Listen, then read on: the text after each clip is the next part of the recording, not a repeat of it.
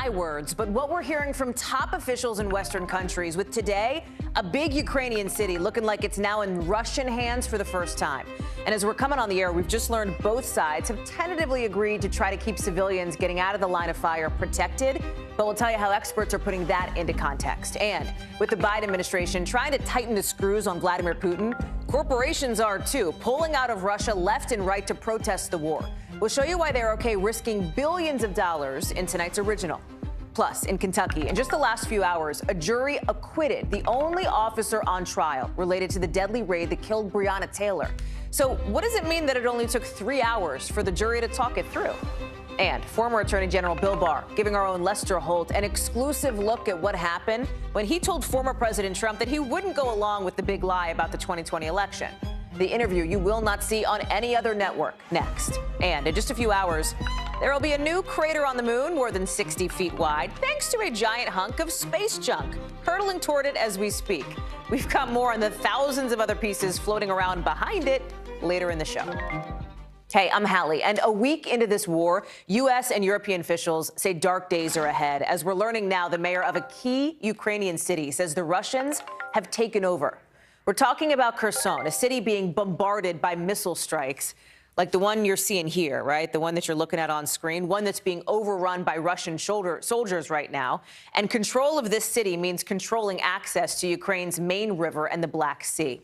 Take a look at this map. It shows just how intense the attacks are getting in the southern part of Ukraine. The red, that's the part controlled by Russia, right? Those are the Russian-controlled areas. They're making really big progress there. Where Russia's struggling right now is further up north, near Kyiv. Check out these satellite images. They show a huge convoy of Russian troops outside the Ukrainian capital. They are still stalled, according to a senior defense official. But just in case, Ukrainians are putting up tank blockers in Kyiv for when the Russians do eventually arrive, and in all likelihood, that is only a matter of time.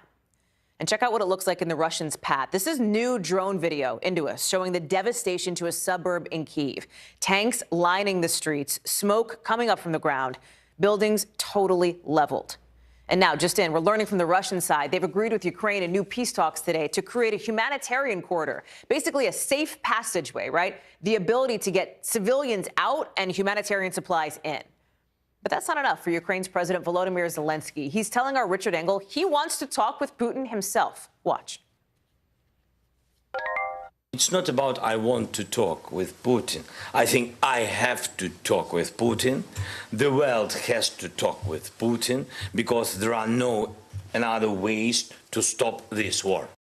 Speaking of Putin, he did talk with the French President, Emmanuel Macron.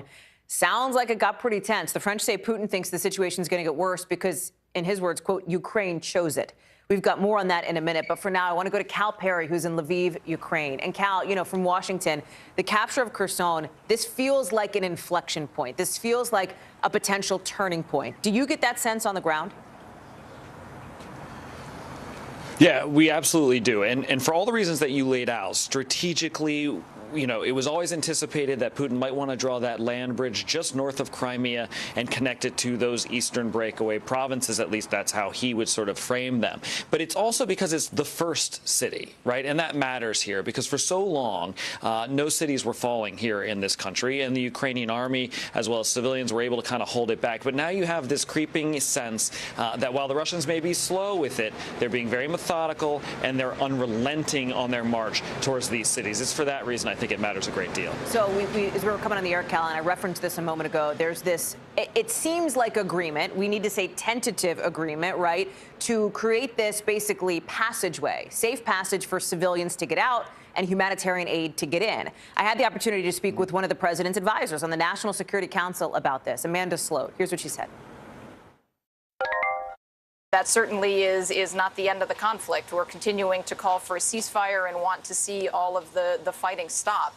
But certainly steps that can be taken to help address some of the immediate needs of civilians is very welcome. And this is what I've heard from other experts I've talked to, Cal, a glimmer of hope. Like, obviously, it's better than not to have this passageway, but it is so far from a ceasefire. It's not that. That's right. And if we can put that map back up, we have a map that sort of helps you figure out where my head is. And it's almost like the Russians have opened up a two-front war, right? In the north, we heard today from the Sumy region head that the entire region, as he put it, is, quote, hell on earth, that there are 5 villages being shelled nearly around the clock there. Civilians cannot move. They are stuck in bunkers. They are stuck in basements. And again, the shelling is happening in residential areas. To the south, we sort of touched on this, from the city of Kherson to Mariupol, you have these Russians basically cutting off the south, choking it off. So when you talk about these humanitarian corridors, it's one thing in theory, right? But as we report this story out, we have to be realistic about it. These humanitarian corridors are incredibly tricky to pull off, not only just logistically on the ground, but politically as well. And you have the Ukrainian president constantly saying, consistently, I should say, saying that it's impossible to negotiate under fire. So you have the Russians saying they're willing to sort of discuss it, but at the same time, they are indiscriminately bombing these cities. You doing okay, Cal? I know you've been out there for a while. It's, I know, tough to cover this stuff sometimes. Yeah, I mean, we're doing great here because I think we're removed, right? We're removed from the front. We're removed from the violence in your face. And that matters a great deal. Plus, when we talk about these wars, think about the people who right now don't have power and water and heat. People are living in these bunkers and they don't have basic stuff. I'm in a hotel full of journalists and I have power, and we had breakfast this morning, and that makes all the difference in the world. And so when you listen to the officials talk about what these folks in these villages are going through, you get a much better sense of what's happening on the other side of the country. We feel removed from the violence. We're lucky that way. Cal Perry in Lviv, Ukraine. Cal, thank you. You know, Cal's talking about this, right? There are people who don't have power, who are freezing cold. We've seen the snow there. And look at this. This is the scale of that humanitarian crisis we're talking about. That down at the bottom, right, that was last week. Not many people who were actually trying to leave Ukraine at that point. Followed all the way up to today, you got 1 million in a week. 1 million people trying to get out of the country because of the conditions that Cal was just laying out. Right? The UN's top refugee commissioner says he's never seen an exodus happen this fast. And look at where these people are headed. Half are headed to Poland. You've also got tens of thousands of people to other countries, to Slovakia, Hungary, Romania, Moldova, even some to Russia. But behind the numbers, there are people. We've been talking about this. There are people trying to stay alive, families trying to stay together as best they can. Look at some of these shots from the Ukraine-Poland border. You have officials, they're handing out stuffed animals to kids. I mean, think about what that says about this crisis, that these officials have stuffed animals on hand because they know that kids are going to be coming through, trying to escape the violence here as they're getting off those trains. Kelly Kobier is in Poland. And Kelly, UNICEF says of the 1 million people who've left Ukraine over the last week, half of them are kids, right? Tell me about the conversations you're having with families. Yeah, well, over and over again, Hallie, we're talking to mothers who say, you know, every parent who has a child and can get them out is getting them out. That's the primary concern of all of these families, is getting the kids to safety. And we've talked to women who have been traveling for, 20 hours, 30 hours, several days just to get the children to some place where they have a bit of stability and they're not, hearing bombs and explosions. One woman said that she told her daughter one morning while waking up, pack your bag, we have to go. I mean, it was just that quick. And they're arriving with next to nothing. You saw those toys. It's because these kids are just arriving with maybe a backpack. They literally have nothing, Hallie. Kelly, Ellison Barber was reporting, our colleague who, as you know, is there, in the region. When you look, and we've talked about this, Kelly, the influx of people to Poland. They've got something like 3,500 Ukrainians in the capital where she is, only 600 beds. Poland, it feels like there's going to be a scramble to try to keep up with this demand.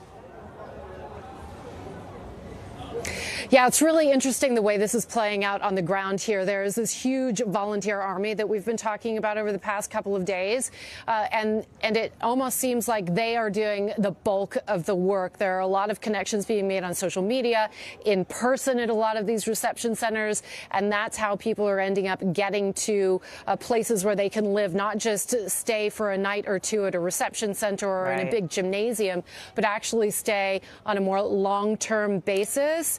A lot of the border towns here, the local officials have said, look, we don't want you staying in these shelters more than 2 nights. We really want to get people out into the community, into other parts of the country where they can have a little bit more stability. The hard part about this, too, of the many hard parts, as you're seeing on the ground, Kelly, is like there's not really a permanent solution. I think there are some folks who are looking back to the occupation of Crimea by Russia in 2014, right? This is not a 3-week-long thing, potentially. We're talking about something that may be longer term as it relates to these refugees being out of Ukraine. Are they planning for that? Are they thinking about that? Or is this right now still just triage at this point? I think at this point it's triage. I mean, we did have the European Union, all 27 countries agreeing to this 3-year sort of amnesty. You don't have to really go through the asylum application process.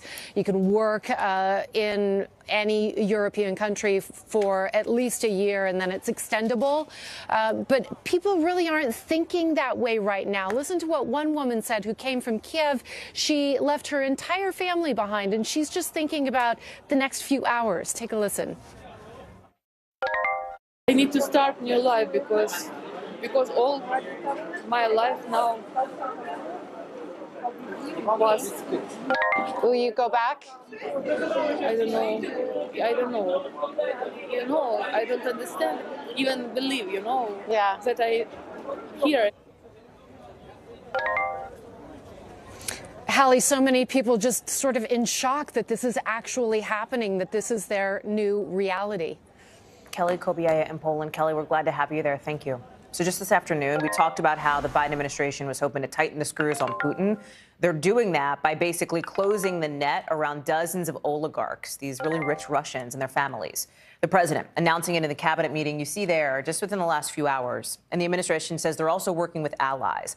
What does this mean? It means that these millionaires and billionaires who are Russian will be cut off from the U.S. financial system. Any assets here will be frozen. They can't use their property, whether that's a yacht or a really nice apartment or whatever it is.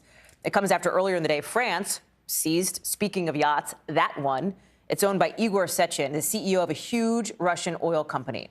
Yesterday, you had Germany seizing another yacht belonging to another really rich Russian. It's all part of the West strategy to try to target people who have made money, who have profited off their relationship with Putin. And here he is earlier today talking about the invasion, promising the families of Russian soldiers who have died in this conflict 5 million rubles. That's something like $50,000. Keir Simmons is joining us now from Moscow. And Keir, I want your context here on these sanctions on oligarchs that the U.S. has announced, assets getting seized, et cetera. But then you compare that, right, to reports that President Putin is increasingly isolating himself. You and I have talked repeatedly about the fact that his inner circle is very small, and really the only one making the decisions for Putin is Putin. Yeah, exactly right. And President Putin has a lot of money. A lot of his assets are here in Russia, although we did see what is allegedly his yacht moved from Germany just before this conflict erupted. And certainly ordinary Russians are seeing the Western stores that they have known in this city, for example, Moscow, closed down. I think many of them will be gone by the end of the weekend, closed down, still there, obviously, but not open for business. So, yeah, there is a lot of pressure. But as we've said again and again, does President Putin feel that pressure? Probably not in the short term anyway. How significant is it that he is acknowledging, at least in some way, the fact that Russians are losing their lives in this war? I think that is significant in the sense that you just keep seeing the Russian narrative shift. So we've talked about how their plan has not worked, but they're shifting their plan. Well, the narrative is the same with the narrative. So what we saw today, by the way, once again, another sort of kind of furious speech by President Putin. But what I think we saw there was him say, OK, Russians are dying, but they're heroes. And they even stood up for a minute's silence for them. That, of course, may not placate the mothers and fathers whose children who lose their children here in Russia, and that's an issue, a political issue for President Putin. There's also this discussion that's bubbling over the past few days, given some of the signals that Putin has sent as it relates to, you know, nuclear weapons. This is a country with the world's biggest nuclear arsenal, right? You've seen the U.S., it seems, try to tamp down talk of concern there, make our own moves, for example, from the Pentagon by postponing the planned launch, right, test launch of an ICBM to try to send this signal that we are de-escalating in America. How do you read that? How should we be thinking about that? Well, I think it just goes to this question of whether it's true that President Putin is isolated. I mean, he clearly is. Whether it's fair to say that he's erratic, as Western officials have been saying. Actually, Hallie, I had a chance to question Sergei Lavrov, the foreign minister, about this issue, and I asked him about whether it is fair to say that President Putin is isolated and erratic, which he wouldn't answer, which I guess is an answer in itself. And then for another question with him, I asked him about that question about the nuclear threats. Take a listen. Can you reassure the world that Russia would not fire a nuclear weapon in anger, would not fire a first strike? We don't have insane people. We have our military doctrine that describes the parameters and conditions for flying nuclear weapons. It contains no escalation for de-escalation. That no escalation for de-escalation is reference to a apparent Russian policy, Hallie, which is to threaten a nuclear strike in order to win a conventional war. The fact that he said that is not a Russian policy, not a Russian strategy, I think Western officials will pay close attention to that. Keir Simmons, live for us in Moscow again tonight. Keir, thank you. So let's talk about a little bit of the political piece of this, because there's some new NBC News reporting out today saying the White House is looking at how to sanction Russia's energy sector. But then on Capitol Hill, you have these calls growing to ban Russian oil imports.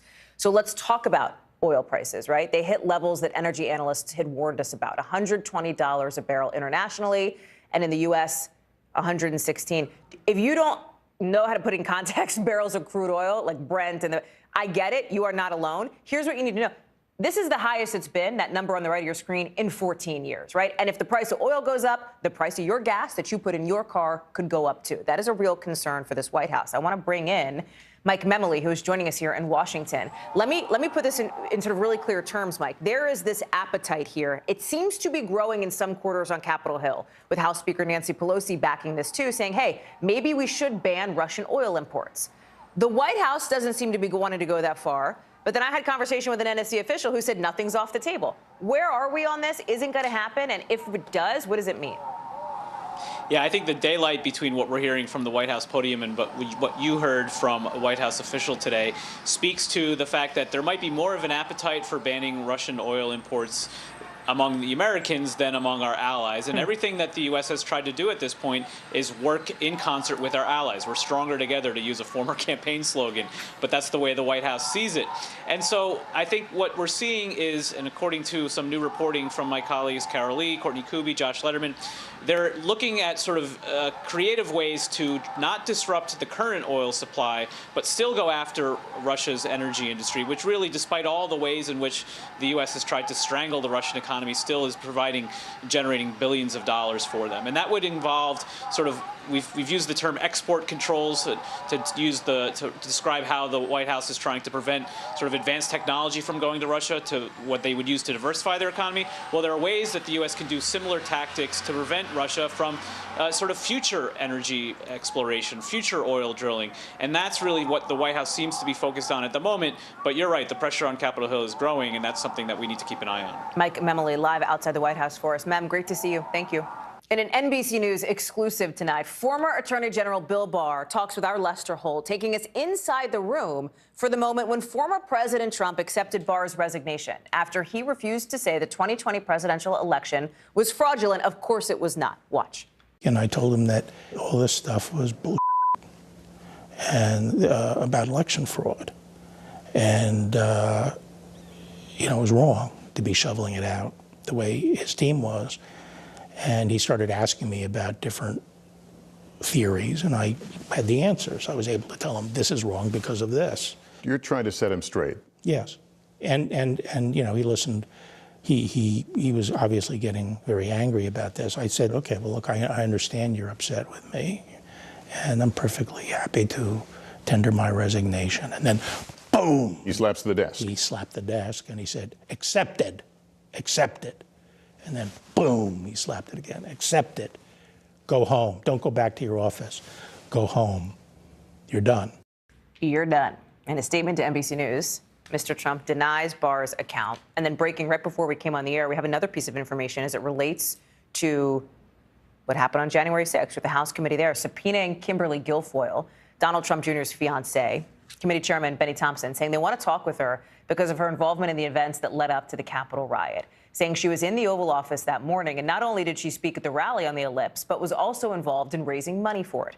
I want to bring in now Leanne Caldwell. And Leanne, this is all one piece of a whole, right? Because it is those lies about the election that Bill Barr was talking about from former President Donald Trump that in many instances entirely drove what happened with the insurrection on January 6th and the impetus for people showing up. Now you have the committee looking at January 6th, subpoenaing Kimberly Guilfoyle, meaning they're not asking nicely now. They're not saying, come on in, pull up a chair. They're saying we have, the muscle of the law behind us here. Yeah, they did ask nicely, and Kimberly Guilfoyle actually appeared with the committee last Friday, and then she left that proceeding and saying that they had violated the terms of the agreement by members of Congress actually being in that deposition room and asking her questions. And so she refused to cooperate, even after saying that she would talk to them. And so that's where this subpoena comes in. And this Kimberly Guilfoyle, as you just said, she was around on January 6th. She spoke at the Ellipse. The committee says that she raised funds to help with this entire effort, and so she's someone that they want to talk about, and she kind of made a spectacle of it last week, and so we'll see if she complies with the subpoena, Hallie. There's this other big story from the January 6th committee now. Overnight, we've learned that they have, in this legal filing, said they have reason to believe that former President Trump, his allies, were part of a conspiracy to try to overturn the election results, basically outlining what they see could be criminal charges basically against him, right? Ways in which they believe that these folks broke the law. Talk me through it.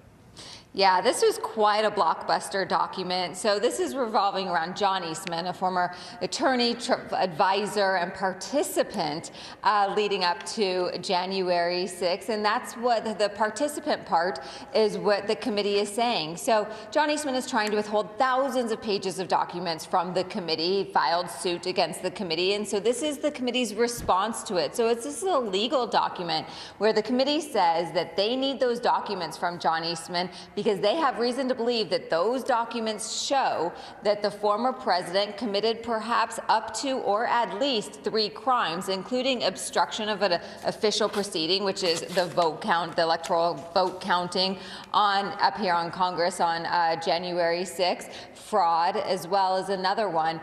And so this is a back and forth. This hearing is actually going to be held and heard next week in California. But this was a pretty explosive document.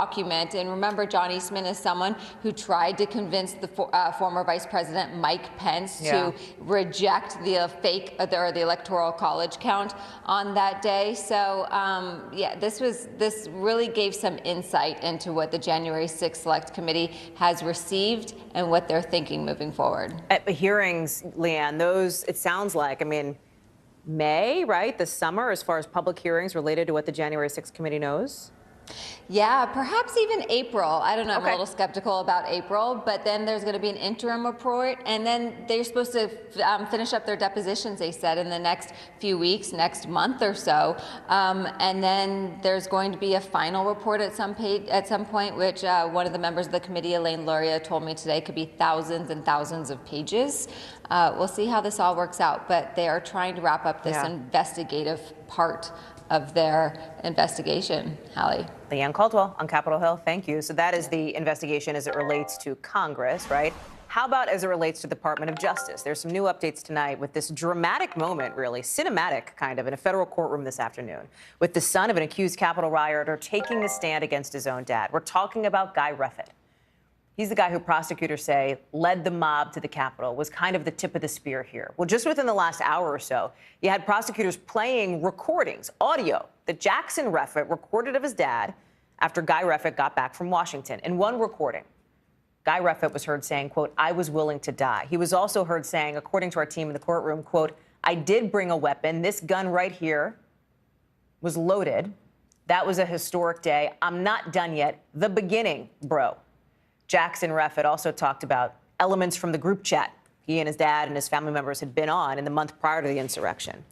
Reffitt is accused of charging at police with a gun. The defense says Reffitt never assaulted any officers or helped anyone assault them. Again, this is the first criminal trial stemming from the Capitol attack. Pete Williams is here. For the last couple nights, Pete, you've been on. We've been talking about Guy Reffitt. We've been talking about this trial. And this moment that you previewed has arrived here with Jackson Reffitt taking the stand against his own dad and playing those audio recordings after having what you so memorably described yesterday as dropped a dime on his dad to the FBI. Right, and I think you're right to say it's cinematic, it's dramatic. I mean, imagine this courtroom. He's sitting there in the defense box with his father just on the other side of it. And we can't see those pictures, by the way, only the sketches, no cameras. That's right, it's federal court. So it turns out that his son, Jackson Reffitt, who's now 19, was 18 when all this happened, actually first reached out to the FBI in December before the January 6th riots because he was concerned about what his father was saying. He thought his father was up to something that would be violent, and he wanted the FBI to know about it. So on Christmas Eve, he actually sent a message to the FBI tip line. But he actually didn't hear from the FBI until later. When the FBI contacted him, he reached out to the FBI again after his father came back. And that's when FBI agents came and they searched the house. He was not home at the time. He says it was a surreal experience to go to the house when the FBI was searching, when his family at the time didn't know why they were there. Now, I think a couple of things have to be said about this. Number one, it's highly likely that the FBI would have arrested Guy Reffitt anyway, even if his son hadn't called the FBI, because remember what they've been doing. They've got 750 people so far roughly charged, looking at photos, looking at videos. I mean, they've gotten most of these. Ultimately, he would have been identified potentially anyway. Exactly, right. So that's thing one. But thing two is we have yet to hear the key testimony about the charge that relates to this conversation in the home afterwards. And that's when, according to the prosecutors, Guy Reffitt said to his two children, now don't tell the police or the FBI what I'm telling you now about what I did at the Capitol, which I say, Guy Reffitt said, was a great patriotic exercise because, you know, if you did that, you'd be a traitor, and you know what happens to traitors, they get shot. So presumably that's yet to come from him. And then again, tomorrow, his daughter will also testify about hearing that same thing. I know it's a limited group in the courtroom, Pete. Do we have any sense of the reaction as Jackson Reffitt was testifying today? I know these things are sometimes hard to, like, objectively quantify, but I'd be curious. Yeah, you're not going to see much reaction because there are so few people in the courtroom. You know, as I think we talked about yesterday, it's so strange, this first trial after the COVID restrictions, the jury is not in the jury box. They're all scattered throughout the courtroom. As a matter of fact, the judge began the proceedings this morning by saying some of the jurors say they have trouble seeing the defendant. Because they're so far back in the room. And they're seating in different places. Yeah. If you know, when you're in the jury box, you always can see the defense table. They're right there. But when they're all scattered around, they can't see it as well. And the judge was saying, I'm not sure whether there is a fair trial right for the jurors to always be able to see the defendant. But, you know, that just shows the sort of growing pains of doing this first trial after COVID. You mentioned the daughter who's going to testify. Yes. Do we have any expectation on what that's going to sound like? Yes, I think she'll be able to corroborate, at least in the government's view, what the son is saying about the threat that the father made not to tell the FBI or the police about what he has said he did when he came to the Capitol. Pete Williams, I'm glad we are able to share more details about this. I know we've been talking about it, and it sounds like tomorrow we'll hear more from Jackson Reffitt. Right. Pete Williams, maybe I'll see you tomorrow. Okay. Thank you.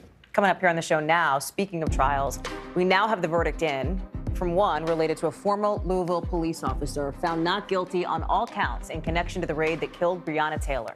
The jury deliberating for just 3 hours. We'll talk about what may have made that case that acquittal. And a new settlement between Purdue Pharma and U.S. states hit hard by the opioid crisis. We've got more details on that deal a little later in the show.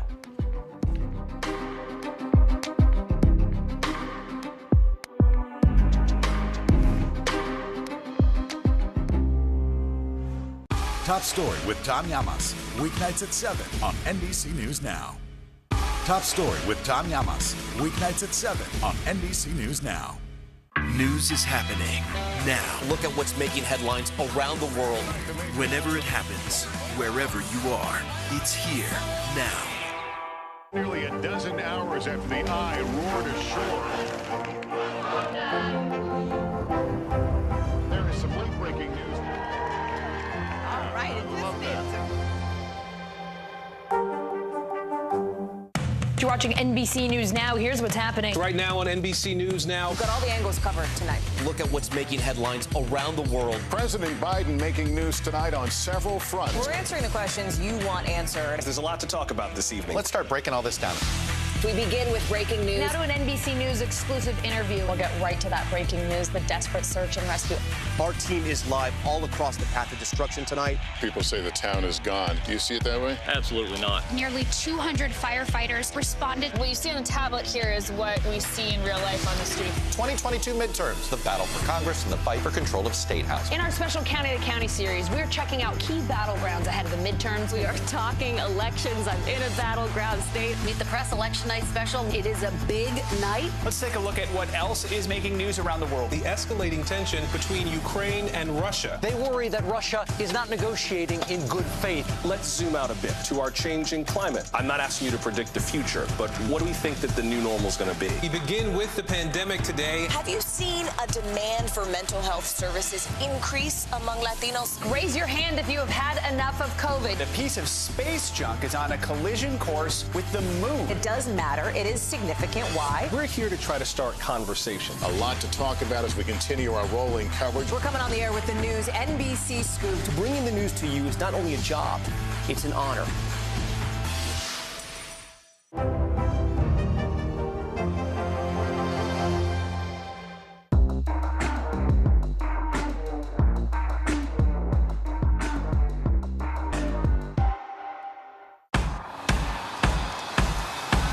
News is happening now. Look at what's making headlines around the world. Right now on Morning News Now. We're coming on the air with breaking news. And this is a significant moment. Whenever it happens, wherever you are, NBC News, streaming free now.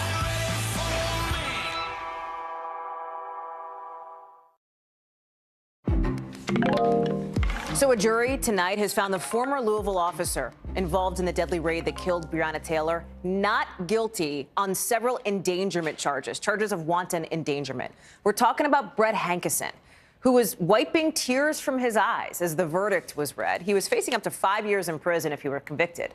Prosecutors had said he put in danger Breonna Taylor's neighbors, including a small child, when he fired a weapon that went into the wall of their apartment. Hankison was the only officer to face charges in this botched raid that you see part of here on this body cam video. You'll remember that Taylor was shot and killed after officers broke down her apartment door, exchanged gunfire with her boyfriend. Hankison broke down in tears 24 hours ago when he took the stand in his own defense, saying Taylor shouldn't have died. He testified he started shooting to protect himself and his fellow officers.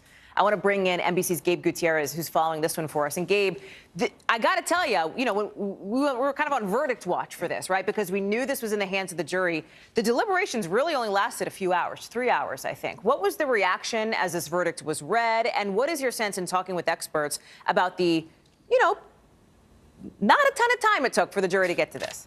Yeah, that's right, Hallie. Well, yes, as you mentioned, 3 hours, not a whole lot, and there was no audible response inside the courtroom. What we can tell you is the reaction outside the courtroom. Breonna Taylor's family actually walked out without giving a comment. The defense, not surprisingly, said it was thrilled with the verdict. Sure. But we just saw that Breonna Taylor's younger sister posted on Facebook shortly after the verdict came down saying, quote, "It's like they constantly walk over my sister." So certainly Breonna Taylor's family not happy with this verdict. But Hallie, as you know, and as we've been saying on this broadcast, this case, both the prosecution and the defense argued, was not about Breonna Taylor, but in fact, as you said, was about that adjacent apartment that Hankison fired into multiple times. But so explain the context, Gabe, for why Breonna Taylor's family may feel, as you just described, so, to paraphrase that post, betrayed by the system of justice here. And it dates back to the somewhat controversial decision to not charge anybody in the death of Breonna Taylor and the killing of Breonna Taylor herself. Yeah, very controversial decision back in 2020 when the Kentucky Attorney General decided not to file any criminal charges against the officers involved in this raid for directly causing Breonna Taylor's death. The only charge that was filed were these charges of wanton endangerment against Brett Hankinson, the former officer, who, by the way, was fired. And Breonna Taylor's family did get a rather substantial civil settlement, $12 million related to this case. But never was this case, was the death of Breonna Taylor adjudicated inside a courtroom. And that is what Breonna Taylor's family has said they wanted all along. Right. That they wanted, justice for Breonna Taylor, and that never happened in this case. Again, the breaking news is that this not guilty verdict now of charges of wanton endangerment, leaves the Breonna Taylor's family still wanting more, and they seem very disappointed with this verdict. But as you mentioned, Hallie, just several days long, this trial. 26 witnesses the prosecution called to the witness stand, but it was only one witness that the defense called, and that was Brett Hankinson. And the jury, they, sided with the defense clearly. By just 3 hours is not a very long period of time at all. They came back with a very resounding not guilty verdict here, Hallie. And interesting too, Gabe, because as we've talked about in other instances in other trials, not the first time we've seen a high-profile defendant take the stand in their own defense. Typically, considered kind of a risk. Yeah, he got emotional. He got emotional there, and he said that he thought that there was a rifle inside that apartment. The prosecution came back during closing arguments today and said, well, how could he have noticed there was a rifle? He wasn't actually at the doorway. Hankinson saying he saw this, what's called a muzzle flash, and so he thought that it was a rifle. He insisted that's why he fired these shots. The jury said that it was clearly found that it was not beyond the reasonable doubt that he fired trying to neutralize the threat. So they found him not guilty here, Hallie. Gabe Gutierrez live for us on that. Gabe, thank you. Appreciate you staying on top of the story. Still ahead, it's being called the most important climate deal since Paris. We've got details on the first ever plastic pollution treaty. How about that? Coming up in the 5 things. Plus, did you hear about this? The International Paralympic Committee, they are not letting athletes from Russia and Belarus compete at those Winter Games. We're going to take you live to Beijing for a reaction next.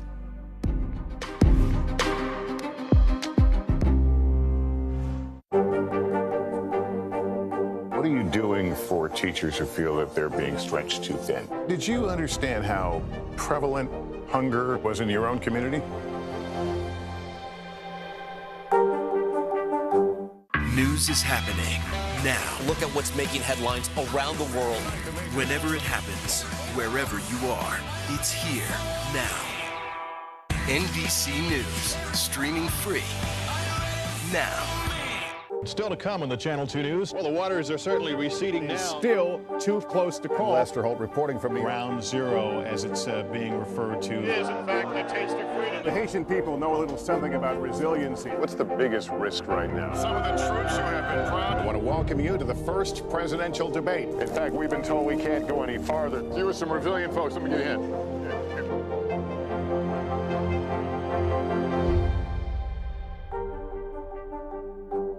To cover the news, you have to be in it.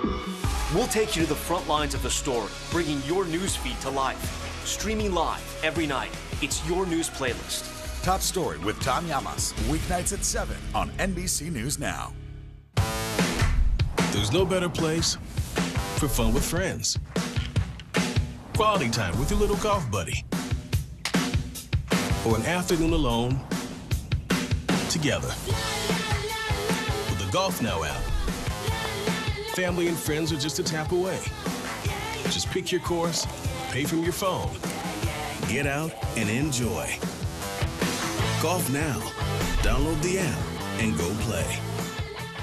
Now Tonight with Joshua Johnson, streaming weeknights at 8 on NBC News Now. Top Story with Tom Llamas, weeknights at 7 on NBC News Now.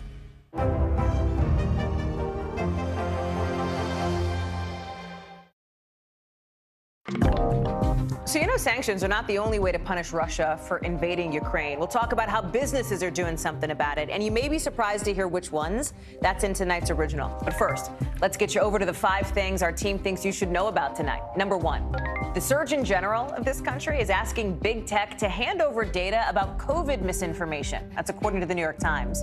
Dr. Vivek Murthy's office wants to see just how much bad info, how many lies, how much, candidly, crap about the virus there's been on social media platforms.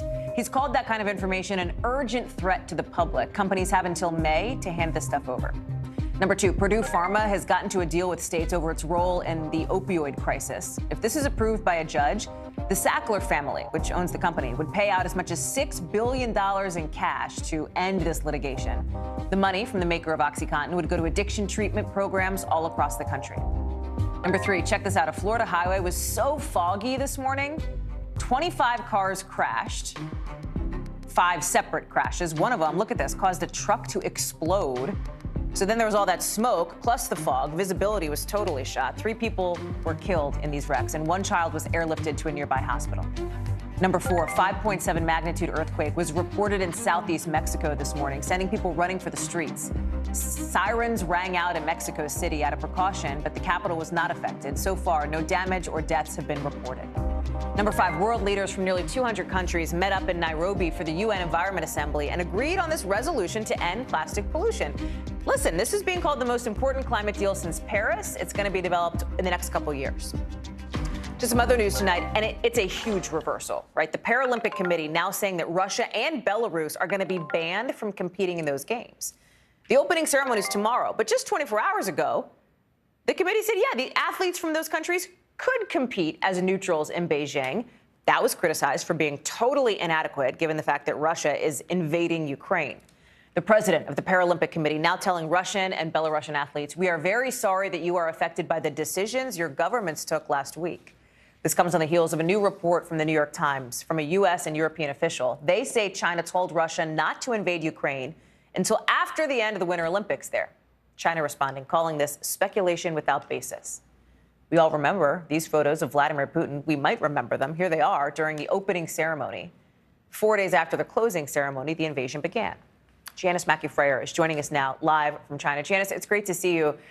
It's a bit of whiplash, right? 24 hours, and the decision is completely different on these athletes being able to compete in the Paralympics. Was there a turning point, or was it just that the pressure built to a degree that they did not expect? Well, it was a total about-face, because just a couple of days ago, they were saying the athletes can compete, but they'll be neutral. They'll have to cover up their flags. There won't be any national anthem. And then it was completely a different story the next day. What happened was the reaction to that initial decision to allow the athletes to compete. It was swift, it was widespread, and it was scathing. And the officials admitted at a press conference that a number of countries, several athletes were saying that they would pull out of the Olympics. So there were concerns that there would be an impact on the viability of the Paralympic Games. As well, they acknowledged that the situation is so emotional that the situation within the athlete village was escalating to a point where they were concerned about security and the safety of athletes. So they say they were really left with no choice but to make this decision. And what this does, Hallie, this extends, as you say, the extent to which Russia is being shunned on the international stage. Just a few days ago, FIFA as well, kicking out Russian teams from the World Cup qualifiers. So there is the sense that this is having an obvious domino effect in trying to drive home the point that there are many ways in which sanctions can be leveled on Russia. Now, for Ukraine, the athletes finally made it here. There are 20 athletes on the team and 9 guides, and they're all set for the opening ceremony tonight here in Beijing. Which is a good thing, obviously, Janice. You talk about the shunning from the international community. China has always been a little bit out of that mix, right, because of the relationship between China and Russia here strengthening their ties for a long time. There's that report that we just referenced that China has said to Russia, hey, maybe delay the invasion until after the end of the closing ceremonies. How do you see this in light of the Chinese and Russian relationship right now? Well, there's no doubt that the relationship between Moscow and Beijing has certainly deepened under these two men, Vladimir Putin and Xi Jinping.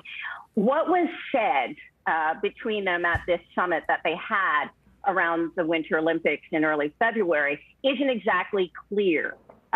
This is suggestion from U.S. intelligence reports that Putin acknowledged that there would be something, a special military operation, as he was billing it to much of the world. What isn't clear is the scale that he had implied to Xi Jinping. What we've had since the invasion got underway is China in a very awkward position. They're not allies per se in the formal sense with Russia, but they do have what they see as a strategic alignment. Yeah. Namely, they both have very strong feelings toward NATO expansion and U.S. power. So China is now in the position where it can't openly endorse what Putin is doing, but they're not openly criticizing it either, because that would be an endorsement of the U.S. and the NATO position.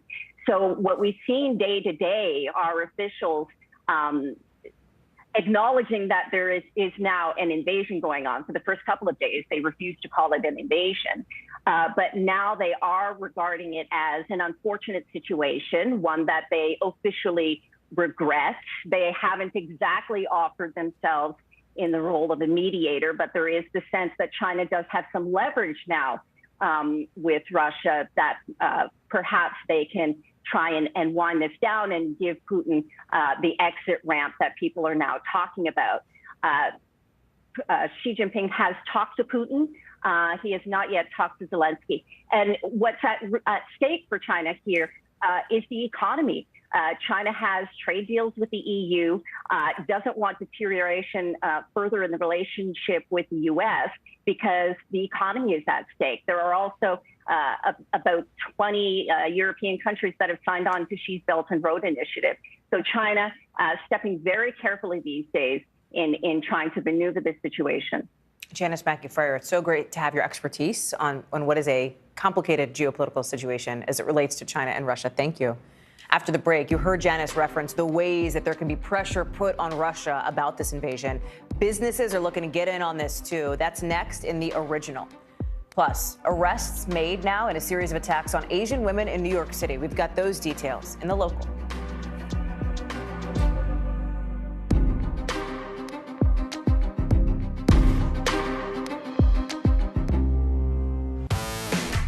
There's no better place for fun with friends. Quality time with your little golf buddy. Or an afternoon alone together.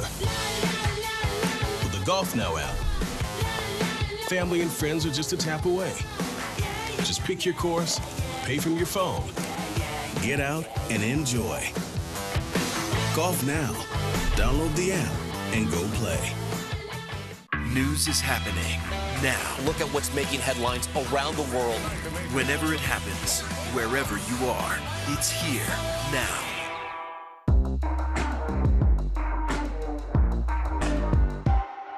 What happened here is a story of loss and salvation. There were residents who hung on for dear life. This is where you took shelter, in this closet. I took shelter right in this closet right here. Rioters banged down one of the doors. Have you found a way to reconcile it a year later? It really hurt to see this place that I love so much treated with such disrespect. Was it an act of cleaning or an act of healing?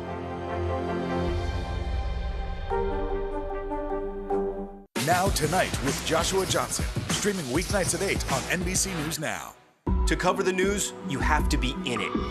We'll take you to the front lines of the story, bringing your news feed to life. Streaming live every night. It's your news playlist. Top Story with Tom Llamas, weeknights at 7 on NBC News Now.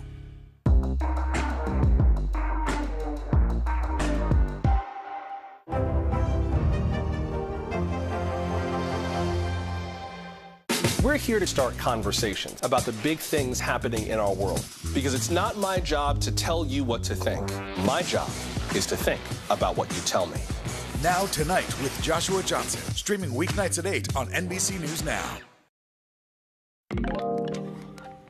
NBC News covers hundreds of stories every day, and because you couldn't possibly read or watch or listen to them all, our bureau teams have done it for you.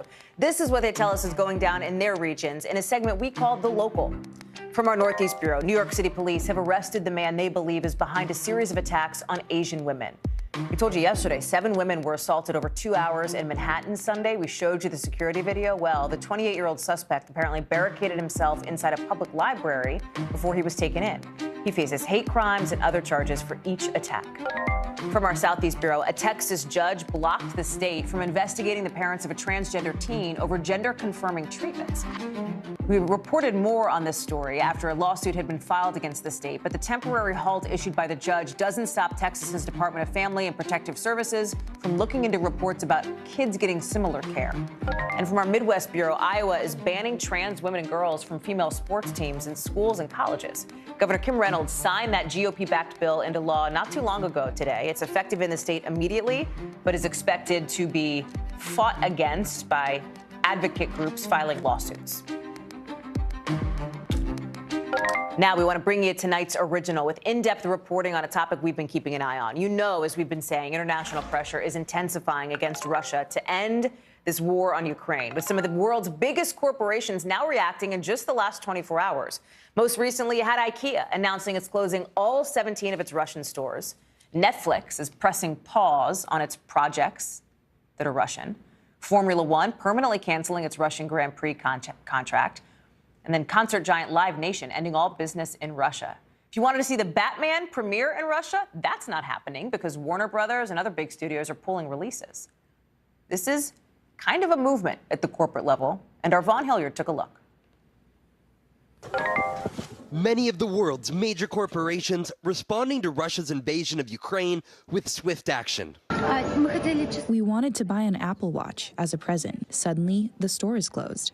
Apple this week stopped selling its products in Russia and limited Russians' abilities to use Apple Pay. Also this week, Ford, Toyota, and Volkswagen suspending Russian manufacturing. BMW and General Motors say they'll stop exports to the country. Major clothing suppliers, including H&M and Nike, have ended their online sales into the country. With each passing hour, more companies are cutting their ties to the Russian state, icing out Putin and his country's economy. Companies have moved relatively aggressively to step up to the plate and either suspend ties with their factories or business partners in Russia, at least temporarily. Are companies cutting ties to Russia because of potential financial blowback, or more so because of moral obligation?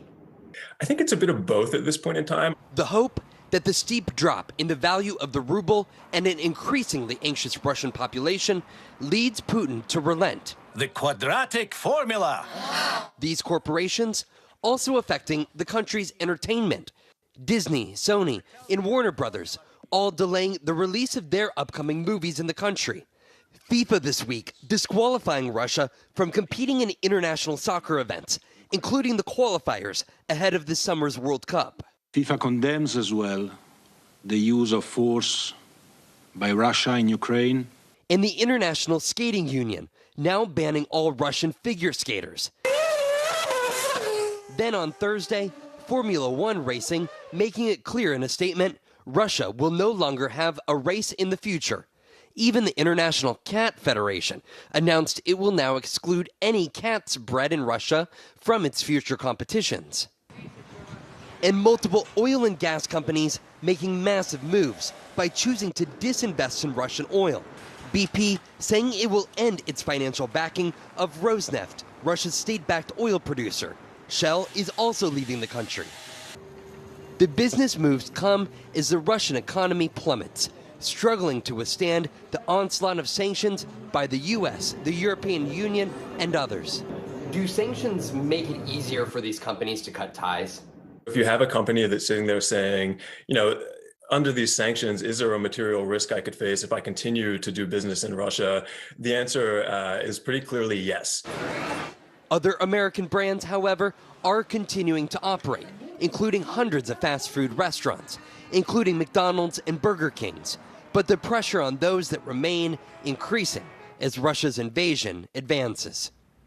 Vaughn is with us now. And Vaughn, you know, some of these companies are poised to take a pretty big financial hit here, like Shell could lose something like $25 billion. It's a lot of money, but these businesses are making these moves anyway, right? Right. Despite, we're talking about literally decades of investments into the market in Russia.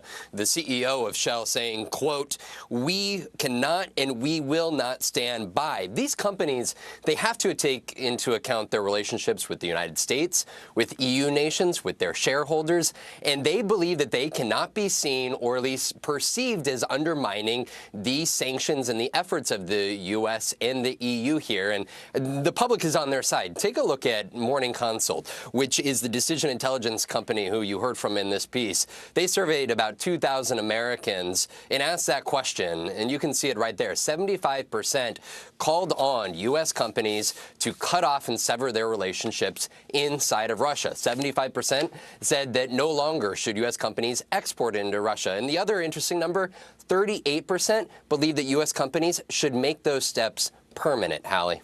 Vaughn Hilliard, thank you for bringing us that reporting. Great to see you. Appreciate it. Up next, one small step for man, one giant leap for space junk. It's on a direct collision course with the moon. We got more on the crash landing that's supposed to happen tomorrow. Straight ahead.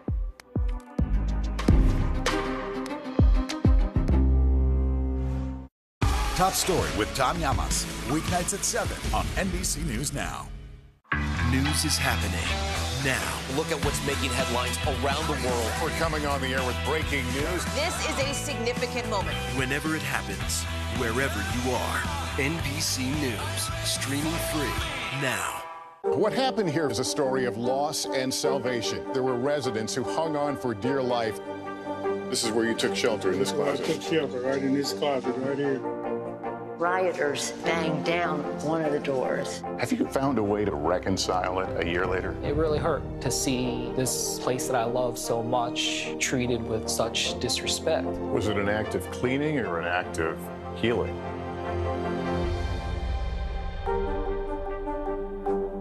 Top Story with Tom Llamas, weeknights at 7 on NBC News Now.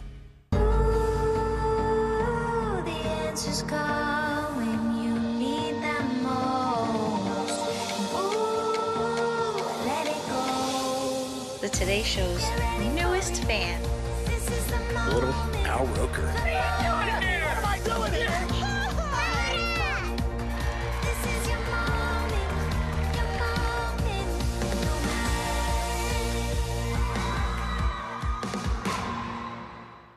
NBC News, streaming free now.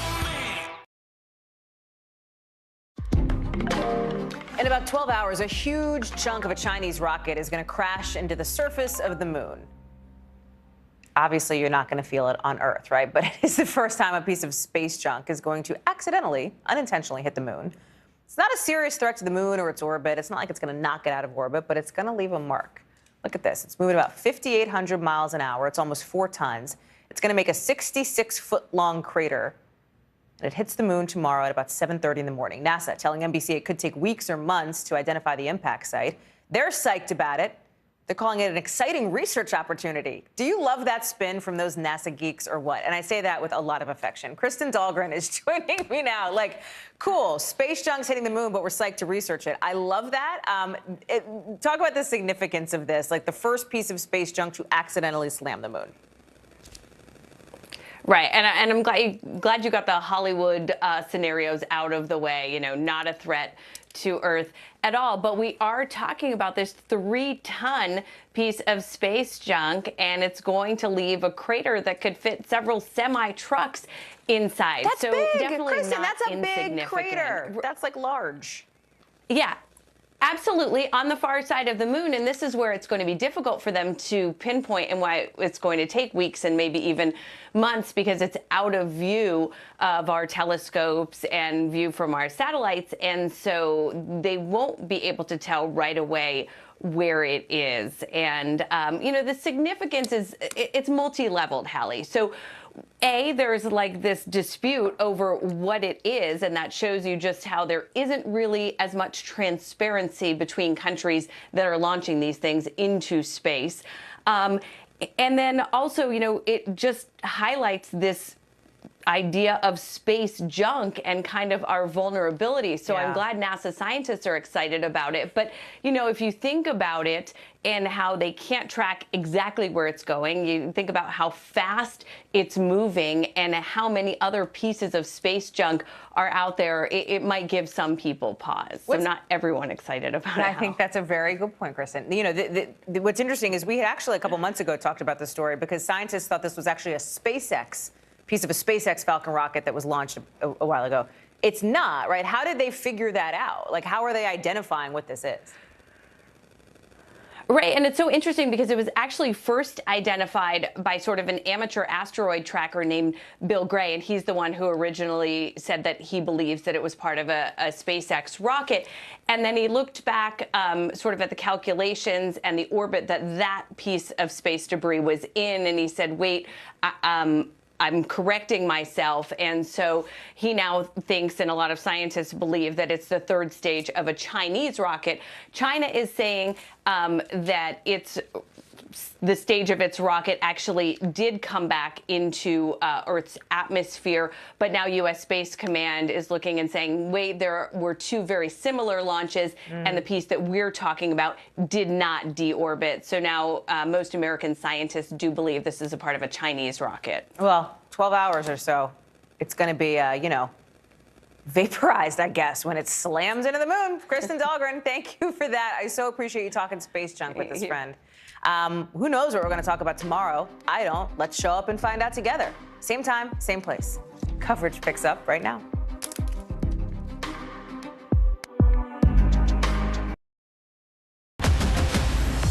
Tonight, top story live again from Ukraine, where the humanitarian crisis and Russia's aggression are growing. A dash cam capturing a round of Russian strikes north of Kyiv. Dozens of civilians killed. Other neighborhoods leading to the capital city obliterated as Russian troops close in. A key port city now under Putin's control. Both sides agreeing to safe spaces for civilians and aid. But is Putin likely to keep up his side of the bargain?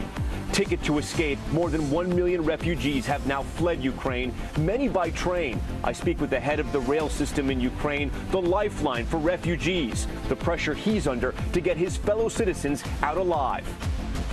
Did you ever think that your job would be saving people, literally taking people out of war zones?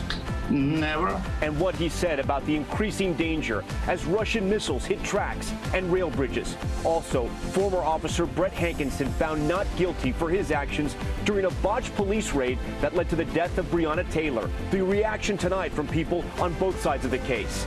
New allegations against former President Trump. The January 6th committee now saying he committed crimes while trying to overturn the 2020 election. And the exclusive interview with former Trump Attorney General William Barr. What he told our Lester Holt about the moment he told Trump Biden won the election fair and square.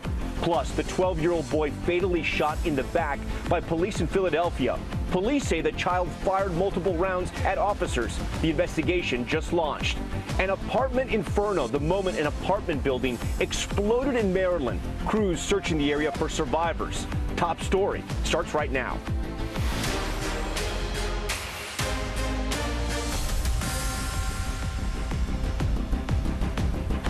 And good evening. Top story is live from Ukraine again tonight as Russia is intensifying its assault from the air and the ground. Dashcam footage showing a barrage of rockets hitting a residential neighborhood just north of Kyiv. Dozens of people killed. And this eerie drone footage shows the complete devastation of a town on the outskirts of the capital city. Entire streets leveled, some buildings still burning. Hundreds of thousands of Ukrainians now escaping the country every day. The CEO of Ukraine's rail system telling me they will run trains until everyone who wants to leave can. And tonight, the U.S. just announced it will give temporary protected status to Ukrainian refugees. Those who have stayed are not backing down. Video shows one woman getting in the face of a Russian soldier, calling them a fascist. But despite crippling sanctions and fierce resistance from Ukraine, Putin today saying his operation is going according to plan. Both sides have agreed to humanitarian corridors in Ukraine to protect civilians and aid, but the world is watching to see if Russia follows through with that. Richard Engel leads us off from Kyiv. Russian President Vladimir Putin's war machine is now carving a path of destruction more than a week after his unprovoked assault on Ukraine began. Russian forces today captured their first major city, the mayor of Kherson saying Russian troops are now in control there, with 5 other cities surrounded by the Russians, including Cherniv, which is being pounded. The capital, Kiev, remains in the eye of the storm. That huge Russian convoy still 15 miles out. Today we were among a small group of journalists meeting Ukrainian President Zelensky. He arrived without a large entourage, carrying his own chair. He said he's willing to negotiate with Russia, but not over Ukraine's sovereignty, and that it all depends on one man. Vladimir Putin has so far not been willing to meet with him. Do you have a message for him now that Ukrainian cities are under attack? This city is under attack. A convoy is on its way here. Is there a way to prevent this war from escalating even further now? It's not about I want to talk with Putin. I think I have to talk with Putin. The world has to talk with Putin because there are no other ways to stop this war. That's why I have to. As he spoke, French President Macron had what his office described as a disturbing call with Putin today. Putin insisting Russia was not targeting civilians and ominously saying he would pursue his military operation until the end. But Russia is hitting civilians. In Kharkiv, this activist was live streaming, thanking supporters for donations when... And in Mariupol, a father cried, holding the body of his teenage son. As a U.S. military official predicts, the most violent phase of this war has yet to even begin. Tom, despite all the stress that he's under, the war, the lack of sleep, President Zelensky today appeared calm and relaxed. Asked if he is afraid he'll be killed, he said yes, that only a disturbed person wouldn't fear for his own life. Asked if he will stay in this city, he also said without hesitation, yes. Tom? Richard Engel for us tonight. Richard, thank you for that. As the violence continues to escalate, more than 1 million of his citizens have now fled Ukraine. The numbers are only growing as the journey towards the border becomes more perilous. Tonight in Ukraine, the lifeline for refugees runs around the clock on these tracks through the country and through a war. Train is a key to escape for people.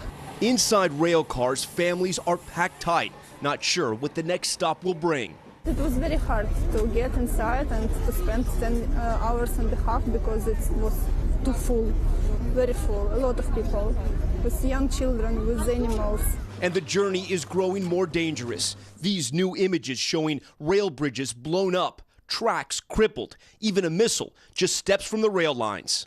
And tonight, at a second round of talks between Russia and Ukraine, both sides agreeing to create humanitarian corridors to evacuate citizens. The crush to board trains still happening, and train windows are telling the story of this war. Pain, loss, and so many families saying goodbye. Kharkiv resident Irene Orlova says she was lucky to get a seat on a train out, but now that she's stopped moving, the reality is setting in. I am adoring my city. For me, it's the best city. So beautiful, with a lot of parks and cinema and theater. And now everything broke. It's crazy. There is everything broke. Everything. On those humanitarian corridors that they were negotiating, the details are still being worked out, but they are envisioning a potential ceasefire zone to allow for the evacuation of civilians, but also a pathway where food and medicine can get through. Meanwhile, the U.S. just announced it will give temporary protected status to Ukrainian refugees. And as you just saw there in that report, the trains are so critical. They're a critical artery in and out of this country. Earlier today, I spoke with the man in charge of the entire Ukrainian rail system, Alexander Kamishin. Did you ever think when you became head of this company, did you ever think that your job would be saving people, literally taking people out of war zones? Never. I'm more construction and development guy, but now I'm saving people, repairing infrastructure, and trying to help our militaries to fight the army of Russians back.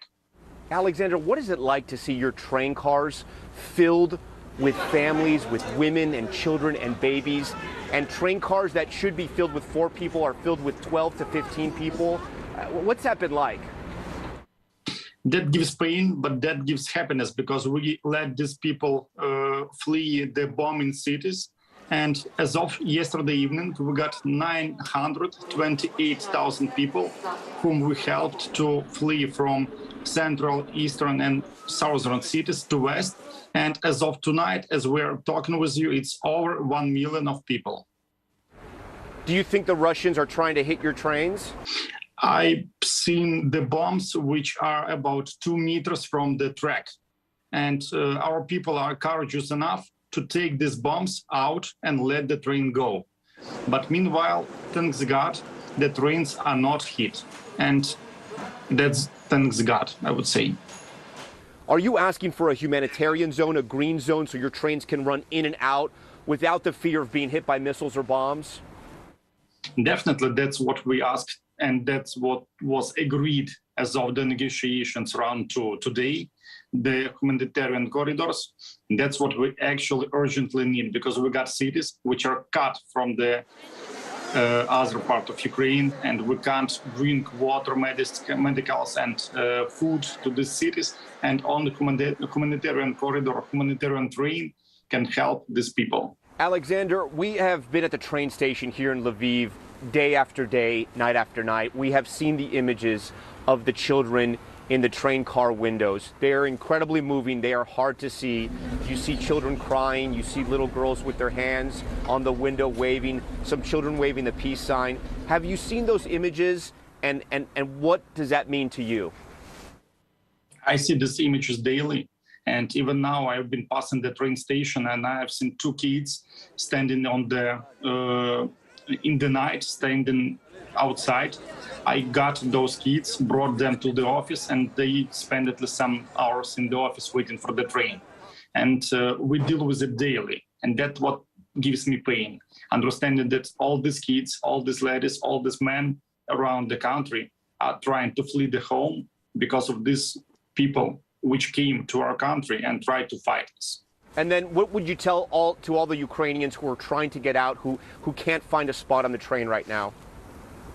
I wouldn't tell anything to these people. I know that they have to run when the cities are bombed. I hope the war will stop soon, and I hope all of them will get back. Can you promise them that you will try to get them out? No matter what, you will keep the trains running? We will run the trains until the last person we can evacuate from center, east, and west of Ukraine and south of Ukraine. Alexander, thank you so much for your time. You really are doing something incredible here. Without your trains, I don't know how all these refugees would get out. It is truly a lifeline for this entire country. Thank you for your time, and thank you for your service. You know, in the peaceful world, we are the backbone of economy. In the wartime, we're the backbone of security. And that's what we have to do. That's our job.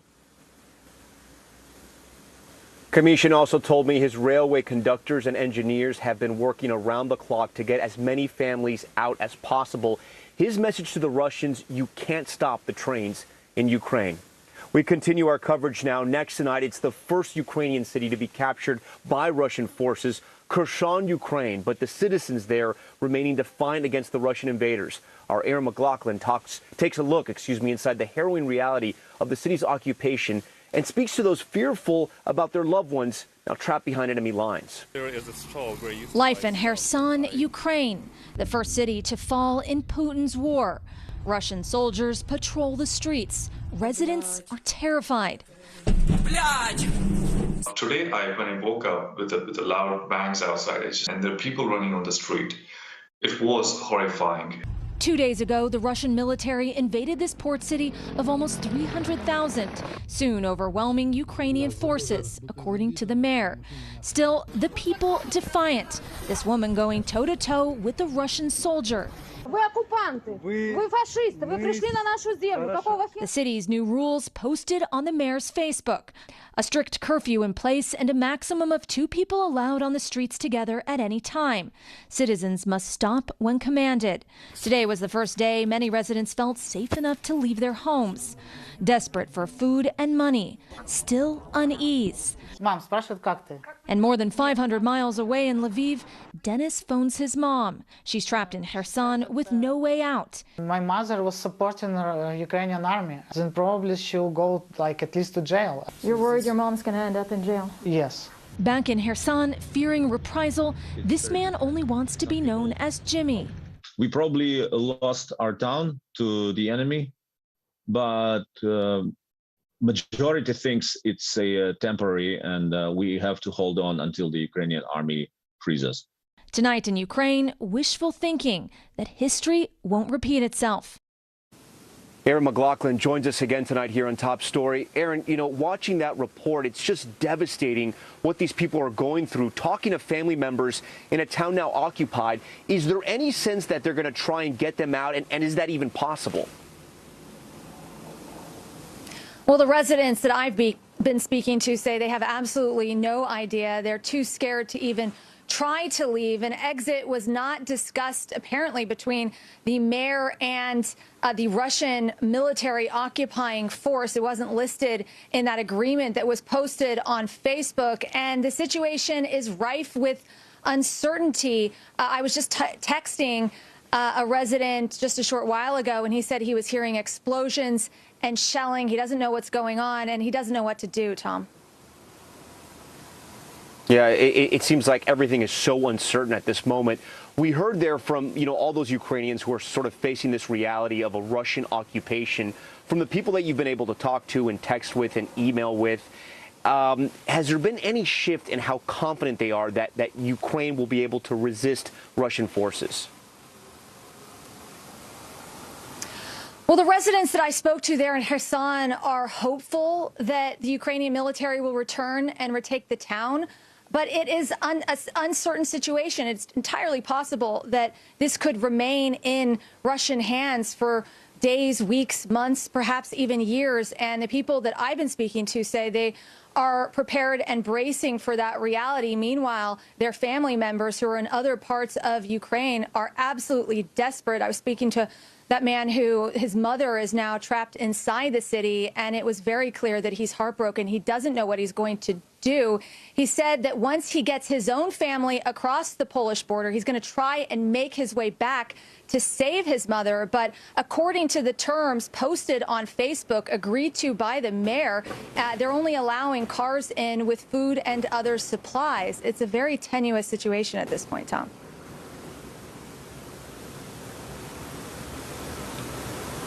Aaron McLaughlin for us tonight from right here in Lviv. Aaron, thank you. More and more Ukrainian activists are speaking out about the need for additional aid from NATO nations. Joining us now is Ukrainian activist Daria Kaleniuk, executive director of the Anti-Corruption Action Center. Earlier this week, we showed you that clip of Daria confronting Prime Minister Boris Johnson over his country's response to the war in Ukraine. Here's a portion from that news conference in Poland. You're coming to Poland. You're not coming to Kiev, Prime Minister. You're not coming to Lviv. Because you are afraid, because NATO is not willing to defend, because NATO is afraid of World War III, but it is already started. And these are Ukrainian children who are there taking the hit. You're talking about more sanctions, Prime Minister. Putin's children are in Netherlands, in Germany, in mansions. Where are all these mansions seized? I don't see that. I see that my family members, that my team members are saying that we are crying. We don't have where to run. That was Daria there confronting Prime Minister Boris Johnson. Daria, first off, thank you for joining Top Story. I know this is an incredibly difficult time for you and your fellow countrymen. Talk to me about that moment and why you felt compelled to confront Prime Minister Johnson. Well, at that moment, I was just in constant contact with my team members, with my friends, and who were actually literally saying to me that, listen, we are in the bomb shelter. I have to evacuate my kid. I don't know how to do that because there are Russian troops going, and I'm afraid that I will be shot. And it's the reality where, millions and millions of Ukrainians live. And I understood, that I simply didn't have a chance not to say anything. So I took a microphone, I stood up, and I told to Boris Johnson everything those other millions of Ukrainians think, feel, but are not able to tell him. Do you think your work as an anti-corruption activist and someone who fought against Putin, do you think you would have been a target? Is that one of the reasons why you got out? Absolutely. I bet I'm in the assassination list for Vladimir Putin. You know, what's the plan of Putin? And it was announced by intelligence, Western intelligence, that he wants to surrender key Ukrainian cities and then simply eliminate those people who will be fighting from inside, starting from those people who are building reforms in Ukraine, particularly anti-corruption reforms, which he hates. And I understood that I'm likely in that list because even before the war, we started the campaign targeting Putin wallets on the West, so challenging the regime of Putin. So I'm now here in Warsaw with my children, and I'm here now kind of continuing fighting corruption, but not in Ukraine.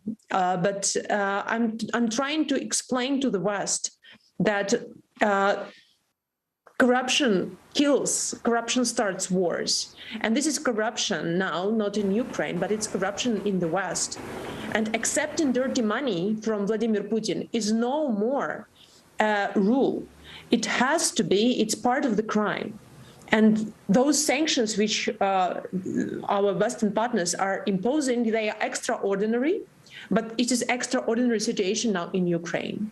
Millions of people are suffering. And you're saying basically, Daria, you're saying it's too little too late? You think it's too little too late when it comes to those sanctions? I'm saying yes. I'm saying that not just a couple of oligarchs have to be sanctioned, but at least 100 of Kremlin oligarchs with all their family members have to be sanctioned. All their assets have to be seized and confiscated. These oligarchs and their family members have to be kicked out of the Western states from NATO member states. And they have to be now sitting in Russia, but not somewhere in villas in French Riviera. This is what I'm saying.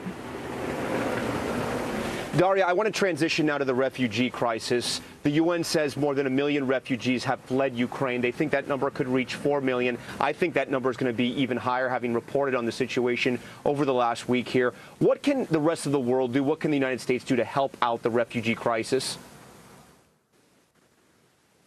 The West has to help us to win the war. People are running from Ukraine, not because they don't like Ukraine, but because they are in fear, they are shocked. They want to return back home and to rebuild Ukraine.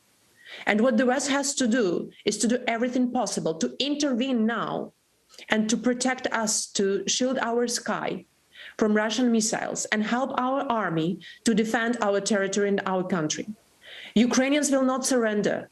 So what the West has to do now is to help us with planes, with more weapons, with air defense system, to help to shut Russian missiles, which are, they are throwing missiles to everywhere. It's now the ultimate risk for the West to interfere, for NATO to start doing something, but not relying on Ukrainian children to hit all these missiles on their shoulders.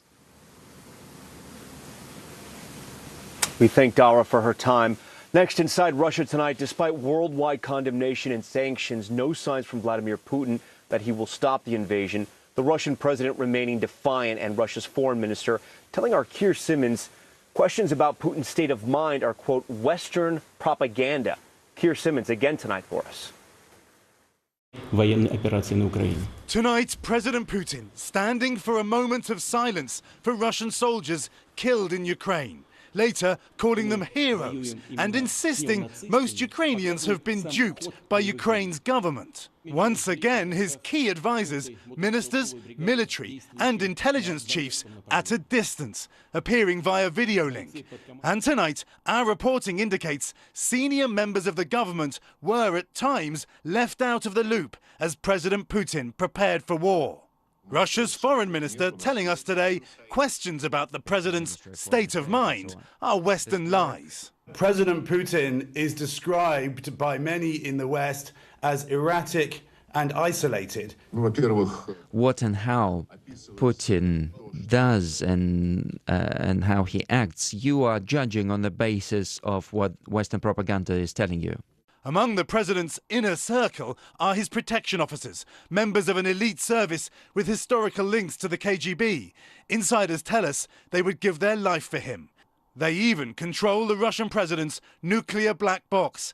Can you reassure the world that Russia would not fire a nuclear weapon in anger, would not fire a first strike? We don't have insane people. We have our military doctrine.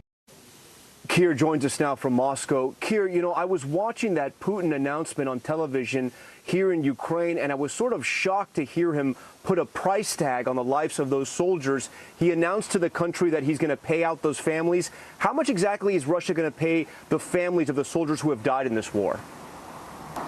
Well, you know, Tom, he talked about the equivalent in dollars of $50,000 per life, per family. And another aspect of it that is kind of stunning, Tom, is that we've talked about how the plans for the war are changing as things develop on the ground. Well, the narrative changes too. So it's only days ago that the Kremlin wasn't talking about any casualties at all on the Russian side.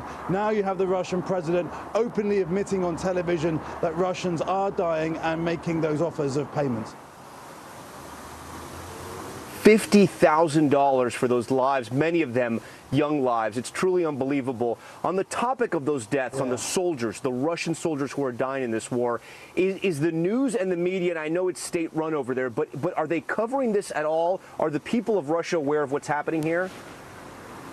Well, it is state-run, Tom, and we're learning just tonight of more opportunities for people to find out what's going on being closed down. So we reported a few days ago that there was disruption on the Facebook page. It now looks like Facebook is being closed down in Russia, other news organizations being closed down. So the Russian government trying to push people just to watch Russian state television because, of course, that's where the message that they want to send is. Keir Simmons for us tonight again from Moscow. Keir, we thank you for that. With Ukrainians desperately fighting to defend their own country 1 week into the Russian invasion, I want to bring in Ambassador Bill Taylor. He's a friend of Top Story. He's also a former U.S. ambassador to Ukraine under President George W. Bush and again under President Trump. He's the current vice president for Russia and Europe at the U.S. Institute of Peace. So, Ambassador, earlier in the broadcast, I was reporting on the negotiations going on over the humanitarian corridors, right? These ceasefire zones that they may set up so they can get civilians out, but also bring medicine and food in. Should we take that as any sign that we could possibly be getting any closer to any type of peace process? Tom, it's clearly a good sign that there are negotiations that are actually doing something, that are agreeing on something, and humanitarian corridors is a good first step. It's not clear, however, that there is anything beyond that. It's not clear that the Russian delegation, for example, is a serious one. The Ukrainian delegation, led by the defense minister and one of the senior lieutenants under President Zelensky's Servant of the People Party, that's a serious delegation. They're ready to work. They're ready to negotiate. And an achievement on humanitarian corridors is a good step. Beyond that, there needs to be a ceasefire. There needs to be a general ceasefire. And that's what I'm sure the Ukrainian side is pushing for. Ambassador, I know you don't know Putin personally, and I say that like you're not tight with him or close to him, but you have studied him. You've had to understand him as an ambassador to this country. What can you say about his behavior over the last few weeks, post-invasion, and then taken to the airwaves today and speaking with the Russian people, and also speaking to people like Macron and others, seemingly sounding like he is not going to stop here? Tom, people whom I respect have analyzed President Putin much more closely than I have, and they are worried, several are worried, that he doesn't seem to be the same person that they had studied earlier. And President Macron is one of those. On the other hand, people tell me that he is not crazy. His calculations are different from ours in terms of how he evaluates costs and benefits. And from his standpoint, he may think that the benefits are worth the cost. It's crazy for us to think that that's the case, but But one thing that we can count on in that analysis, Tom, is he's not going to commit suicide. He's not going to do this nuclear work, nuclear strikes that we've been worried about. So that's the one thing that these will agree on. Ambassador, what do you think is going to happen with Belarus? The leader of that country obviously has a very close relationship with Vladimir Putin. Do you think Belarus joins this war? And if they do, does that force the hand of anyone else on the globe? They are joining the fight, and they should be and have been sanctioned for joining the fight. There's no independent Belarus at this point. President Lukashenko is clearly under the control of President Putin. That's what President Putin would like to have in Ukraine, which he will never get. It's clear that President Zelensky will never be in the situation, put himself in the situation that President Lukashenko has done.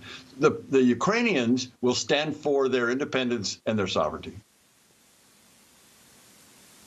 Ambassador Bill Taylor for us tonight. Ambassador, we thank you for your time, and I'll have much more from Ukraine later in the broadcast. But now we go to Gabe Gutierrez in New York with tonight's other big headlines. Gabe, good evening. Tom, thanks so much. Still ahead on Top Story, the crime wave in New York City. Vicious attacks on subway passengers, even after the city launched a new program to try and stop them. The outrage after one suspect facing a slew of charges, including hate crimes, was released. Plus, part of a Florida highway shut down after a string of deadly crashes this morning, what officials say is likely the cause. And a former Louisville police officer found not guilty for his actions during a botched police raid that led to the death of Breonna Taylor. Their reactions tonight. Stay with us.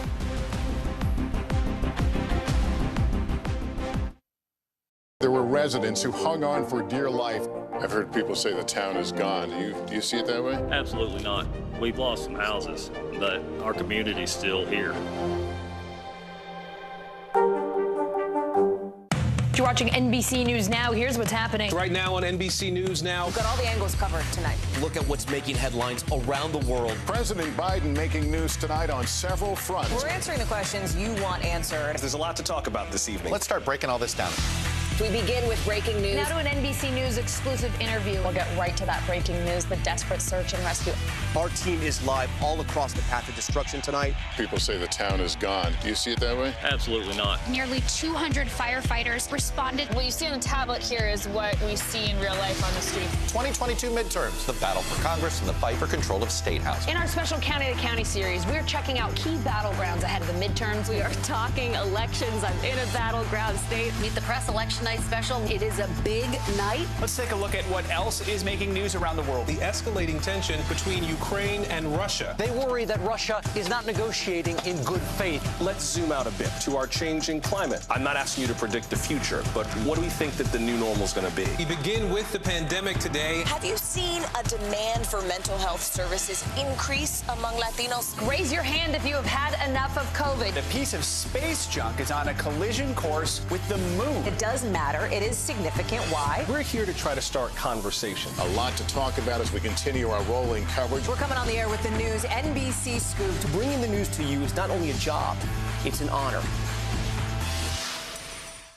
Good morning, I'm Joe Fryer. And I'm Savannah Sellers. 2022 is off to a busy start. Winter's wrath causing headaches from coast to coast. It's been really incredible to see how quickly volunteers started to help with the cleanup efforts. Morning News Now, streaming weekdays at 7. We're back now with a verdict in the trial of the only criminal charges related to the raid that led to the death of Breonna Taylor. The ex-officer accused of endangering Taylor's neighbors found not guilty on all counts, but he wasn't even on trial for her death. Tonight, her family is responding. Ron Allen has the story. We, the jury, found the defendant, Brett Hankerson, not guilty of wanton endangerment in the first degree. It took the jury just 3 hours and 10 minutes to find Brent Hankerson not guilty of all charges. The former and fired Louisville police officer acquitted of 3 counts of wanton endangerment after firing his gun through an apartment window and patio door during a controversial police raid in March 2020 that left the occupant of the apartment, Breonna Taylor, dead. This is not a case to decide who is responsible for the death of Breonna Taylor. Throughout the trial, prosecutors and defense attorneys both tried to focus the jury's attention specifically on Hankinson, who was not charged in connection with Taylor's death. Hankinson's bullets went through Taylor's apartment and into the home of a couple and their young child. By grace, they're still alive. Prosecutors accused Hankinson of firing blindly and recklessly, the couple testifying the bullets came dangerously close. So this shot here, I believe, is the one that was inches away from hitting me. Because I was eye level with this hole here. But Hankinson, who testified in his own defense, claimed he was trying to protect his fellow officers after Taylor's boyfriend fired at them, wounding one officer in the leg. Immediately, Sergeant Mattingly goes down. I knew Sergeant Mattingly was down, and I knew they were trying to get to him. Investigators testified only one shot was fired at the officers from a handgun, not a rifle. And neither Taylor nor her boyfriend were targets of the search warrant being executed that night. Still, Hankinson's attorneys claimed he did nothing wrong that night. He is the only officer to face criminal charges in the case. I would submit to you that a reasonable person would do exactly what Brett Hankinson did if he sees his one brother officer being shot and perceives that his other brother officers are in the line of fire and being executed. He did what he had to do that day. And Ron Allen joins Top Story now in studio.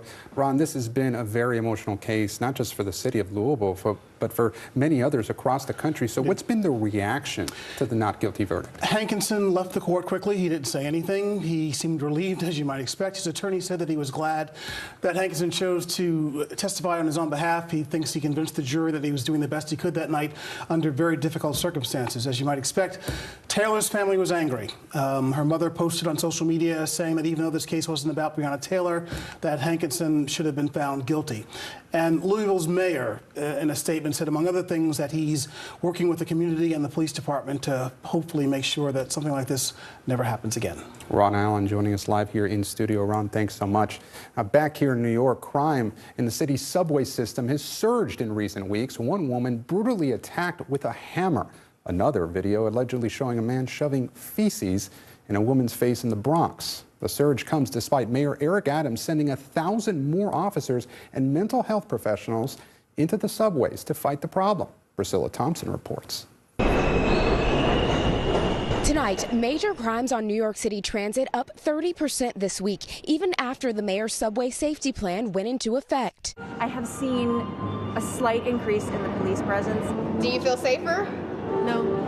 I feel fine. A little. The safety plan announced 2 weeks ago sent 1,000 more police officers and teams of health workers into the city's subway system. Public safety and justice, they are the prerequisite to prosperity. While enforcement has gone up, with the NYPD reporting 64% more arrests since the week before, according to NBC New York, crime remains a problem. In Queens, a 57-year-old woman was viciously attacked with a hammer and robbed as she entered a subway station. She told me she had been telling the perpetrator, stop, stop, but apparently he just kept hitting her over the head and then ran off with the bag. Police arrested 57-year-old William Blount days later on an attempted murder charge. We could not immediately reach Blount or his attorney for comment. And on the day the plan went into effect, a man smeared human feces in a 43-year-old woman's face at a Bronx subway station. That's an horrific experience for anyone to go through. Human waste, someone spitting in your face,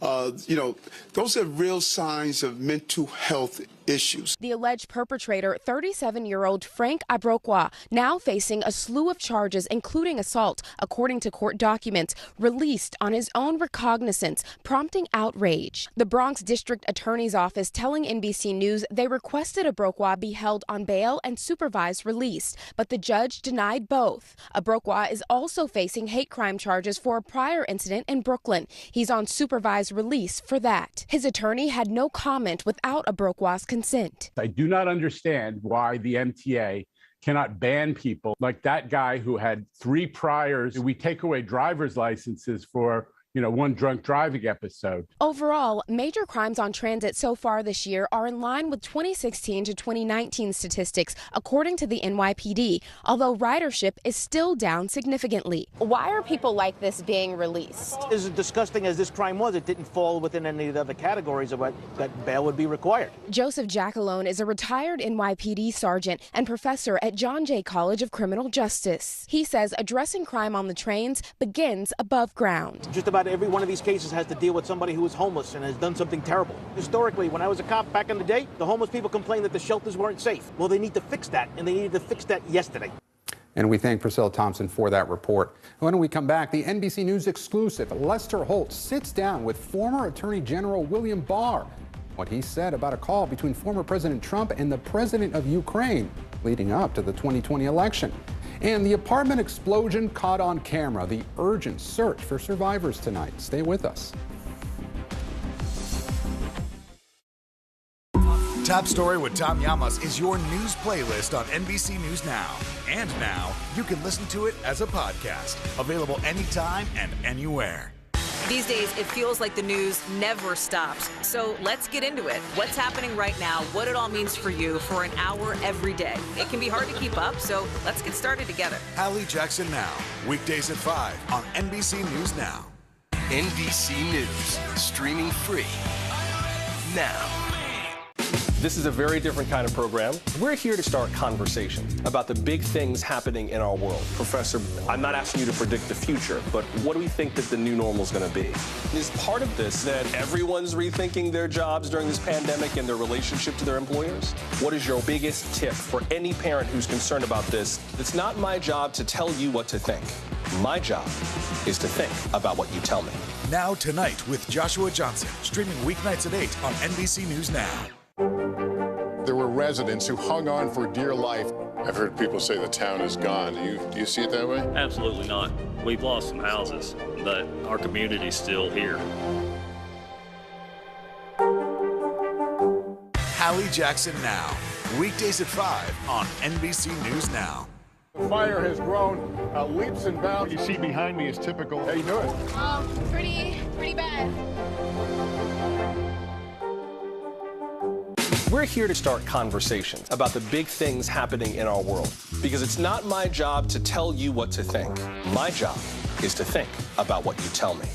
Now Tonight with Joshua Johnson, streaming weeknights at 8 on NBC News Now. Nearly a dozen hours after the eye roared ashore. There is some late-breaking news. All right, it just is.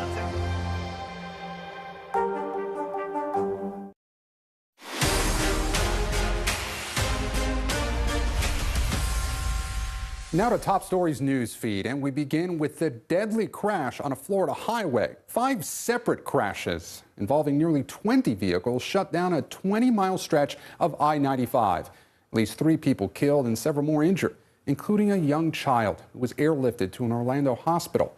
Authorities believe dense fog and low visibility are to blame. Next, a search for survivors tonight after an explosion and fire destroyed an apartment building in Maryland. A home security camera capturing the blast at the building in Silver Springs. Intense flames and thick black smoke, then shooting through the roof. At least a dozen people were injured, 5 seriously. Some people are unaccounted for as well. Officials say residents reported smelling gas before the explosion. The cause is under investigation. Now, turning now to the major headline from Washington.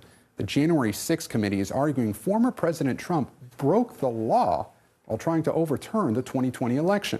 In a new court filing, the committee says it has evidence suggesting Trump and his campaign, quote, engaged in a criminal conspiracy to defraud the United States. It comes during a dispute between the lawmakers and Trump-allied attorney John Eastman, who was refusing to turn over his emails. In a statement today, the former president slammed the panel and repeated his false election claims. Now to an NBC News exclusive interview with former President Trump's Attorney General Bill Barr. The explosive Oval Office meeting Barr had with Trump before tendering his resignation and his reaction to Trump's efforts to pressure Ukrainian President Zelensky to investigate Joe Biden in exchange for military aid. This whole maneuver of trying to get the Ukrainians to investigate Biden. That was a harebrained scheme. It was ridiculous. In that call, Trump offered up his attorney general to help facilitate the scheme. Barr says he had nothing to do with it. And the president lumped you in with Rudy Giuliani as being the points of contact to make this happen.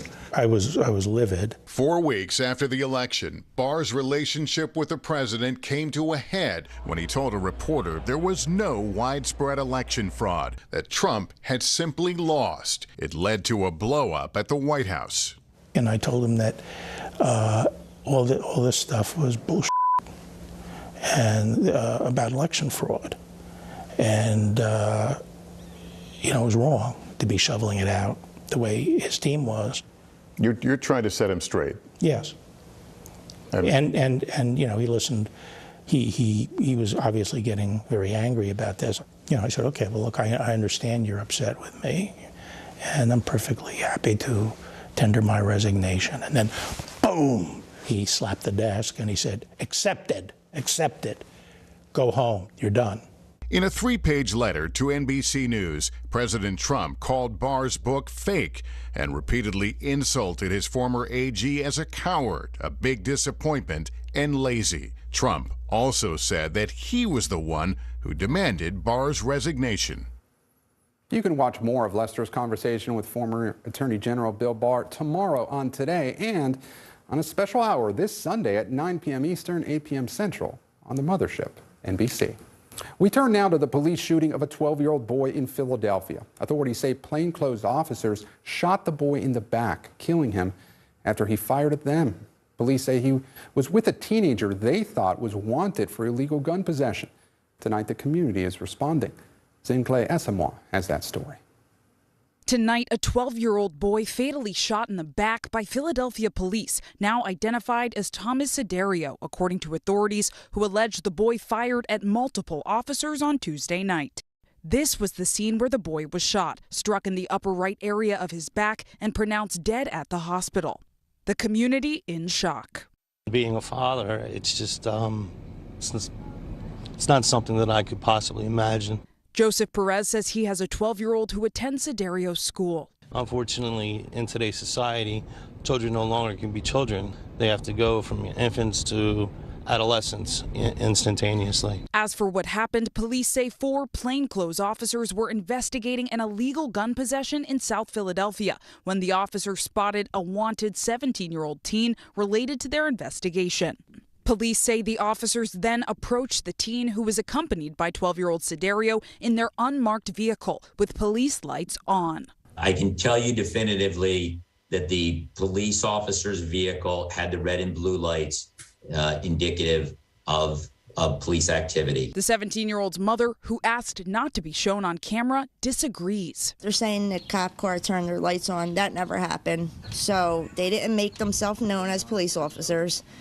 So the 2 kids assumed it was somebody from another neighborhood. So the 1 kid shot at the car. Police say a bullet was fired by the 12-year-old and hit their car's back window near an officer's head. And 1 officer sustained significant injury to his eyes from shattered glass.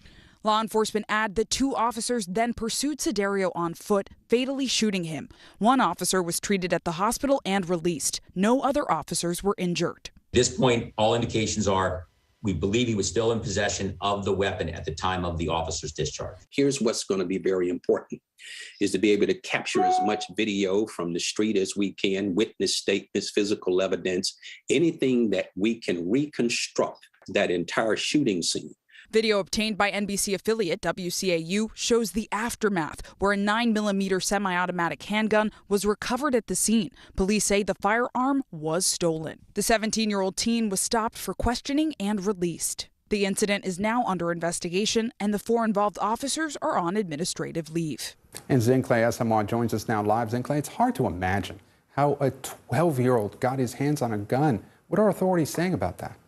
That's right, Gabe. This was literally a child who is now dead. And so families and officials and educators are rightly shocked. The city's mayor, Democrat Jim Kenney, met with police and used the opportunity to actually speak about the need for new legislation around gun access. He said it's, quote, ridiculous how easily people can buy and sell guns in the city, and also said, quote, I don't know where these kids are getting the guns. So really, it was a moment of reckoning and is a moment of reckoning for the city and those who care for the children in it, Gabe.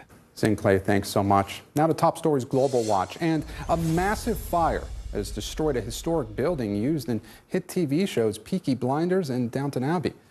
New video shows the flames ripping through a factory in England. No injuries were reported. The factory was built in 1869 and closed in the 1990s, but has been used for many movies and TV shows. The cause of the fire is under investigation. And a major reversal at the Paralympic Games in Beijing. Athletes from Russia and Belarus will not be allowed to compete at the Games, which begin tomorrow. The decision comes less than a day after organizers said the athletes could compete as neutrals under the Paralympic flag. Organizers say the decision was over safety concerns. And coming up, our coverage from Ukraine continues, and the citizens of other countries now finding themselves in the middle of a war.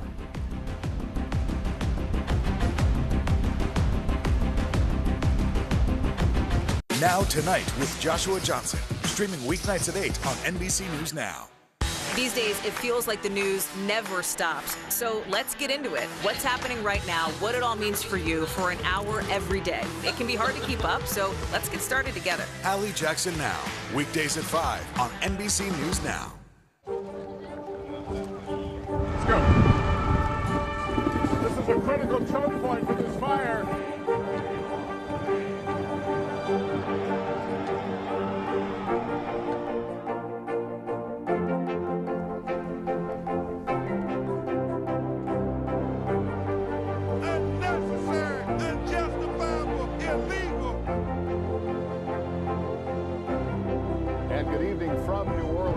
Military operation witnessing the massive crowds. I admire you both.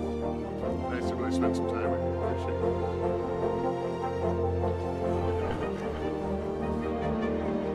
At any moment now.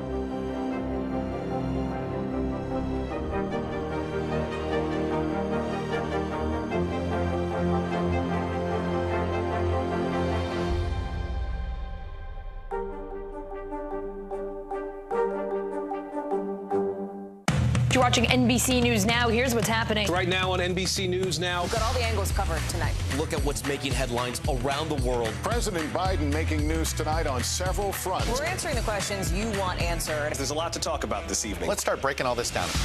We begin with breaking news. Now to an NBC News exclusive interview. We'll get right to that breaking news, the desperate search and rescue.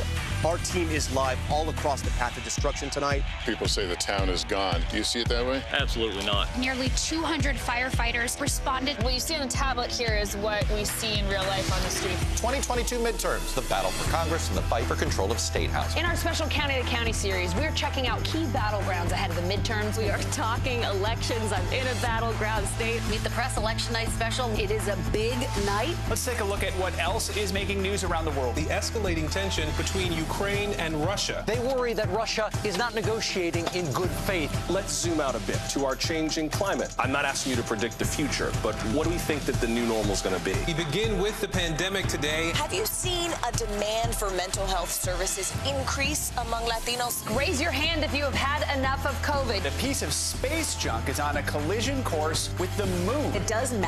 It is significant. Why? We're here to try to start conversation. A lot to talk about as we continue our rolling coverage. We're coming on the air with the news NBC Scoop. Bringing the news to you is not only a job, it's an honor. News is happening now. Look at what's making headlines around the world. Whenever it happens, wherever you are, it's here now. We are back now with this special edition of Top Story, reporting from Ukraine. These images are from the war. People ripped from their homes, now looking for hope in neighboring countries. A woman wiping the tears of a child in Poland. Refugees struggling to stay warm in Romania. It is so cold here. And a boy resting on his luggage in Slovakia. Moments in time for the more than 1 million refugees who have escaped the invasion. And tonight, Latin American countries are stepping in to rescue their countrymen and women from the devastation. Our Isa Gutierrez has their stories. Tonight, a Mexican Air Force plane carrying dozens of Mexican nationals and their families who lived in Ukraine headed one way to Mexico City. Estar en un resguardo de bombas todos los días, pues es difícil estar escuchando las bombas, los disparos en la ciudad. University student Guillermo Padilla boarding the plane in Romania with at least 80 others who, like him, crossed the border out of Ukraine earlier this week. They're part of a group of Mexican nationals that the Mexican government says they'll bring over 6,000 miles back home. The country's Secretary of Foreign Affairs tweeting Thursday morning about the operation. But for most Mexican refugees, Ukraine had become a new home. Esta es la bandera del país que me ha dado todo por 10 años. Before the war broke out last week, over 200 Mexicans were living in Ukraine. And while some gratefully look forward to new beginnings, I want to see Mexico. Others, like Larissa Garcia, who's been living in Ukraine for 27 years, say they won't be going back to Mexico. Es una invasión. Latin American countries like Peru, Brazil, and Argentina also working to get hundreds of their nationals to safety. Aqui, brasileiros, estamos bem, eles seguem para Polônia, para Romênia. They bring with them the few belongings they could carry, and memories of war they say they'll never forget. Retumba todo, las ventanas, las casas, piensas que están cerca de ti. Mis estudiantes están en búnkeres ahora. Mis mejores amigas están en búnkeres ahora. Isa Gutierrez, NBC News. And when we come back, a mother's strength. The Ukrainians doing everything to protect their children, others becoming parents in the midst of war. They're inspiring courage and messages for peace. Next.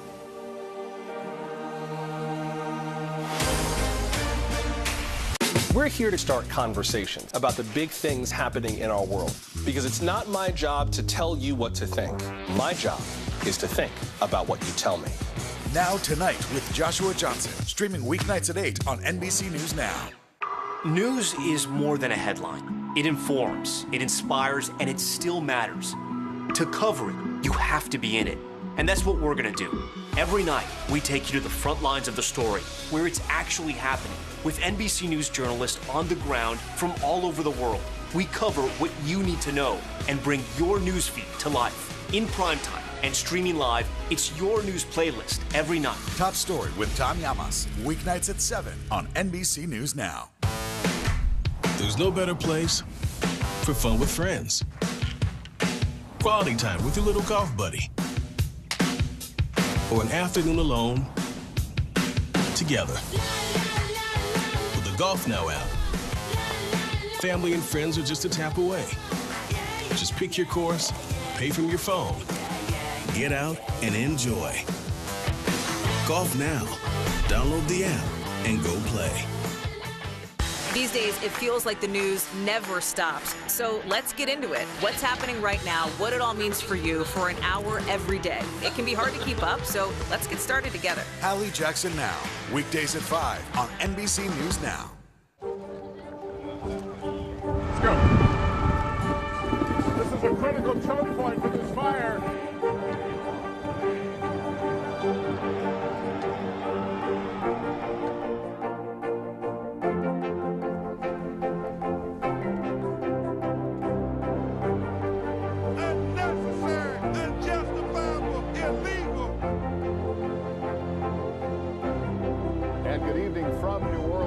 Military operation witnessing the massive crowds. I admire you both.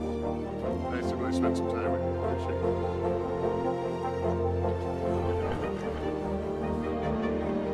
At any moment now.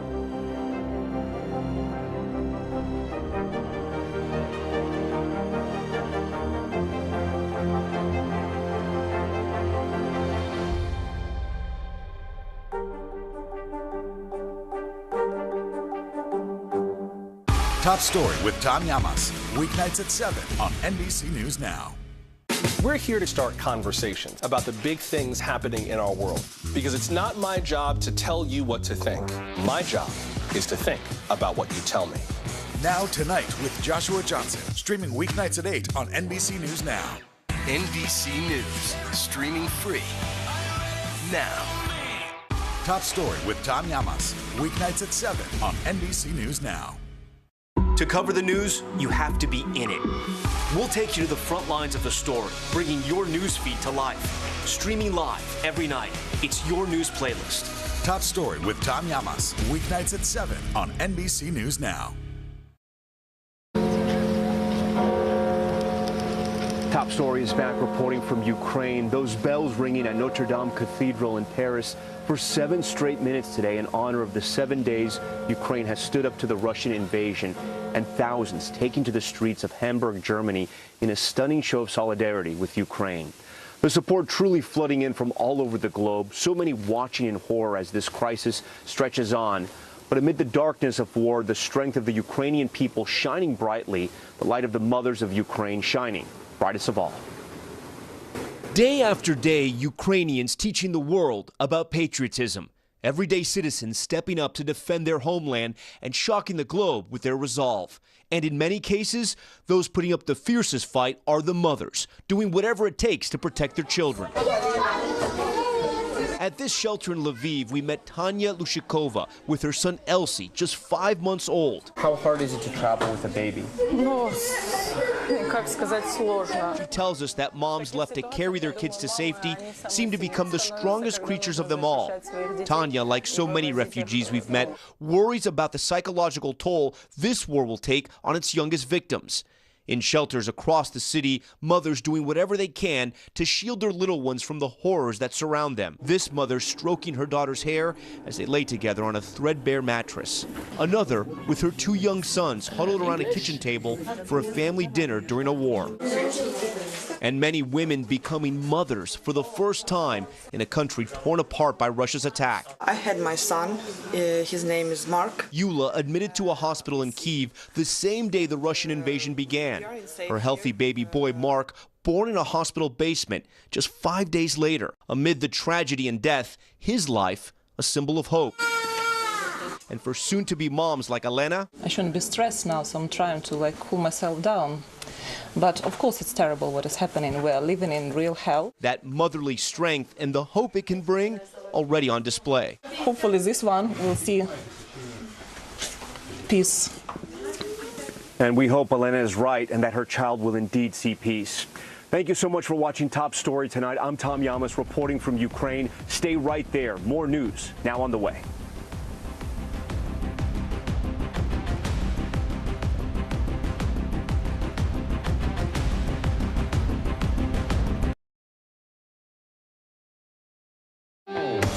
Hey there, I'm Joshua Johnson. It's good to be with you on this Thursday, March 3rd. And tonight we're talking about the efforts to stop Russia's attack on Ukraine. Today, more Russian oligarchs are facing sanctions from the U.S. We'll get into who they are and why this matters. This comes just hours after Russia captured its first city in Ukraine, Kherson. We'll tell you more about this southern port city and give you a quick Ukrainian geography lesson. Plus, the former Louisville detective involved in the Breonna Taylor raid has been found not guilty. And there are a lot of new developments in the January 6th investigation. You'll also hear what the former Attorney General is saying now about former President Trump.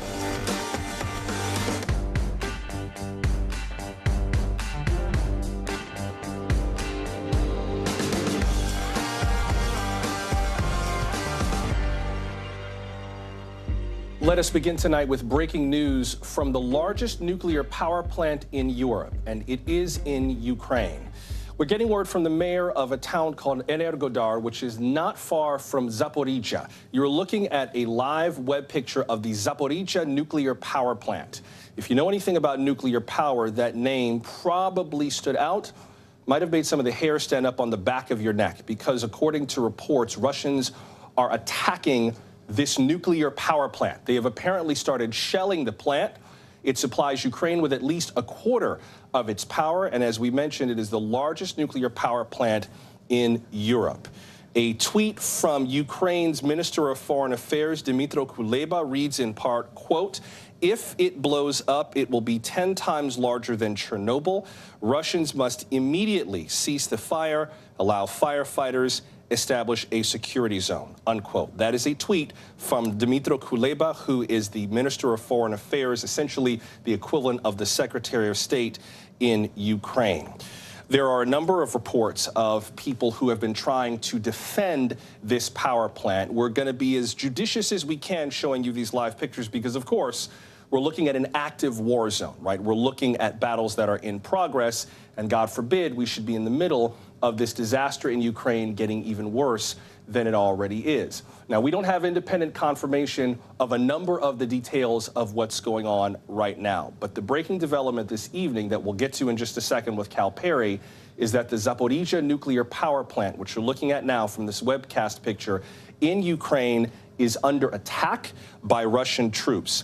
This power plant is kind of in the southern part, sort of southeastern Ukraine, down near the Dnieper River, kind of not far from Mariupol, if you remember where Richard Engel had been reporting in the last few days. The Dnieper River is the waterway that kind of cuts through the middle of Ukraine, kind of separates it east from west. There had been fighting in a number of cities that were further on the southern end of that river, kind of where it meets the Black Sea. So the effort to sort of close in on Ukraine from all sides makes sense in a way when you think about where this plant is located. And of course, if you cut power, that's one way of continuing to frustrate the civilian effort to fight off the Ukrainians. But the idea that this attack would be happening on an active nuclear power plant is a whole other matter. You remember earlier in this conflict that the Russians came in from Belarus, which is north of Ukraine, and cut south to take the Chernobyl nuclear plant. That plant is closed, contained, that whole area has been sealed off, and the value of that was there was sort of a north-south passage that would take you from Chernobyl down into the city of Kyiv. This is a different situation. This is an active plant. We're working on trying to get more information about what exactly is going on there.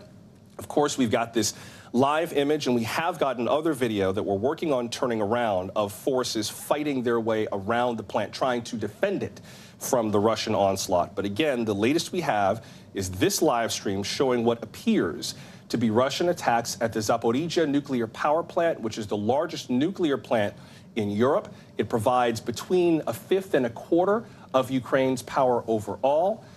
Heaven help us if that plant becomes the site of another disaster to make this humanitarian crisis even worse. And again, Dmytro Kuleba, who is the Minister of Foreign Affairs in Ukraine, tweeted about a half hour ago, quote, Russian army is firing from all sides upon Zaporizhzhia NPP nuclear power plant, the largest nuclear plant in Europe. Fire has already broke out. If it blows up, it will be 10 times larger than Chernobyl. Russians must immediately cease the fire, allow firefighters, establish a security zone. This is just one piece of the ongoing crisis in Ukraine. We do know that at least one generating unit at this plant has caught fire. You can see those wisps of what look like some kind of clouds or smoke. Presumably, that's the fire coming from one of the generating units. But again, we're not on the ground there. We have this image, and we're trying to interpret the pictures as carefully as we can, and to also get more independent confirmation of the nature of exactly what is going on.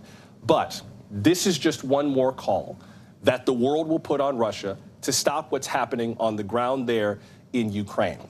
There's also the effort to try to help Ukrainians, especially those Ukrainians who are here in the United States. In addition to these live pictures, which we're going to continue to monitor, this evening we also learned more about how the Department of Homeland Security is responding to all of this. DHS has announced that it's going to offer temporary protective status to Ukrainians for a span of 18 months. Now, TPS allows them to remain in the United States because obviously they cannot return home safely. Bear in mind, this only applies to Ukrainians who have lived continuously in the U.S. since Tuesday, March 1st. So this spares those Ukrainians from being sent back to Ukraine. It does not affect whether today's refugees would be let into the U.S. On top of that, the Biden administration is putting more pressure on Russia, its richest citizens, and companies. The president announced more sanctions today at his cabinet meeting. Listen. The severe economic sanctions on Putin and all those folks around him, choking off access to technology as well as cutting off access to the global financial system. It's had a profound impact already. And the goal was to maximize the impact on Putin and Russia and to minimize the harm on us and our allies and friends around the world. Our interest is in maintaining the strongest unified economic impact campaign that. Meanwhile, Russian President Vladimir Putin spoke to his nation and to the world today. He continues to stand by his decision to invade Ukraine. Granted, he spoke before this fire, saying, quote, "I will never give up my conviction that Russians and Ukrainians are one people," unquote. Frankly, that conviction is precisely why some Russians say this war is so heartbreaking. NBC News Now anchor Tom Yamas caught up with a couple in Lviv that was heading west to Poland. We waited, everything was like, every day shelling. We tried to go to the shelter, there is no place, and for a little child, it's not okay, it's cold and everything.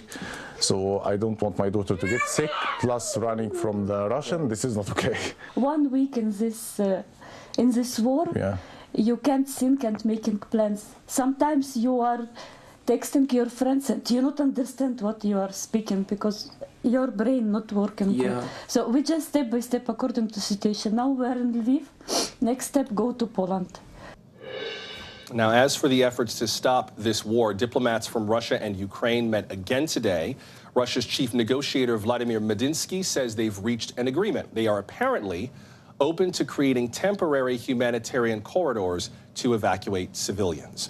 All of which puts a whole different context around our conversation with NBC's Cal Perry, who joins us now live from Lviv. Cal, let's start off with the latest breaking development in all this nuclear power plant in Zaporizhia. I'm not sure how much you know about the area or the attack, but what more can you add to this? So I can tell you about 24 hours ago, our viewers would have seen some dramatic footage of civilians standing in front of 2 tanks and 2 armored personnel carriers. That's about a mile from this power plant. It initially was enough to stop the Russian forces. Now, since then, in the last 12 hours, it started as a small arms firefight, that according to the National Guard here in Ukraine. And then in the past hour, the situation has, as you've been laying out, disintegrated quite a bit. We saw a slow escalation of the Ukrainian government sounding the alarm to the international community. It started with the mayor, who talked about a firefight and then a small fire that broke out in the power plant. And then we have this tweet that you've gone over from the foreign affairs minister talking about a fire inside the plant and saying that this could be a disaster, quote, 10 times worse than Chernobyl. In the last 10 minutes or so, Reuters, and I want to be careful on our sourcing here because, as you've said, we are not there on the ground, but Reuters is saying that firefighters cannot start extinguishing the fire at the Zaporizhzhia nuclear power plant because they are, quote, being fired on at point-blank range. They are quoting the energy agency here in Ukraine. And then the other thing is, in the last 5 minutes, we're hearing from the IAEA, the Director General of the IAEA, quote, appealing for an immediate halt to the use of force at Endorhar, that is the name of the town, calling on military forces operating there to refrain from violence, quote, near the nuclear power plant. So this is not just a strategic target of the Russians. Again, the largest nuclear power plant in Europe provides more than a quarter of the power in this country. They secure it, they flip the switch off, they turn the power out here on folks. It is cold, the heating will go out. In addition to that, though, you now have this scene, before they can secure it, of a firefight and a fire breaking out. So the Ukrainian government now sounding the alarm to the international community, and I can bet the international community is probably listening at this point, Joshua. I want to underscore something that Cal just said, by the way. We are not on the ground at this plant right now. Please, please, please, as you're watching this and you hear the developments about this, just know we're going to do our best to couch where we're getting this information from. We will tell you if we've got something reported firsthand, and we will also tell you if we have to attribute this to other news organizations whose reporting and provenance we generally trust. But this is the best information we have on this at the moment. Just want to make that clear, just because breaking stories, especially out of war zones, move very fast and information changes very quickly. But Cal, regardless of what's happening now, I assume this is something that was contemplated before this whole crisis broke out. I mean, we were talking about this when the Russians pushed south from Belarus into the Chernobyl area, right? That this is a country that has nuclear power and that 1 or 2 wrong shots could make this go from a crisis to an outright disaster very quickly. Yeah, a catastrophe if there's one or two shots in the wrong direction. That's clear. And look, there's a strategic advantage to these sites. I mean, I've been talking to folks who are, and government officials who are saying that, for example, in the northern part of the country, the Sumy region, there are 5 towns under heavy bombardment, and the Russians just took out the local power grid, right? They took out the local power grid to try to choke the local population there, to try to really literally freeze out the civilians who are hunkered in bunkers as they indiscriminately we are being told, shell these areas. The nuclear power plant at Zaporizhzhia would be an easier way of clipping the power. Again, we don't know that that is what they are doing, but you can surmise militarily that's why they started moving in on it some 24 hours ago. I don't know that the Ukrainians had necessarily seen it as an alarm type situation, that there could be this firefight and this fire, but that's what's now happened again, according to Ukrainian officials. With regards to the other crises in this whole situation, what's the latest you can tell us in terms of what's happening with the influx of refugees that's been moving west to get away from areas like Zaporizhzhia to try to make their way to Poland and other countries west? So in the last 24 hours, the UN confirming that over 1 million people have already fled this country. That is 1 million refugees in 1 week. That number does not include the folks who are internally displaced, the folks who are not registered with any NGO or the United Nations or local officials. And of course, a country at war is a country that really cannot handle the bureaucracy of it at the beginning. So we know those numbers are going to be delayed. The city that I'm in is starting to become overwhelmed. It's starting to become crowded. The news, like the one we're discussing in the last hour, is only going to add to this humanitarian crisis. People are going to start fleeing more and more of the areas as the Russians move in. They're really hitting on 2 fronts, from the north and from the south. They're moving up south from Crimea, and they're moving down from Belarus and from Russia towards the capital of Kyiv. And as they choke these cities and as they shell these cities, it's going to make the humanitarian crisis worse, because, of course, the numbers are going to become overwhelming. If it's 1 million within a week, where will we be in a month? And it doesn't seem as though the Russians are stopping. It seems as though they've been slowed down. I mean, certainly it seems as though the Ukrainian army, as well as Ukrainian civilians, are slowing them down, but they're still making their way towards these urban areas. And as I said, they're starting to shell them now, which is only going to cause more people to flee, Joshua. One more thing I got to ask you, since we mentioned that there is supposedly more diplomatic possibility for some kind of a humanitarian corridor to get supplies in and get people out. President Volodymyr Zelensky held a news conference today. NBC's chief foreign correspondent Richard Engel was there. Here is his question to President Zelensky and the president's answer. Watch. Vladimir Putin has so far not been willing to meet with him. Do you have a message for him now that Ukrainian cities are under attack? This city is under attack. A convoy is on its way here. Is there a way to prevent this war from escalating even further now? It's not about I want to talk with Putin. I think I have to talk with Putin. The world has to talk with Putin, because there are no other ways to stop this war. That's why I have to. Cal, before I have to let you go, and let me know if you have to get moving. I know there's a lot going on around where you are, but before I got to let you go, what more do you know in terms of the diplomatic efforts that are going on, and frankly, whether the Ukrainians are optimistic or pessimistic that they will bear any fruit?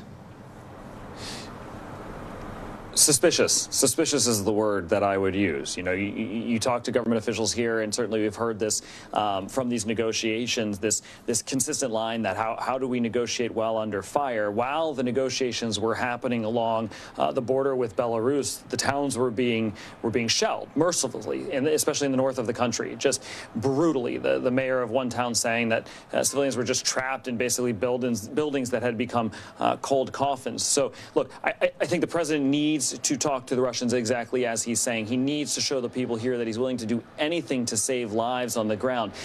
The realistic nature, though, of a humanitarian convoy doesn't seem to be very likely, especially when you talk about the fact that the Russians are slowly encircling these towns and not allowing civilians out. And in the last 24 hours, I've conducted a series of interviews with civilians who were fleeing as far as Kharkiv, and then would come through the capital and on these trains packed with civilians where there was violence happening all around them as they were trying trying to leave. So I think it would take a major diplomatic breakthrough to see some kind of humanitarian corridor actually take place. And look, keep in mind, the language on this was a little bit cagey. It was, we've reached a framework for future discussions on a humanitarian corridor. So while it is being discussed, I don't know how optimistic people are really here on the ground, Joshua. Thank you, Cal. Please do stay safe. That's NBC's Cal Perry starting us off tonight from Lviv. Let's go back to the story that we've been following since the top of the hour, this nuclear power plant in Ukraine that has reportedly come under attack. NBC's Phil McCausland joins us now. And Phil, you've been doing some reporting about the threats to nuclear plants, of which there are 4 in Ukraine. The threats that they faced even before this war broke out, you'd been doing some reporting on what that might look like. Based on the little that we've heard so far, and again, the reporting is still very early, what are kind of your top lines right now based on what this attack would represent? Yeah, Joshua, like you said, I think it's important to emphasize it's still early and we don't have anything necessarily exactly confirmed yet. But I mean, what the main concerns were that these 4 power plants have 15 operating nuclear reactors. The real concern here is that they would be damaged in a conflict, left unmaintained by the staff. These have to be constantly operated by a dedicated staff, constantly ensuring that there's no meltdown, that there's nothing overwhelms it.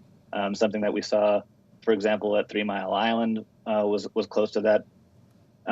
It's also important that they're not cut off from the larger power grid, which is needed to cool the reactors as well. That's why they have large-scale diesel generators to maintain those power plants and ensure that they are able to cool those reactors if they needed to do a shutdown. Obviously, all of that is very volatile. Although these reactors, according to Ukraine, are able to withstand something as large as an impact from an aircraft. However, just emphasizing again, what we need to be worried about here is whether or not we can get the crews in there, particularly firefighters, who may be currently under threat. That's one thing that Ukrainian officials have emphasized right now that they can't get firefighters in. So that is one thing that we could potentially be afraid of here.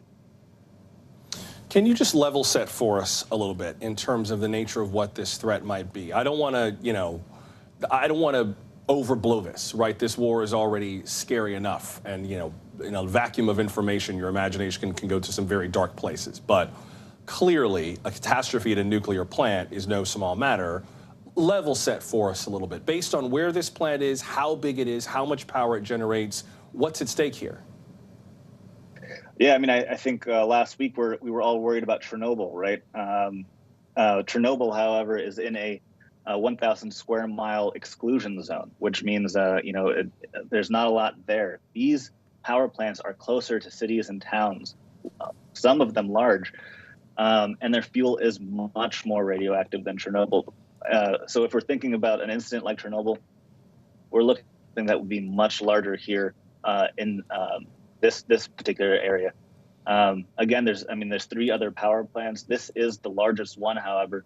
So, I mean, whatever occurs here is really scary. And speaking to experts, I got the sense that they did not even want to consider necessarily what that would look like exactly. A lot of them had a lot more faith in Russia, particularly considering its history with nuclear power, would be very careful about firing at all close to these power plants.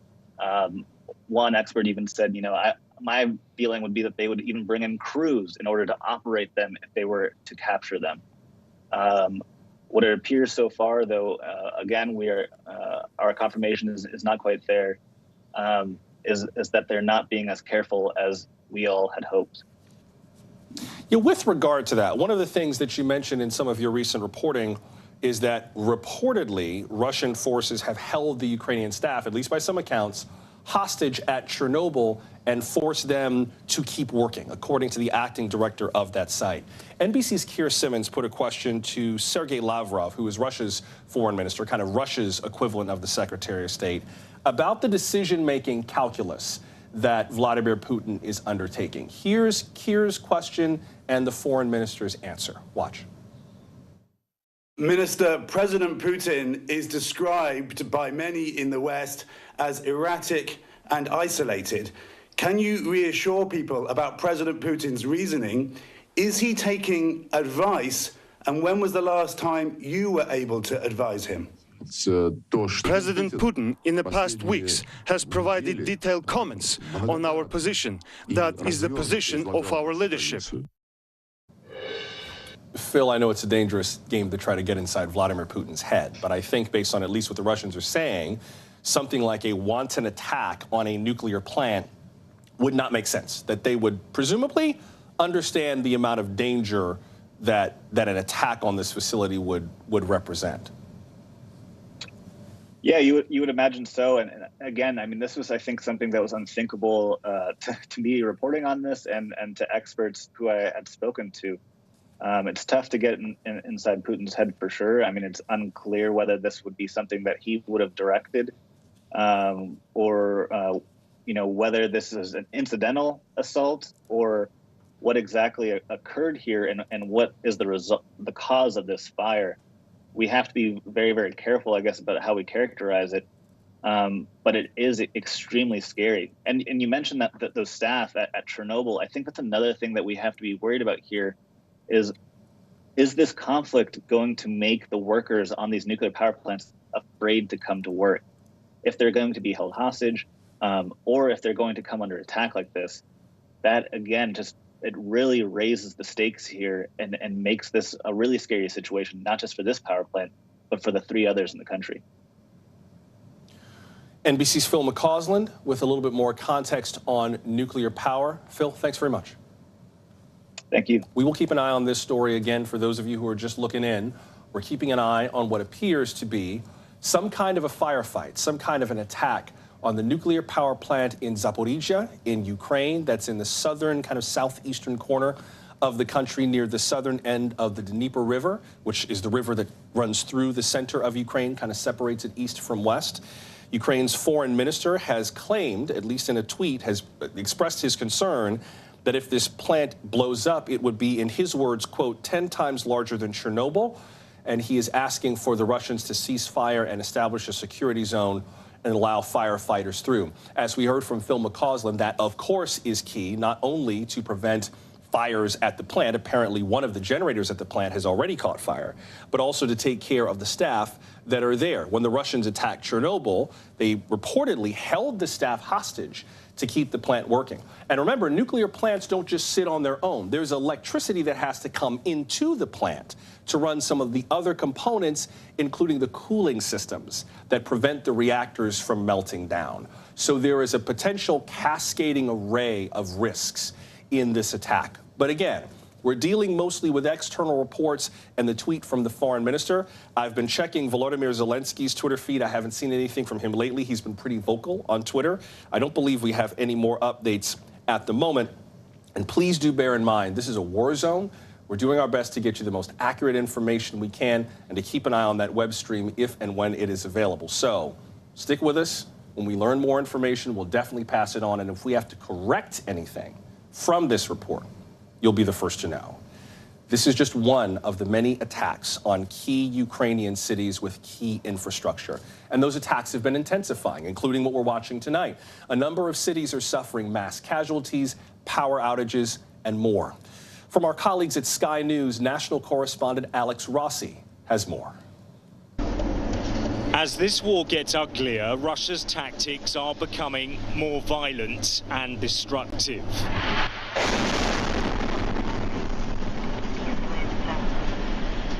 This video from Chernihiv shows a missile strike on a residential apartment block.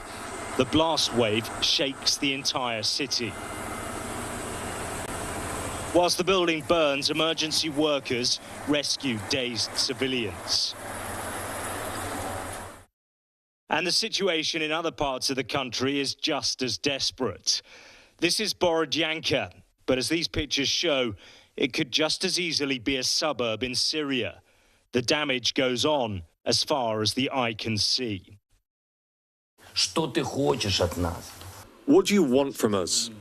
Go away from our land. You don't want to leave now? Sit down with me at the negotiation table. I'm available. Sit with me, but not at 30 meters like you welcome Macron and Schultz and others. I'm your neighbor. You don't need to keep me at 30-meter distance. I don't bite. I'm a normal man. Sit down with me. Let's talk. What are you afraid of? On the south coast, Mariupol is now surrounded by Russian forces. There's a constant barrage of artillery smashing into this city on the Sea of Azov. Civilians have been trapped for days, basic essentials running out in many places. The mayor says even those fleeing have come under attack. They've been shooting at moving vehicles. A humanitarian convoy couldn't even leave the surrounding areas of our town. Today we're in a blockade, and to create tension in the town, they're shooting in the residential areas, targeting civilians, elderly people, children, to create internal panic. And in some places, Russian troops and tanks are now in control. The man recording these images of the invading force is clearly trapped and very frightened. I think I should stop recording before someone shoots me on my hand. The southern port city of Kherson is the first to fall to Vladimir Putin's forces, leaving people fearful about what the violent takeover will mean. It's like very scary because we hear a lot of explosions, especially at night and early in the morning. And we're trying not to leave because I'm here with my grandmother now, and we have enough food for a couple weeks. Ukraine, though, has no intention of surrender. Even in places that have been overcome, Russian soldiers have been jeered and confronted by ordinary people. In this eastern town, which has supposedly been pacified, a Russian soldier carries 2 grenades after a meeting with the mayor to ensure he's not attacked by the crowds. And despite the intensifying brutality, this is a nation that remains united and defiant. Ukrainian MPs gather to send a message to the Kremlin in parliament. We had to call to vote for the mobilization, for taking out Russian assets, for bearing arms, for collaborationism, and for informational security, like for many others, many things.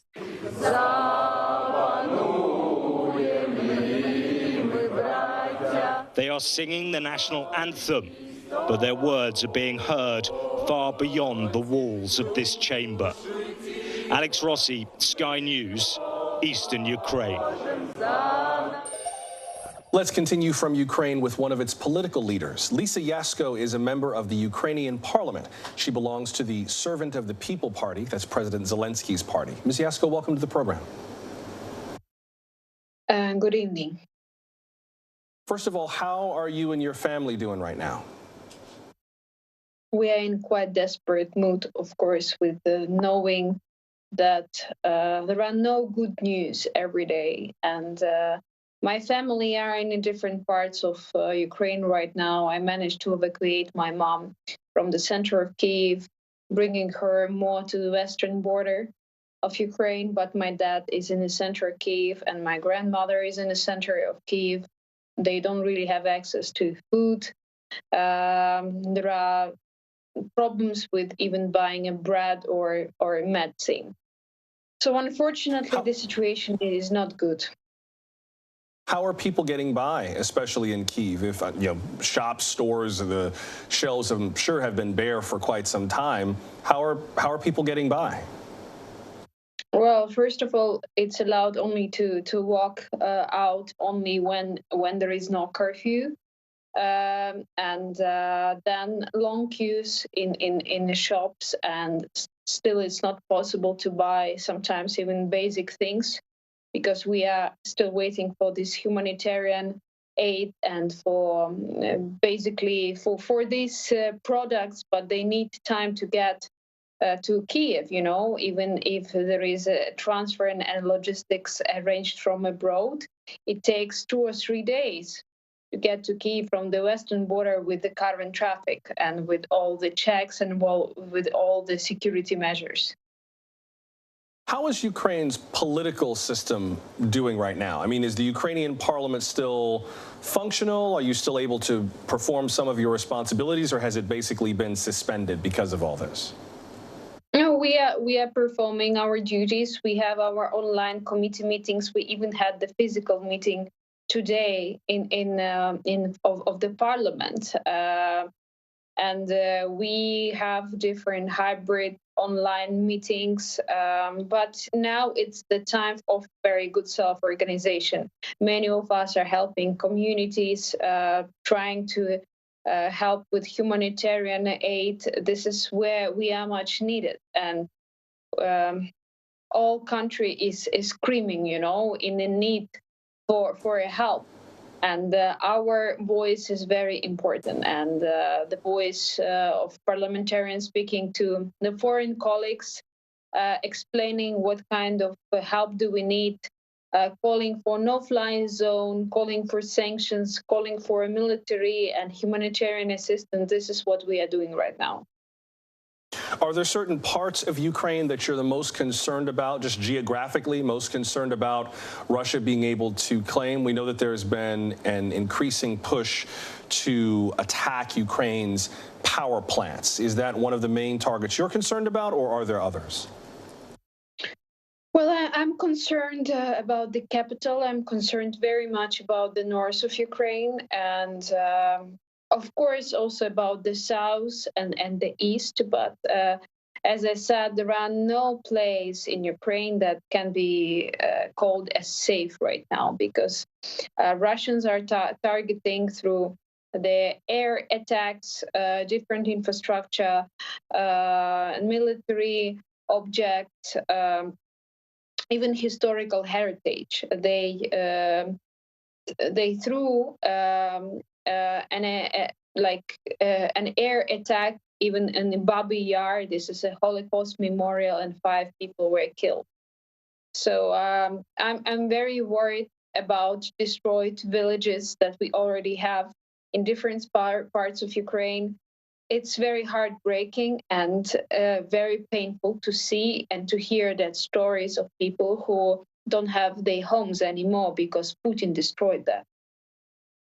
Could I ask you, I know I have to let you go in a moment, but if I could just ask you in terms of where all of this goes and the aid that some people are asking Western nations to provide, a lot has been made of the decision by NATO allies, including the U.S., not to put troops on the ground and get involved in a fuller way in the fighting in Ukraine, including sending Air Force planes to enforce a no-fly zone. The concern, of course, is that if a U.S. or a NATO plane or tank or soldier hit a Russian soldier or vice versa, then they are now in a shooting war with one another, and that could escalate quickly. What do you make of that concern?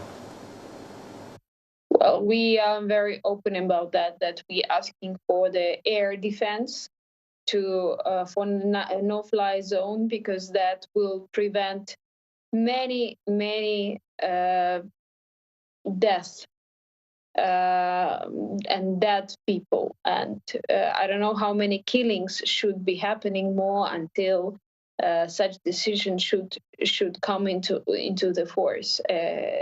Every day we have dozens and hundreds of killed civilians and wounded, and destroyed schools, hospitals. Women are bringing children to life in the underground right now in the shelters.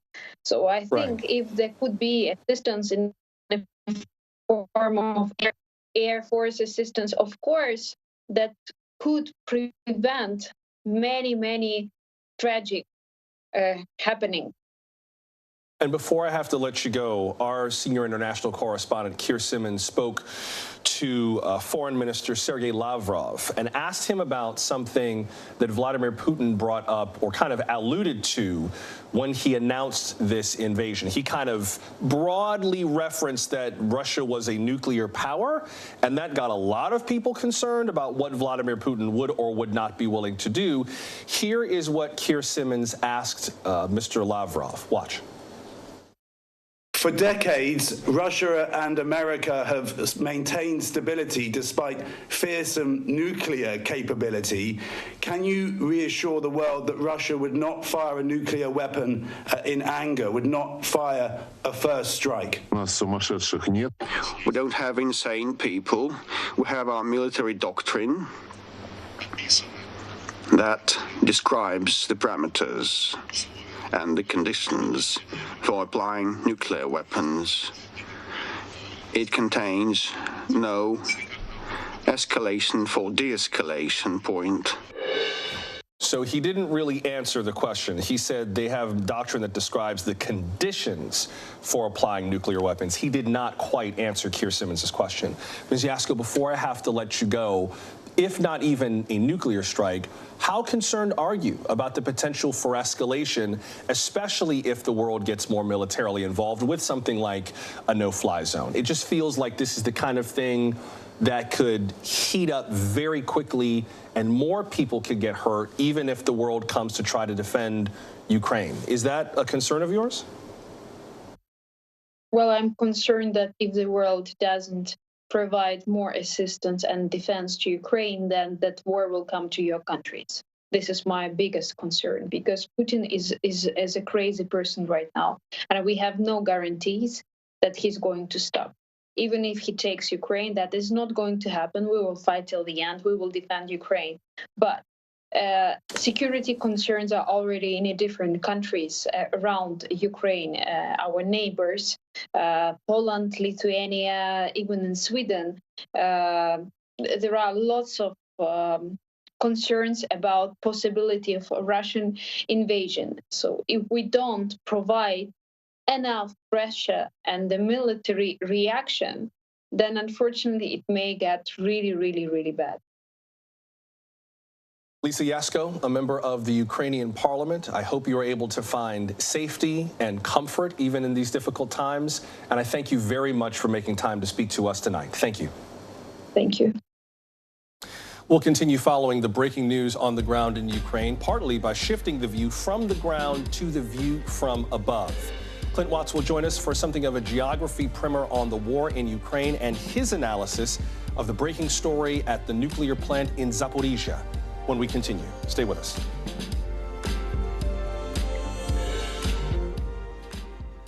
News is happening now. Look at what's making headlines around the world. Whenever it happens, wherever you are, it's here now. There were residents who hung on for dear life. I've heard people say the town is gone. Do you see it that way? Absolutely not. We've lost some houses, but our community's still here. Good morning, I'm Joe Fryer. And I'm Savannah Sellers. 2022 is off to a busy start. Winter's wrath causing headaches from coast to coast. It's been really incredible to see how quickly volunteers started to help with the cleanup efforts. Morning News Now, streaming weekdays at 7. Now Tonight with Joshua Johnson, streaming weeknights at 8 on NBC News Now. There were residents who hung on for dear life. I've heard people say the town is gone. Do you see it that way? Absolutely not. We've lost some houses, but our community's still here. Hallie Jackson Now, weekdays at 5 on NBC News Now. Nearly a dozen hours after the eye roared ashore.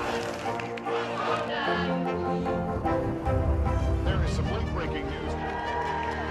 All right, it just did. Hallie Jackson Now, weekdays at 5 on NBC News Now. Still to come on the Channel 2 News. Well, the waters are certainly receding now. Still too close to call. Lester Holt reporting from the Ground Zero, as it's being referred to. It is, in fact, the taste of freedom. The Haitian people know a little something about resiliency. What's the biggest risk right now? Some of the troops who have been proud. I want to welcome you to the first presidential debate. In fact, we've been told we can't go any farther. You with some resilient folks, let me get a hint.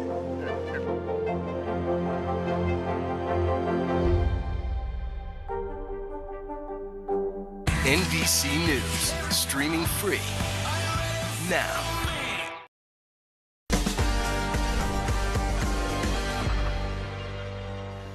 There are 15 nuclear reactors in Ukraine at 4 sites, and the largest site with 6 reactors is the site of major breaking news this evening. It is under attack by Russian forces. That's the nuclear power plant in Zaporizhia in southeastern Ukraine. That attack is probably the reason why President Biden is speaking with Ukraine's President Volodymyr Zelensky tonight. We get that word from our Kelly O'Donnell, from a White House official. That conversation, of course, is happening as we're learning more about the situation at what is indeed the largest nuclear power plant in Europe. Now, our reporting is depending at the moment on local reports from other outlets. We're doing our best to independently confirm this, but to the best of our knowledge, Russian forces have surrounded and started shelling the Zaporizhia nuclear power plant. It makes up at least a fifth, if not a quarter, of the country's power generation. We've been hearing from a number of the world's nuclear regulatory agencies, including the International Atomic Energy Agency. The IAEA has been holding meetings all week, including emergency meetings to respond to the situation.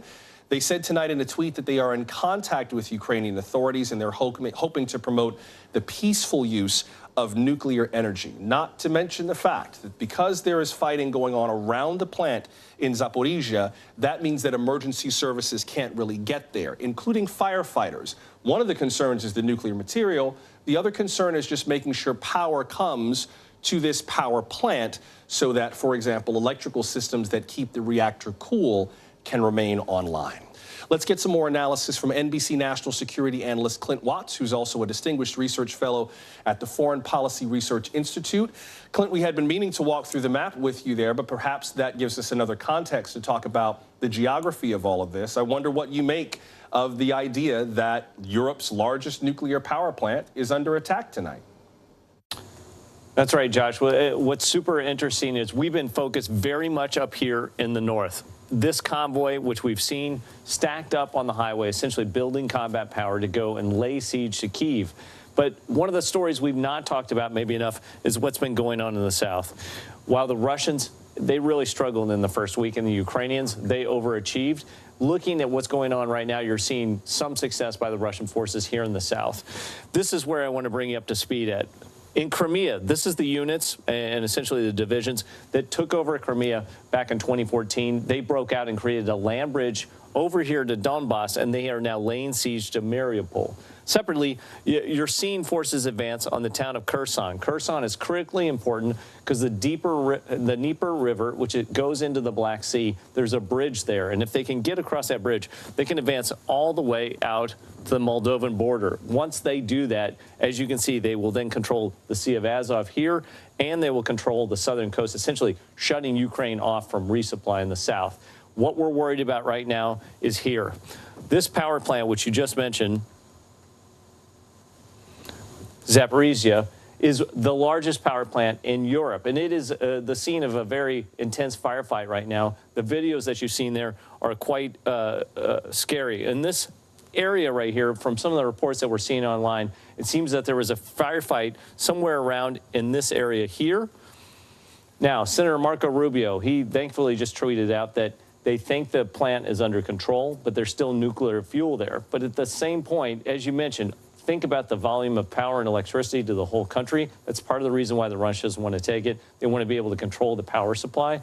Second, this is a hazardous scene right now. If there were a fire to break out there, or if there was some munition potentially, you could have more of what, it wouldn't necessarily be like a nuclear reactor meltdown, but you could have some sort of a radioactive sort of dangerous device, or think of like a dirty bomb that could come from this. It's a very dangerous situation. To think that they would do any combat operations in this area is quite remarkable, and it really shows you the length, and really that the Russians just don't care that they would even take this kind of risk right now.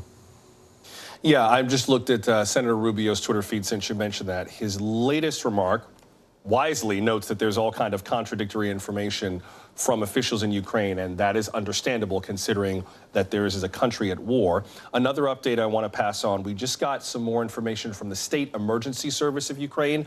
Presumably that's kind of like the FEMA of Ukraine. They say that rescuers are on standby, and again, this is coming from government sources, that rescuers are on standby, and that power block number 3 of the Zaporizhia nuclear power plant is disconnected from the energy system. 4 of the blocks are working. According to the state emergency service, the fireproof state at the NPP is normal, and there was a fire behind the territory of the power plant in the training compound. Again, in the training compound. The emergency service also says that while the battle was going on, the firefighters were not allowed to get to the fire to extinguish it, and rescuers are on standby.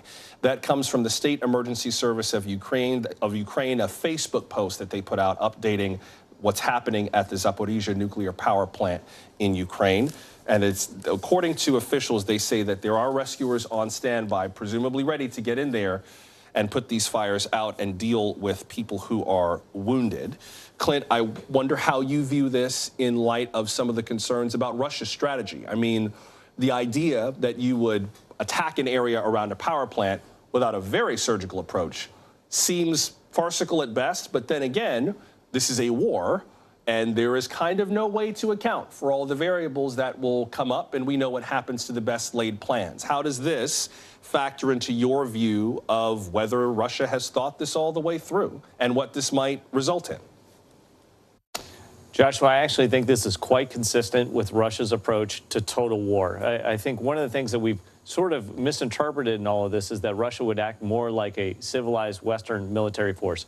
That is not in their history. If you rewind back to battles in places like Grozny or in Georgia, they annihilate everything. They use indiscriminate indirect fires, artillery, and missiles. This can go on for days, weeks, and months. And I think if you look at places like Aleppo and Grozny, this really shows that they have no restraint. And I would also add that they use things like nuclear for fear. There's another component to this, which is messaging. Part of their efforts are about using disinformation to scare audiences, and not just Ukrainian audiences or Western audiences, but their own audiences. So don't be surprised if in the coming days you see conflicting narratives about what happened at this plant. Don't be surprised if they try and blame that on the Ukrainians, and they use this as a tactic to essentially create provocation or justification for war inside Russia itself with its own population. Right now, Putin needs support at home. He's losing it. He could use this threat of fear, particularly around nuclear, with the thought of Chernobyl in the country's history, really as a mechanism to try and drive his people under his banner in a time of crisis. I know I got to let you go in a second, Clint, but what does this say to you in terms of the prospects for some kind of diplomatic solution? I keep hearing from people, including from the Ukrainian member of parliament that we spoke to tonight, that all of the measures that have been taken by the West now, they're not enough. They're just delaying the inevitable. We would be through this faster if Western nations would establish a no-fly zone, would take a more muscular approach to getting involved in this conflict. The counter-argument is that the minute that a Western bullet hits a Russian soldier, we are rapidly approaching what many people have colloquially referred to as World War III, but it could turn into that if you've got a Russia versus NATO shooting war. What's your sense of what all that might mean in terms of the posture the West has taken now and whether or not it's going to prevent more incidents like this? Yeah, so I want to bring it back to the convoy because I think that's emblematic of what we're seeing from Russia. They are not worried about air power. Look at the stack up of these vehicles. This doesn't match anything I ever learned in terms of Soviet or Russian military doctrine. Usually they were explained as being very disciplined, having armor formations that were spaced out. This would be a sitting duck if it was a no-fly zone or if there was any sort of NATO air power there. They are not worried about losing, and they have taken significant losses here. The other part that I want to add to this is the entire time that Vladimir Putin and Russia start talking about negotiations or peace settlements, guess what happens? This convoy here, it gets longer and it gets thicker. Supplies, food, fuel, and ammunition are being pumped into this highway. I would imagine that what we're seeing right now in Mariupol, let me back this out, that we're seeing right here in Mariupol is what we are also going to see in Kyiv over time. And what you're going to see the Russians do is build up combat power, particularly from here. You're seeing them come in and creating what we would call an enlargement, essentially securing their rear area. If they do that, they'll be able to protect everything in the rear area and essentially take control. I would expect they'll then also advance forces from the south into the southern end of Kyiv, and then their last goal would be to cut off to the west, essentially blocking all reinforcements and all supplies coming in. So this is siege warfare. It's going to be nasty, and I think that's why you're seeing a lot of people calling saying, West, it's just not enough. What are you going to do, U.S., the European Union? What are you going to do to end this? Last few seconds, Clint, cutting off the route to the west, does that mean also cutting off the refugee path and the humanitarian path to try to help people who are still in Ukraine? That's right. So you heard the Russians essentially offer a humanitarian pathway. This is a double-edged sword in terms of what they're trying to do diplomatically. First, yes, you want to empty the population centers and essentially let refugees leave. Remember, this also puts pressure on many other countries in the area. But it also makes it such that anybody that doesn't leave is seen as a combatant. This is in terms of warfare. They're going to go in and they're going to go at everybody that's left in any of these cities and decimate them. So they're setting up a situation where, one, they can continue to do resupply. Two, they can actually take what could be potential fighters or defenders out of the cities and let them move to these refugee stations in other countries. And three, they're setting up the precipice to say anybody that's left is a fighter. And this is open combat. Remember, we're talking about human rights violations, things like that. You've essentially designated everybody as a combatant on that battlefield. And indeed, we're looking at the pictures from Zaporizhia. Again, it looks like the wisps of smoke that we had been seeing at the top of the hour have gone out. That building in the lower right is where we were seeing that smoke earlier. But again, the State Emergency Service of Ukraine says that the fireproof state at this plant is normal. There had been a fire behind the territory of the plant in a training compound. NBC national security analyst Clint Watts, also of the Foreign Policy Research Institute. We appreciate the context tonight. Clint, thanks very much. Thank you. Russia's invasion of Ukraine has displaced more than 1 million people. UNICEF says at least 500,000 are children. Most are headed for neighboring countries. A majority of these refugees, as you can see, are in Poland. The crisis in Ukraine brings us arresting, unsettling scenes. A woman in Kyiv waiting for a train inside a busy station. A couple sheltering in a school as the area is under attack. Residents covering shattered windows with plastic. Or a crater made by an artillery shell. These photos were taken by photojournalist Alan Chin of Insider, and he joins us now from Lviv. Mr. Chin, welcome to the program. Thank you. I wonder what your sense is of just what's happened in the last week through the lens of your camera. I mean, take a look at two of these pictures. We'll put them side by side that you took, I believe, about 2 weeks apart. One of them was of the Kharkiv Ballet on the left, and the photo on the right is something you posted 1 week ago of people who were kind of throwing themselves to the ground as artillery fire hit the area. I wonder just what your read is on what's happening now and how quickly it escalated. Yeah, I would say that up until the very last moment, people in Ukraine had a mixture of resignation, defiance, and even a little bit of denial. You know, everyone maybe expected something would happen. And after all, for the last 8 years, there has been this kind of up and down, touch and go conflict in the eastern regions of what's called the Donbass here. But and people wouldn't have been surprised if that had heated up significantly. But I don't think most people really in their hearts thought that it would be the full-on invasion. You know, they knew it could be because, you know, the American and other intelligence was warning about this. And you know, people aren't dumb. They knew it could happen. But I don't think in their hearts that they thought it would happen. And so when it did, it was absolutely shocking.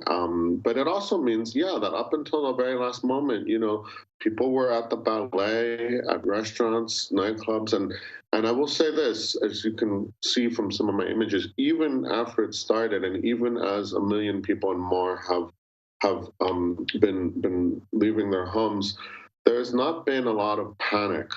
Certainly there's been chaos, there's been disorganization, that's inevitable. But, you know, even in those traffic jams, people mostly obeyed, you know, traffic rules, right? And so on. It's a really kind of extraordinary contrast between, you know, something really horrible and people trying to maintain their normal lives as best as they can. And you can see from my pictures, I'm staying as far away as I can, other than that time when I was shelled there. I'm trying to stay away mostly from the front lines. I think it's as important to show how just ordinary people are trying to get by, right? My pictures are not so dramatic, but I hope they give a little texture and detail to what ordinary people are experiencing. Well, you've been traveling a lot of Ukraine. As I understand, you've been to Donbas and Kharkiv and Lviv and Kyiv and Bielotserivka and Ternopil and a lot of other places. Are there any common bonds or anything that stood out to you across the different places that you went to? You mentioned this attempt to maintain normalcy as long as possible. Were there any other themes that kind of stood out to you as you made your way around Ukraine? Yeah, well, I mean, so I basically have driven in a rental car the entire length of the country, starting from the week before the war started, right, to now a week into the war, right? I got to Ukraine on February 9th, you know, and it's actually my third trip to Ukraine, not my first.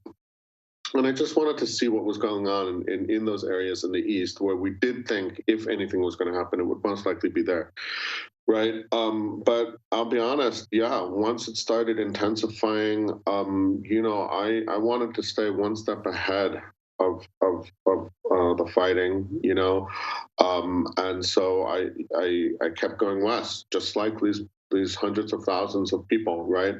I did it maybe a little slower than most of them because I stopped at a lot of different places. But I'd say that one thing that really unites the whole country is this sense of shock. And then also as it became apparent that this was a full attack from the Russians, you know, definitely defiance and, you know, a sense that of fighting back, and then for those for whom it's appropriate, you know, to leave. Yeah.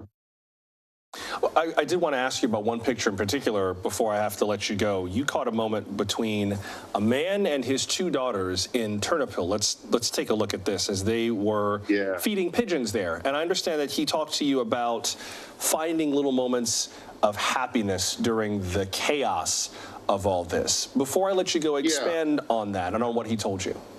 I like that picture because if it wasn't for the fact that we're in the middle of a war, you know, that could be Central Park, that could be in the mall in Washington, it could be anywhere, right?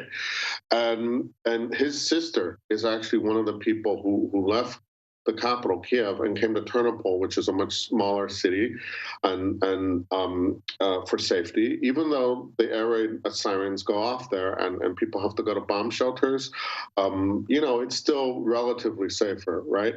And he said that every few weekends, you know, he comes with his daughters to feed the pigeons. It's something they do, and he's not going to stop as long as he can, right? Because if they don't do that, they're going to go crazy, right? Like you have to make time, even in the middle of this very stressful moment in anyone's life. They felt it was important. You know, the pigeons are still there, right? You know, so why not go and feed them and frolic around for a little bit, which they did. Photographer Alan Chin, I love these still images. I think sometimes, you know, watching this war on television can just kind of create this blur of images that just whips by and almost makes it feel more unbearable than it is. I appreciate being able to have these moments where we can sort of slow down and drink these moments in. Please do stay safe as you make your way around Ukraine, and we appreciate you making time for us. Thank you very much. Thank you. Remember, the latest word that we have is that the fire seems to be under control around the Zaporizhzhia nuclear power plant. The latest word from its director is that the nuclear security of the plant is secured. That's according to a Facebook post that was sent our way from our team on the ground in Ukraine. The International Atomic Energy Agency has been appealing to the Russians to not only stop the attack, but ensure the atomic safety of this facility. But again, it looks like the fire was not on the premises of the plant itself, but in an area kind of behind the compound, nearby in a training compound that was behind the territory of this plant in southeastern Ukraine. The Zaporizhzhia nuclear power plant, a Soviet-era plant with 6 reactors that generates almost half of Ukraine's nuclear energy, a quarter of all the power in Ukraine, and is the largest nuclear plant in Europe. The story could have turned much worse in a very short period of time, but it's still moving pretty fast. So we suggest you follow our live blog for the latest from Ukraine. You'll find our live blog at NBCnews.com and in the NBC News app. In the meantime, we hope you'll follow us. We are at NBC Now Tonight on Twitter, TikTok, Facebook, and Instagram. Feel free to share your questions about all that's been going on tonight and with this conflict, and of course, your stories about how all this is affecting you and people where you live. We're on the phone at 888-575-2NBC, or just send us an email now tonight at NBCnews.com. We appreciate you making time for us. We are back on Monday night, but until we meet again, I'm Joshua Johnson. For all of us at NBC News, including our correspondents in harm's way tonight, thank you for making time for us. Good night.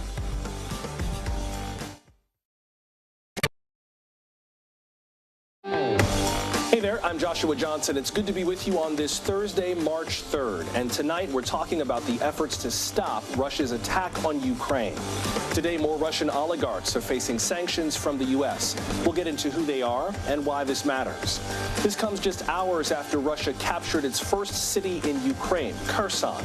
We'll tell you more about this southern port city and give you a quick Ukrainian geography lesson.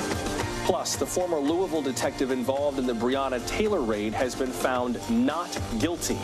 And there are a lot of new developments in the January 6th investigation. You'll also hear what the former Attorney General is saying now about former President Trump.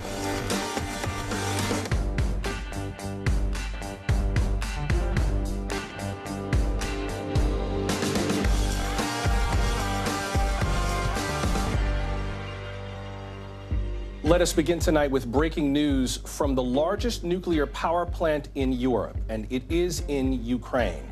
We're getting word from the mayor of a town called Energodar, which is not far from Zaporizhzhia. You're looking at a live web picture of the Zaporizhzhia nuclear power plant. If you know anything about nuclear power, that name probably stood out, might have made some of the hair stand up on the back of your neck, because according to reports, Russians are attacking this nuclear power plant. They have apparently started shelling the plant. It supplies Ukraine with at least a quarter of its power, and as we mentioned, it is the largest nuclear power plant in Europe.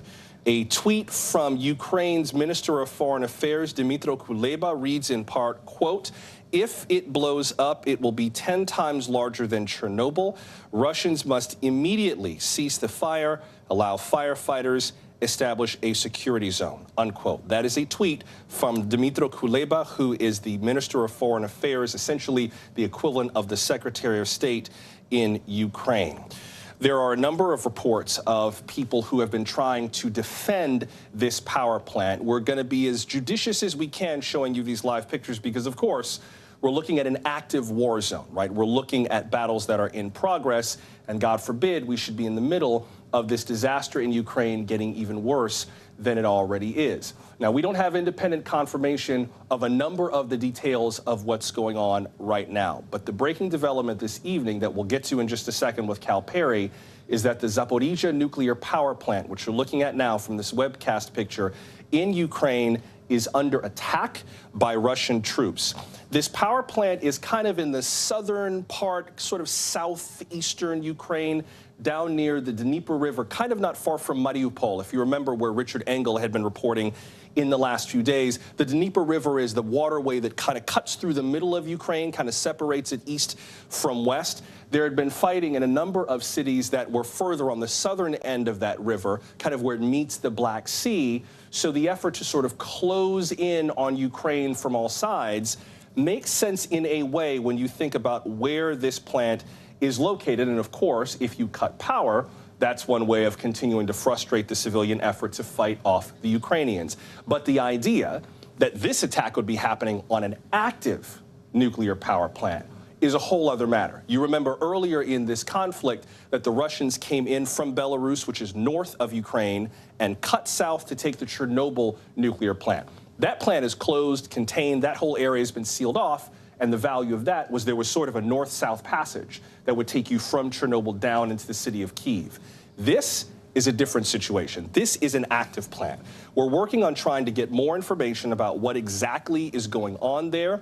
Of course, we've got this live image, and we have gotten other video that we're working on turning around of forces fighting their way around the plant, trying to defend it from the Russian onslaught. But again, the latest we have is this live stream showing what appears to be Russian attacks at the Zaporizhzhia nuclear power plant, which is the largest nuclear plant in Europe. It provides between a fifth and a quarter of Ukraine's power overall.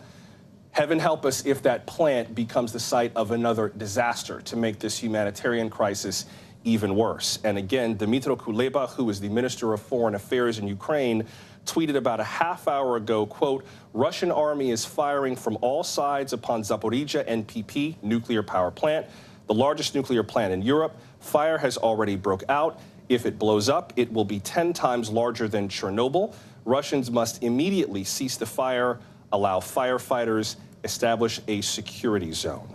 This is just one piece of the ongoing crisis in Ukraine. We do know that at least one generating unit at this plant has caught fire.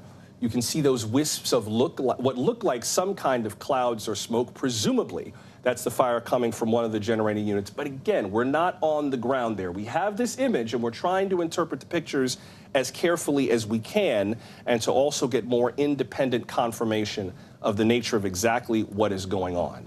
But this is just one more call that the world will put on Russia to stop what's happening on the ground there in Ukraine. There's also the effort to try to help Ukrainians, especially those Ukrainians who are here in the United States. In addition to these live pictures, which we're going to continue to monitor, this evening we also learned more about how the Department of Homeland Security is responding to all of this. DHS has announced that it's going to offer temporary protective status to Ukrainians for a span of 18 months. Now, TPS allows them to remain in the United States because obviously they cannot return home safely. Bear in mind, this only applies to Ukrainians who have lived continuously in the U.S. since Tuesday, March 1st. So this spares those Ukrainians from being sent back to Ukraine. It does not affect whether today's refugees would be let into the U.S. On top of that, the Biden administration is putting more pressure on Russia, its richest citizens, and companies. The president announced more sanctions today at his cabinet meeting. Listen. The severe economic sanctions on Putin and all those folks around him, choking off access to technology as well as cutting off access to the global financial system. It's had a profound impact already. And the goal was to maximize the impact on Putin and Russia and to minimize the harm on us and our allies and friends around the world. Our interest is in maintaining the strongest unified economic impact campaign. Meanwhile, Russian President Vladimir Putin spoke to his nation and to the world today. He continues to stand by his decision to invade Ukraine. Granted, he spoke before this fire, saying, quote, I will never give up my conviction that Russians and Ukrainians are one people, unquote. Frankly, that conviction is precisely why some Russians say this war is so heartbreaking. NBC News Now anchor Tom Yamas caught up with a couple in Lviv that was heading west to Poland. We waited, everything was like, every day shelling. We tried to go to the shelter, there is no place, and for a little child, it's not okay, it's cold and everything. So I don't want my daughter to get sick, plus running from the Russian, this is not okay. 1 week in this war, yeah. You can't think and making plans. Sometimes you are texting your friends and you don't understand what you are speaking because your brain not working good. So we just step by step according to situation. Now we are in Lviv. Next step, go to Poland. Now, as for the efforts to stop this war, diplomats from Russia and Ukraine met again today. Russia's chief negotiator, Vladimir Medinsky, says they've reached an agreement. They are apparently open to creating temporary humanitarian corridors to evacuate civilians. All of which puts a whole different context around our conversation with NBC's Cal Perry, who joins us now live from Lviv. Cal, let's start off with the latest breaking development in all this nuclear power plant in Zaporizhzhia. I'm not sure how much you know about the area or the attack, but what more can you add to this? So I can tell you about 24 hours ago, our viewers would have seen some dramatic footage of civilians standing in front of 2 tanks and 2 armored personnel carriers. That's about a mile from this power plant. It initially was enough to stop the Russian forces. Now, since then, in the last 12 hours, it started as a small arms firefight, that according to the National Guard here in Ukraine. And then in the past hour, the situation has, as you've been laying out, disintegrated quite a bit. We saw a slow escalation of the Ukrainian government sounding the alarm to the international community. It started with the mayor, who talked about a firefight and then a small fire that broke out in the power plant. And then we have this tweet that you've gone over from the foreign affairs minister talking about a fire inside the plant and saying that this could be a disaster, quote, 10 times worse than Chernobyl. In the last 10 minutes or so, Reuters, and I want to be careful on our sourcing here because, as you've said, we are not there on the ground, but Reuters is saying that firefighters cannot start extinguishing the fire at the Zaporizhzhia nuclear power plant because they are, quote, being fired on at point-blank range. They are quoting there the energy agency here in Ukraine. And then the other thing is, in the last 5 minutes, we're hearing from the IAEA, the Director General of the IAEA, quote, appealing for an immediate halt to the use of force at Enderhar, that is the name of the town, calling on military forces operating there to refrain from violence, quote, near the nuclear power plant. So this is not just a strategic target of the Russians. Again, the largest nuclear power plant in Europe provides more than a quarter of the power in this country. They secure it, they flip the switch off, they turn the power out here on folks. It is cold, the heating will go out. In addition to that, though, you now have this scene, before they can secure it, of a firefight and a fire breaking out. So the Ukrainian government now sounding the alarm to the international community, and I can bet the international community is probably listening at this point, Joshua. I want to underscore something that Cal just said, by the way. We are not on the ground at this plant right now. Please, please, please, as you're watching this and you hear the developments about this, just know we're going to do our best to couch where we're getting this information from. We will tell you if we've got something reported firsthand, and we will also tell you if we have to attribute this to other news organizations whose reporting and provenance we generally trust. But this is the best information we have on this at the moment. Just want to make that clear. Just because breaking stories, especially out of war zones, move very fast and information changes very quickly. But Cal, regardless of what's happening now, I assume this is something that was contemplated before this whole crisis broke out. I mean, we were talking about this when the Russians pushed south from Belarus into the Chernobyl area, right? That this is a country that has nuclear power and that 1 or 2 wrong shots could make this go from a crisis to an outright disaster very quickly. Yeah, a catastrophe if there's 1 or 2 shots in the wrong direction. That's clear. And look, there's a strategic advantage to these sites. I mean, I've been talking to folks who are, and government officials who are saying that, for example, in the northern part of the country, the Sumy region, there are 5 towns under heavy bombardment, and the Russians just took out the local power grid, right? They took out the local power grid to try to choke the local population there, to try to really literally freeze out the civilians who are hunkered in bunkers as they indiscriminately are, we are being told, shell these areas. The nuclear power plant at Zaporizhzhia would be an easier way of clipping the power. Again, we don't know that that is what they are doing, but you can surmise militarily that's why they started moving in on it some 24 hours ago. I don't know that the Ukrainians had necessarily seen it as an alarm type situation, that there could be this firefight and this fire, but that's what's now happened again, according to Ukrainian officials. With regards to the other crises in this whole situation, what's the latest you can tell us in terms of what's happening with the influx of refugees that's been moving west to get away from areas like Zaporizhzhia to try to make their way to Poland and other countries west? So in the last 24 hours, the UN confirming that over 1 million people have already fled this country. That is 1 million refugees in 1 week. That number does not include the folks who are internally displaced, the folks who are not registered with any NGO or the United Nations or local officials. And of course, a country at war is a country that really cannot handle the bureaucracy of it at the beginning. So we know those numbers are going to be delayed. The city that I'm in is starting to become overwhelmed. It's starting to become crowded. the news like the one we're discussing in the last hour is only going to add to this humanitarian crisis. People are going to start fleeing more and more of the areas as the Russians move in. They're really hitting on two fronts, from the north and from the south. They're moving up south from Crimea, and they're moving down from Belarus and from Russia towards the capital of Kyiv. And as they choke these cities and as they shell these cities, it's going to make the humanitarian crisis worse, because of course the numbers are going to become overwhelming. If it's 1 million within a week, where will we be in a month? And it doesn't seem as though the Russians are stopping. It seems as though they've been slowed down. I mean, certainly it seems as though the Ukrainian army as well as Ukrainian civilians are slowing them down, but they're still making their way towards these urban areas. And as I said, they're starting to shell them now, which is only going to cause more people to flee, Joshua. One more thing I got to ask you, since we mentioned that there is supposedly more diplomatic possibility for some kind of a humanitarian corridor to get supplies in and get people out. President Volodymyr Zelensky held a news conference today. NBC's chief foreign correspondent Richard Engel was there.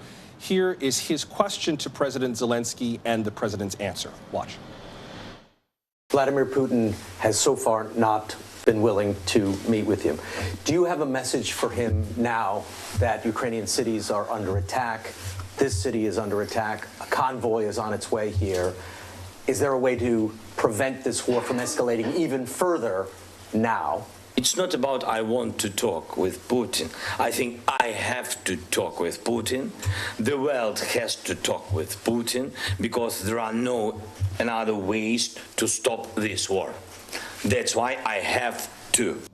Cal, before I have to let you go, and let me know if you have to get moving. I know there's a lot going on around where you are, but before I got to let you go, what more do you know in terms of the diplomatic efforts that are going on, and frankly, whether the Ukrainians are optimistic or pessimistic that they will bear any fruit?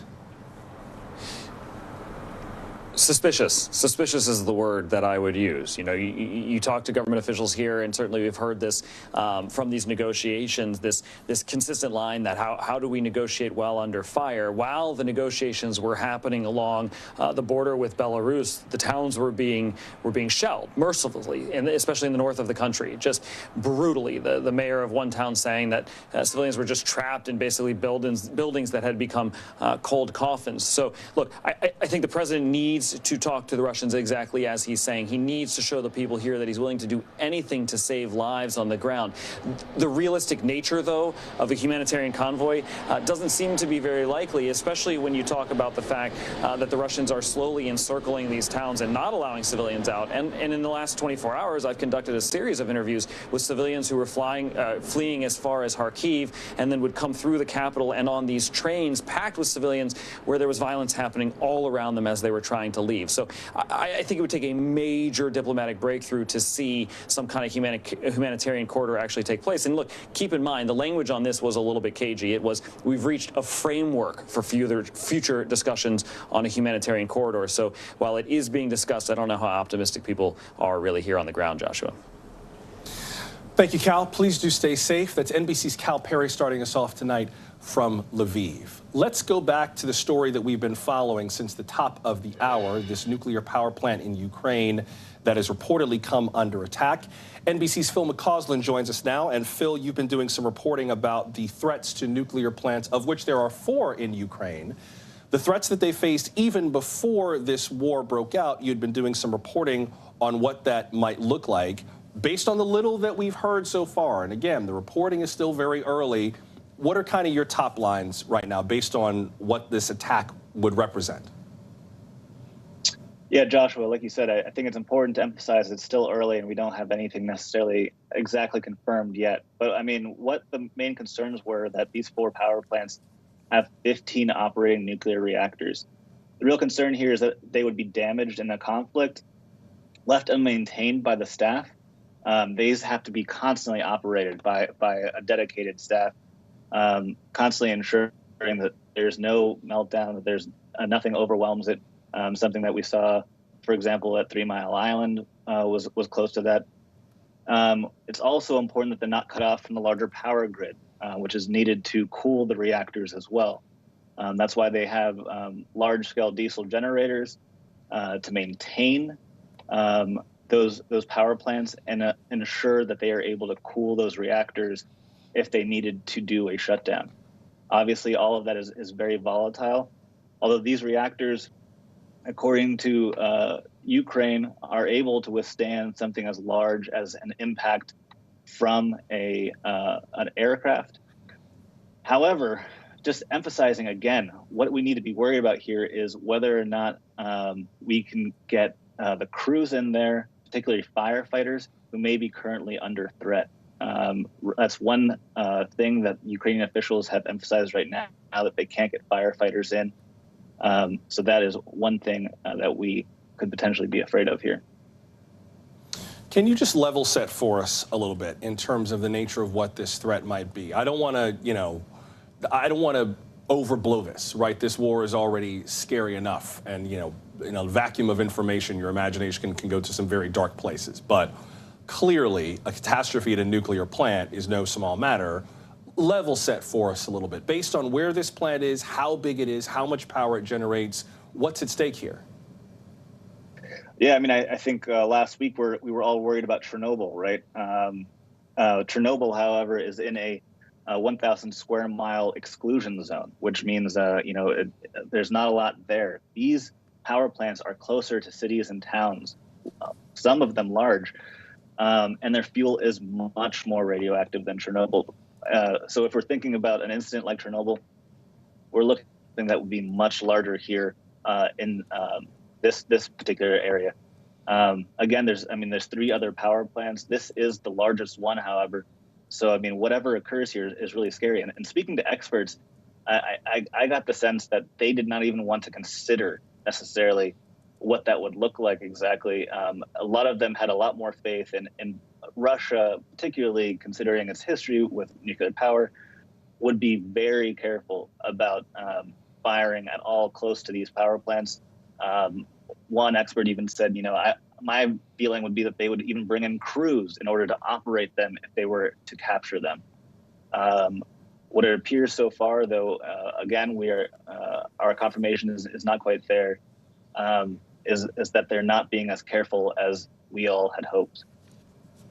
Yeah, with regard to that, one of the things that you mentioned in some of your recent reporting is that reportedly Russian forces have held the Ukrainian staff, at least by some accounts, hostage at Chernobyl and forced them to keep working, according to the acting director of that site. NBC's Keir Simmons put a question to Sergei Lavrov, who is Russia's foreign minister, kind of Russia's equivalent of the Secretary of State, about the decision-making calculus that Vladimir Putin is undertaking. Here's Keir's question and the foreign minister's answer. Watch. Minister, President Putin is described by many in the West as erratic and isolated. Can you reassure people about President Putin's reasoning? Is he taking advice? And when was the last time you were able to advise him? President Putin, in the past weeks, has provided detailed comments on our position. That is the position of our leadership. Phil, I know it's a dangerous game to try to get inside Vladimir Putin's head, but I think based on at least what the Russians are saying, something like a wanton attack on a nuclear plant would not make sense, that they would presumably understand the amount of danger that an attack on this facility would represent. Yeah, you would imagine so. And again, I mean, this was, I think, something that was unthinkable to me reporting on this and to experts who I had spoken to. It's tough to get inside Putin's head for sure. I mean, it's unclear whether this would be something that he would have directed or, whether this is an incidental assault or what exactly occurred here and what is the cause of this fire. We have to be very, very careful, I guess, about how we characterize it. But it is extremely scary. And you mentioned that those staff at Chernobyl, I think that's another thing that we have to be worried about here is this conflict going to make the workers on these nuclear power plants afraid to come to work? If they're going to be held hostage or if they're going to come under attack like this, that, again, it really raises the stakes here and makes this a really scary situation, not just for this power plant, but for the 3 others in the country. NBC's Phil McCausland with a little bit more context on nuclear power. Phil, thanks very much. Thank you. We will keep an eye on this story again for those of you who are just looking in. We're keeping an eye on what appears to be some kind of a firefight, some kind of an attack on the nuclear power plant in Zaporizhia in Ukraine. That's in the southern, kind of southeastern corner of the country near the southern end of the Dnieper River, which is the river that runs through the center of Ukraine, kind of separates it east from west. Ukraine's foreign minister has claimed, at least in a tweet, has expressed his concern that if this plant blows up, it would be, in his words, quote, 10 times larger than Chernobyl. And he is asking for the Russians to cease fire and establish a security zone and allow firefighters through. As we heard from Phil McCausland, that, of course, is key, not only to prevent fires at the plant. Apparently, one of the generators at the plant has already caught fire, but also to take care of the staff that are there. When the Russians attacked Chernobyl, they reportedly held the staff hostage to keep the plant working. And remember, nuclear plants don't just sit on their own. There's electricity that has to come into the plant to run some of the other components, including the cooling systems that prevent the reactors from melting down. So there is a potential cascading array of risks in this attack. But again, we're dealing mostly with external reports and the tweet from the foreign minister. I've been checking Volodymyr Zelensky's Twitter feed. I haven't seen anything from him lately. He's been pretty vocal on Twitter. I don't believe we have any more updates at the moment. And please do bear in mind, this is a war zone. We're doing our best to get you the most accurate information we can and to keep an eye on that web stream if and when it is available. So stick with us. When we learn more information, we'll definitely pass it on. And if we have to correct anything from this report, you'll be the first to know. This is just one of the many attacks on key Ukrainian cities with key infrastructure. And those attacks have been intensifying, including what we're watching tonight. A number of cities are suffering mass casualties, power outages, and more. From our colleagues at Sky News, national correspondent Alex Rossi has more. As this war gets uglier, Russia's tactics are becoming more violent and destructive.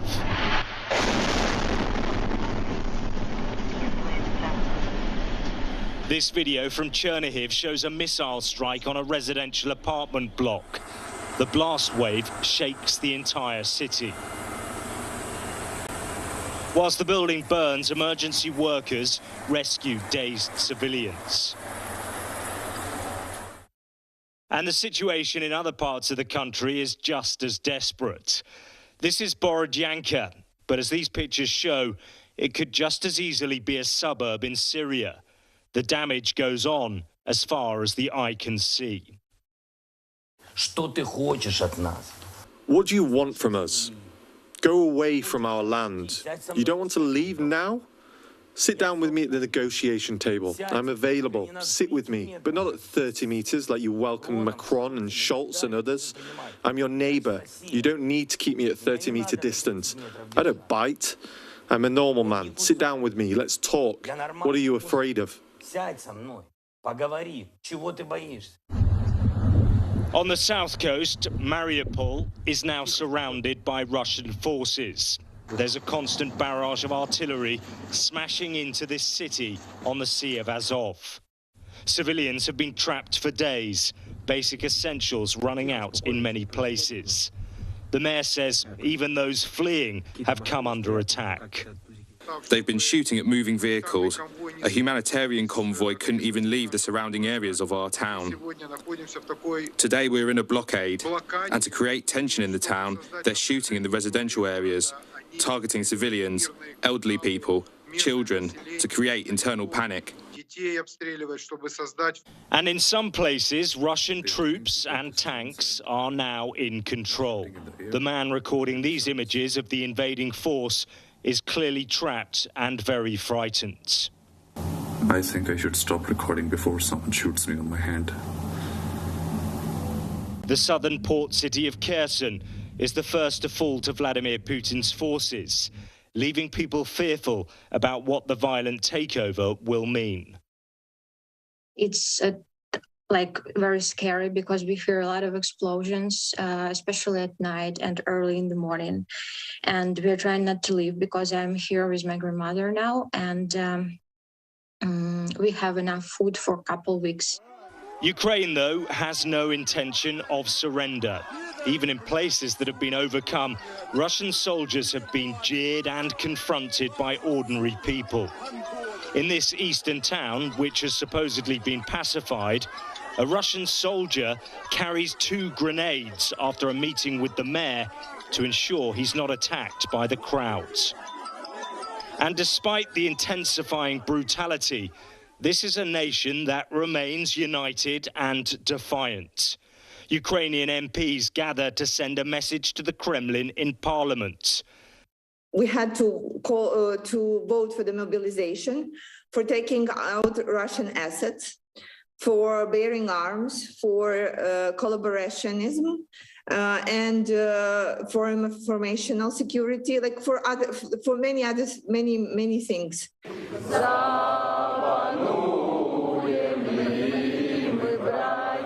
They are singing the national anthem, but their words are being heard far beyond the walls of this chamber. Alex Rossi, Sky News, Eastern Ukraine. Let's continue from Ukraine with one of its political leaders. Lisa Yasko is a member of the Ukrainian parliament. She belongs to the Servant of the People Party, that's President Zelensky's party. Ms. Yasko, welcome to the program. Good evening. First of all, how are you and your family doing right now? We are in quite desperate mood, of course, with knowing that there are no good news every day. And my family are in different parts of Ukraine right now. I managed to evacuate my mom from the center of Kyiv, bringing her more to the western border of Ukraine. But my dad is in the center of Kyiv, and my grandmother is in the center of Kyiv. They don't really have access to food. There are problems with even buying a bread or medicine. So unfortunately, the situation is not good. How are people getting by, especially in Kyiv? If shops, stores, the shelves, I'm sure, have been bare for quite some time. How are people getting by? Well, first of all, it's allowed only to walk out only when there is no curfew, and then long queues in the shops, and still it's not possible to buy sometimes even basic things, because we are still waiting for this humanitarian aid and for basically for these products, but they need time to get to Kyiv, even if there is a transfer and logistics arranged from abroad, it takes 2 or 3 days to get to Kyiv from the western border with the current traffic and with all the checks and with all the security measures. How is Ukraine's political system doing right now? I mean, is the Ukrainian parliament still functional? Are you still able to perform some of your responsibilities, or has it basically been suspended because of all this? No, we are performing our duties. We have our online committee meetings. We even had the physical meeting today of the parliament, and we have different hybrid online meetings. But now it's the time of very good self-organization. Many of us are helping communities, trying to help with humanitarian aid. This is where we are much needed, and all country is screaming, in the need for a help, and our voice is very important, and the voice of parliamentarians speaking to the foreign colleagues, explaining what kind of help do we need, calling for no-fly zone, calling for sanctions, calling for military and humanitarian assistance. This is what we are doing right now. Are there certain parts of Ukraine that you're the most concerned about, just geographically, most concerned about Russia being able to claim? We know that there's been an increasing push to attack Ukraine's power plants. Is that one of the main targets you're concerned about, or are there others? Well, I'm concerned about the capital. I'm concerned very much about the north of Ukraine, and of course also about the south and the east. But as I said, there are no place in Ukraine that can be called as safe right now, because Russians are targeting through the air attacks, different infrastructure, military objects, even historical heritage. They they threw an air attack even in Babi Yar. This is a Holocaust memorial, and 5 people were killed. So I'm very worried about destroyed villages that we already have in different parts of Ukraine. It's very heartbreaking and very painful to see and to hear that stories of people who don't have their homes anymore because Putin destroyed them.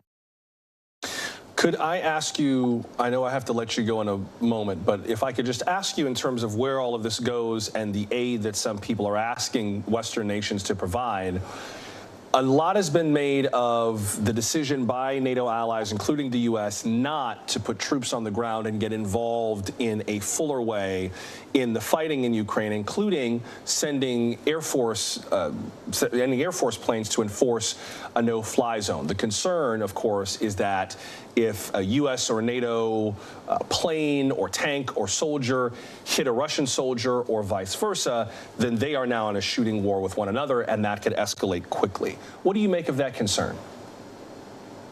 Well, we are very open about that we are asking for the air defense for a no-fly zone, because that will prevent many deaths and dead people. And I don't know how many killings should be happening more until such decisions should come into the force. Every day we have dozens and hundreds of killed civilians and wounded, and destroyed schools, hospitals. Women are bringing children to life in the underground right now in the shelters. So I think if there could be assistance in the form of air force assistance, of course, that could prevent many tragic happening. And before I have to let you go, our senior international correspondent, Keir Simmons, spoke to Foreign Minister Sergei Lavrov and asked him about something that Vladimir Putin brought up or kind of alluded to when he announced this invasion. He kind of broadly referenced that Russia was a nuclear power, and that got a lot of people concerned about what Vladimir Putin would or would not be willing to do. Here is what Keir Simmons asked Mr. Lavrov. Watch. For decades, Russia and America have maintained stability despite fearsome nuclear capability. Can you reassure the world that Russia would not fire a nuclear weapon in anger, would not fire a first strike? We don't have insane people. We have our military doctrine that describes the parameters and the conditions for applying nuclear weapons. It contains no escalation for de-escalation point. So he didn't really answer the question. He said they have doctrine that describes the conditions for applying nuclear weapons. He did not quite answer Keir Simmons' question. Ms. Yasko, before I have to let you go, if not even a nuclear strike, how concerned are you about the potential for escalation, especially if the world gets more militarily involved with something like a no-fly zone? It just feels like this is the kind of thing that could heat up very quickly and more people could get hurt even if the world comes to try to defend Ukraine. Is that a concern of yours? Well, I'm concerned that if the world doesn't provide more assistance and defense to Ukraine, then that war will come to your countries. This is my biggest concern, because Putin is a crazy person right now, and we have no guarantees that he's going to stop. Even if he takes Ukraine, that is not going to happen. We will fight till the end. We will defend Ukraine. But security concerns are already in different countries around Ukraine, our neighbors, Poland, Lithuania, even in Sweden. There are lots of concerns about possibility of a Russian invasion. So if we don't provide enough pressure and the military reaction, then unfortunately it may get really bad. Lisa Yasko, a member of the Ukrainian parliament, I hope you are able to find safety and comfort even in these difficult times. And I thank you very much for making time to speak to us tonight. Thank you. Thank you. We'll continue following the breaking news on the ground in Ukraine, partly by shifting the view from the ground to the view from above. Clint Watts will join us for something of a geography primer on the war in Ukraine and his analysis of the breaking story at the nuclear plant in Zaporizhia. When we continue, stay with us.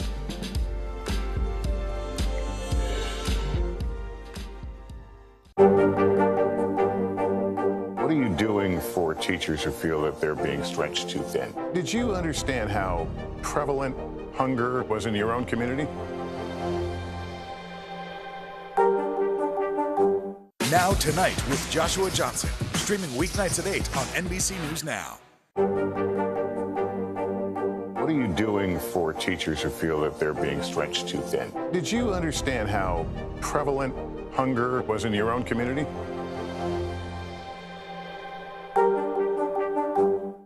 News is happening now. Look at what's making headlines around the world. We're coming on the air with breaking news. This is a significant moment. Whenever it happens, wherever you are, NBC News, streaming free now. News is happening now. Look at what's making headlines around the world. Whenever it happens, wherever you are, it's here now.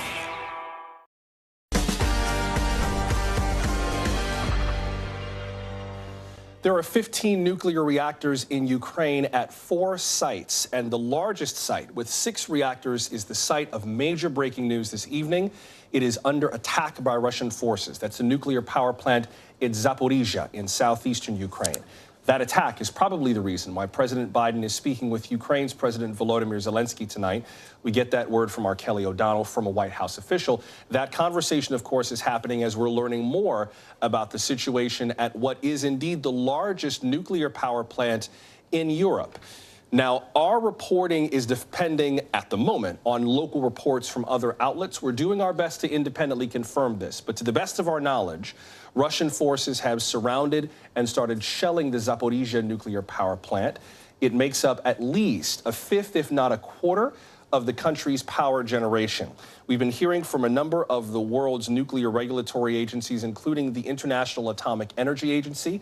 The IAEA has been holding meetings all week, including emergency meetings to respond to the situation.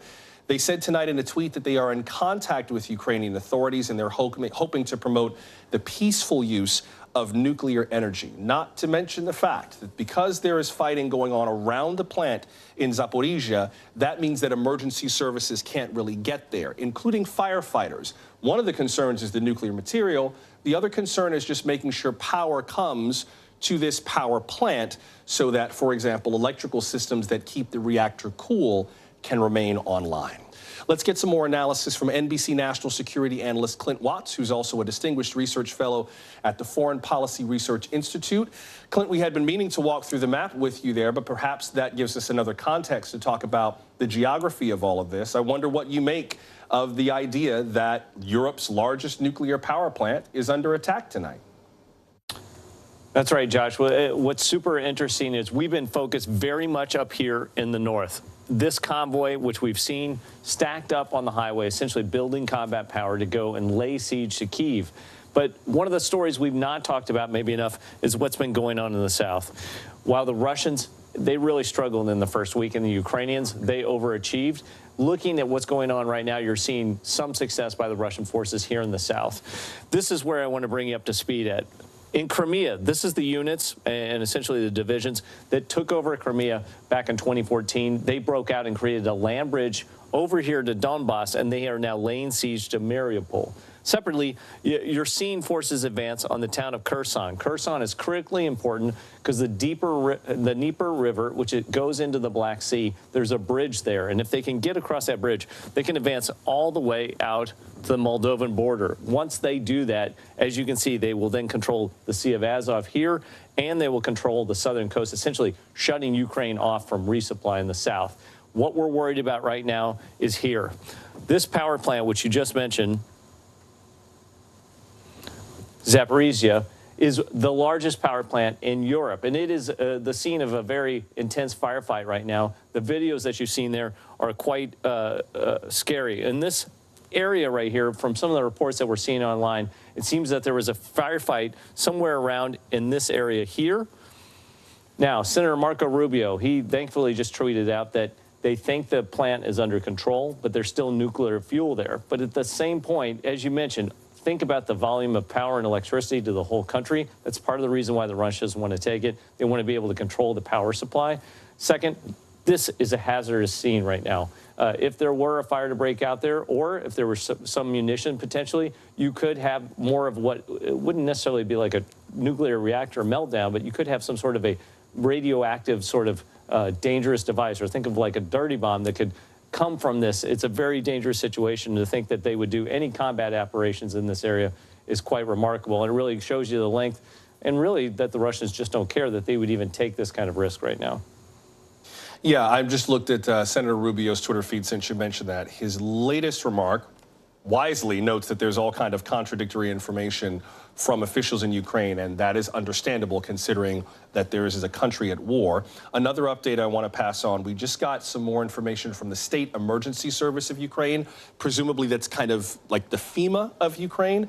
They say that rescuers are on standby, and again, this is coming from government sources, that rescuers are on standby, and that power block number 3 of the Zaporizhzhia nuclear power plant is disconnected from the energy system. 4 of the blocks are working. According to the State Emergency Service, the fireproof state at the NPP is normal, and there was a fire behind the territory of the power plant in the training compound. Again, in the training compound. The emergency service also says that while the battle was going on, the firefighters were not allowed to get to the fire to extinguish it, and rescuers are on standby. That comes from the State Emergency Service of Ukraine, a Facebook post that they put out updating what's happening at the Zaporizhzhia nuclear power plant in Ukraine. And it's, according to officials, they say that there are rescuers on standby, presumably ready to get in there and put these fires out and deal with people who are wounded. Clint, I wonder how you view this in light of some of the concerns about Russia's strategy. I mean, the idea that you would attack an area around a power plant without a very surgical approach seems farcical at best, but then again, this is a war, and there is kind of no way to account for all the variables that will come up, and we know what happens to the best laid plans. How does this factor into your view of whether Russia has thought this all the way through and what this might result in?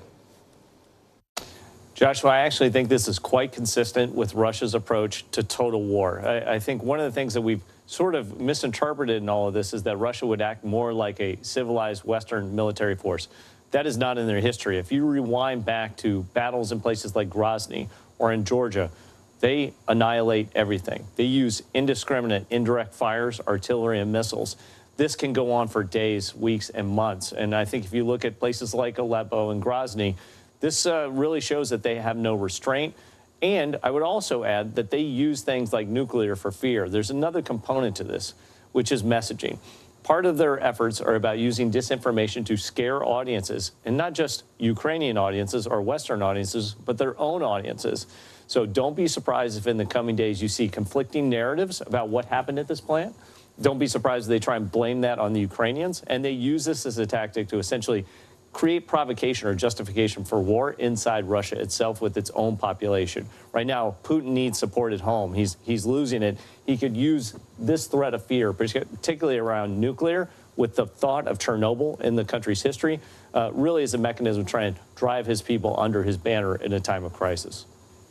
I know I got to let you go in a second, Clint, but what does this say to you in terms of the prospects for some kind of diplomatic solution? I keep hearing from people, including from the Ukrainian member of parliament that we spoke to tonight, that all of the measures that have been taken by the West now, they're not enough. They're just delaying the inevitable. We would be through this faster if Western nations would establish a no-fly zone, would take a more muscular approach to getting involved in this conflict. The counter-argument is that the minute that a Western bullet hits a Russian soldier, we are rapidly approaching what many people have colloquially referred to as World War III, but it could turn into that if you've got a Russia versus NATO shooting war. What's your sense of what all that might mean in terms of the posture the West has taken now and whether or not it's going to prevent more incidents like this? Yeah, so I want to bring it back to the convoy because I think that's emblematic of what we're seeing from Russia. They are not worried about air power. Look at the stack up of these vehicles. This doesn't match anything I ever learned in terms of Soviet or Russian military doctrine. Usually they were explained as being very disciplined, having armor formations that were spaced out. This would be a sitting duck if it was a no-fly zone or if there was any sort of NATO air power there. They are not worried about losing, and they have taken significant losses here. The other part that I want to add to this is the entire time that Vladimir Putin and Russia start talking about negotiations or peace settlements, guess what happens? This convoy here, it gets longer and it gets thicker. Supplies, food, fuel, and ammunition are being pumped into this highway. I would imagine that what we're seeing right now in Mariupol, let me back this out, that we're seeing right here in Mariupol is what we are also going to see in Kyiv over time. And what you're going to see the Russians do is build up combat power, particularly from here. You're seeing them come in and creating what we would call an enlargement, essentially securing their rear area. If they do that, they'll be able to protect everything in their rear area and essentially take control. I would expect they'll then also advance forces from the south into the southern end of Kyiv, and then their last goal would be to cut off to the west, essentially blocking all reinforcements and all supplies coming in. So this is siege warfare. It's going to be nasty, and I think that's why you're seeing a lot of people calling, saying, West, it's just not enough. What are you going to do, U.S., the European Union? What are you going to do to end this? Last few seconds, Clint, cutting off the route to the West, does that mean also cutting off the refugee path and the humanitarian path to try to help people who are still in Ukraine? That's right. So you heard the Russians essentially offer a humanitarian pathway. This is a double-edged sword in terms of what they're trying to do diplomatically. First, yes, you want to empty the population centers and essentially let refugees leave. Remember, this also puts pressure on many other countries in the area, but it also makes it such that anybody that doesn't leave is seen as a combatant. This is in terms of warfare. They're going to go in and they're going to go at everybody that's left in any of these cities and decimate them. So they're setting up a situation where, one, they can continue to do resupply. Two, they can actually take what could be potential fighters or defenders out of the cities and let them move to these refugee stations in other countries. And three, they're setting up the precipice to say anybody that's left is a fighter. And this is open combat. Remember, we're talking about human rights violations, things like that. You've essentially designated everybody as a combatant on that battlefield.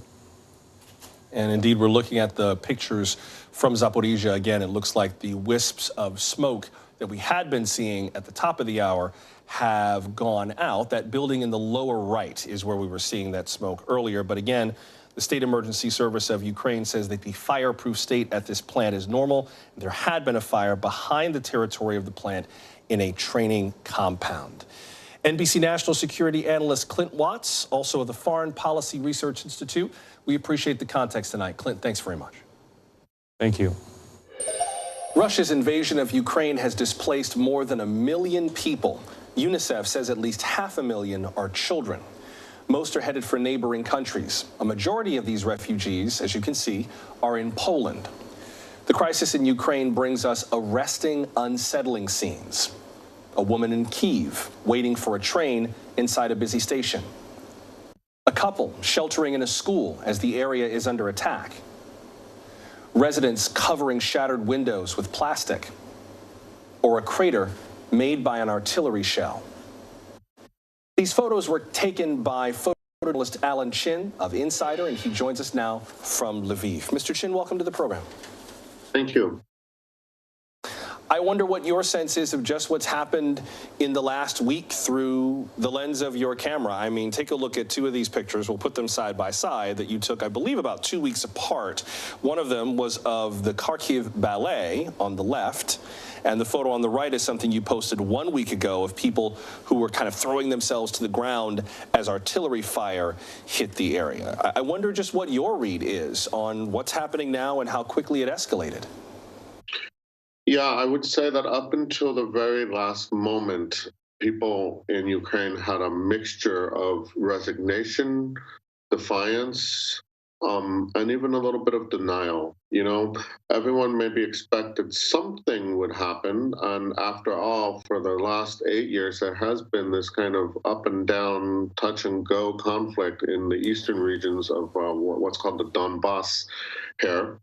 But and people wouldn't have been surprised if that had heated up significantly. But I don't think most people really in their hearts thought that it would be the full-on invasion. You know, they knew it could be because, you know, the American and other intelligence was warning about this. And you know, people aren't dumb. They knew it could happen. But I don't think in their hearts that they thought it would happen. And so when it did, it was absolutely shocking. But it also means, yeah, that up until the very last moment, you know, people were at the ballet, at restaurants, nightclubs, and I will say this, as you can see from some of my images, even after it started, and even as 1 million people and more have been leaving their homes, there's not been a lot of panic. Certainly, there's been chaos. There's been disorganization. That's inevitable. But you know, even in those traffic jams, people mostly obeyed, you know, traffic rules, right? And so on. It's a really kind of extraordinary contrast between, you know, something really horrible, and people trying to maintain their normal lives as best as they can. And you can see from my pictures, I'm staying as far away as I can, other than that time when I was shelled there.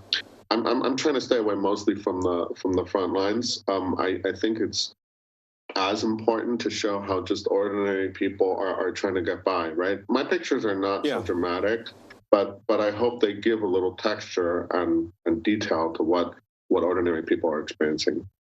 Well, you've been traveling a lot of Ukraine. As I understand, you've been to Donbass and Kharkiv and Lviv and Kyiv and Bielotserivka and Ternopil and a lot of other places. Are there any common bonds or anything that stood out to you across the different places that you went to? You mentioned this attempt to maintain normalcy as long as possible. Were there any other themes that kind of stood out to you as you made your way around Ukraine?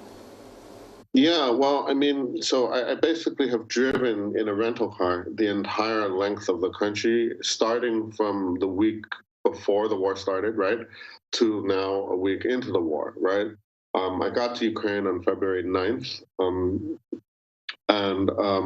you know, and it's actually my third trip to Ukraine, not my first. And I just wanted to see what was going on in those areas in the East where we did think if anything was going to happen, it would most likely be there, right? But I'll be honest, yeah, once it started intensifying, you know, I wanted to stay one step ahead of the fighting, you know, and so I kept going west, just like these hundreds of thousands of people, right? I did it maybe a little slower than most of them because I stopped at a lot of different places. But I'd say that one thing that really unites the whole country is this sense of shock, and then also as it became apparent that this was a full attack from the Russians, you know, definitely defiance and, you know, a sense that of fighting back, and then for those for whom it's appropriate, you know, to leave. Yeah. Well, I did want to ask you about one picture in particular before I have to let you go. You caught a moment between a man and his two daughters in Ternopil. Let's take a look at this as they were feeding pigeons there. And I understand that he talked to you about finding little moments of happiness during the chaos of all this. Before I let you go, expand on that and on what he told you. I like that picture because if it wasn't for the fact that we're in the middle of a war, you know, that could be Central Park, that could be in the mall in Washington, it could be anywhere, right? And his sister is actually one of the people who left the capital, Kiev, and came to Ternopil, which is a much smaller city, and for safety. Even though the air raid sirens go off there and people have to go to bomb shelters, you know, it's still relatively safer, right? And he said that every few weekends, you know, he comes with his daughters to feed the pigeons. It's something they do, and And he's not going to stop as long as he can, right? Because if they don't do that, they're going to go crazy, right? Like you have to make time, even in the middle of this very stressful moment in anyone's life.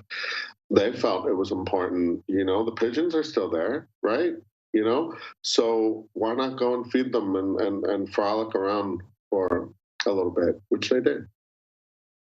Photographer Alan Chin, I love these still images. I think sometimes, you know, watching this war on television can just kind of create this blur of images that just whips by and almost makes it feel more unbearable than it is. I appreciate being able to have these moments where we can sort of slow down and drink these moments in. Please do stay safe as you make your way around Ukraine, and we appreciate you making time for us. Thank you very much. Thank you. Remember, the latest word that we have is that the fire seems to be under control around the Zaporizhzhia nuclear power plant. The latest word from its director is that the nuclear security of the plant is secured. That's according to a Facebook post that was sent our way from our team on the ground in Ukraine. The International Atomic Energy Agency has been appealing to the Russians to not only stop the attack, but ensure the atomic safety of this facility. But again, it looks like the fire was not on the premises of the plant itself, but in an area kind of behind the compound, nearby in a training compound that was behind the territory of this plant in southeastern Ukraine. The Zaporizhzhia nuclear power plant, a Soviet-era plant with 6 reactors that generates almost half of Ukraine's nuclear energy, a quarter of all the power in Ukraine, and is the largest nuclear plant in Europe. The story could have turned much worse in a very short period of time, but it's still moving pretty fast. So we suggest you follow our live blog for the latest from Ukraine. You'll find our live blog at NBCnews.com and in the NBC News app. In the meantime, we hope you'll follow us. We are at NBC Now Tonight on Twitter, TikTok, Facebook, and Instagram. Feel free to share your questions about all that's been going on tonight and with this conflict, and of course, your stories about how all this is affecting you and people where you live. We're on the phone at 888-575-2NBC, or just send us an email now tonight at NBCnews.com. We appreciate you making time for us. We are back on Monday night, but until we meet again, I'm Joshua Johnson. For all of us at NBC News, including our correspondents in harm's way tonight, thank you for making time for us. Good night. Tonight, the first major city falling to Russian forces as they advance in southern Ukraine. The dramatic dashcam video, a missile striking a neighborhood. Russian forces seizing a key port city and surrounding 5 others. The two sides agreeing to open humanitarian corridors after 1 million refugees fled. Vladimir Putin today saying the invasion is going according to plan. And Putin's chilling phone call that convinced France's president the worst is yet to come. Also tonight, our NBC News exclusive, my one-on-one with William Barr, the former Attorney General, in his first TV interview since stepping down from office. What he says about former President Trump's false claims of election fraud. And the explosive moment, what Barr says happened when he offered Trump his resignation. It comes as the January 6th committee lays out its case that Trump was involved in a criminal conspiracy. The verdict in the trial of the former officer charged in the botched raid that led to the death of Breonna Taylor. And that heated moment, Florida's governor doubling down after he scolded students for wearing masks. Our exclusive with the director of the CDC, how she's responding. This is NBC Nightly News with Lester Holt. Good evening. Russia tonight finally has something to show for its wanton bombardment of Ukraine. The mayor of the port city of Kherson has announced Russian troops are now in control of his city. It's the first major Ukrainian population center to fall under the weight of the Russian invasion force.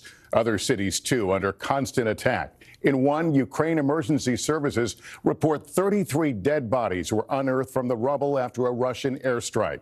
No wonder over 1 million civilians have fled their homeland.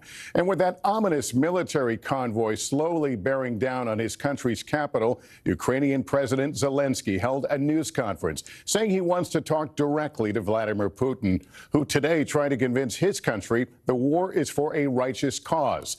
Let's start in the besieged capital of Kyiv, where Richard Engel continues to be our eyes and ears on the ground. Russian President Vladimir Putin's war machine is now carving a path of destruction more than a week after his unprovoked assault on Ukraine began. Russian forces today captured their first major city, the mayor of Kherson saying Russian troops are now in control there, with 5 other cities surrounded by the Russians, including Chernihiv, which is being pounded. The capital, Kiev, remains in the eye of the storm. That huge Russian convoy still 15 miles out. Today we were among a small group of journalists meeting Ukrainian President Zelensky. He arrived without a large entourage, carrying his own chair. He said he's willing to negotiate with Russia, but not over Ukraine's sovereignty, and that it all depends on one man. Vladimir Putin has so far not been willing to meet with him. Do you have a message for him now that Ukrainian cities are under attack? This city is under attack. A convoy is on its way here. Is there a way to prevent this war from escalating even further now? It's not about I want to talk with Putin. I think I have to talk with Putin. The world has to talk with Putin because there are no other ways to stop this war. That's why I have to. As he spoke, French President Macron had what his office described as a disturbing call with Putin today. Putin insisting Russia was not targeting civilians and ominously saying he would pursue his military operation until the end. But Russia is hitting civilians. In Kharkiv, this activist was live streaming, thanking supporters for donations when... And in Mariupol, a father cried, holding the body of his teenage son. As a U.S. military official predicts, the most violent phase of this war has yet to even begin. President Zelensky today appeared calm and relaxed. Asked if he's afraid he'll be killed, he said yes, that only a disturbed person would not fear for his life. Asked if he plans to stay in this city without hesitation, he also said yes. Lester. All right, Richard, thank you. And while President Zelensky may be staying on in Ukraine, more than 1 million of his citizens have now fled. The numbers are only growing as the journey toward the border becomes more perilous. Tom Yamas reports from western Ukraine. Tonight in Ukraine, the lifeline for refugees runs around the clock on these tracks through the country and through a war. Train is a key to escape for people. Inside rail cars, families are packed tight, not sure what the next stop will bring. It was very hard to get inside and to spend 10 hours and a half because it was too full, very full, a lot of people, with young children, with animals. And the journey is growing more dangerous. These new images showing rail bridges blown up, tracks crippled, even a missile just steps from the rail lines. Do you think the Russians are trying to hit your trains? I've seen the bombs which are about 2 meters from the track. I spoke with the man running the entire Ukraine rail system during this war, Alexander Kamishin. We got cities which are cut from the other part of Ukraine, and we can't drink water, medicals, and food to these cities. And tonight, at a second round of talks between Russia and Ukraine, both sides agreeing to create humanitarian corridors to evacuate citizens. The crush to board trains still happening, and train windows are telling the story of this war. Pain, loss, and so many families saying goodbye. Kharkiv resident Irene Orlova says she was lucky to get a seat on a train out, but now that she's stopped moving, the reality is setting in. I am adoring my city. For me, it's the best city.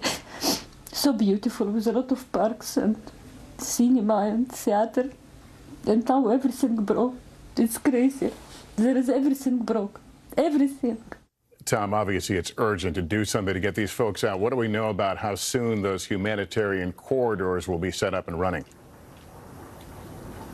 Well, Lester, they're still working out the details. They envision some type of ceasefire zone where they can evacuate civilians, but also create a pathway where they can get medicine and food into those devastated areas. And Lester, there's a bit of news tonight. The U.S. is now following the EU to give Ukrainian refugees temporary protected status. Lester. Tom Llanos, thank you. Despite worldwide condemnation and sanctions, no signs tonight that Vladimir Putin will stop this invasion.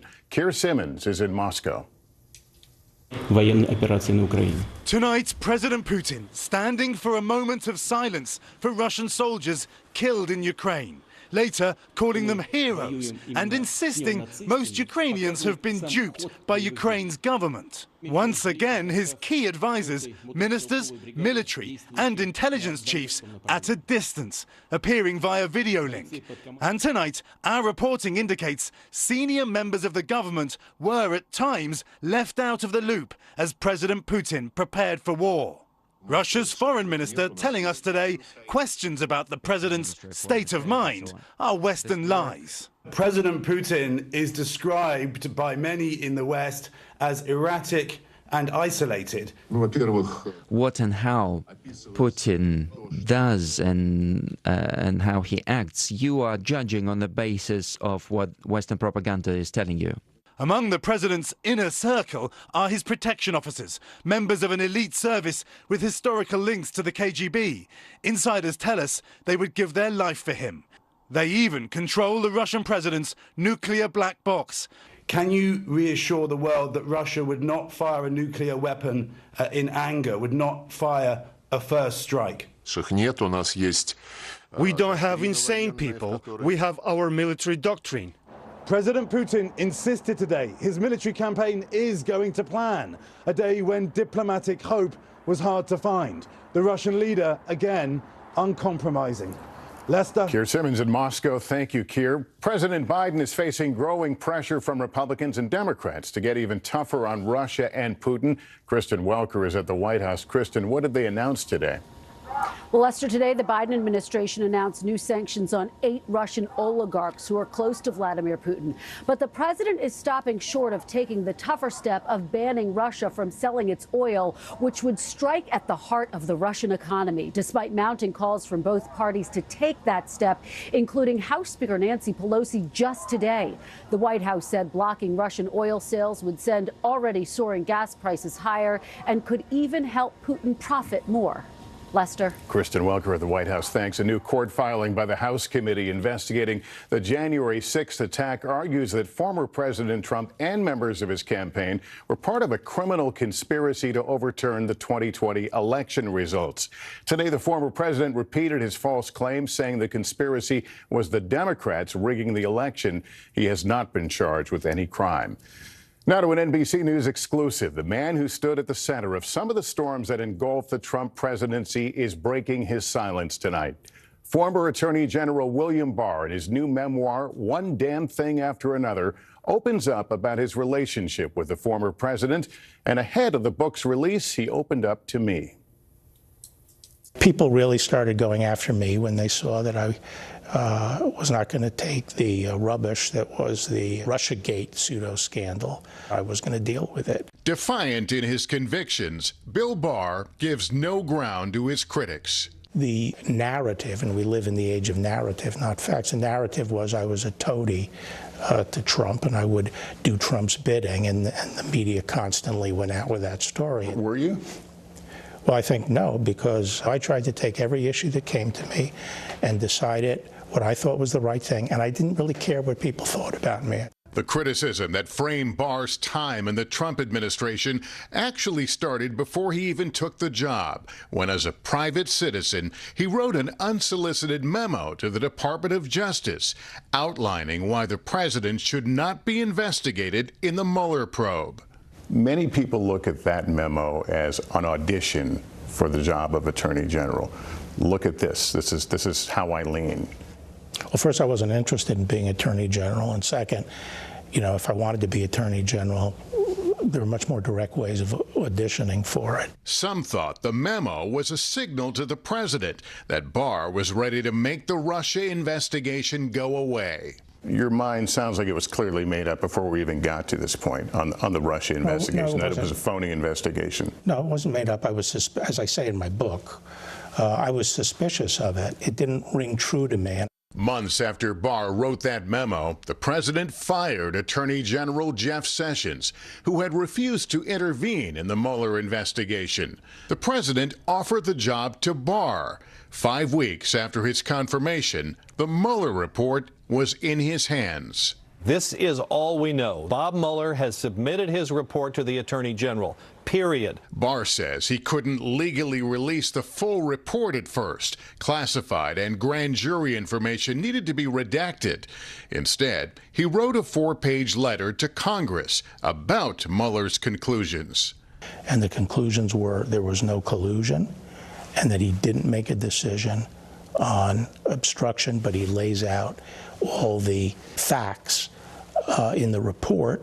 And I say that he does not exonerate Trump. But critics say Barr essentially did exonerate the president. He said Mueller's evidence did not prove Trump obstructed justice. It became a mantra that stuck. There is absolutely no collusion. That has been proven. There was no obstruction. Among the details that Barr left out, Mueller's description of multiple acts by the president that were capable of exerting undue influence over law enforcement investigations. This 4-page letter, this summary, was immediately met with wide criticism that it didn't really accurately reflect what Mueller was saying. Well, that's not true. What it was a tantrum by the people who were hoping that Mueller would be able to bring down Trump. Wait a minute, Mueller himself wrote you a letter complaining. He said the summary didn't capture the substance of his report and that there was now public confusion. No, he didn't say the substance of his report. Actually, he did. Mueller's letter said Barr's summary did not fully capture the context, nature, and substance of this office's work and conclusions. In his book, Barr frequently defends Trump, but there were flashpoints, like that so-called perfect phone call with Ukrainian President Volodymyr Zelensky, now a wartime leader. Trump called on Zelensky to investigate Joe Biden. This whole maneuver of trying to get the Ukrainians to investigate Biden, that was a harebrained scheme. It was ridiculous. In that call, Trump offered up his attorney general to help facilitate the scheme. Barr says he had nothing to do with it. And the president lumped you in with Rudy Giuliani as being the points of contact to make this happen. I was livid. 4 weeks after the election, Barr's relationship with the president came to a head when he told a reporter there was no widespread election fraud, that Trump had simply lost. It led to a blow-up at the White House. And I told him that all this stuff was bullshit and about election fraud. And, it was wrong to be shoveling it out the way his team was. You're trying to set him straight. Yes. And he listened. He was obviously getting very angry about this. I said, okay, well, look, I understand you're upset with me, and I'm perfectly happy to tender my resignation. And then, boom, he slapped the desk and he said, accepted, go home, you're done. In a 3-page letter to NBC News, President Trump called Barr's book fake and repeatedly insulted his former AG as a coward, a big disappointment, and lazy. Trump also said that he was the one who demanded Barr's resignation. You can watch more of our conversation tomorrow on Today and on a special hour this Sunday at 9 p.m. Eastern, 8 Central. In 60 seconds, the battle over masks, with growing outrage after Florida's governor scolded a group of students wearing them. What they are saying tonight.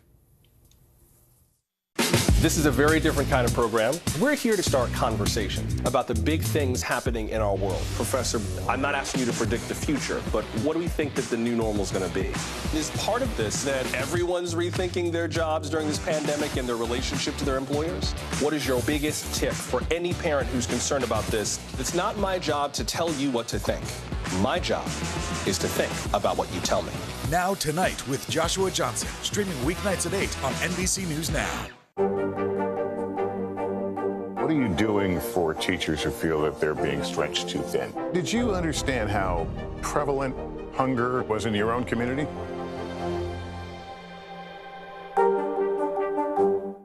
News is happening now.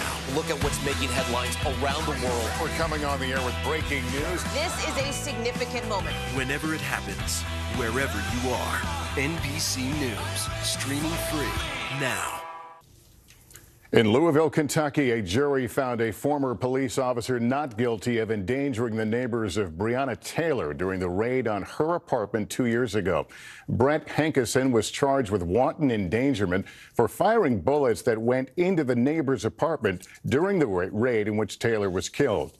He was the only officer to be charged. Outrage tonight from that scolding by Florida's governor to a group of students because they wore masks, calling it political theater. It upset some parents and underscored the heated debate over masks. Here's Miguel Almaguer. You do not have to wear those masks. I mean, please take them off. Tonight, more fallout after Florida Governor Ron DeSantis admonished a group of high school students Wednesday. Honestly, it's not doing anything, and we got to stop with this COVID theater. Highlighting yet again the bitter divide over face masks. So if you want to wear it, fine, but this is ridiculous. And what they represent. Eric Marshall was one of those students. I almost jumped out of my skin. I was really appalled. His mother, Dawn, who's immunocompromised, was furious by what the governor said. He took away my authority. He put my child at risk. He put me at risk because my child comes home to me. I was honestly not completely ready for it. I went to that USF press conference thinking it was just a simple photo op. With mask mandates rolling back for the majority of the country, the CDC still recommends wearing them indoors where COVID levels are high, which is the case in Tampa, where the press conference was held. Today, Kate Snow spoke with CDC Director Rochelle Walensky. So those students should have been comfortable wearing a mask. It is absolutely their choice.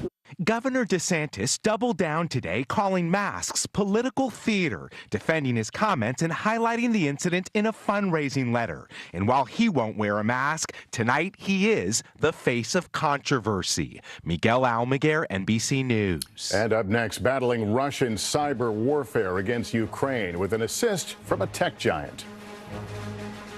To cover the news, you have to be in it. We'll take you to the front lines of the story, bringing your news feed to life. Streaming live every night. It's your news playlist. Top Story with Tom Llamas, weeknights at 7 on NBC News Now. News is happening now. Look at what's making headlines around the world. Right now on Morning News Now. We're coming on the air with breaking news. And this is a significant moment.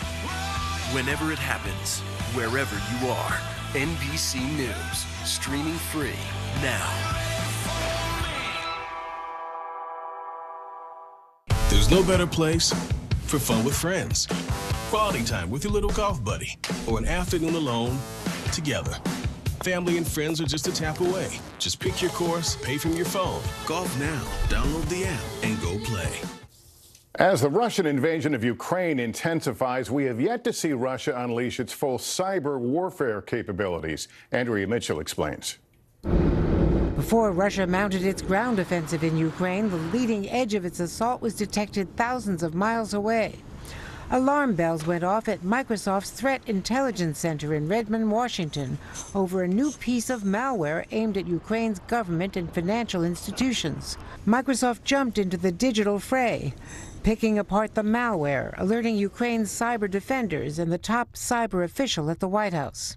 When Microsoft notified us that they built signatures to identify the destructive malware, we encouraged sharing that broadly across allies and partners. U.S. officials warn that Vladimir Putin still has the ability to cut off critical communications and cripple vital infrastructure in Ukraine.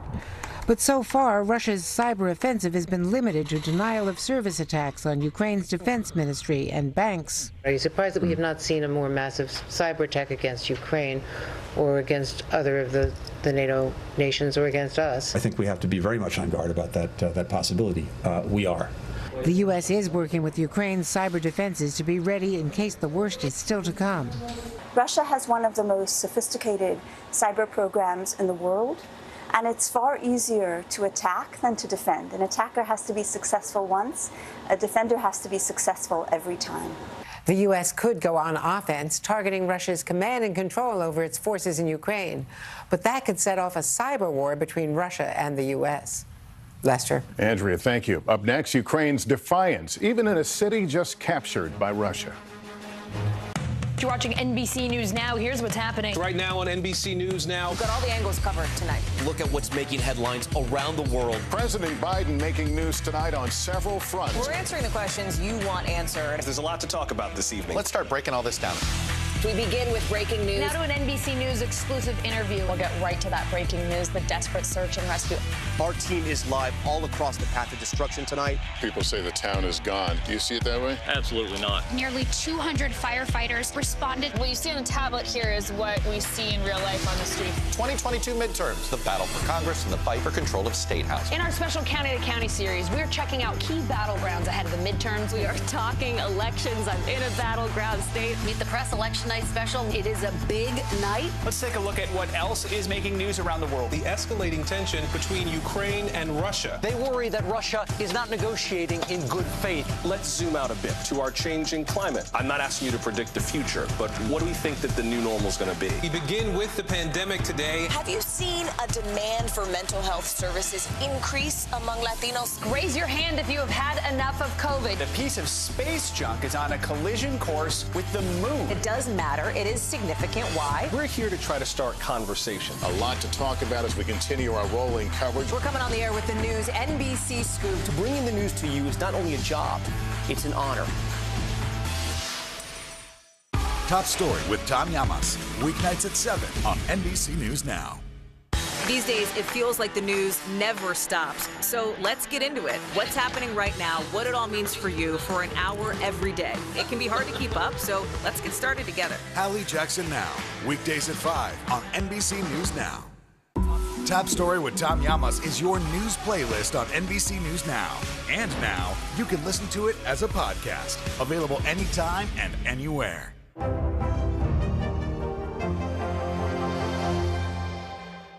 We're here to start conversations about the big things happening in our world, because it's not my job to tell you what to think. My job is to think about what you tell me. Now Tonight with Joshua Johnson, streaming weeknights at 8 on NBC News Now.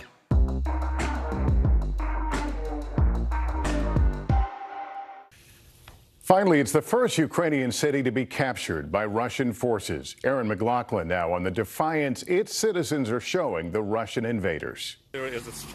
Life in Kherson, Ukraine, the first city to fall in Putin's war. Russian soldiers patrol the streets. Residents are terrified. Today, when I woke up with the loud bangs outside, and there are people running on the street, it was horrifying. 2 days ago, the Russian military invaded this port city of almost 300,000, soon overwhelming Ukrainian forces, according to the mayor. Still, the people defiant. This woman going toe-to-toe with the Russian soldier. The city's new rules posted on the mayor's Facebook. A strict curfew in place and a maximum of 2 people allowed on the streets together at any time. Citizens must stop when commanded. Today was the first day many residents felt safe enough to leave their homes. Desperate for food and money, still unease. And more than 500 miles away in Lviv, Dennis phones his mom. She's trapped in Kherson with no way out. My mother was supporting the Ukrainian army, and probably she'll go at least to jail. You're worried your mom's going to end up in jail? Yes. Back in Kherson, fearing reprisal, this man only wants to be known as Jimmy. We probably lost our town to the enemy, but majority thinks it's a temporary, and we have to hold on until the Ukrainian army frees us. Tonight in Ukraine, wishful thinking that history won't repeat itself. Aaron McLaughlin, NBC News, Lviv, Ukraine. The story is becoming more chilling by the day. That's nightly news for this Thursday. Thank you for watching, everyone. I'm Lester Holt. Please take care of yourself and each other. Good night. Now Tonight with Joshua Johnson, streaming weeknights at 8 on NBC News Now. These days, it feels like the news never stops. So let's get into it. What's happening right now, what it all means for you for an hour every day. It can be hard to keep up, so let's get started together. Hallie Jackson Now, weekdays at 5 on NBC News Now. There's no better place for fun with friends. Quality time with your little golf buddy. Or an afternoon alone together. With the Golf Now app, family and friends are just a tap away. Just pick your course, pay from your phone, get out and enjoy. Golf Now.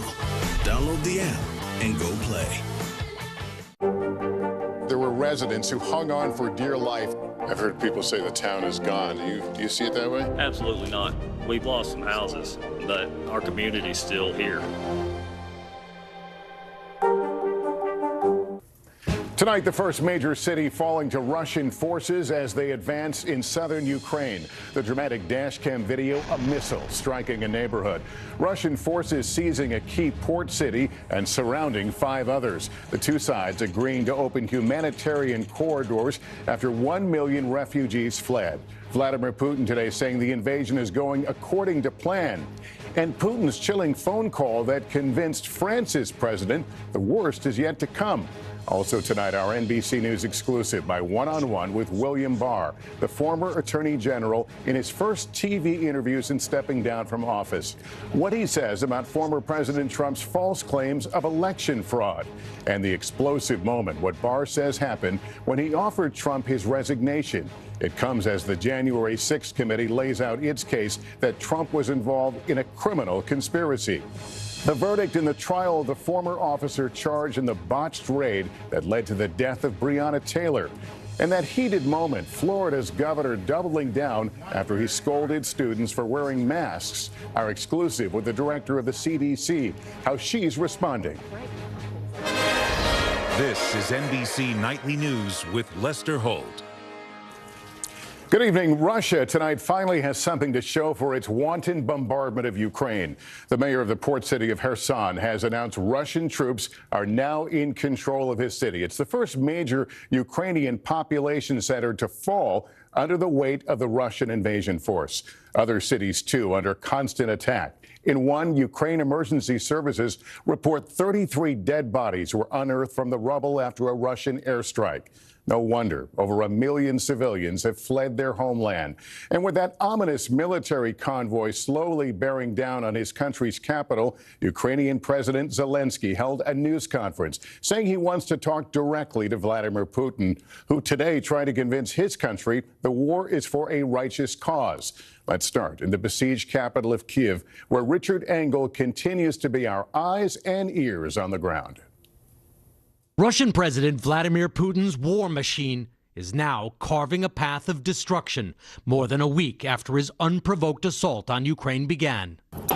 Russian forces today captured their first major city, the mayor of Kherson saying Russian troops are now in control there, with 5 other cities surrounded by the Russians, including Chernihiv, which is being pounded. The capital, Kiev, remains in the eye of the storm. That huge Russian convoy still 15 miles out. Today we were among a small group of journalists meeting Ukrainian President Zelensky. He arrived without a large entourage, carrying his own chair. He said he's willing to negotiate with Russia, but not over Ukraine's sovereignty, and that it all depends on one man. Vladimir Putin has so far not been willing to meet with him. Do you have a message for him now that Ukrainian cities are under attack? This city is under attack. A convoy is on its way here. Is there a way to prevent this war from escalating even further now? It's not about I want to talk with Putin. I think I have to talk with Putin. The world has to talk with Putin because there are no other ways to stop this war. That's why I have to. As he spoke, French President Macron had what his office described as a disturbing call with Putin today.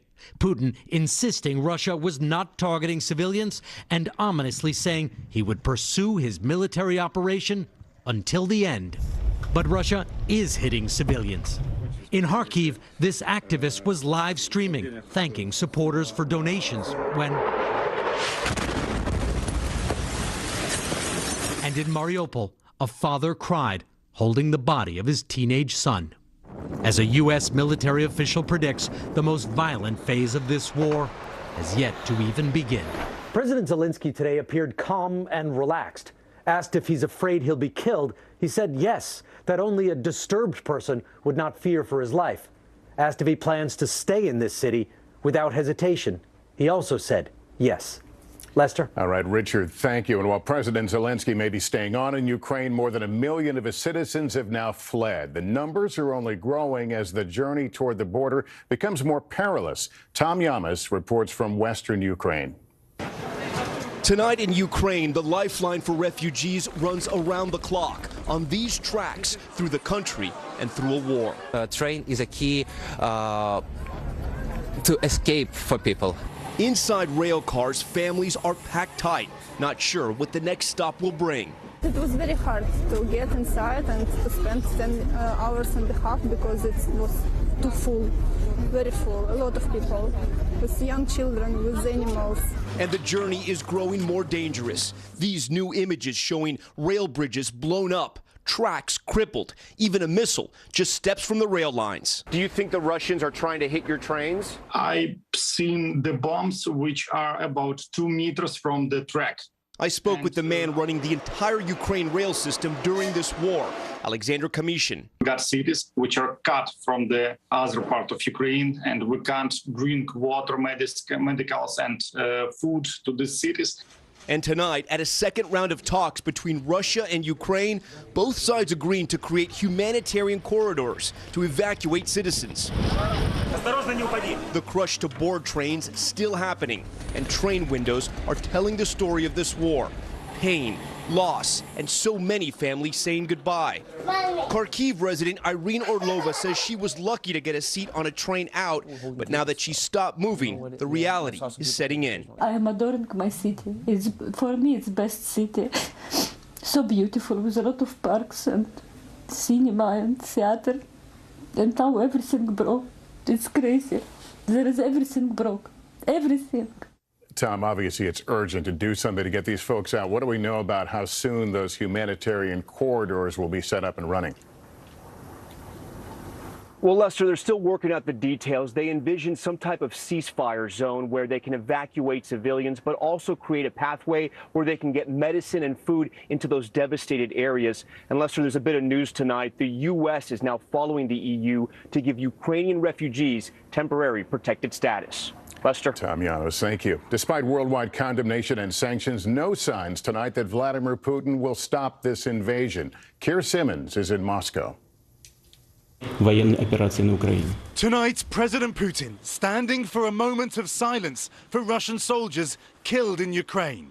Later, calling them heroes and insisting most Ukrainians have been duped by Ukraine's government. Once again, his key advisors, ministers, military and intelligence chiefs at a distance, appearing via video link. And tonight, our reporting indicates senior members of the government were at times left out of the loop as President Putin prepared for war. Russia's foreign minister telling us today questions about the president's state of mind are Western lies. President Putin is described by many in the West as erratic and isolated. What and how Putin does and how he acts, you are judging on the basis of what Western propaganda is telling you. Among the president's inner circle are his protection officers, members of an elite service with historical links to the KGB. Insiders tell us they would give their life for him. They even control the Russian president's nuclear black box. Can you reassure the world that Russia would not fire a nuclear weapon in anger, would not fire a first strike? We don't have insane people. We have our military doctrine. President Putin insisted today his military campaign is going to plan, a day when diplomatic hope was hard to find. The Russian leader, again, uncompromising. Lester. Keir Simmons in Moscow. Thank you, Keir. President Biden is facing growing pressure from Republicans and Democrats to get even tougher on Russia and Putin. Kristen Welker is at the White House. Kristen, what did they announce today? Well, Lester, today the Biden administration announced new sanctions on 8 Russian oligarchs who are close to Vladimir Putin. But the president is stopping short of taking the tougher step of banning Russia from selling its oil, which would strike at the heart of the Russian economy, despite mounting calls from both parties to take that step, including House Speaker Nancy Pelosi just today. The White House said blocking Russian oil sales would send already soaring gas prices higher and could even help Putin profit more. Lester. Kristen Welker at the White House. Thanks. A new court filing by the House committee investigating the January 6th attack argues that former President Trump and members of his campaign were part of a criminal conspiracy to overturn the 2020 election results. Today, the former president repeated his false claim, saying the conspiracy was the Democrats rigging the election. He has not been charged with any crime. Now to an NBC News exclusive. The man who stood at the center of some of the storms that engulfed the Trump presidency is breaking his silence tonight. Former Attorney General William Barr, in his new memoir, One Damn Thing After Another, opens up about his relationship with the former president. And ahead of the book's release, he opened up to me.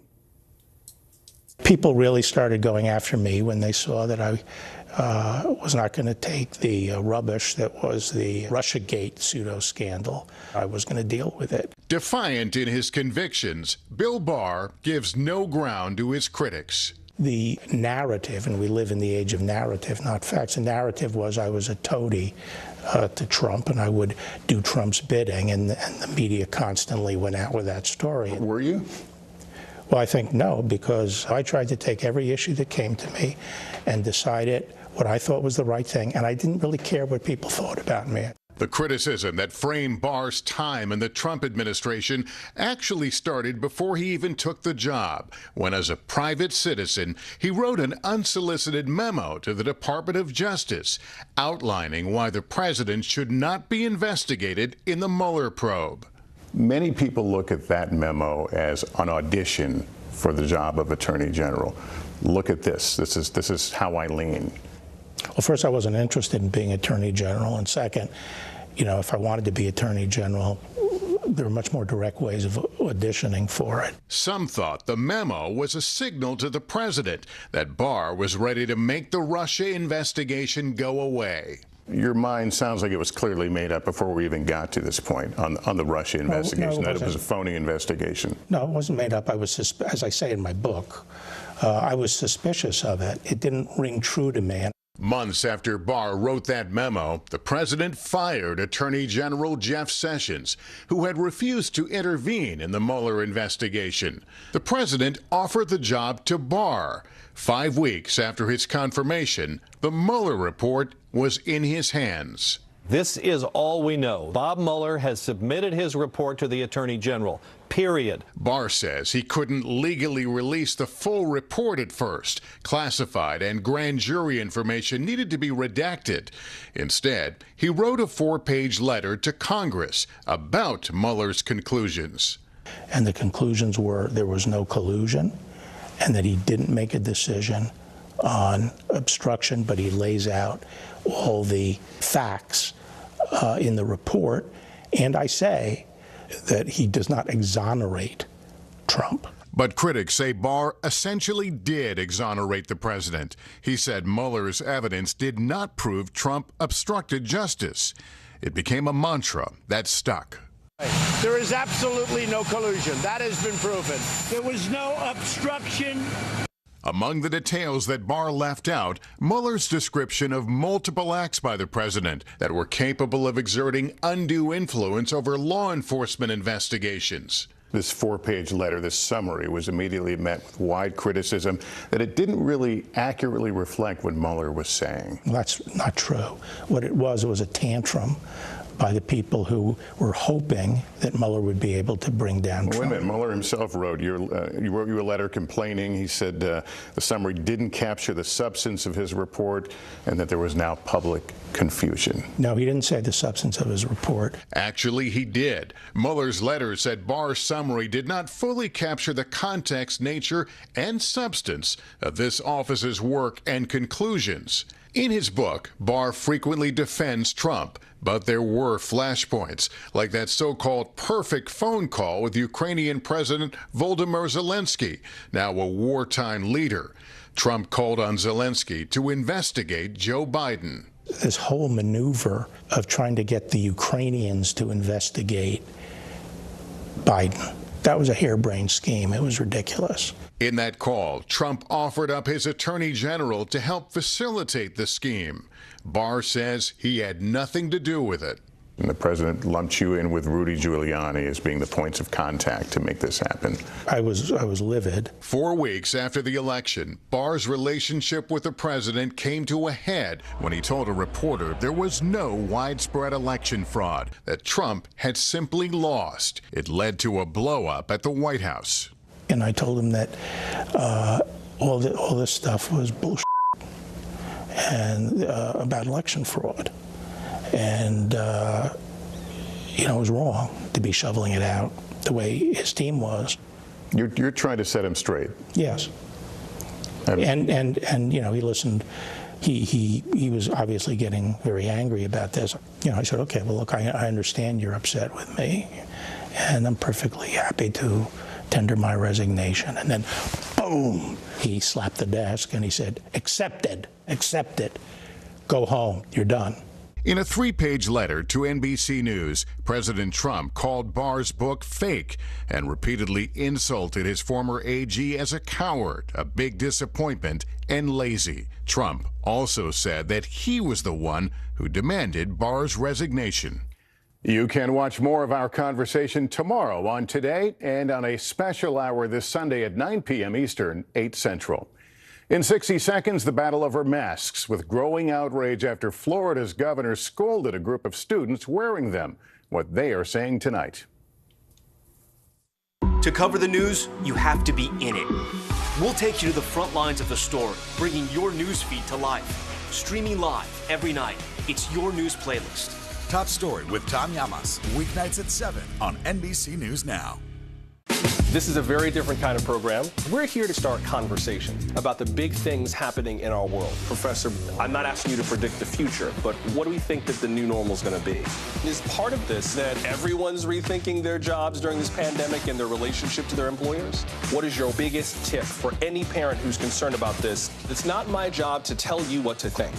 My job is to think about what you tell me. Now Tonight with Joshua Johnson, streaming weeknights at 8 on NBC News Now.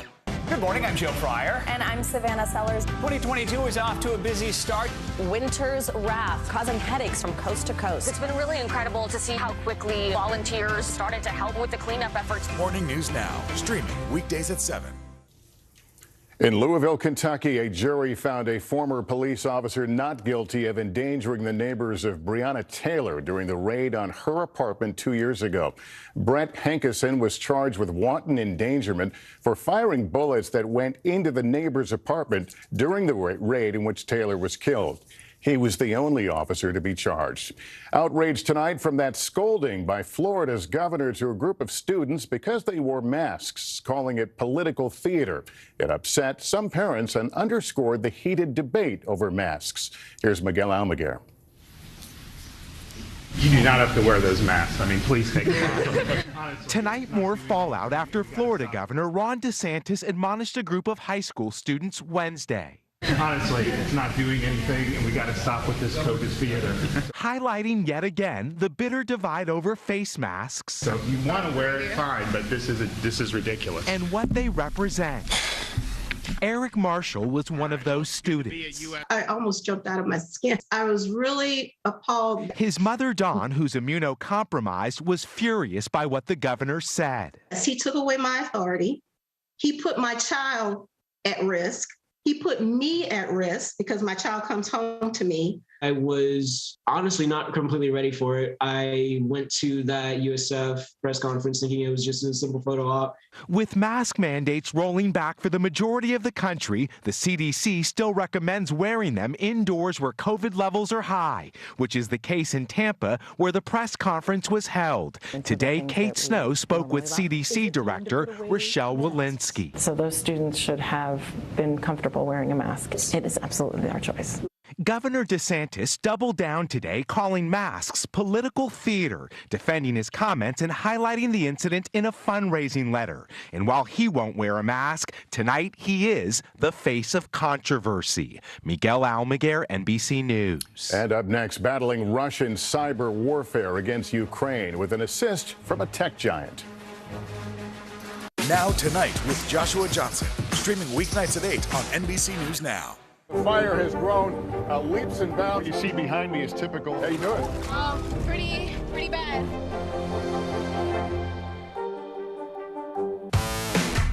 There's no better place for fun with friends.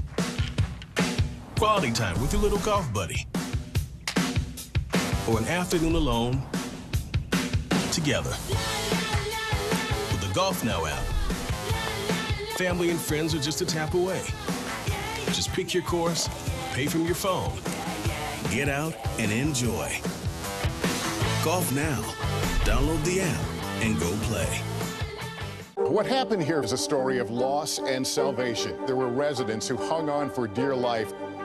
This is where you took shelter, in this closet. I took shelter right in this closet right here.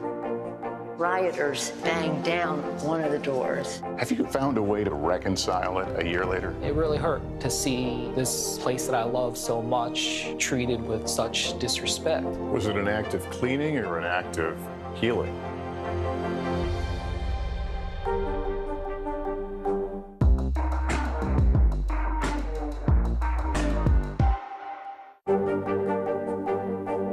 What are you doing for teachers who feel that they're being stretched too thin? Did you understand how prevalent hunger was in your own community? These days, it feels like the news never stops. So let's get into it. What's happening right now, what it all means for you for an hour every day. It can be hard to keep up, so let's get started together. Hallie Jackson Now, weekdays at 5 on NBC News Now.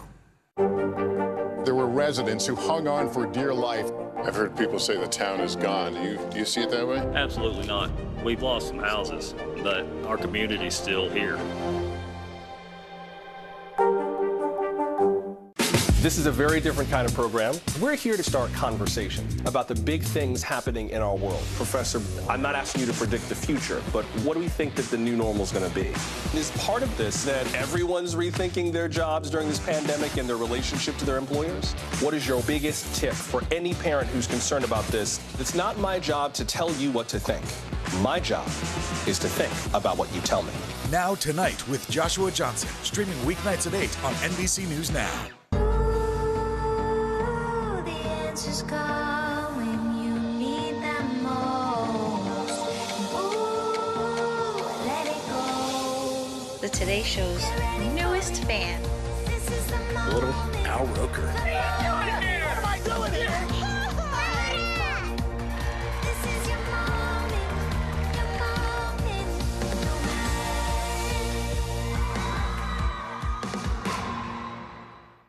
We're here to start conversation about the big things happening in our world, because it's not my job to tell you what to think. My job is to think about what you tell me. Now Tonight with Joshua Johnson, streaming weeknights at 8 on NBC News Now. Top Story with Tom Llamas, weeknights at 7 on NBC News Now.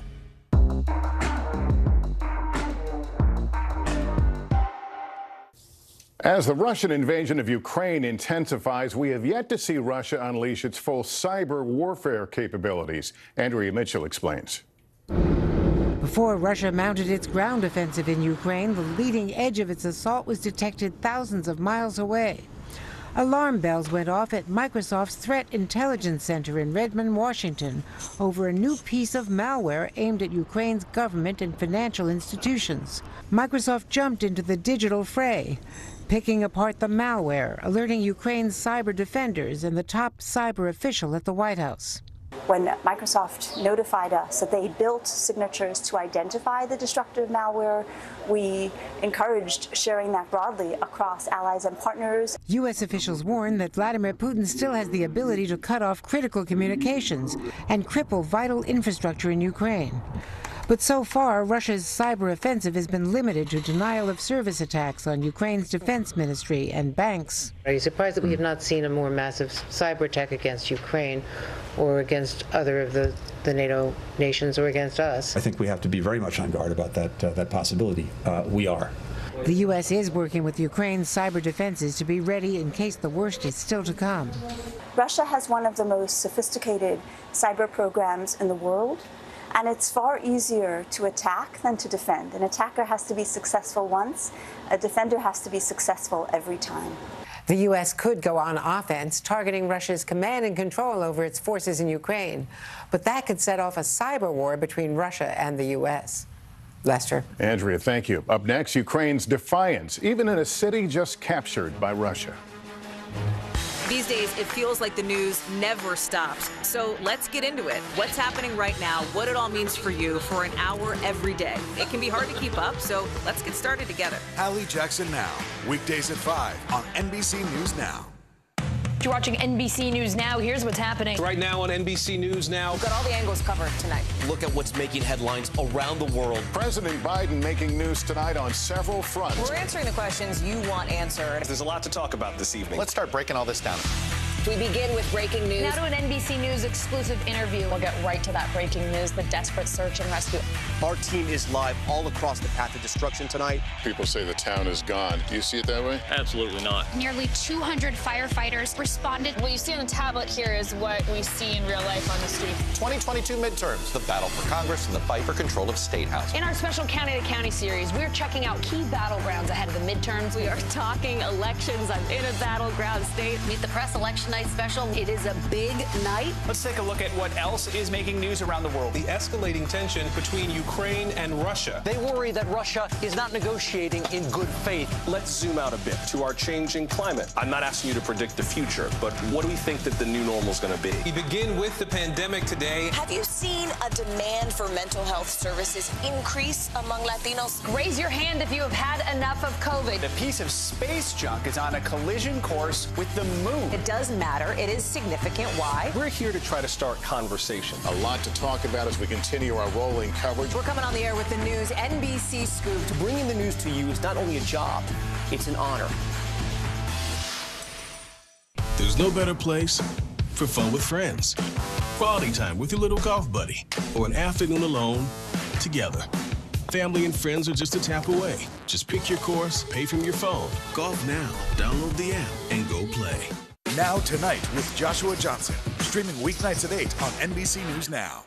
Hallie Jackson Now, weekdays at 5 on NBC News Now. Nearly a dozen hours after the eye roared ashore. There is some late breaking news. All right, it just is.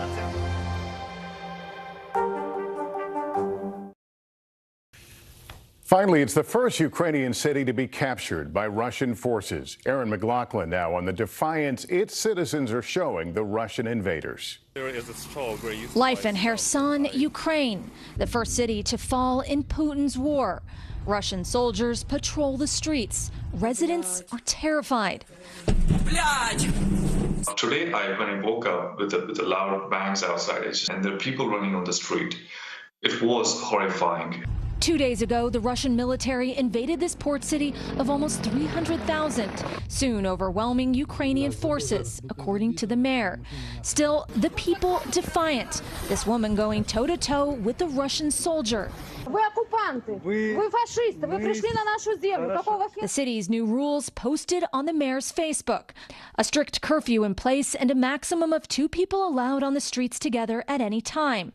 Citizens must stop when commanded. Today was the first day many residents felt safe enough to leave their homes. Desperate for food and money, still unease.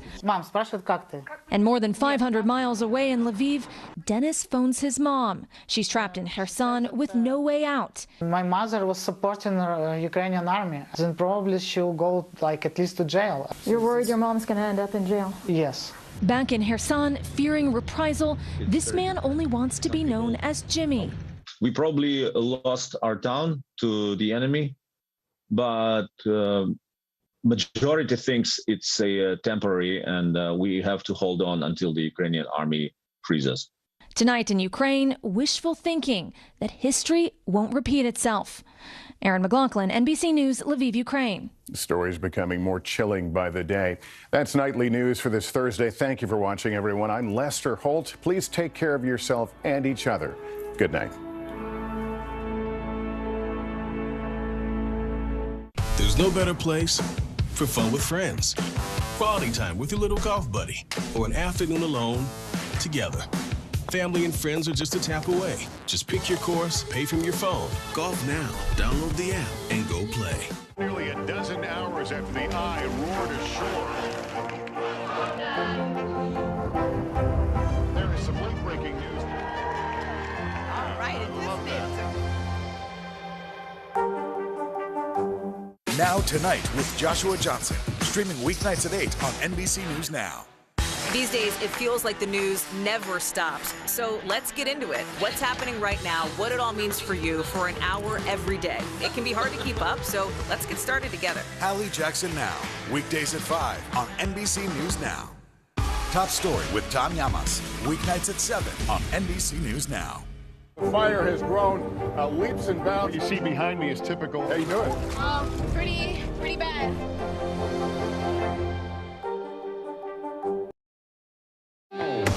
Hey there, I'm Joshua Johnson. It's good to be with you on this Thursday, March 3rd. And tonight we're talking about the efforts to stop Russia's attack on Ukraine. Today, more Russian oligarchs are facing sanctions from the U.S. We'll get into who they are and why this matters. This comes just hours after Russia captured its first city in Ukraine, Kherson. We'll tell you more about this southern port city and give you a quick Ukrainian geography lesson. Plus, the former Louisville detective involved in the Breonna Taylor raid has been found not guilty. And there are a lot of new developments in the January 6th investigation.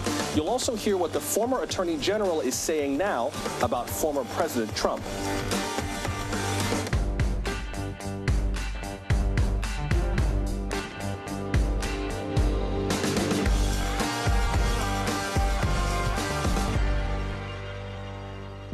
Let us begin tonight with breaking news from the largest nuclear power plant in Europe, and it is in Ukraine. We're getting word from the mayor of a town called Energodar, which is not far from Zaporizhzhia. You're looking at a live web picture of the Zaporizhzhia nuclear power plant. If you know anything about nuclear power, that name probably stood out, might have made some of the hair stand up on the back of your neck, because according to reports, Russians are attacking this nuclear power plant. They have apparently started shelling the plant. It supplies Ukraine with at least a quarter of its power, and as we mentioned, it is the largest nuclear power plant in Europe. A tweet from Ukraine's Minister of Foreign Affairs, Dmytro Kuleba, reads in part, quote, "If it blows up, it will be 10 times larger than Chernobyl. Russians must immediately cease the fire, allow firefighters, establish a security zone," unquote. That is a tweet from Dmytro Kuleba, who is the Minister of Foreign Affairs, essentially the equivalent of the Secretary of State in Ukraine. There are a number of reports of people who have been trying to defend this power plant. We're going to be as judicious as we can showing you these live pictures because, of course, we're looking at an active war zone, right? We're looking at battles that are in progress, and God forbid we should be in the middle of this disaster in Ukraine getting even worse than it already is. Now, we don't have independent confirmation of a number of the details of what's going on right now, but the breaking development this evening that we'll get to in just a second with Cal Perry is that the Zaporizhzhia nuclear power plant, which you're looking at now from this webcast picture, in Ukraine is under attack by Russian troops. This power plant is kind of in the southern part, sort of southeastern Ukraine, down near the Dnieper River, kind of not far from Mariupol, if you remember where Richard Engel had been reporting in the last few days. The Dnieper River is the waterway that kind of cuts through the middle of Ukraine, kind of separates it east from west. There had been fighting in a number of cities that were further on the southern end of that river, kind of where it meets the Black Sea. So the effort to sort of close in on Ukraine from all sides makes sense in a way when you think about where this plant is located. And of course, if you cut power, that's one way of continuing to frustrate the civilian effort to fight off the Ukrainians. But the idea that this attack would be happening on an active nuclear power plant is a whole other matter. You remember earlier in this conflict that the Russians came in from Belarus, which is north of Ukraine, and cut south to take the Chernobyl nuclear plant. That plant is closed, contained, that whole area has been sealed off,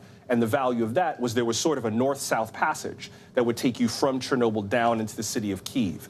This is a different situation. This is an active plant. We're working on trying to get more information about what exactly is going on there.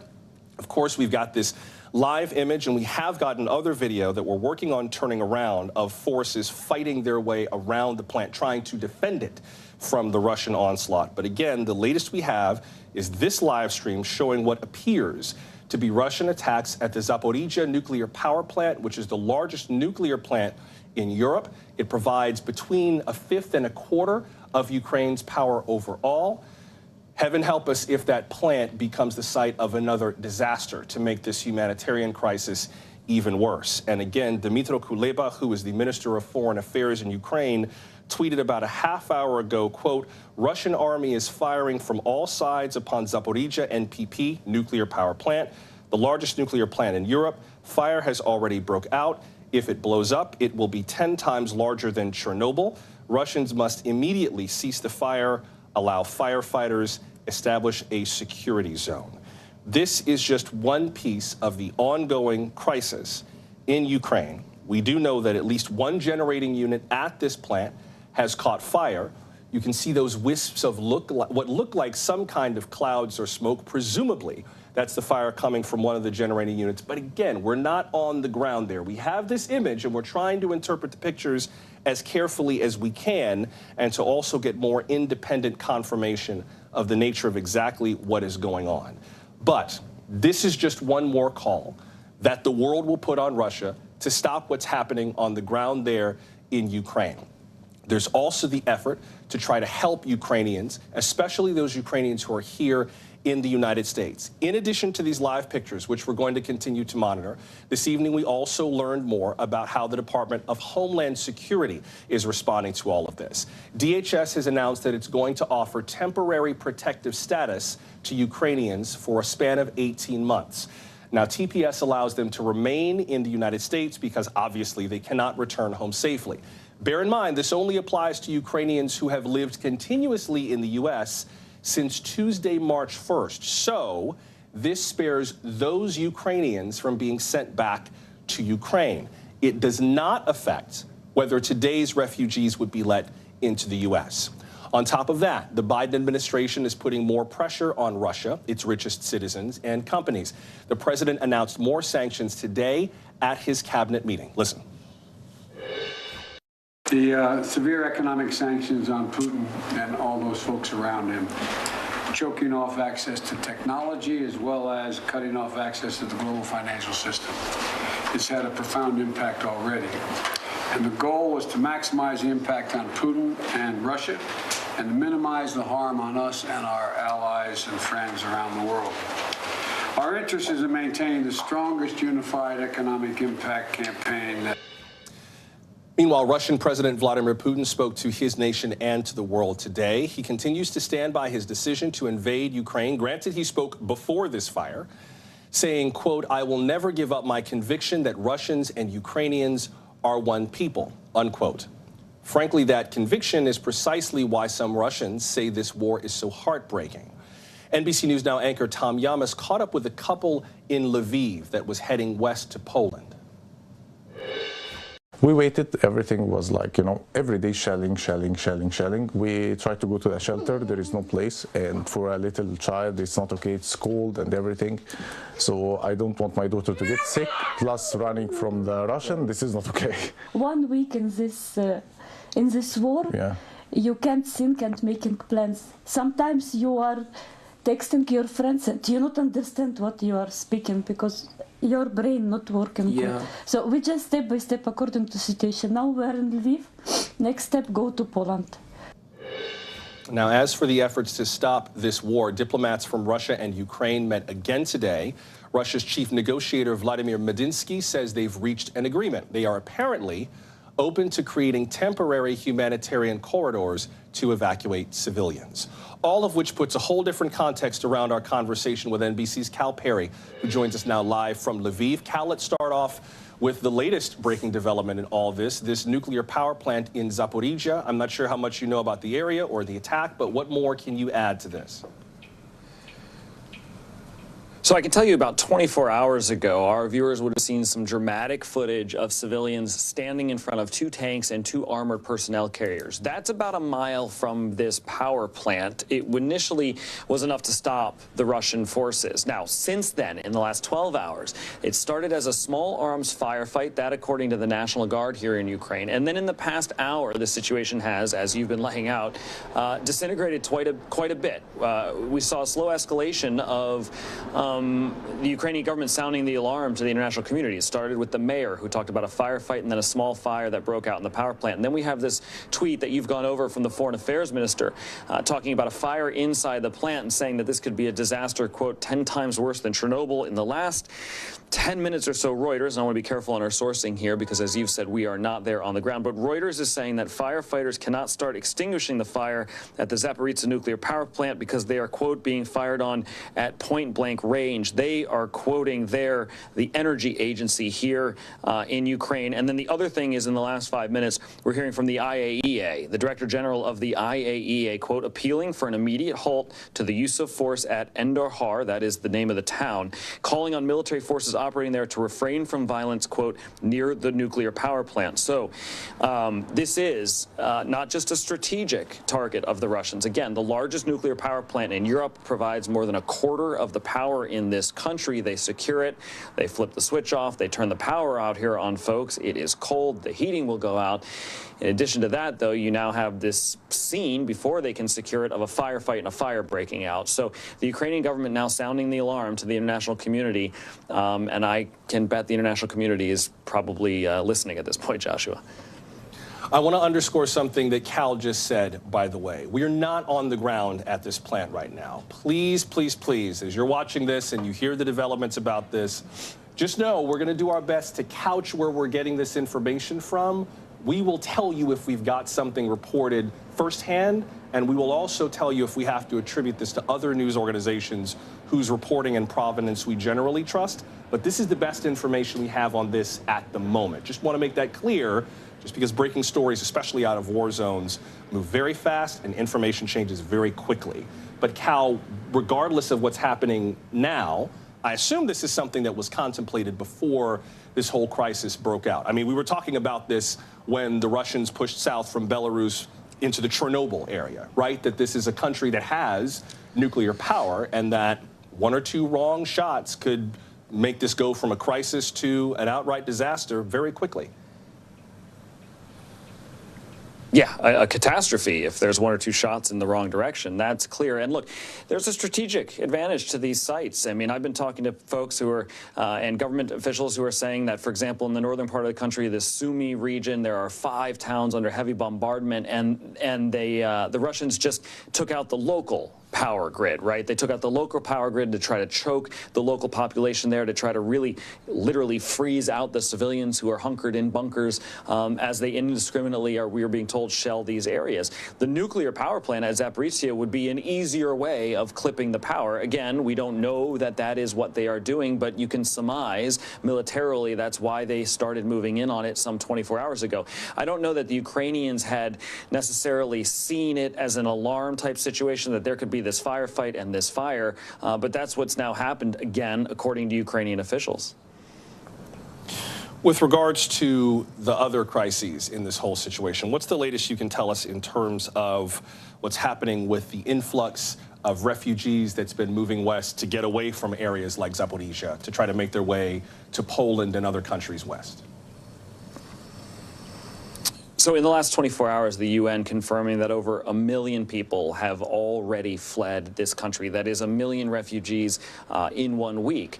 That number does not include the folks who are internally displaced, the folks who are not registered with any NGO or the United Nations or local officials. And of course, a country at war is a country that really cannot handle the bureaucracy of it at the beginning. So we know those numbers are going to be delayed. The city that I'm in is starting to become overwhelmed. It's starting to become crowded. The news, like the one we're discussing in the last hour, is only going to add to this humanitarian crisis. People are going to start fleeing more and more of the areas as the Russians move in. They're really hitting on two fronts, from the north and from the south. They're moving up south from Crimea, and they're moving down from Belarus and from Russia towards the capital of Kyiv. And as they choke these cities and as they shell these cities, it's going to make the humanitarian crisis worse because, of course, the numbers are going to become overwhelming. If it's 1 million within a week, where will we be in a month? And it doesn't seem as though the Russians are stopping. It seems as though they've been slowed down. I mean, certainly it seems as though the Ukrainian army, as well as Ukrainian civilians, are slowing them down, but they're still making their way towards these urban areas. And as I said, they're starting to shell them now, which is only going to cause more people to flee, Joshua. One more thing I got to ask you, since we mentioned that there is supposedly more diplomatic possibility for some kind of a humanitarian corridor to get supplies in and get people out. President Volodymyr Zelensky held a news conference today. NBC's chief foreign correspondent Richard Engel was there. Here is his question to President Zelensky and the president's answer. Watch. Vladimir Putin has so far not been willing to meet with him. Do you have a message for him now that Ukrainian cities are under attack? This city is under attack. A convoy is on its way here. Is there a way to prevent this war from escalating even further now? It's not about I want to talk with Putin. I think I have to talk with Putin. The world has to talk with Putin because there are no other ways to stop this war. That's why I have to. Cal, before I have to let you go, and let me know if you have to get moving. I know there's a lot going on around where you are, but before I got to let you go, what more do you know in terms of the diplomatic efforts that are going on, and frankly, whether the Ukrainians are optimistic or pessimistic that they will bear any fruit?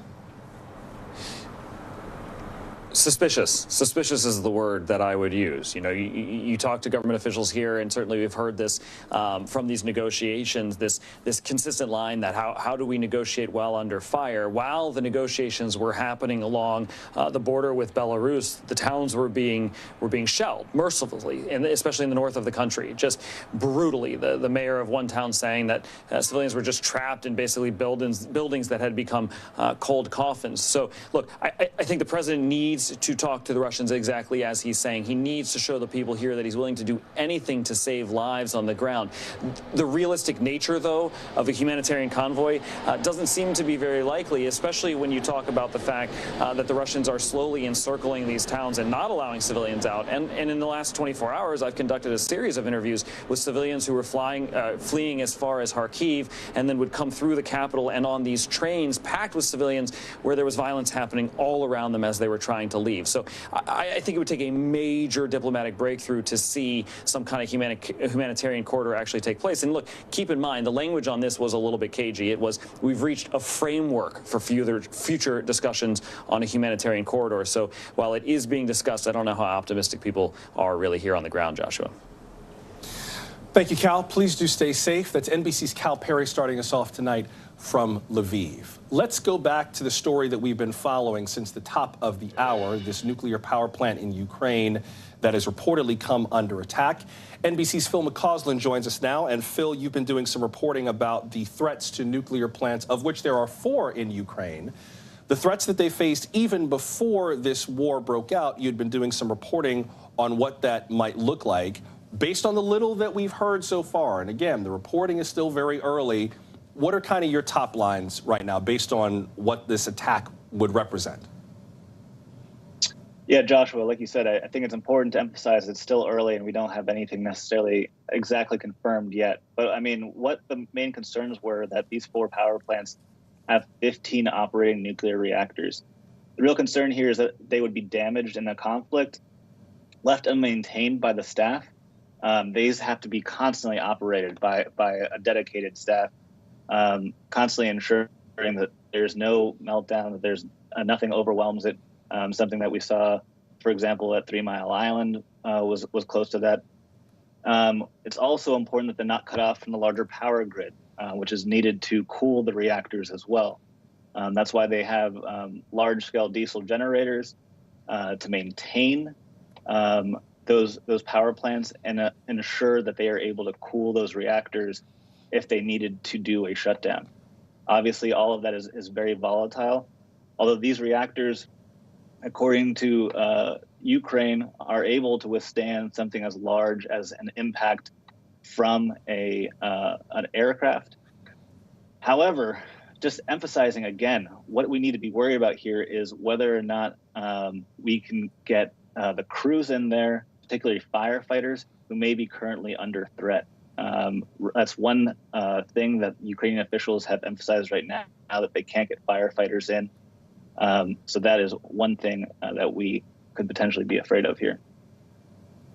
Can you just level set for us a little bit in terms of the nature of what this threat might be? I don't want to, I don't want to overblow this, right? This war is already scary enough, and vacuum of information, your imagination can go to some very dark places. But clearly, a catastrophe at a nuclear plant is no small matter. Level set for us a little bit, based on where this plant is, how big it is, how much power it generates, what's at stake here? Yeah, I mean, I think last week we were all worried about Chernobyl, right?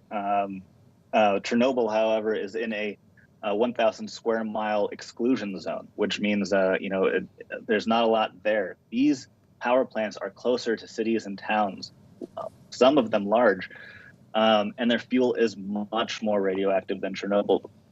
So if we're thinking about an incident like Chernobyl, we're looking at something that would be much larger here in this particular area. Again, there's 3 other power plants. This is the largest one, however. So, I mean, whatever occurs here is really scary. And speaking to experts, I got the sense that they did not even want to consider necessarily what that would look like exactly. A lot of them had a lot more faith in Russia, particularly considering its history with nuclear power, would be very careful about firing at all close to these power plants. One expert even said, my feeling would be that they would even bring in crews in order to operate them if they were to capture them. What it appears so far, though, again, our confirmation is not quite there, is that they're not being as careful as we all had hoped. Yeah, with regard to that, one of the things that you mentioned in some of your recent reporting is that reportedly Russian forces have held the Ukrainian staff, at least by some accounts, hostage at Chernobyl and forced them to keep working, according to the acting director of that site. NBC's Keir Simmons put a question to Sergei Lavrov, who is Russia's foreign minister, kind of Russia's equivalent of the Secretary of State, about the decision-making calculus that Vladimir Putin is undertaking. Here's Keir's question and the foreign minister's answer. Watch. Minister, President Putin is described by many in the West as erratic and isolated. Can you reassure people about President Putin's reasoning? Is he taking advice? And when was the last time you were able to advise him? President Putin, in the past weeks, has provided detailed comments on our position. That is the position of our leadership. Phil, I know it's a dangerous game to try to get inside Vladimir Putin's head, but I think based on at least what the Russians are saying, something like a wanton attack on a nuclear plant would not make sense, that they would presumably understand the amount of danger that an attack on this facility would represent. Yeah, you would imagine so. And again, I mean, this was, I think, something that was unthinkable to me reporting on this and to experts who I had spoken to. It's tough to get inside Putin's head for sure. I mean, it's unclear whether this would be something that he would have directed or whether this is an incidental assault or what exactly occurred here and what is the cause of this fire. We have to be very, very careful, I guess, about how we characterize it. But it is extremely scary. And you mentioned that those staff at Chernobyl. I think that's another thing that we have to be worried about here is this conflict going to make the workers on these nuclear power plants afraid to come to work. If they're going to be held hostage, or if they're going to come under attack like this, that again, it really raises the stakes here and makes this a really scary situation, not just for this power plant, but for the 3 others in the country. NBC's Phil McCausland with a little bit more context on nuclear power. Phil, thanks very much. Thank you. We will keep an eye on this story again for those of you who are just looking in. We're keeping an eye on what appears to be some kind of a firefight, some kind of an attack on the nuclear power plant in Zaporizhia in Ukraine. That's in the southern, kind of southeastern corner of the country near the southern end of the Dnieper River, which is the river that runs through the center of Ukraine, kind of separates it east from west. Ukraine's foreign minister has claimed, at least in a tweet, has expressed his concern that if this plant blows up, it would be, in his words, quote, 10 times larger than Chernobyl. And he is asking for the Russians to cease fire and establish a security zone and allow firefighters through. As we heard from Phil McCausland, that, of course, is key, not only to prevent fires at the plant. Apparently, one of the generators at the plant has already caught fire, but also to take care of the staff that are there. When the Russians attacked Chernobyl, they reportedly held the staff hostage to keep the plant working. And remember, nuclear plants don't just sit on their own. There's electricity that has to come into the plant to run some of the other components, including the cooling systems that prevent the reactors from melting down. So there is a potential cascading array of risks in this attack. But again, we're dealing mostly with external reports and the tweet from the foreign minister. I've been checking Volodymyr Zelensky's Twitter feed. I haven't seen anything from him lately. He's been pretty vocal on Twitter. I don't believe we have any more updates at the moment. And please do bear in mind, this is a war zone. We're doing our best to get you the most accurate information we can and to keep an eye on that web stream if and when it is available. So stick with us. When we learn more information, we'll definitely pass it on. And if we have to correct anything from this report, you'll be the first to know. This is just one of the many attacks on key Ukrainian cities with key infrastructure. And those attacks have been intensifying, including what we're watching tonight. A number of cities are suffering mass casualties, power outages, and more. From our colleagues at Sky News, national correspondent Alex Rossi has more. As this war gets uglier, Russia's tactics are becoming more violent and destructive.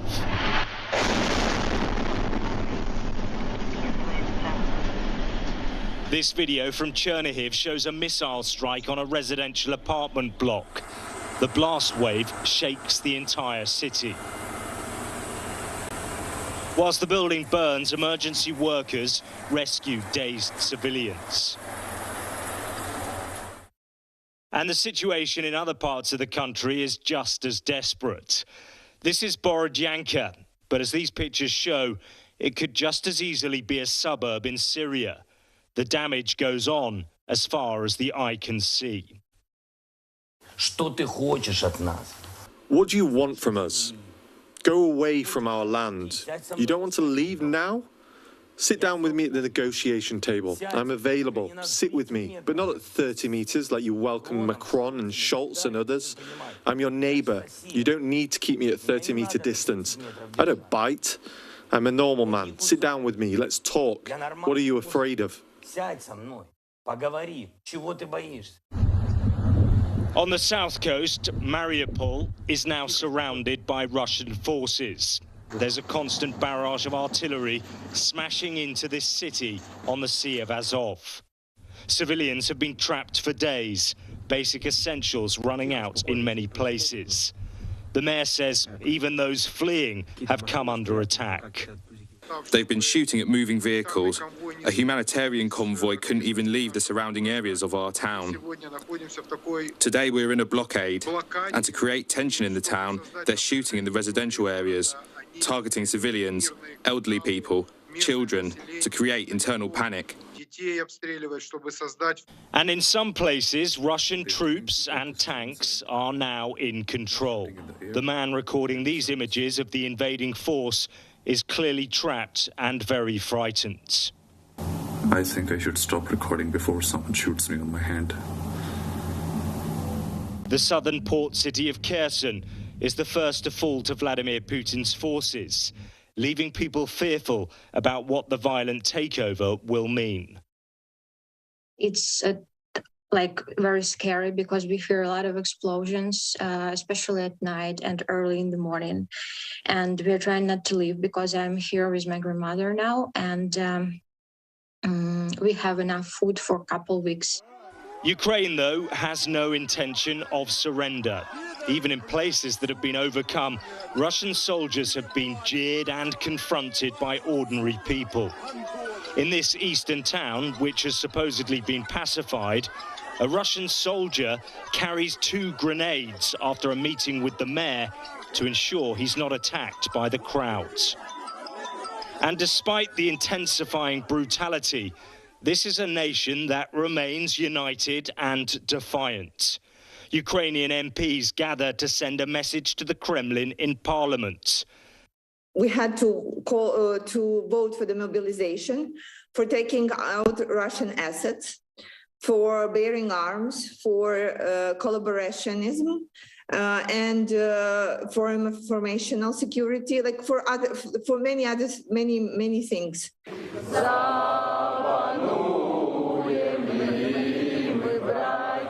They are singing the national anthem, but their words are being heard far beyond the walls of this chamber. Alex Rossi, Sky News, Eastern Ukraine. Let's continue from Ukraine with one of its political leaders. Lisa Yasko is a member of the Ukrainian parliament. She belongs to the Servant of the People Party, that's President Zelensky's party. Ms. Yasko, welcome to the program. Good evening. First of all, how are you and your family doing right now? We are in quite desperate mood, of course, with knowing that there are no good news every day. And my family are in different parts of Ukraine right now. I managed to evacuate my mom from the center of Kyiv, bringing her more to the western border of Ukraine. But my dad is in the center of Kyiv, and my grandmother is in the center of Kyiv. They don't really have access to food. There are problems with even buying a bread or medicine. So unfortunately, the situation is not good. How are people getting by, especially in Kyiv? If shops, stores, the shelves, I'm sure, have been bare for quite some time. How are people getting by? Well, first of all, it's allowed only to walk out only when there is no curfew. And then long queues in the shops, and still it's not possible to buy sometimes even basic things, because we are still waiting for this humanitarian aid and for basically for these products, but they need time to get to Kyiv, even if there is a transfer and logistics arranged from abroad, it takes 2 or 3 days to get to Kyiv from the western border with the current traffic and with all the checks and with all the security measures. How is Ukraine's political system doing right now? I mean, is the Ukrainian parliament still functional? Are you still able to perform some of your responsibilities, or has it basically been suspended because of all this? No, we are performing our duties. We have our online committee meetings. We even had the physical meeting today of the parliament, and we have different hybrid online meetings. But now it's the time of very good self-organization. Many of us are helping communities, trying to help with humanitarian aid. This is where we are much needed, and all country is screaming, in the need for help, and our voice is very important, and the voice of parliamentarians speaking to the foreign colleagues, explaining what kind of help do we need, calling for no-fly zone, calling for sanctions, calling for military and humanitarian assistance. This is what we are doing right now. Are there certain parts of Ukraine that you're the most concerned about, just geographically, most concerned about Russia being able to claim? We know that there's been an increasing push to attack Ukraine's power plants. Is that one of the main targets you're concerned about, or are there others? Well, I'm concerned about the capital. I'm concerned very much about the north of Ukraine, and of course also about the south and the east. But as I said, there are no place in Ukraine that can be called as safe right now, because Russians are targeting through the air attacks, different infrastructure, military objects, even historical heritage. They threw an air attack even in Babi Yar. This is a Holocaust memorial, and 5 people were killed. So I'm very worried about destroyed villages that we already have in different parts of Ukraine. It's very heartbreaking and very painful to see and to hear that stories of people who don't have their homes anymore because Putin destroyed them.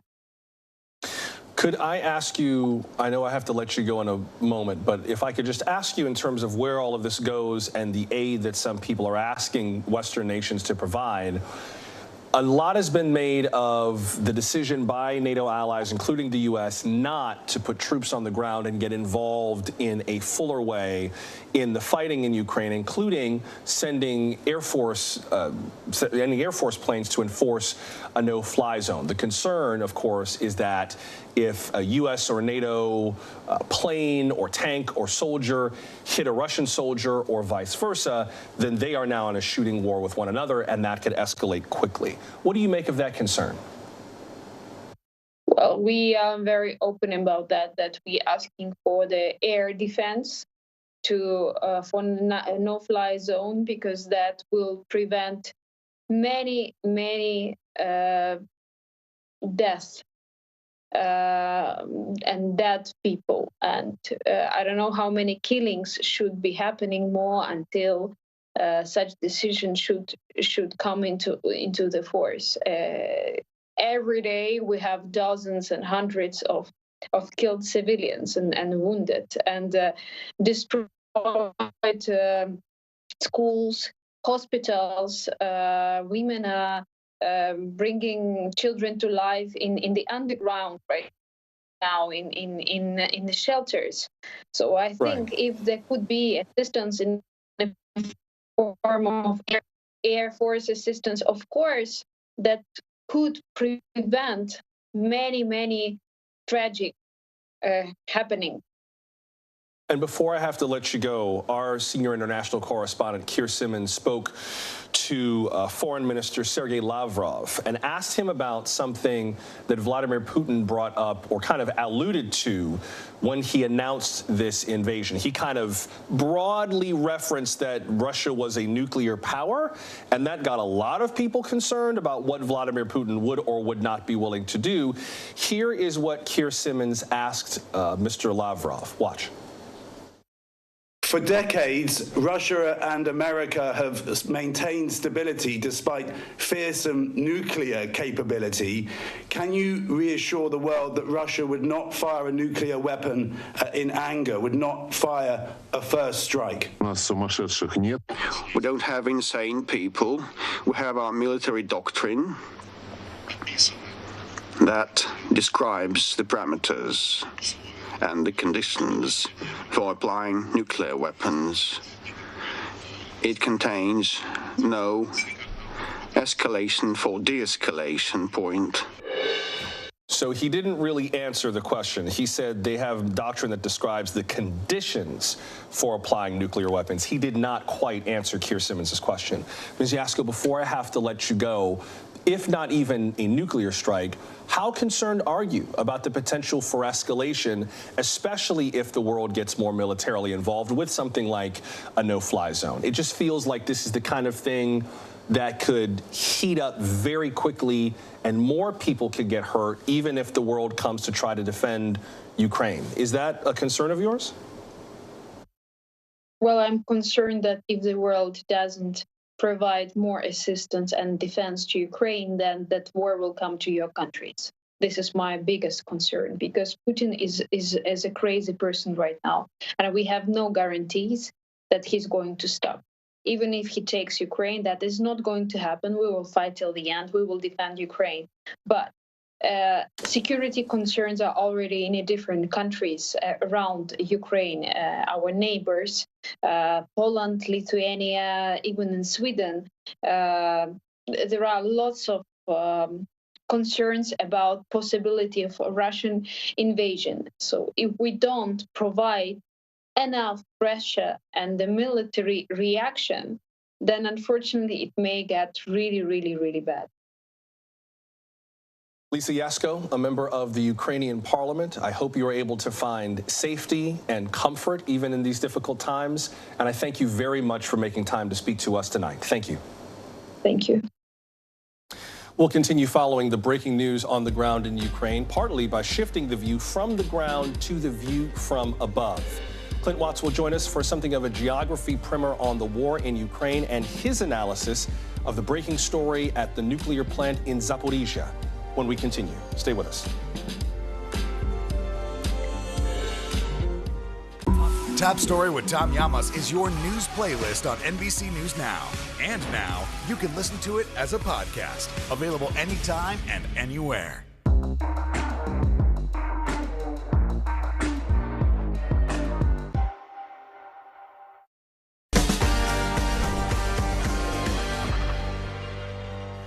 There are 15 nuclear reactors in Ukraine at 4 sites, and the largest site with 6 reactors is the site of major breaking news this evening. It is under attack by Russian forces. That's the nuclear power plant in Zaporizhia in southeastern Ukraine. That attack is probably the reason why President Biden is speaking with Ukraine's President Volodymyr Zelensky tonight. We get that word from our Kelly O'Donnell from a White House official. That conversation, of course, is happening as we're learning more about the situation at what is indeed the largest nuclear power plant in Europe. Now, our reporting is depending at the moment on local reports from other outlets. We're doing our best to independently confirm this, but to the best of our knowledge, Russian forces have surrounded and started shelling the Zaporizhia nuclear power plant. It makes up at least a fifth, if not a quarter, of the country's power generation. We've been hearing from a number of the world's nuclear regulatory agencies, including the International Atomic Energy Agency. The IAEA has been holding meetings all week, including emergency meetings to respond to the situation. They said tonight in a tweet that they are in contact with Ukrainian authorities and they're hoping to promote the peaceful use of nuclear energy, not to mention the fact that because there is fighting going on around the plant in Zaporizhia, that means that emergency services can't really get there, including firefighters. One of the concerns is the nuclear material.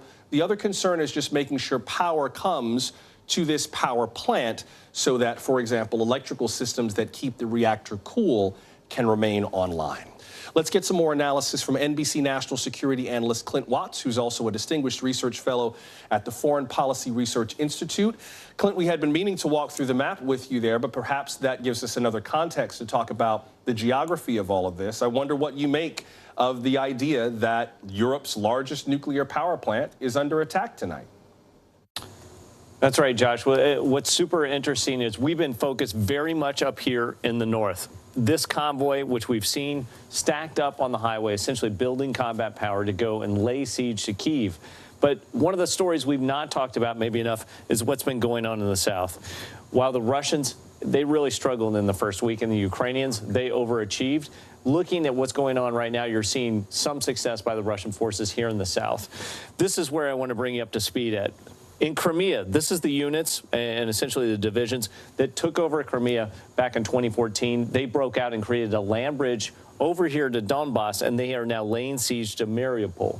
Separately, you're seeing forces advance on the town of Kherson. Kherson is critically important because the Dnieper River, which it goes into the Black Sea, there's a bridge there. And if they can get across that bridge, they can advance all the way out to the Moldovan border. Once they do that, as you can see, they will then control the Sea of Azov here, and they will control the southern coast, essentially shutting Ukraine off from resupply in the south. What we're worried about right now is here.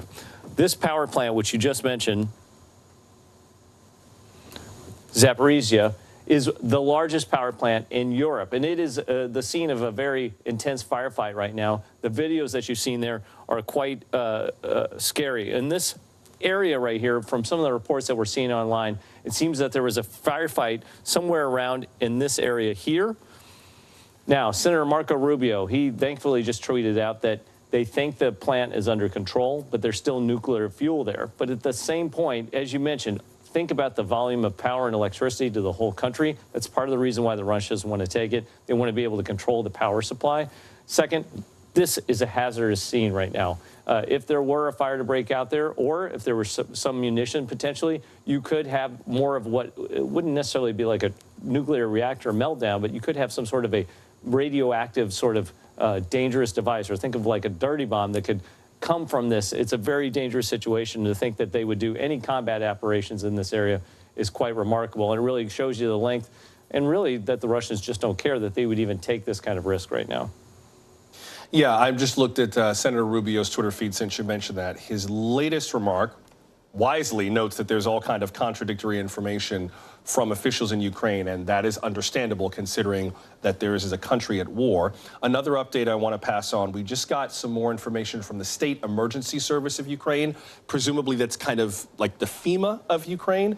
They say that rescuers are on standby, and again, this is coming from government sources, that rescuers are on standby, and that power block number 3 of the Zaporizhzhia nuclear power plant is disconnected from the energy system. 4 of the blocks are working. According to the State Emergency Service, the fireproof state at the NPP is normal, and there was a fire behind the territory of the power plant in the training compound. Again, in the training compound. The emergency service also says that while the battle was going on, the firefighters were not allowed to get to the fire to extinguish it, and rescuers are on standby. That comes from the State Emergency Service of Ukraine, a Facebook post that they put out updating what's happening at the Zaporizhzhia nuclear power plant in Ukraine. And it's, according to officials, they say that there are rescuers on standby, presumably ready to get in there and put these fires out and deal with people who are wounded.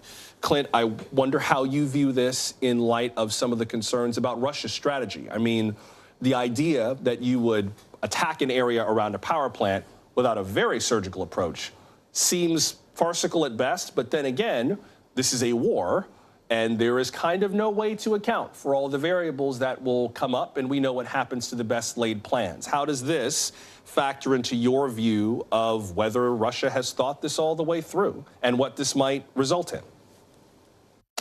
Joshua, I actually think this is quite consistent with Russia's approach to total war. I think one of the things that we've sort of misinterpreted in all of this is that Russia would act more like a civilized Western military force. That is not in their history. If you rewind back to battles in places like Grozny or in Georgia, they annihilate everything. They use indiscriminate indirect fires, artillery, and missiles. This can go on for days, weeks, and months. And I think if you look at places like Aleppo and Grozny, this really shows that they have no restraint. And I would also add that they use things like nuclear for fear. There's another component to this, which is messaging. Part of their efforts are about using disinformation to scare audiences, and not just Ukrainian audiences or Western audiences, but their own audiences.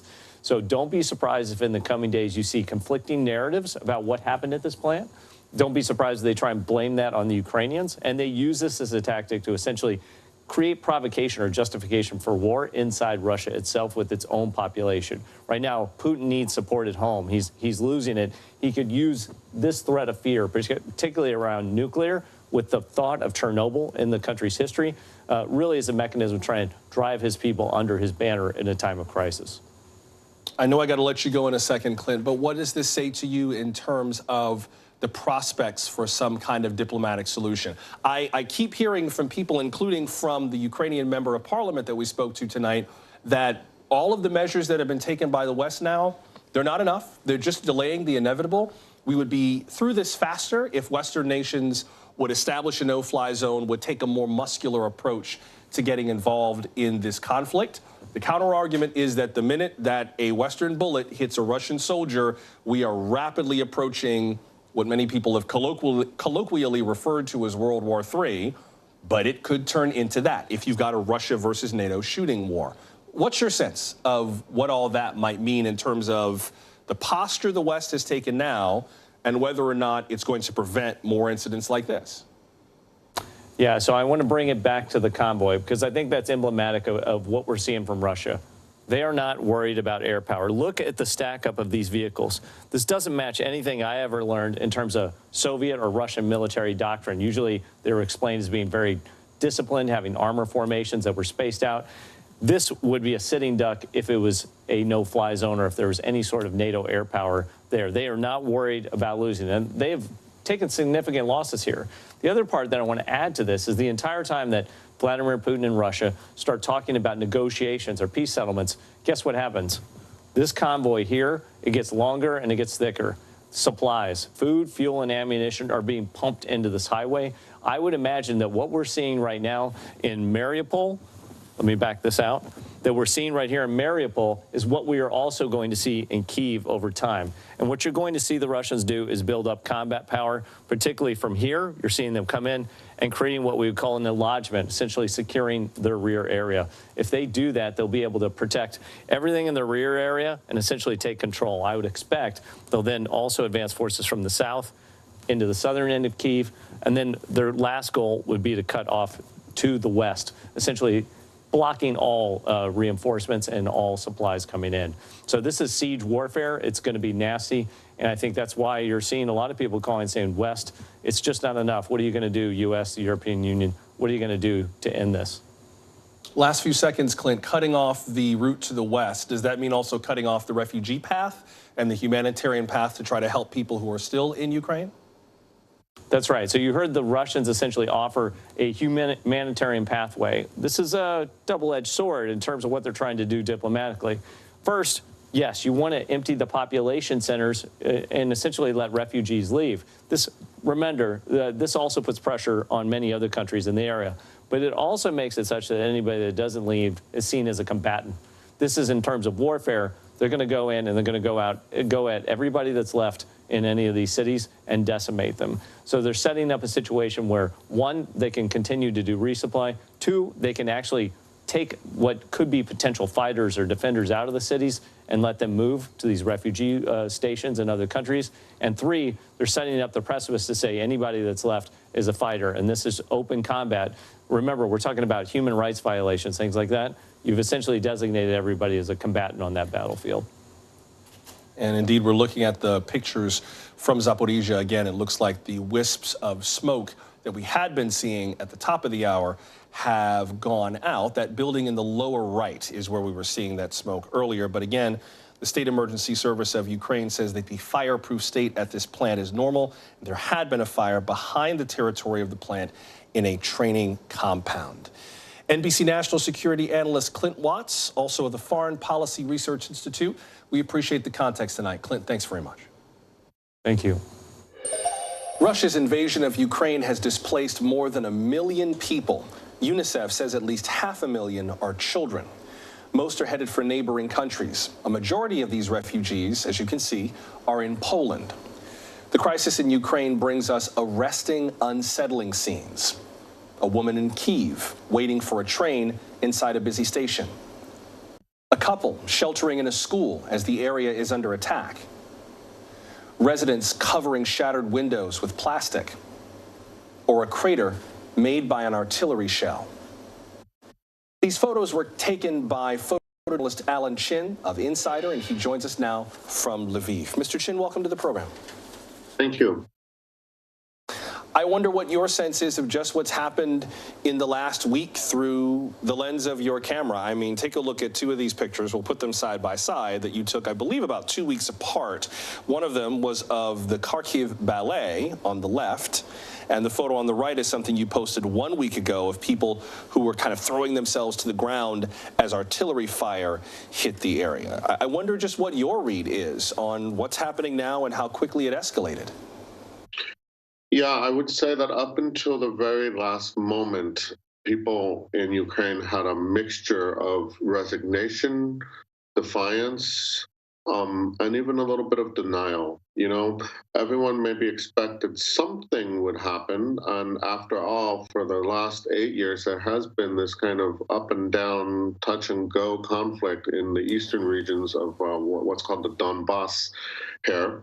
But and people wouldn't have been surprised if that had heated up significantly. But I don't think most people really in their hearts thought that it would be the full-on invasion. You know, they knew it could be because, you know, the American and other intelligence was warning about this. And you know, people aren't dumb. They knew it could happen, but I don't think in their hearts that they thought it would happen. And so when it did, it was absolutely shocking. But it also means, yeah, that up until the very last moment, you know, people were at the ballet, at restaurants, nightclubs, and I will say this, as you can see from some of my images, even after it started, and even as 1 million people and more have been leaving their homes, there's not been a lot of panic. Certainly, there's been chaos. There's been disorganization. That's inevitable. But you know, even in those traffic jams, people mostly obeyed, you know, traffic rules, right? And so on.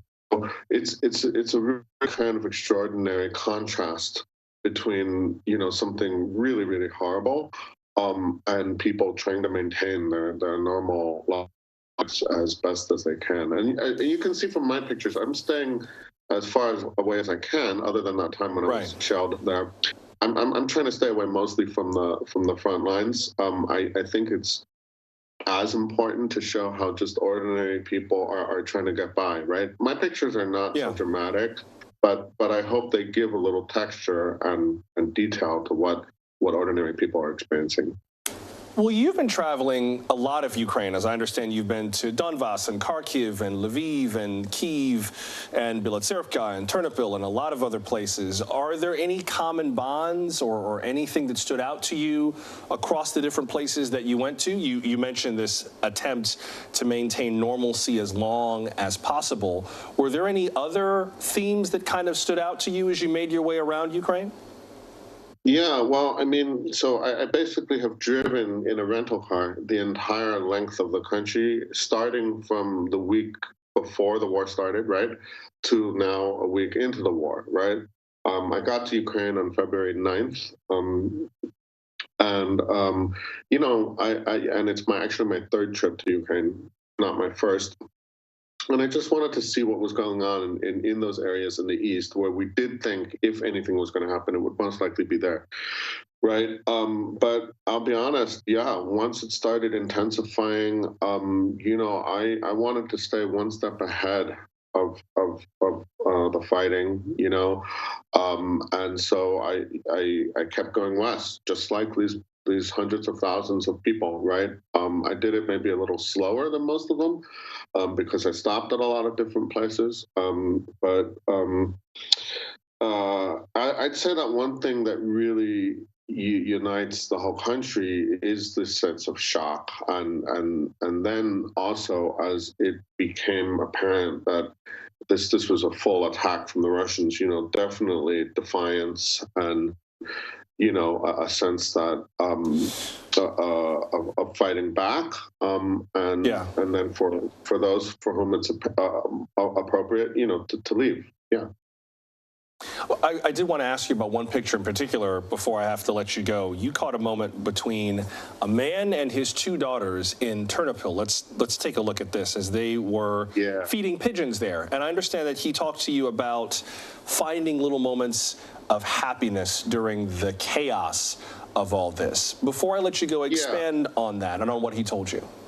I like that picture because if it wasn't for the fact that we're in the middle of a war, you know, that could be Central Park, that could be in the mall in Washington, it could be anywhere, right?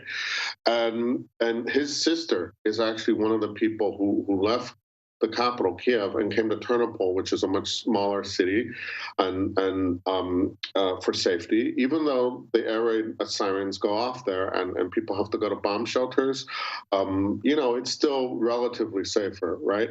And he said that every few weekends, you know, he comes with his daughters to feed the pigeons. It's something they do, and he's not going to stop as long as he can, right? Because if they don't do that, they're going to go crazy, right? Like you have to make time, even in the middle of this very stressful moment in anyone's life. They felt it was important. You know, the pigeons are still there, right? you know? So why not go and feed them and frolic around for a little bit, which they did. Photographer Alan Chin, I love these still images. I think sometimes, watching this war on television can just kind of create this blur of images that just whips by and almost makes it feel more unbearable than it is. I appreciate being able to have these moments where we can sort of slow down and drink these moments in. Please do stay safe as you make your way around Ukraine, and we appreciate you making time for us. Thank you very much. Thank you. Remember, the latest word that we have is that the fire seems to be under control around the Zaporizhzhia nuclear power plant. The latest word from its director is that the nuclear security of the plant is secured. That's according to a Facebook post that was sent our way from our team on the ground in Ukraine. The International Atomic Energy Agency has been appealing to the Russians to not only stop the attack, but ensure the atomic safety of this facility. But again, it looks like the fire was not on the premises of the plant itself, but in an area kind of behind the compound, nearby in a training compound that was behind the territory of this plant in southeastern Ukraine. The Zaporizhzhia nuclear power plant, a Soviet-era plant with 6 reactors that generates almost half of Ukraine's nuclear energy, a quarter of all the power in Ukraine, and is the largest nuclear plant in Europe. The story could have turned much worse in a very short period of time, but it's still moving pretty fast. So we suggest you follow our live blog for the latest from Ukraine. You'll find our live blog at NBCnews.com and in the NBC News app. In the meantime, we hope you'll follow us. We are at NBC Now Tonight on Twitter, TikTok, Facebook, and Instagram. Feel free to share your questions about all that's been going on tonight and with this conflict, and of course, your stories about how all this is affecting you and people where you live. We're on the phone at 888-575-2NBC, or just send us an email now tonight at NBCnews.com.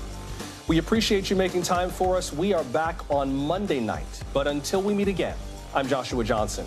For all of us at NBC News, including our correspondents in harm's way tonight, thank you for making time for us. Good night.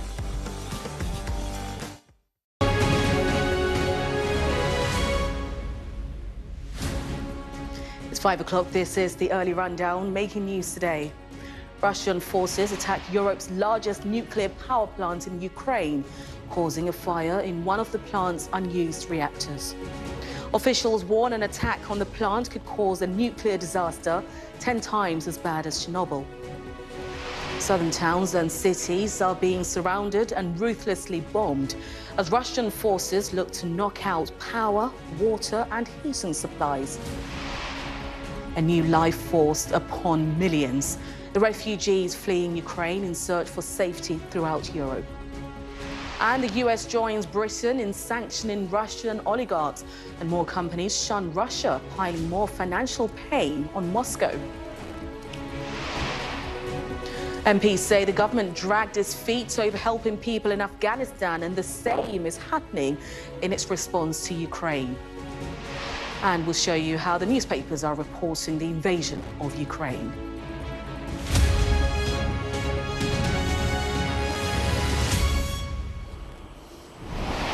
Hello, good morning. You're watching the Early Rundown. Leading the news today, Russian forces have been shelling Europe's largest nuclear power plant in Ukraine, causing a fire in one of the plant's unused reactors. Emergency services say that the fire has now been put out. Officials at the plant have appealed for Russia to stop the shelling, warning that if the plant blows up, it would be 10 times worse than Chernobyl. And the southern city of Mariupol is one of a number of towns and cities surrounded by Russian forces. The mayor says what's happening there is genocide. Well, overnight, one of the 6 reactors at Europe's largest nuclear power station caught fire after the facility in the Ukrainian city of Zaporizhzhia was attacked by Russia. The Russian forces have also surrounded the city of Mariupol, along with other southern cities and towns, targeting electricity, water and heating systems there. Now, Russia has agreed to humanitarian corridors in Ukraine for the evacuation of civilians and the arrival of aid, and this comes after peace talks between the nations in Belarus. But there's no immediate sign of a ceasefire. Foreign ministers from NATO are due to meet this morning to discuss the crisis. Greg Milam has this report. As if this crisis weren't dire enough, these images hold the prospect of a whole new horror in Ukraine. The shelling of the largest nuclear power plant of its kind in Europe causing a fire. No one here needs any reminder of the potential for nuclear catastrophe. And Ukraine's president said this took the war into dangerous new territory. If there is an explosion, that's the end for everyone. The end for Europe, the evacuation of Europe. Only urgent action by Europe can stop the Russian troops. Do not allow the death of Europe from a catastrophe at a nuclear power station.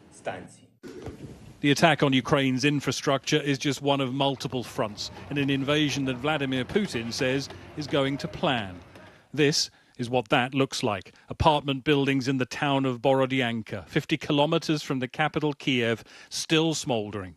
The road littered with the debris of an assault that Russia says is not targeting civilians. But it is in the major cities that the fighting has intensified. Russia's defense ministry released these pictures, along with claims to have destroyed hundreds of military targets. Ukraine says that troops from Belarus have now been given the go-ahead to join the Russian invasion. Lined up against them is condemnation from around the globe. The US Secretary of State embarking on another European tour to show Russia the West remains united. In Washington, the president tightened the sanction pressure on Moscow. Today I'm announcing that we're adding dozens of names to the list, including one of Russia's wealthiest billionaires, and I'm banning travel to America by more than 50 Russian oligarchs, their families, and their close associates. It's ordinary Russians feeling that pressure so far. IKEA, the latest foreign company to close its doors. As all over Europe, countries are throwing open theirs. More than 1 million refugees have left in the first week, crossing the border to safety but uncertainty. A massive humanitarian operation spreading across Eastern Europe. One that will need to cope with much, much more in the weeks to come. When you consider what they've left behind, how must this show of humanity feel? Such a welcome for people who have no idea when, if ever, they'll go back to those they've left behind. Greg Milam, Sky News. Boris Johnson had an emergency phone call with Ukraine's President Zelensky after hearing news of the fire at the nuclear plant. He promised to raise the issue immediately with Russia and close partners. And he tweeted, "I've just spoken to President Zelensky about the gravely concerning situation at Zaporizhzhia nuclear power station. Russia must immediately cease its attack on the power station and allow unfettered access for emergency services to the plant." Well, as we've heard, Russian forces have been attacking the nuclear plant in southeast Ukraine. It's part of an increasingly violent campaign which has been stepped up in the past 48 hours. The situation across the country this morning shows Russia advancing in the east and especially in the south. The port of Mariupol is under constant attack. The city has no water or power supply, and the mayor says Russia has cut all rail links out. And the city's mayor says what's going on is genocide. Now, to the west, Russia says the city of Kherson is now under its complete control. A group of Russian amphibious landing ships are heading towards the port of Odessa. That's according to the Ukrainian military. Ukraine's emergency services say 33 people were killed in Chernihiv after a Russian airstrike hit 2 schools and houses. The second city of Kharkiv is seeing continued shelling, and much of the center of the city has been reduced to rubble. Well, the United Nations Refugee Agency says it believes that up to 4 million people may flee Ukraine in the coming weeks and months and will need protection and shelter. More than 1 million people have fled to neighboring countries so far, with that number rising by the hour. Some 90,000 have already traveled into Western Europe, but the largest number have crossed the border into Poland, around 500,000. Nearly 140,000 have gone to Hungary, which has changed its hardline policy on accepting refugees. Neighbouring Moldova has received nearly 100,000 people. More than 79,000 have crossed to Slovakia. And Romanian authorities say more than 150,000 people have arrived from Ukraine. Alistair Bunkle reports now from the Romanian town of Siret, just south of the Ukrainian border. The stream of refugees crossing the border now is almost constant, and it's increasing all the time. It is snowing here, it is bitterly cold, but at least it's safe. Almost everyone has left someone behind, decisions they'll never forget. When I tell my mom that I will go to abroad to save my life, Mom was crying and told me that maybe she never see me again. It was most scary words which I heard in my life. I'm still scared. I'm still afraid that I can't see her anymore. For a few, there is sheer relief at being reunited with family. Most, though, arrive dazed, unsure of what's next. I hope we will win soon, the war will end and we come home again. At the moment, the authorities here are coping. There is enough food, there is enough shelter, there's enough help. But what if the numbers double, triple, quadruple even? It's fair to say that at the moment, the Romanians have kind of got it sorted. It's a pretty good operation. They move people here as quick as they can do. There's food, there's hot food, drinks for them. They process them, buses, free buses, and then into the local towns and villages. But the numbers are getting more. It was 8% more refugees yesterday than the day before that.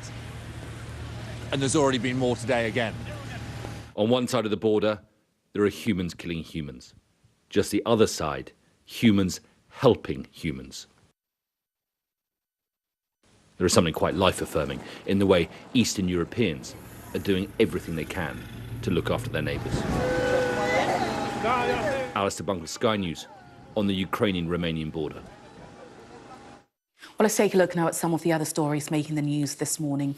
The government facing fresh calls to do more to help those fleeing the war, as Home Secretary Priti Patel prepares to meet Ukrainian refugees on the Polish border. She plans to highlight the visas on offer to those with relations in the UK, but Labour is calling for an emergency visa granting entry to anyone fleeing the conflict. A cross-party group of MPs has said that the government should be ashamed of aspects of the UK's withdrawal from Afghanistan, with concern that the same thing could happen in Ukraine. The International Development Committee has accused ministers of being slow to provide relief for Afghans and aid workers in the country following the Taliban's takeover. We don't seem to have learned the lessons from Afghanistan. We could have had better planning in place, for example, around those who were inevitably going to seek refuge. The same has happened in Afghanistan. The government appears to be trying to use existing immigration routes and just tinkering around the edges of those. But this is an unprecedented exodus of people. We've seen 1 million people leave Ukraine in the last week. We're looking at potentially 5 million within the month. The government needs to act much more swiftly. It should have learned from what went wrong with Afghanistan.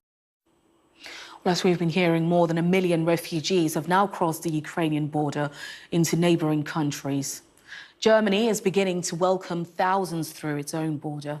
Sky's Sadia Chowdhury reports now on how those in Berlin are making displaced Ukrainians feel at home. German hospitality that matches German efficiency. And when the two come together, the result is this. A fully organised reception area here at Berlin station for the hundreds of Ukrainian refugees arriving from the Poland-Ukraine border. Like Anastasia, whose journey has already taken nearly 100 hours. I came with my mother, and now we feel like we are homeless. We are homeless in this moment, and we should handle basic things. We have no stuff, we have no money, we have no anything now. In scenes reminiscent of 7 years ago when Germans lined stations to welcome Syrian refugees, Berlin Central is paved with donations, clothes, toys, hot drinks. 1 million or so refugees have already crossed from Ukraine into the European Union in eastern Poland, Slovakia and Hungary and northern Romania. In Germany, it started as a trickle of a few hundred a day. It's now grown into a steady flow of more than 1,000 people. We have to run into the basement once or twice a day due to airstrikes. Nobody knows when it happens, so you have to have everything ready. Documents, food, and that's not a life. The Deutsche Bahn train company has made travel free for refugees coming from Poland and around the country. A small gesture perhaps, but one that offers significant relief. Sadia Chowdhury, Sky News. Let's take a look at some of the other stories making news this morning. And Google says it stopped selling online advertising in Russia. The ban, which also covers YouTube, comes after the company blocked Russian state media from their platforms in response to the war in Ukraine. Ukrainian nationals in the United States can remain in the country for up to 18 months after being given temporary protected status. The Biden administration says the move, which could benefit as many as 30,000 Ukrainians, would protect them from being deported to their war-torn homeland. The World Health Organization has warned that the next wave of refugees to flee Ukraine are likely to be even more vulnerable to illness and economic hardship as Russian troops surround and bombard major cities. The UN says more than 1 million people have already fled their homes.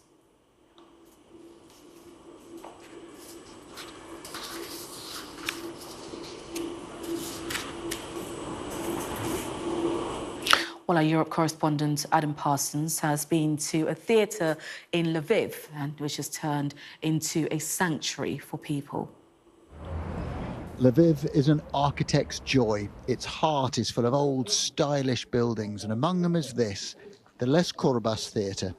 It's a cultural jewel, recast as a sanctuary for those fleeing the violence of this war. Bags of donated clothes are everywhere, and this one place tells a wider story, because Lviv has become a city of helping hands, of warm welcomes and kind offers. A place where actors have given up their stage for camp beds. Жартуємо, що у нас п'ятизірковий готель, тому що у нас є бомбосховище прямо в театрі, і людям не треба виходити на вулиці, вони спускаються прямо вниз. Тут ми людей одягаємо, тут їм є де перепочити, тут вони можуть поїсти. Everyone here has a story. Jeanne arrived from Kharkiv yesterday with her family. She'd spent the past 6 days sleeping in a metro station. She's utterly exhausted, but she wanted to talk to us. Когда мы были в метро, видно стресс людей, колоссальный стресс, напряжение. Ты его стараешься как-то, как сказать, завуалировать, да, не поддаваться каким-то истерикам, паникам. Ты стараешься быть взрослым, серьезным, взрослым человеком. This theatre is a touchstone to the past. It's 200 years old, but Lviv as a city goes back more than a millennium. And in that time, it's been conquered and occupied by countries and empires. It knows about war. Maybe that's why the people here now are so desperate to ease the suffering of others. Look at them. They're very old. Nikwala brought his drumsticks when he fled from the east. He says music calms him. Here you get warmth, food, camaraderie and security. And in Ukraine, that is a very precious blend. Adam Parsons, Sky News, Lviv. Just a reminder of our top stories this morning. And a fire has been caused at Europe's largest nuclear power plant after coming under attack from Russia. One of the 6 reactors caught light, but the blaze is now out. A number of Ukraine's southern cities and towns are being surrounded by Russian forces. Electricity and phone services are being targeted, with homes and shops facing food and water shortages. Refugees continue to flee Ukraine to Europe. More than 1 million people have fled to neighbouring countries so far, with the UN Refugee Council warning that the number could rise to 4 million.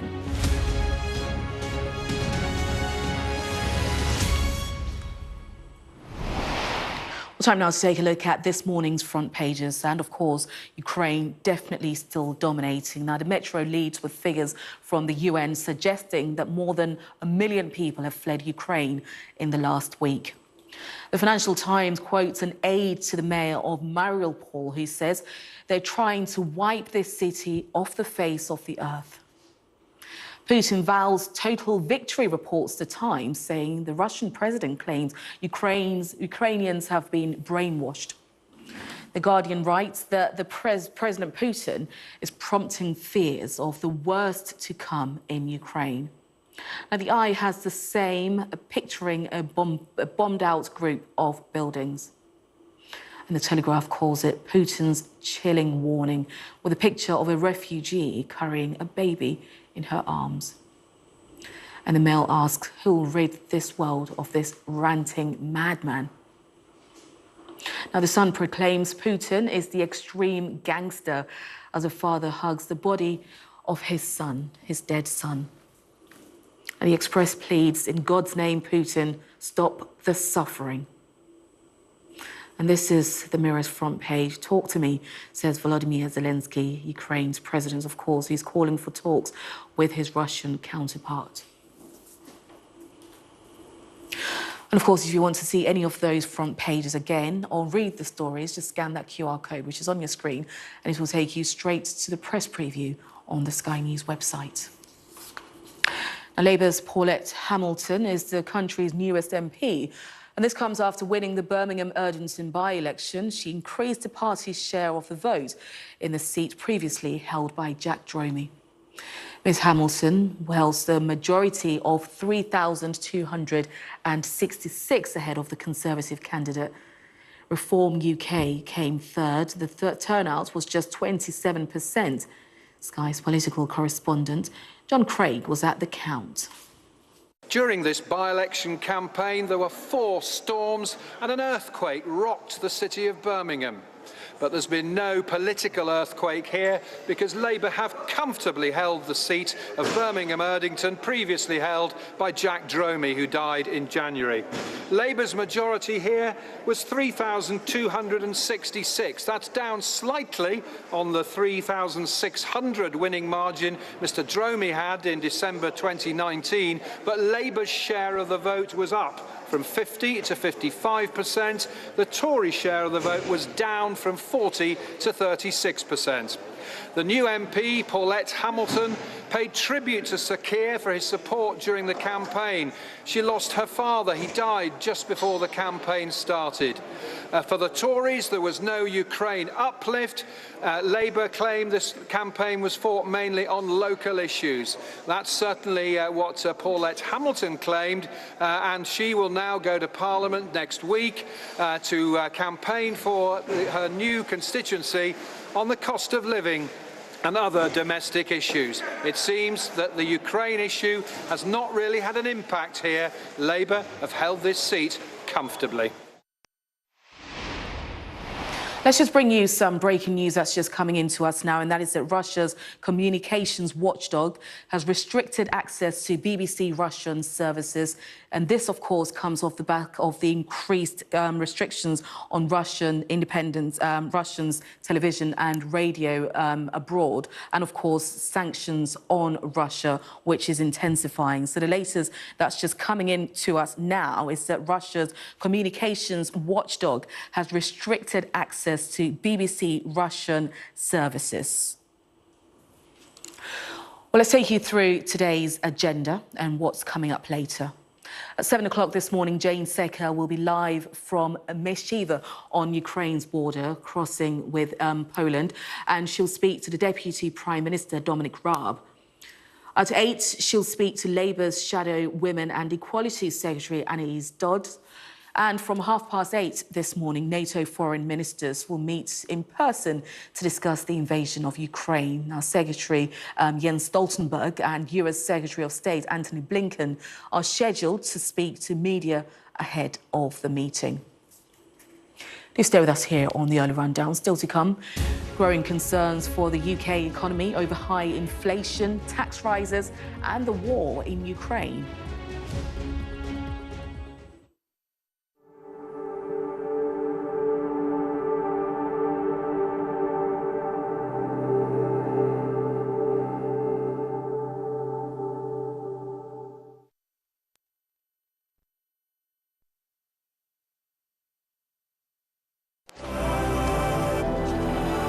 I'm Neville Lazarus, and I'm Sky's reporter based in Delhi.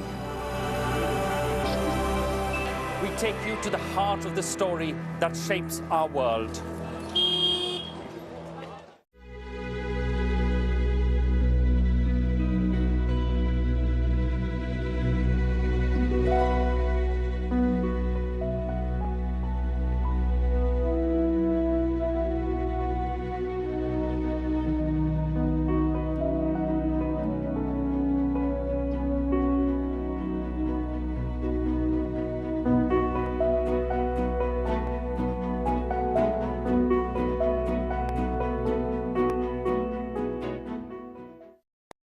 The Ukrainian government is confirming that they are now engaged with Russian soldiers. Air raid sirens fill the airways. In the distance, artillery rains down. It feels very close to the center of... There's one. They found this devastation to their apartment. Lots of people live here. Quite a few of the windows of the houses have been blown out by the blast. And it feels that it's changing each day.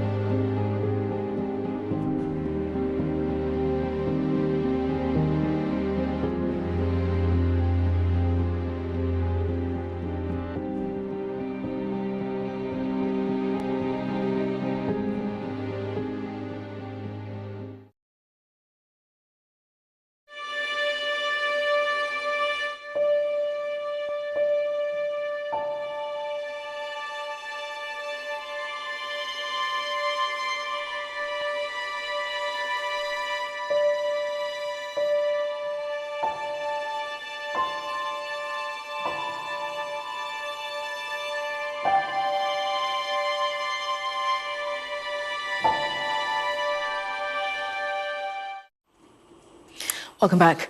The business news continues to be heavily impacted by the Ukraine war. Home rental company Airbnb is suspending all operations in Russia and Belarus.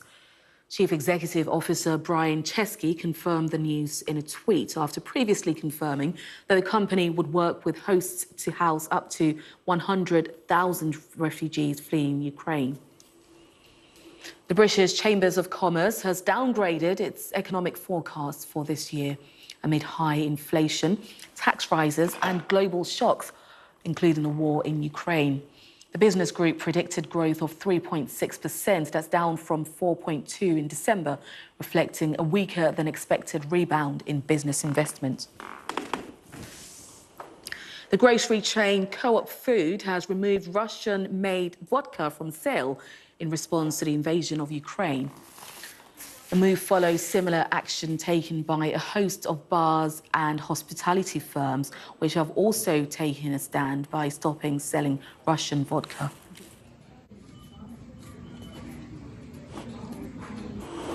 Well, time now for the business pages. Let's start off with the Daily Telegraph, which leads with reports of stock markets falling following Russia's invasion of Ukraine. Investors have seen the FTSE 100 fall by 2.6%, its worst fall since the start of the war, following a sharp increase in the price of Brent crude oil. The Financial Times reports that France and Germany have seized super yachts belonging to allies of President Vladimir Putin as the UK and the US ramp up sanctions against Russia's billionaires following the invasion of Ukraine. And the Times also reports on Russian sanctions as Germany's economic minister fears social unrests following the country's termination of Russian energy usage that many people there depend on.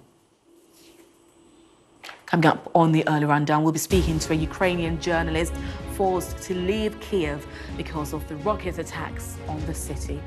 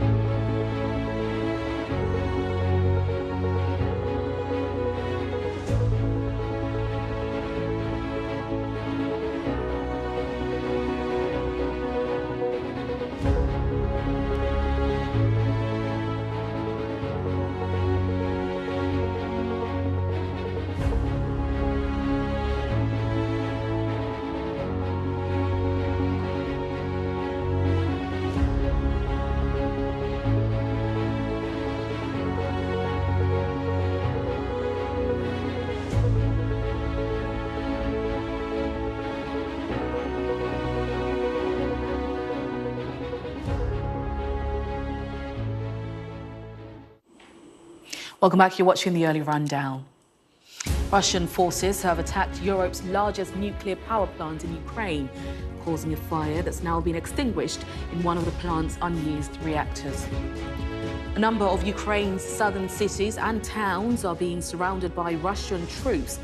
Electricity and phone services are being targeted, with homes and shops facing food and water shortages.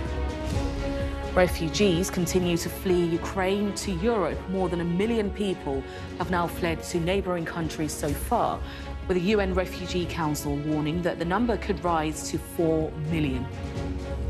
EU and NATO foreign ministers are meeting in Brussels today to show their support for Ukraine and try to find a way out of the crisis.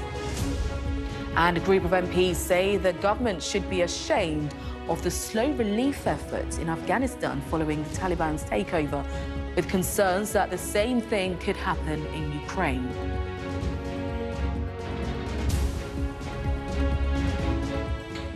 Welcome back. Russian forces have been shelling Europe's largest nuclear power plant in Ukraine, causing a fire in one of the plant's unused reactors. Emergency services say the fire has now been put out. Officials at the plant have appealed for Russia to stop the shelling, warning that if the plant blows up, it would be 10 times worse than Chernobyl. And the southern city of Mariupol is surrounded by Russian forces. The mayor says what's happening there is genocide. Well, overnight, one of the 6 reactors at Europe's largest nuclear power station caught fire after the facility in the Ukrainian city of Zaporizhzhia was attacked by Russia. Russian forces have also surrounded the city of Mariupol, along with other southern towns and cities, targeting electricity, water and heating systems there. Russia has agreed to humanitarian corridors in Ukraine for the evacuation of civilians and arrival of aid, and this comes after peace talks between the nations in Belarus. But there's no immediate sign of a ceasefire. Foreign ministers from NATO are due to meet this morning to discuss the crisis, as Greg Milam reports. As if this crisis weren't dire enough, these images hold the prospect of a whole new horror in Ukraine. The shelling of the largest nuclear power plant of its kind in Europe, causing a fire. No one here needs any reminder of the potential for nuclear catastrophe. And Ukraine's president said this took the war into dangerous new territory. If there is an explosion, that's the end for everyone. The end for Europe, the evacuation of Europe. Only urgent action by Europe can stop the Russian troops. Do not allow the death of Europe from a catastrophe at a nuclear power station. The attack on Ukraine's infrastructure is just one of multiple fronts in an invasion that Vladimir Putin says is going to plan. This is what that looks like. Apartment buildings in the town of Borodyanka, 50 kilometers from the capital Kiev, still smouldering. The road littered with the debris of an assault that Russia says is not targeting civilians. But it is in the major cities that the fighting has intensified. Russia's defense ministry released these pictures, along with claims to have destroyed hundreds of military targets. Ukraine says that troops from Belarus have now been given the go-ahead to join the Russian invasion. Lined up against them is condemnation from around the globe. The US Secretary of State embarking on another European tour to show Russia the West remains united. In Washington, the president tightened the sanction pressure on Moscow. Today I'm announcing that we're adding dozens of names to the list, including one of Russia's wealthiest billionaires, and I'm banning travel to America by more than 50 Russian oligarchs, their families, and their close associates. It's ordinary Russians feeling that pressure so far. IKEA, the latest foreign company to close its doors. As all over Europe, countries are throwing open theirs. More than 1 million refugees have left in the first week, crossing the border to safety but uncertainty. A massive humanitarian operation spreading across Eastern Europe. One that will need to cope with much more in the weeks to come. When you consider what they've left behind, how must this show of humanity feel?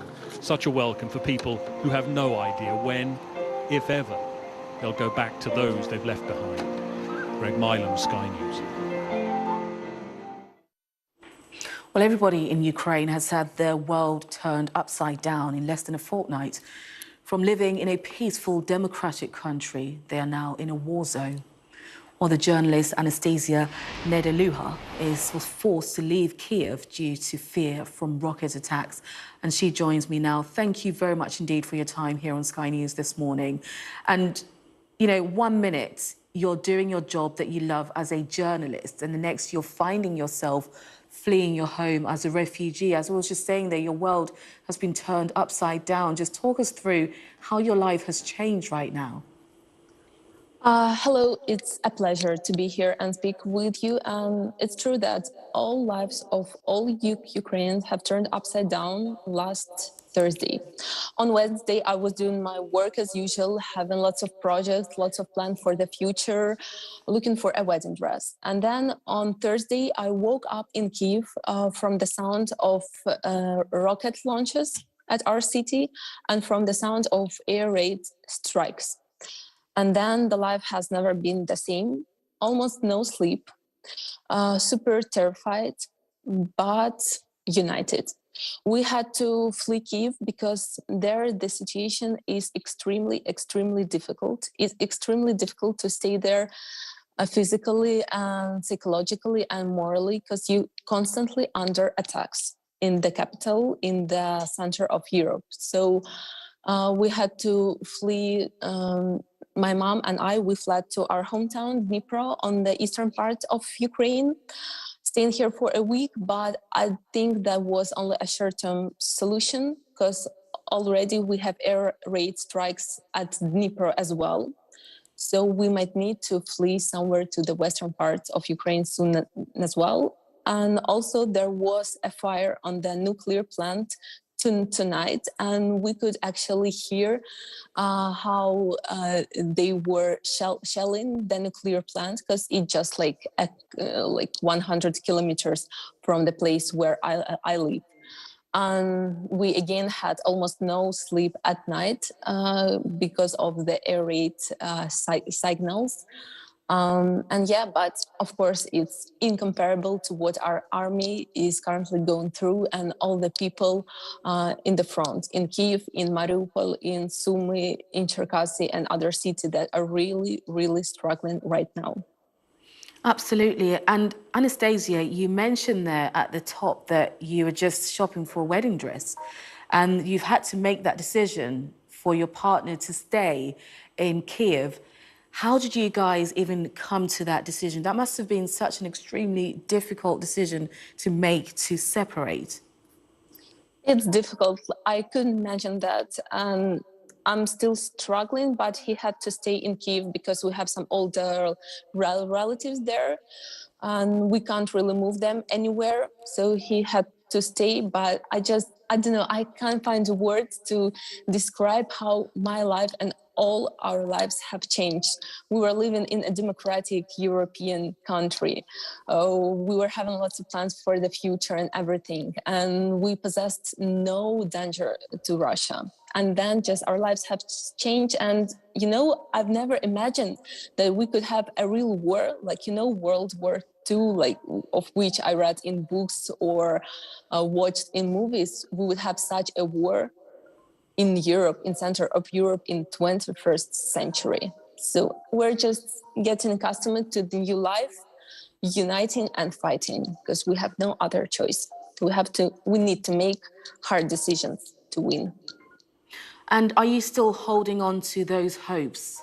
For example, do you have any hopes at all that you'll still be able to get married at some stage soon? I'm not sure how soon, but I'm definitely planning to get married to my man.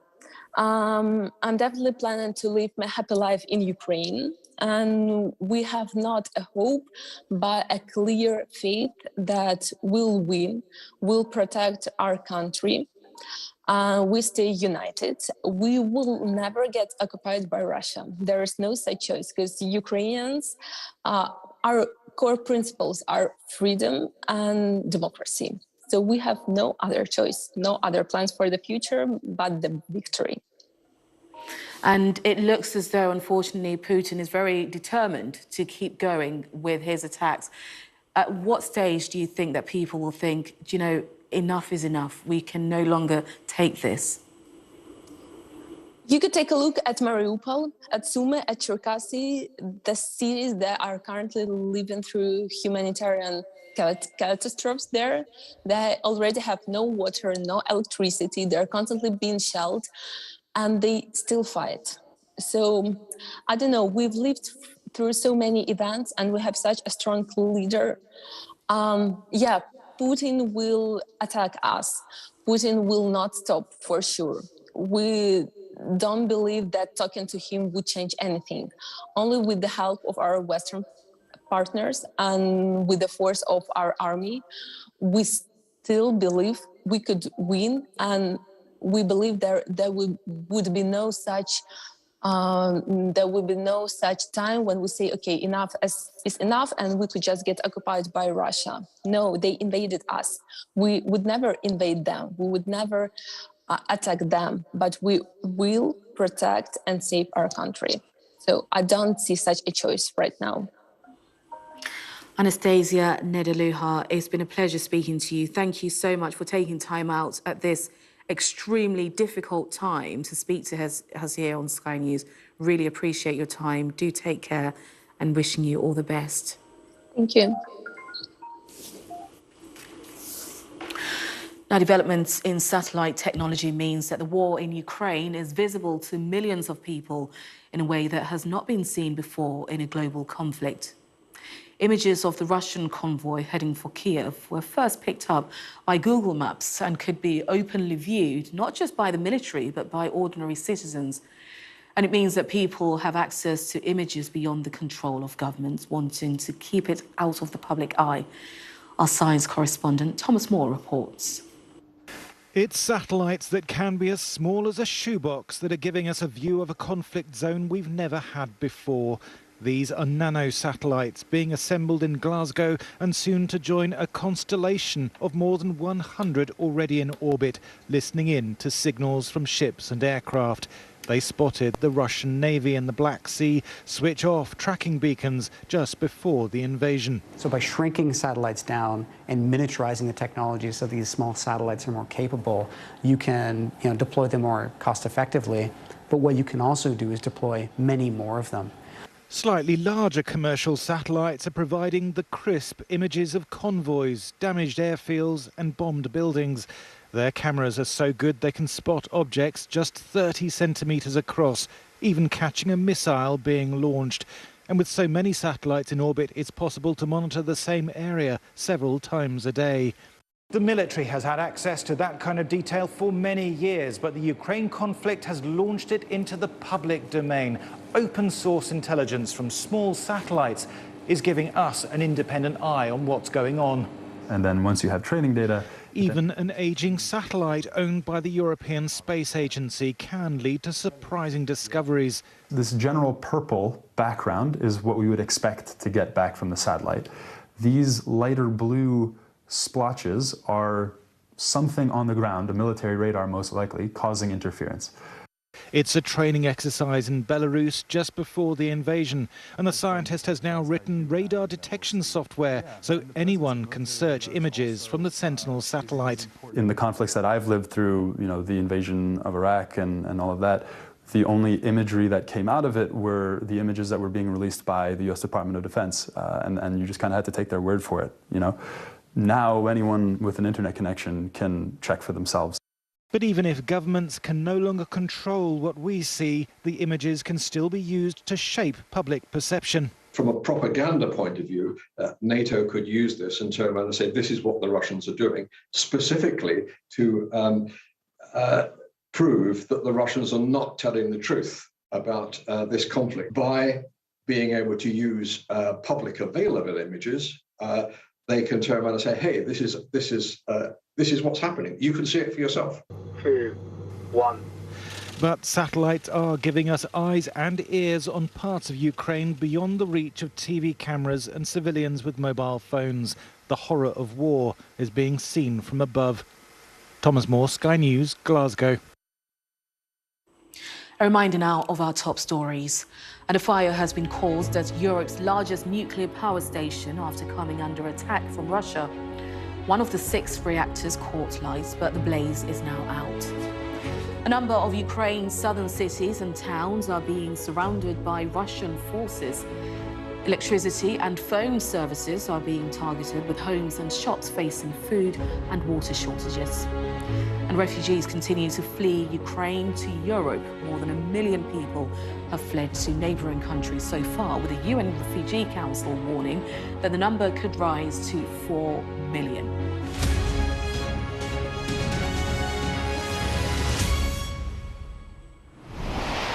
Well, time now to go through this morning's front pages. Let's start off with the Metro, which leads with figures from the UN suggesting that more than 1 million people have fled Ukraine in the last week. The Financial Times quotes an aide to the mayor of Mariupol who says they're trying to wipe this city off the face of the earth. Putin vows total victory, reports the Times, saying the Russians' Vladimir Putin claims Ukrainians have been brainwashed. The Guardian writes that President Putin is prompting fears of the worst to come in Ukraine.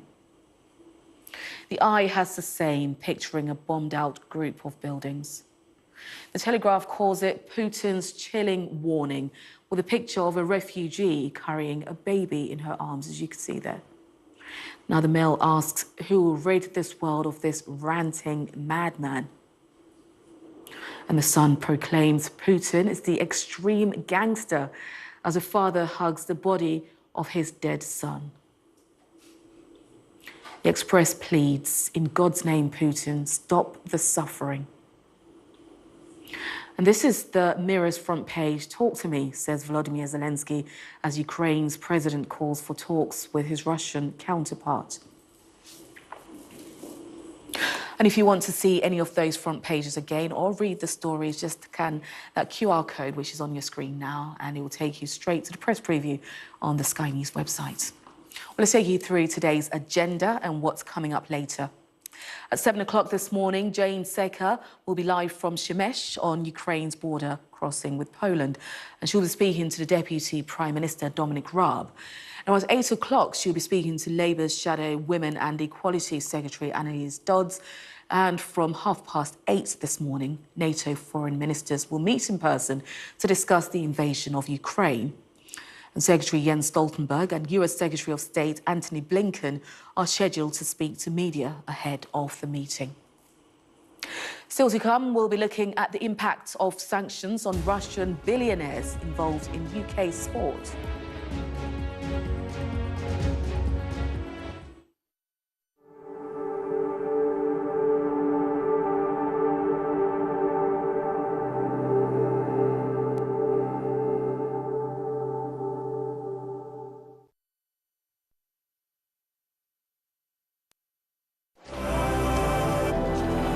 I'm Neville Lazarus, and I'm Sky's reporter based in Delhi. We take you to the heart of the story that shapes our world.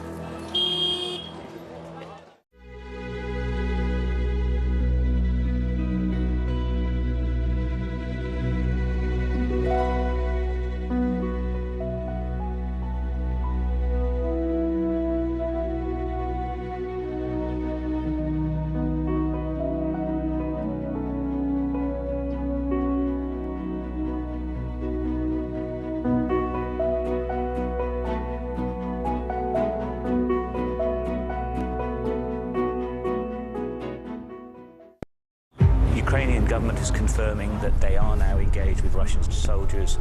Air raid sirens fill the airways. In the distance, artillery rains down. It feels very close to the centre of... There's one. They found this devastation to their apartment. Lots of people live here. Quite a few of the windows of the houses have been blown out by the blast. And it feels that it's changing each day.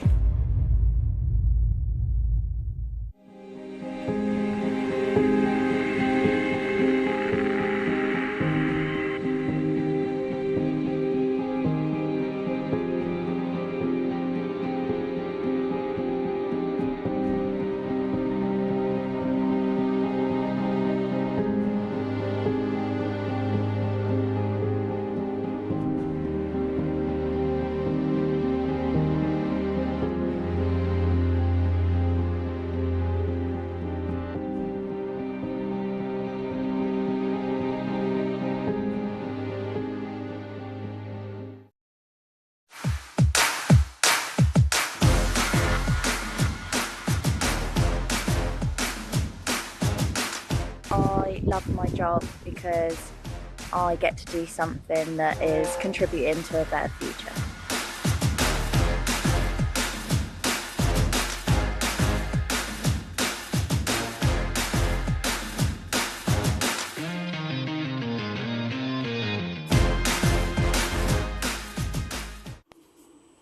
Welcome back. The UK has issued sanctions on 2 more Russian oligarchs with links to the Kremlin.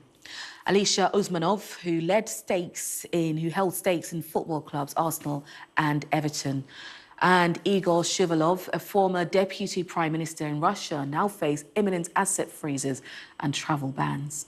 Our business correspondent Paul Kelso reports. For nearly 20 years, Roman Abramovich has showered Chelsea with money and been repaid in silverware. But now the ultimate trophy asset is for sale, as scrutiny of the source of his vast wealth and the threat of government sanctions against a one-time ally of Vladimir Putin grow. There are football clubs become very successful and admired under his ownership, but obviously in the end, those alleged links with Vladimir Putin, the war on Ukraine, have brought it to an end. I think that things have been closing in on him for a few years now, and I think it's obviously come to a head in the last week. European governments want to create a hostile environment for Putin's allies, and while Abramovich denies political influence just 4 days after planning to pass the club to charity, he's saying goodbye for good. Chelsea is the ultimate symbol of the spending power of Russia's oligarch class. But if Roman Abramovich is scrambling to sell up here, then other lower-profile alleged allies of Vladimir Putin will be too. And there are concerns the British government is moving too slowly to stop them moving their money out of reach.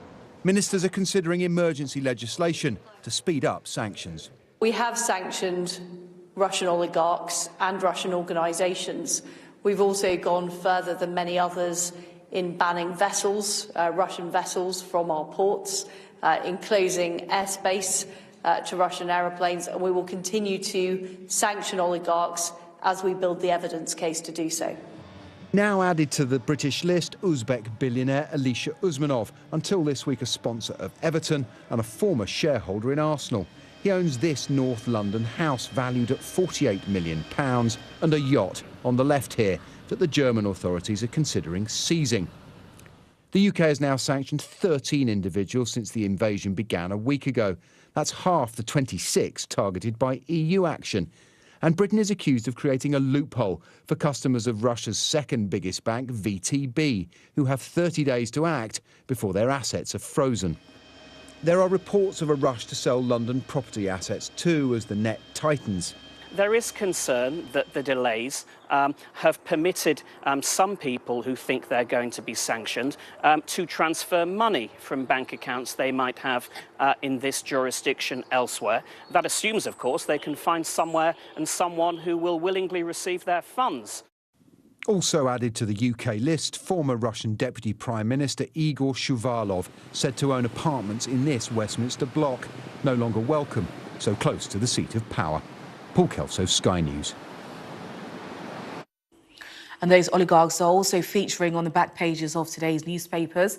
The Daily Star leads on the Premier League supporting Chelsea's outgoing boss Roman Abramovich's decision to sell ownership of the club. And the Mirror leads with the same story as it reports that US businessman Todd Boehly looks to be the front runner to buy the club after the chief of the Premier League called Abramovich's decision unsustainable. But let's see how the weather is shaping up.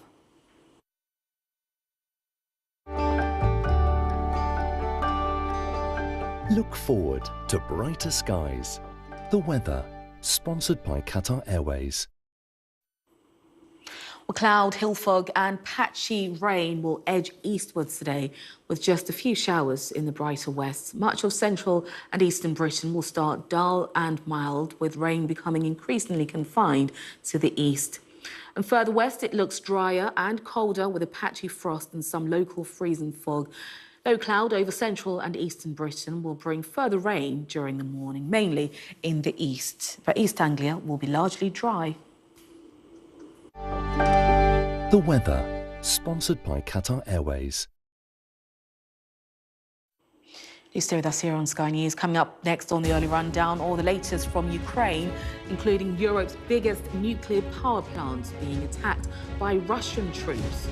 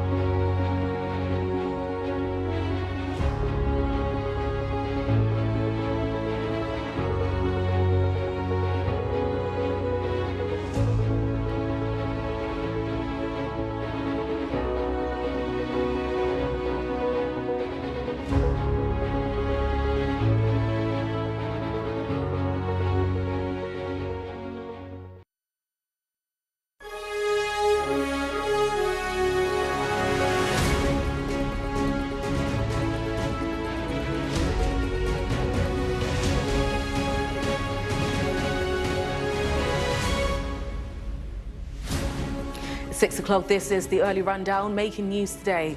Russian forces attack Europe's largest nuclear power plant in Ukraine, causing a fire in one of the plant's unused reactors. Officials warn an attack on the plant could cause a nuclear disaster 10 times as bad as Chernobyl. Southern towns and cities are being surrounded and ruthlessly bombed as Russian forces look to knock out power, water and heating supplies. A new life forced upon millions of refugees fleeing Ukraine in search of safety throughout Europe. And the US joins Britain in sanctioning Russian oligarchs, and more companies shun Russia, piling more financial pain on Moscow. MPs say the government dragged its feet over helping people in Afghanistan, and the same is happening in response to Ukraine. And of course, we'll be taking a look through the newspapers and how they're reporting the Russian invasion.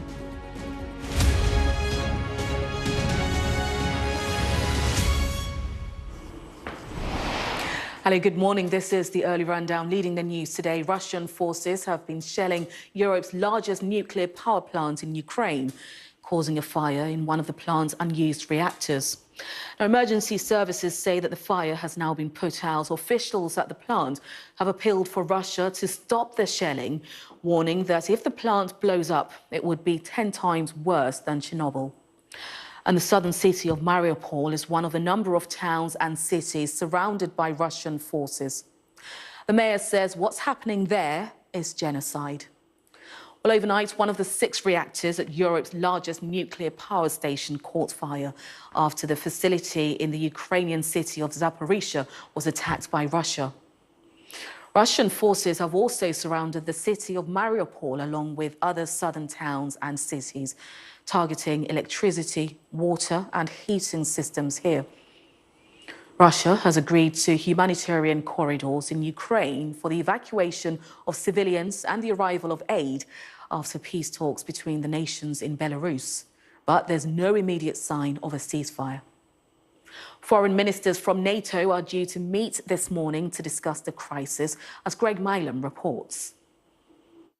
As if this crisis weren't dire enough, these images hold the prospect of a whole new horror in Ukraine.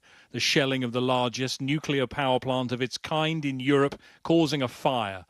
No one here needs any reminder of the potential for nuclear catastrophe. And Ukraine's president said this took the war into dangerous new territory. If there is an explosion, that's the end for everyone. The end for Europe. The evacuation of Europe. Only urgent action by Europe can stop the Russian troops. Do not allow the death of Europe from a catastrophe at a nuclear power station. The attack on Ukraine's infrastructure is just one of multiple fronts in an invasion that Vladimir Putin says is going to plan. This is what that looks like. Apartment buildings in the town of Borodyanka, 50 kilometers from the capital Kiev, still smouldering. The road littered with the debris of an assault that Russia says is not targeting civilians.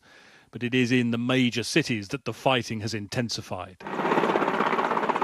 Russia's defense ministry released these pictures, along with claims to have destroyed hundreds of military targets. Ukraine says that troops from Belarus have now been given the go-ahead to join the Russian invasion. Lined up against them is condemnation from around the globe. The US Secretary of State embarking on another European tour to show Russia the West remains united. In Washington, the president tightened the sanction pressure on Moscow. Today I'm announcing that we're adding dozens of names to the list, including one of Russia's wealthiest billionaires, and I'm banning travel to America by more than 50 Russian oligarchs, their families and their close associates. It's ordinary Russians feeling that pressure so far. IKEA, the latest foreign company to close its doors. As all over Europe, countries are throwing open theirs. More than 1 million refugees have left in the first week, crossing the border to safety but uncertainty. A massive humanitarian operation spreading across Eastern Europe, one that will need to cope with much, much more in the weeks to come. When you consider what they've left behind, how must this show of humanity feel? Such a welcome for people who have no idea when, if ever, they'll go back to those they've left behind. Greg Milam, Sky News. Well, Boris Johnson had an emergency phone call with Ukraine's President Zelensky after hearing news of the fire at the nuclear plant. He promised to raise the issue immediately with Russia and close partners. And he's also tweeted. In that tweet, he said, "I've just spoken to President Zelensky about the gravely concerning situation at Zaporizhzhia nuclear power station. Russia must immediately cease its attack on the power station and allow unfettered access for emergency services to the plant." He says he'll be speaking to Russia as a matter of urgency. Well, as you've heard, Russian forces have been attacking the nuclear plant in the southeast Ukraine. It's part of an increasingly violent campaign which has been stepped up in the past 48 hours. Now, the situation across the country this morning shows Russia advancing in the east and especially in the south. The port of Mariupol is under constant attack. The city has no water or power supply, and the mayor says Russia has cut all rail links there. Now, the city's mayor says what's going on there is genocide. So the West Russia says the city of Kherson is now under its complete control. A group of Russian amphibious landing ships are heading towards the port of Odessa. That's according to the Ukrainian military. Ukraine's emergency services say that 33 people were killed in Chernihiv after a Russian airstrike hit 2 schools and houses. The second city of Kharkiv is seeing continued shelling, and much of the centre of the city has been reduced to rubble. The United Nations Refugee Agency says it believes up to 4 million people may flee Ukraine in the coming weeks and months, or with need for protection and shelter. More than 1 million people have fled to neighbouring countries so far, with that number rising by the hour. Some 90,000 have already travelled into Western Europe, but the largest number have crossed the border into Poland, around 500,000. More than 130,000 have gone to Hungary, which has changed its hardline policy on accepting refugees. Neighbouring Moldova has received nearly 100,000 people. Almost 80,000 have crossed to Slovakia. And Romanian authorities say more than 150,000 people have arrived from Ukraine. Alistair Bunkle reports now from the Romanian town of Siret, just south of the Ukrainian border. The stream of refugees crossing the border now is almost constant, and it's increasing all the time. It is snowing here, it is bitterly cold, but at least it's safe. Almost everyone has left someone behind, decisions they'll never forget. When I tell my mom that I will go to abroad to save my life, Mom was crying and told me that maybe she never see me again. It was most scary words which I heard in my life. I'm still scared. I'm still afraid that I can't see her anymore.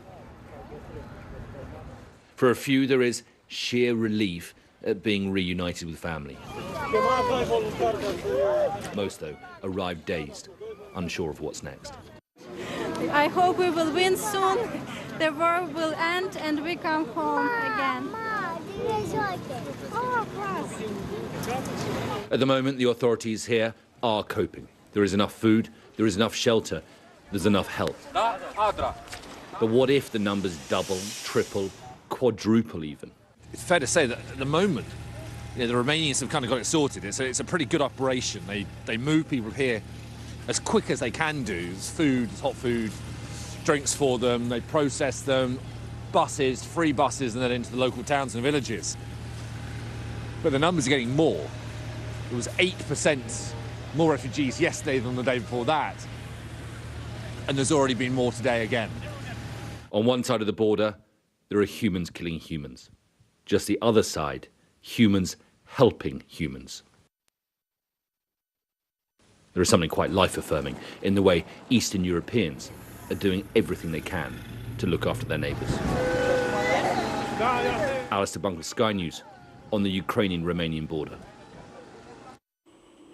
And some news coming in this morning. Russia is clamping down more TV and radio services. The country's communications watchdog has restricted access to the BBC's Russian service, as well as to other media outlets. Russia's foreign ministry has claimed that the BBC was being used to undermine the internal political situation and security in Russia. The government faces fresh calls to do more to help those fleeing the war, as Home Secretary Priti Patel prepares to meet Ukrainian refugees on the Polish border. She plans to highlight the visas on offer to those with relations in the UK, but Labour is calling for an emergency visa granting entry to anyone fleeing the conflict. A cross-party group of MPs has said that the government should be ashamed of aspects of the UK's withdrawal from Afghanistan, with concerns that the same thing could happen in Ukraine. The International Development Committee has accused ministers of being too slow to provide relief for Afghans and aid workers in the country following the Taliban's takeover. We don't seem to have learned the lessons from Afghanistan. We could have had better planning in place, for example, around those who were inevitably going to seek refuge. The same has happened in Afghanistan. The government appears to be trying to use existing immigration routes and just tinkering around the edges of those. But this is an unprecedented exodus of people. We've seen 1 million people leave Ukraine in the last week. We're looking at potentially 5 million within the month. The government needs to act much more swiftly. It should have learned from what went wrong with Afghanistan. Well, as we've been hearing, more than 1 million refugees have now crossed the Ukrainian border into neighbouring countries. Germany is beginning to welcome thousands through its own border. Sky's Sadia Chowdhury reports on how those in Berlin are making displaced Ukrainians feel at home. German hospitality that matches German efficiency.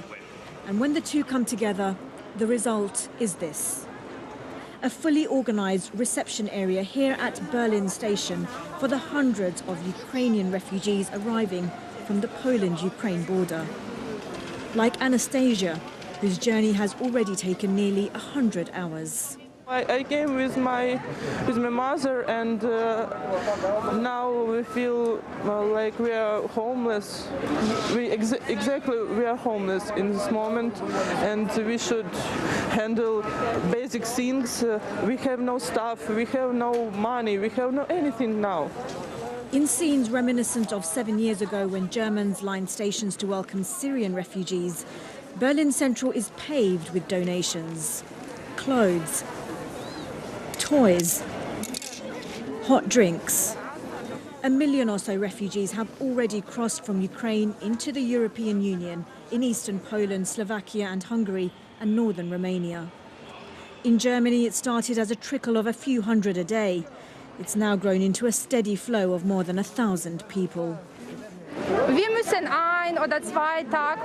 We have to run into the basement once or twice a day due to airstrikes. Nobody knows when it happens, so you have to have everything ready. Documents, food, and that's not a life. The Deutsche Bahn train company has made travel free for refugees coming from Poland and around the country. A small gesture perhaps, but one that offers significant relief. Sadia Chowdhury, Sky News.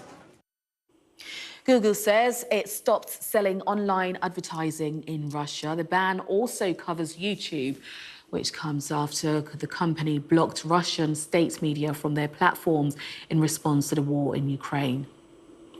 Ukrainian nationals in the United States can remain in the country for up to 18 months after being given temporary protected status.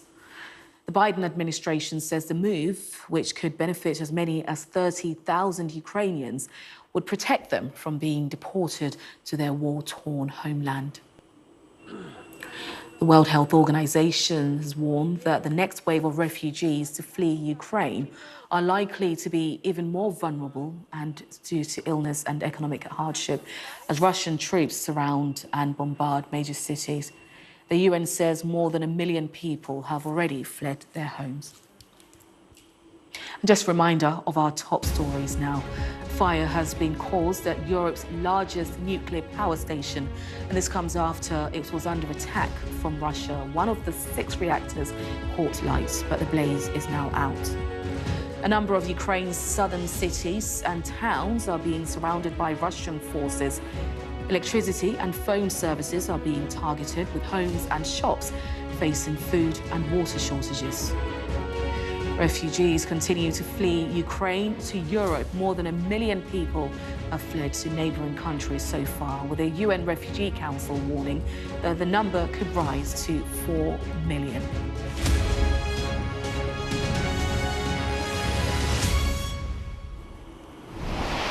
Well, let's get more now on that story that a cross-party group of MPs has said that the government should be ashamed of aspects of the UK's withdrawal from Afghanistan.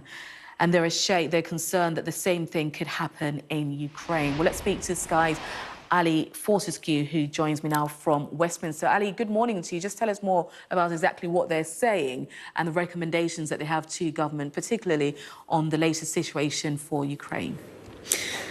Morning. Well, I think the withdrawal from Afghanistan was always seen by many as a foreign policy failure, but this report today really compounds that. So this is a cross-party group of MPs from the International Development Committee. And what they are saying, as you say, is that we should be ashamed, as they put it, of the way that aid workers were treated. They said that they were abandoned, as they put it, during the withdrawal from Afghanistan, that the way that people were being resettled, brought over to the UK, basically wasn't fit for purpose, wasn't working properly, money wasn't being released quickly enough. And now what they want to see happen is that process be accelerated and aid workers be prioritised. And I think most uncomfortable of all, as you say, is that they say they can see those same mistakes being made again here with Ukraine. And we know, of course, that Priti Patel, the Home Secretary, is in Poland today promoting the Ukraine Family Scheme, which is all about family members, people who live here in the UK and people who have settled status being allowed to bring not just their immediate family, but now their parents, grandparents, siblings to the UK with the help from the government. And that should help up to 200,000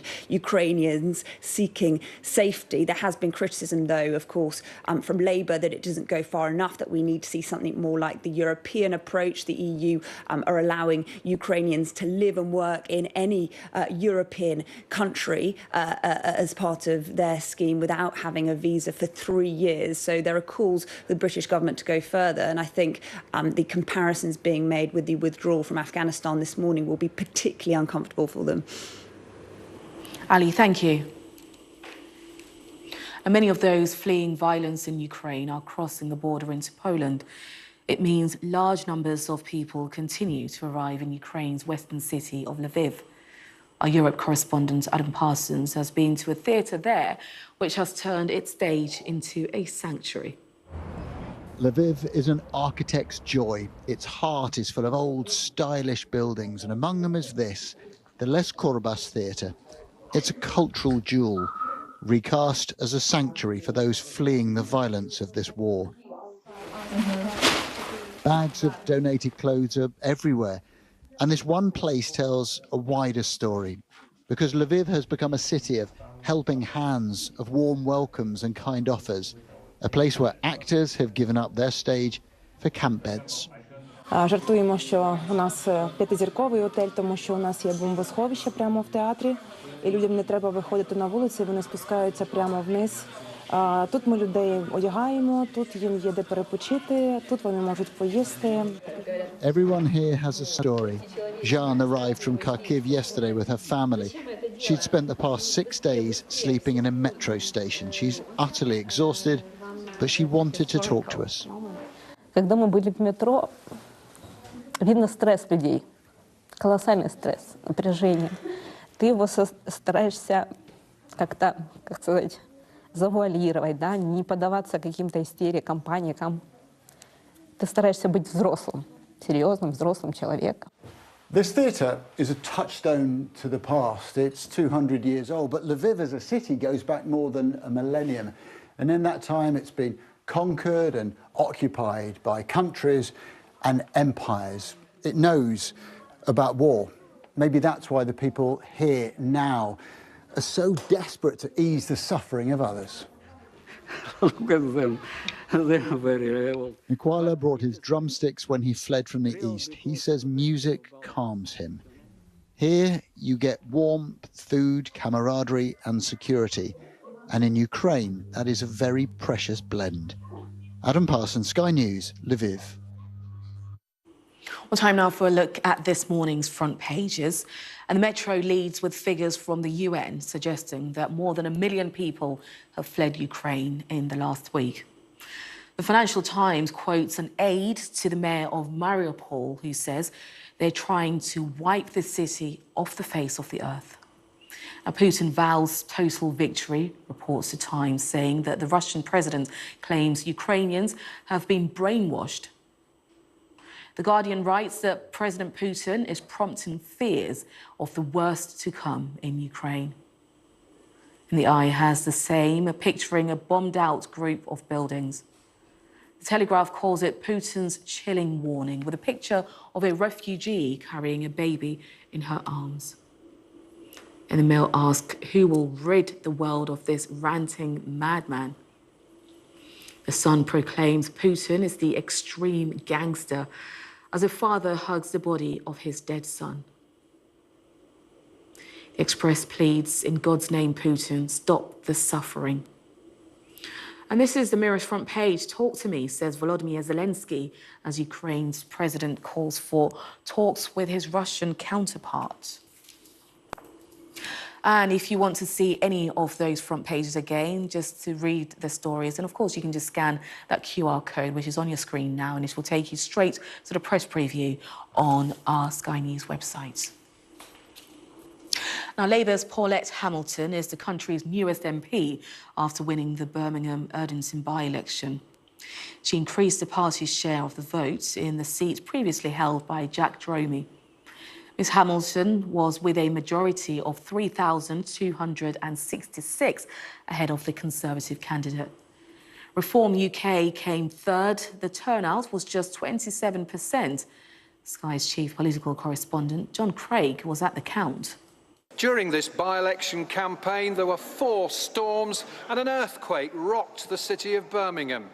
But there's been no political earthquake here because Labour have comfortably held the seat of Birmingham Erdington, previously held by Jack Dromey, who died in January. Labour's majority here was 3,266. That's down slightly on the 3,600 winning margin Mr Dromey had in December 2019, but Labour's share of the vote was up from 50 to 55%. The Tory share of the vote was down from 40 to 36%. The new MP, Paulette Hamilton, paid tribute to Sir Keir for his support during the campaign. She lost her father. He died just before the campaign started. For the Tories, there was no Ukraine uplift. Labour claimed this campaign was fought mainly on local issues. That's certainly what Paulette Hamilton claimed, and she will now go to Parliament next week to campaign for her new constituency on the cost of living and other domestic issues. It seems that the Ukraine issue has not really had an impact here. Labour have held this seat comfortably. John Craig, our chief political correspondent. Well, let's take you through today's agenda and what's coming up later. At 7 o'clock this morning, Jane Secker will be live from Mediaca on Ukraine's border crossing with Poland, and she'll be speaking to the Deputy Prime Minister, Dominic Raab.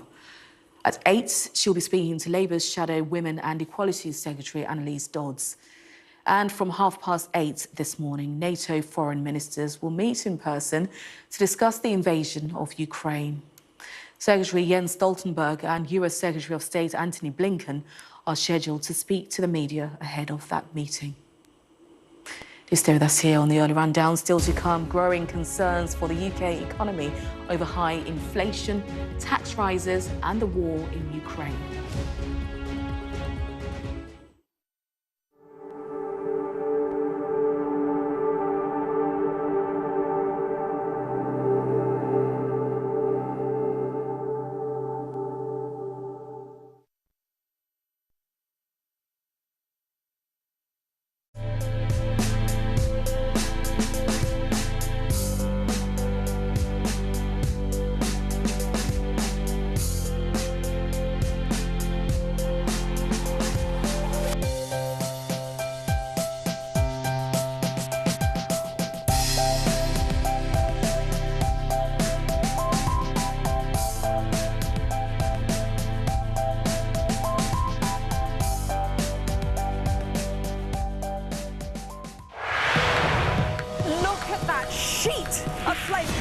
moving this way.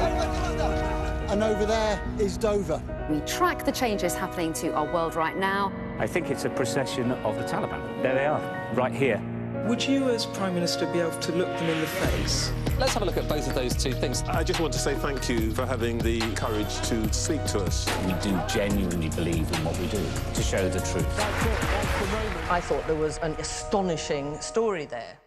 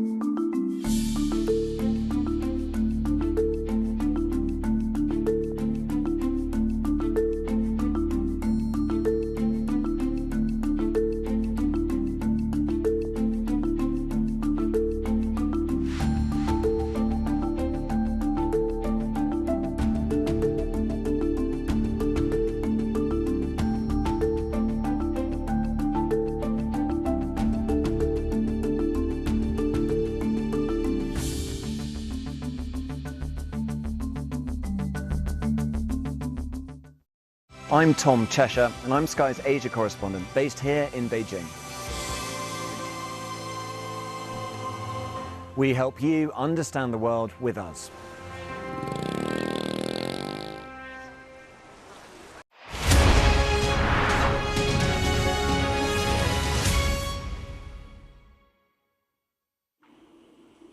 Welcome back. Their business news continues to be heavily impacted by the Ukraine war. Home rental company Airbnb is suspending all operations in Russia and Belarus. Chief Executive Officer Brian Chesky confirmed the news in a tweet after previously confirming that the company would work with hosts to house up to 100,000 refugees fleeing Ukraine. The British Chambers of Commerce has downgraded its economic forecast for this year amid high inflation, tax rises and global shocks, including the war in Ukraine. The business group predicted growth of 3.6%, down from 4.2% in December, reflecting a weaker than expected rebound in business investment. The grocery chain Co-op Food has removed Russian-made vodka from sale in response to the invasion of Ukraine. Well, the move follows similar action taken by a host of bars and hospitality firms, which have also taken a stand by stopping selling Russian vodka.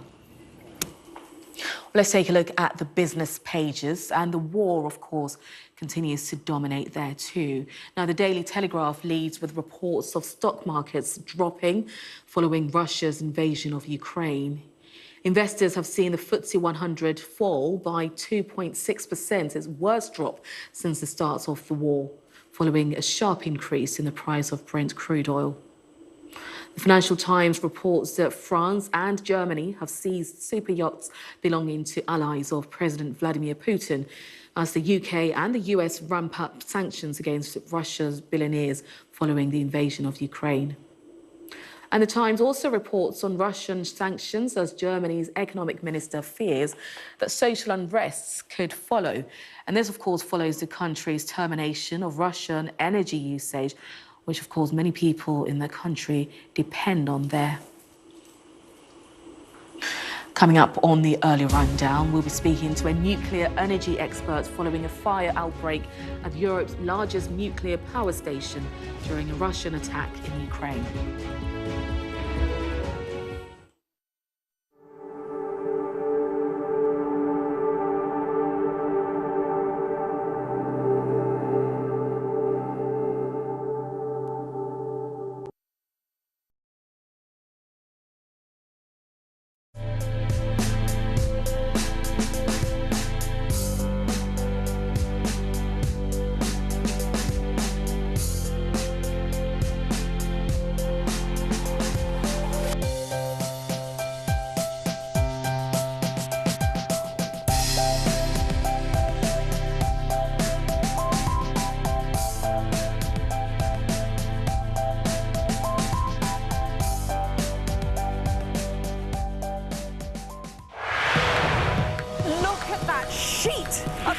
And it's moving this way.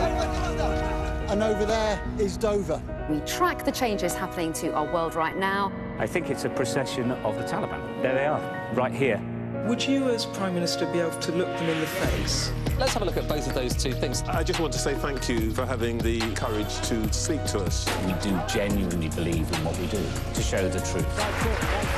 I thought there was an astonishing story there.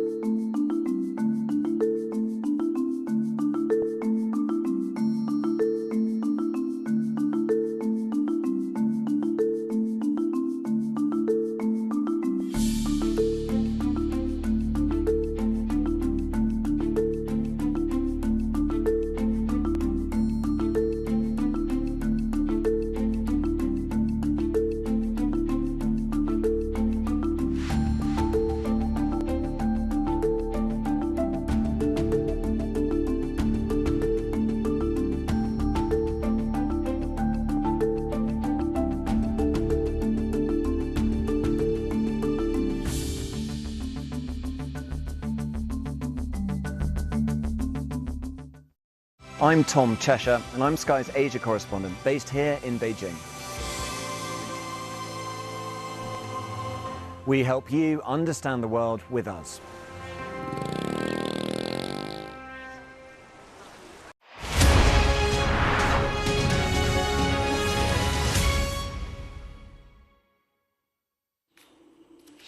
Welcome back. You're watching the Early Rundown. Russian forces have attacked Europe's largest nuclear power plant in Ukraine, causing a fire that's now been extinguished in one of the plant's unused reactors.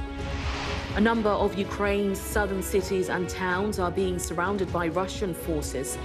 Electricity and phone services are being targeted, with homes and shops facing food and water shortages. Refugees continue to flee Ukraine to Europe. More than 1 million people have fled to neighbouring countries so far, with the UN Refugee Council warning that the number could rise to 4 million. EU and NATO foreign ministers are meeting in Brussels later today to show their support for Ukraine and try to find a way out of the crisis.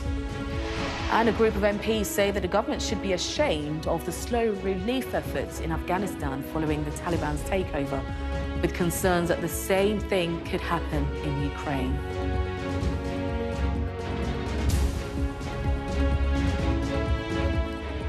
Russian forces have been shelling Europe's largest nuclear power plant in Ukraine, causing a fire in one of the plant's unused reactors.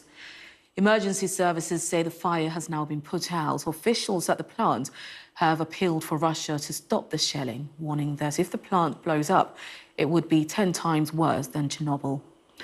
And the southern city of Mariupol is surrounded by Russian forces. The mayor has said that what's happening there is genocide.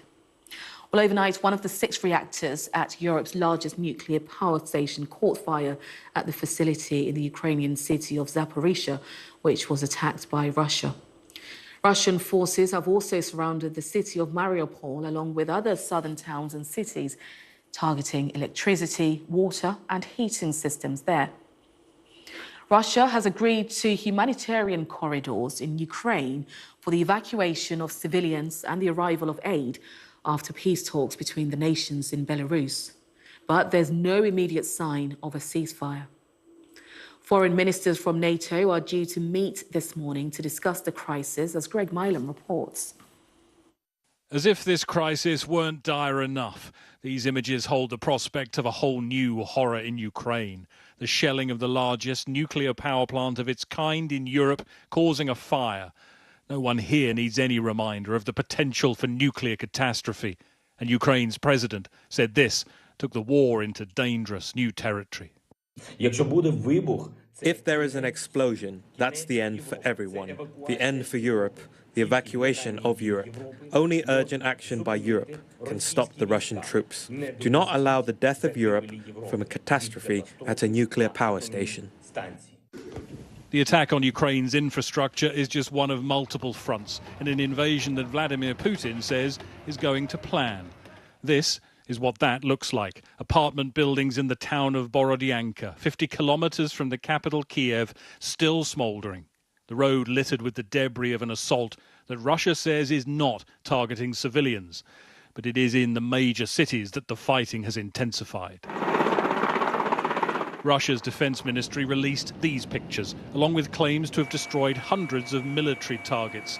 Ukraine says that troops from Belarus have now been given the go-ahead to join the Russian invasion. Lined up against them is condemnation from around the globe. The US Secretary of State embarking on another European tour to show Russia the West remains united. In Washington, the president tightened the sanction pressure on Moscow.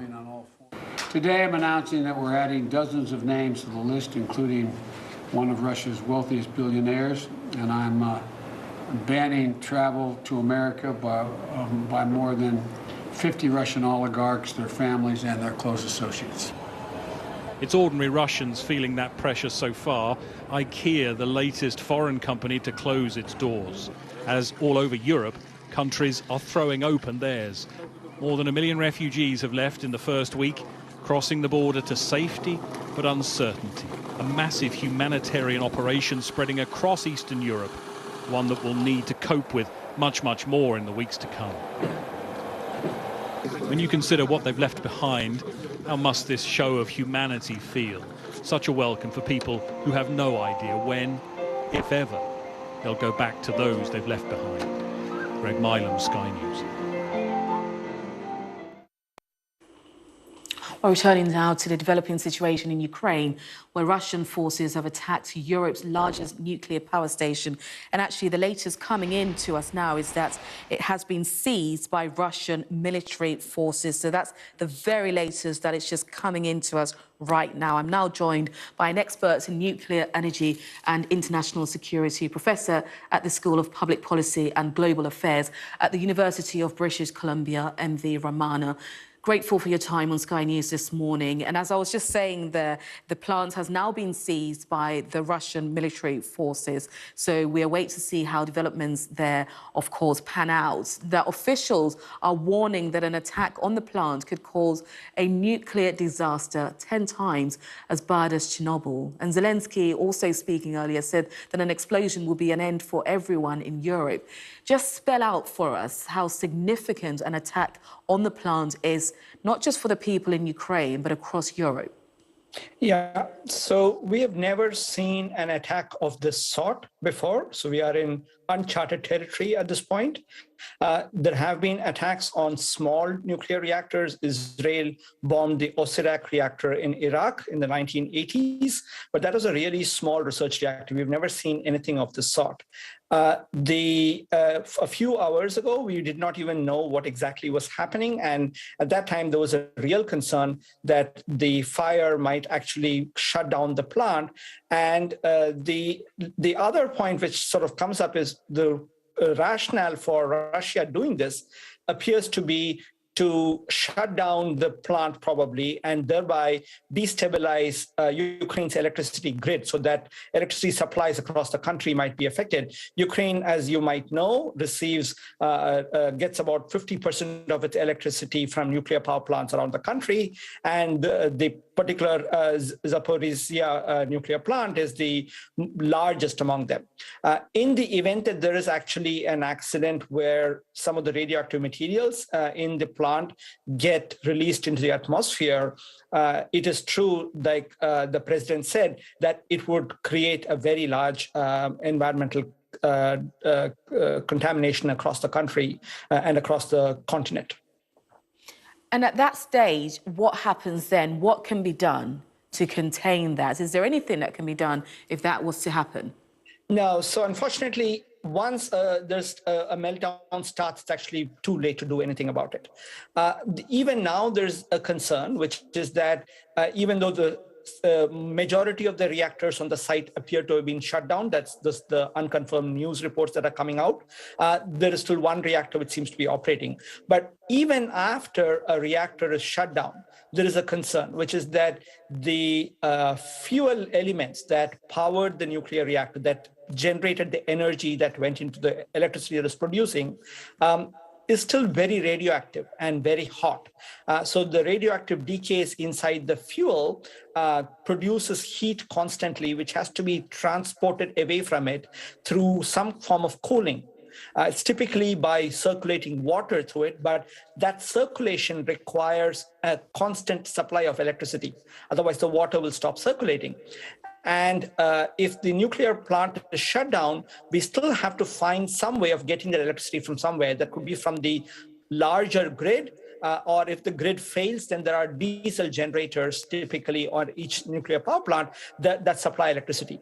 The concern that we had a few hours ago, and which might still happen, is that the diesel generators are damaged, and once the larger grid goes down, there may be no way to cool the spent fuel in the reactor, the radioactive fuel elements. And if that happens, then the temperature of the fuel starts rising. It'll start melting down. All of the radioactive materials which can become gases will volatilize and escape out into the atmosphere. And then the winds can disperse them across the continent. And Professor, my next question to you actually is going to be very much on the rhetorical side, because, you know, is it a concern that the Russian military has now seized the plant? Indeed it is. So I'll answer that question there myself. But what can they do with it now that they've seized it? What next?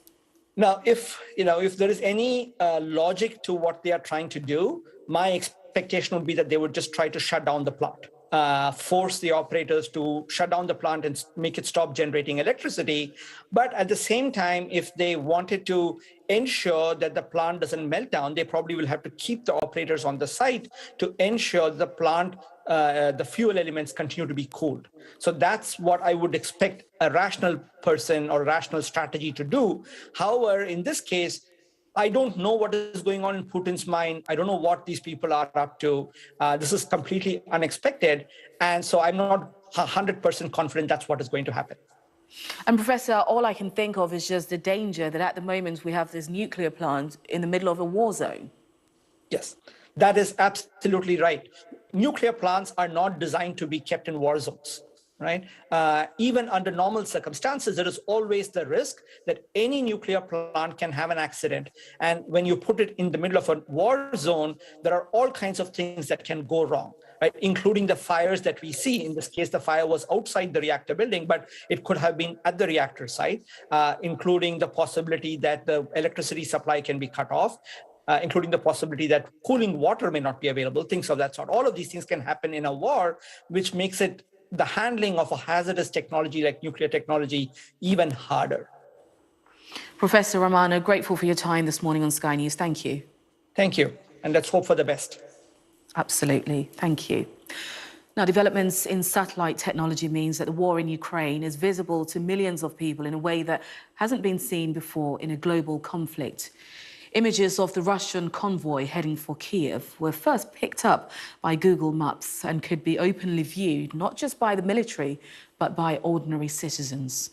So this means that people now have access to images beyond the control of governments wanting to keep it out of the public eye. Our science correspondent Thomas Moore reports. It's satellites that can be as small as a shoebox that are giving us a view of a conflict zone we've never had before. These are nano-satellites being assembled in Glasgow and soon to join a constellation of more than 100 already in orbit, listening in to signals from ships and aircraft. They spotted the Russian Navy in the Black Sea switch off tracking beacons just before the invasion. So by shrinking satellites down and miniaturizing the technology so these small satellites are more capable, you can deploy them more cost effectively. But what you can also do is deploy many more of them. Slightly larger commercial satellites are providing the crisp images of convoys, damaged airfields and bombed buildings. Their cameras are so good they can spot objects just 30 centimetres across, even catching a missile being launched. And with so many satellites in orbit, it's possible to monitor the same area several times a day. The military has had access to that kind of detail for many years, but the Ukraine conflict has launched it into the public domain. Open source intelligence from small satellites is giving us an independent eye on what's going on. And then once you have training data, Even an ageing satellite owned by the European Space Agency can lead to surprising discoveries. This general purple background is what we would expect to get back from the satellite. These lighter blue splotches are something on the ground, a military radar most likely, causing interference. It's a training exercise in Belarus just before the invasion, and the scientist has now written radar detection software so anyone can search images from the Sentinel satellite. In the conflicts that I've lived through, the invasion of Iraq and all of that, the only imagery that came out of it were the images that were being released by the U.S. Department of Defense, and you just kind of had to take their word for it, Now anyone with an internet connection can check for themselves.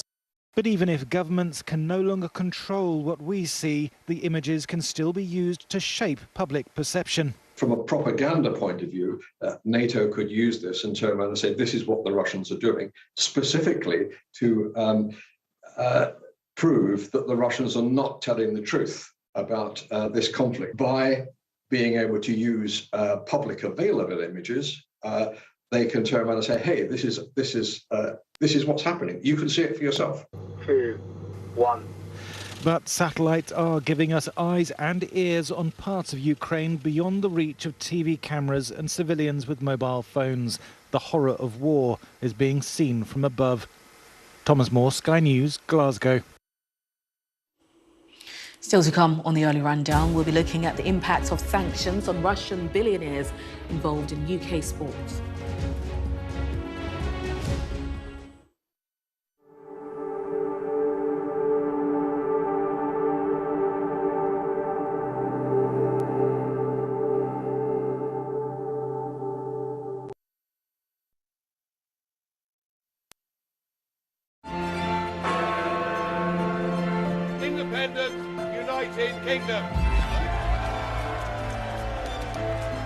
These last few years have seen some huge stories.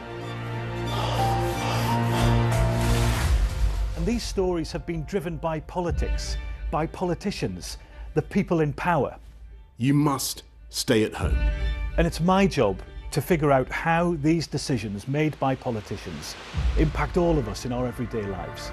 This is the worst thing I've ever been through in my life. People turn up here with their child stuff in a black sack and just say, I don't want to.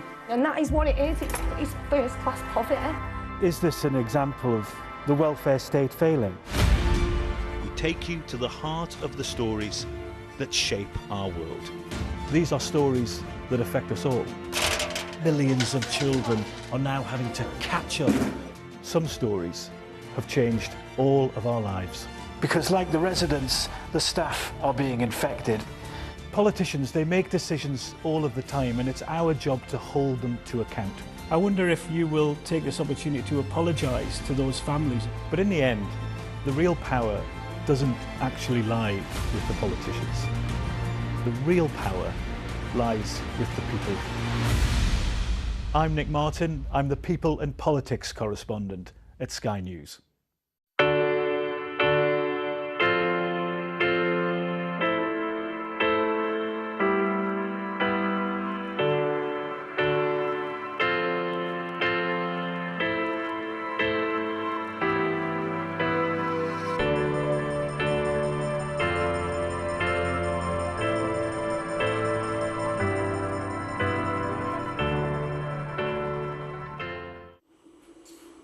Welcome back. The UK has issued sanctions on 2 more Russian oligarchs with links to the Kremlin.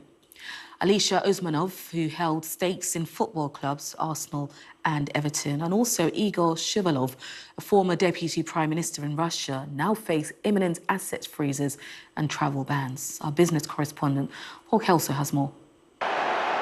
For nearly 20 years, Roman Abramovich has showered Chelsea with money and been repaid in silverware.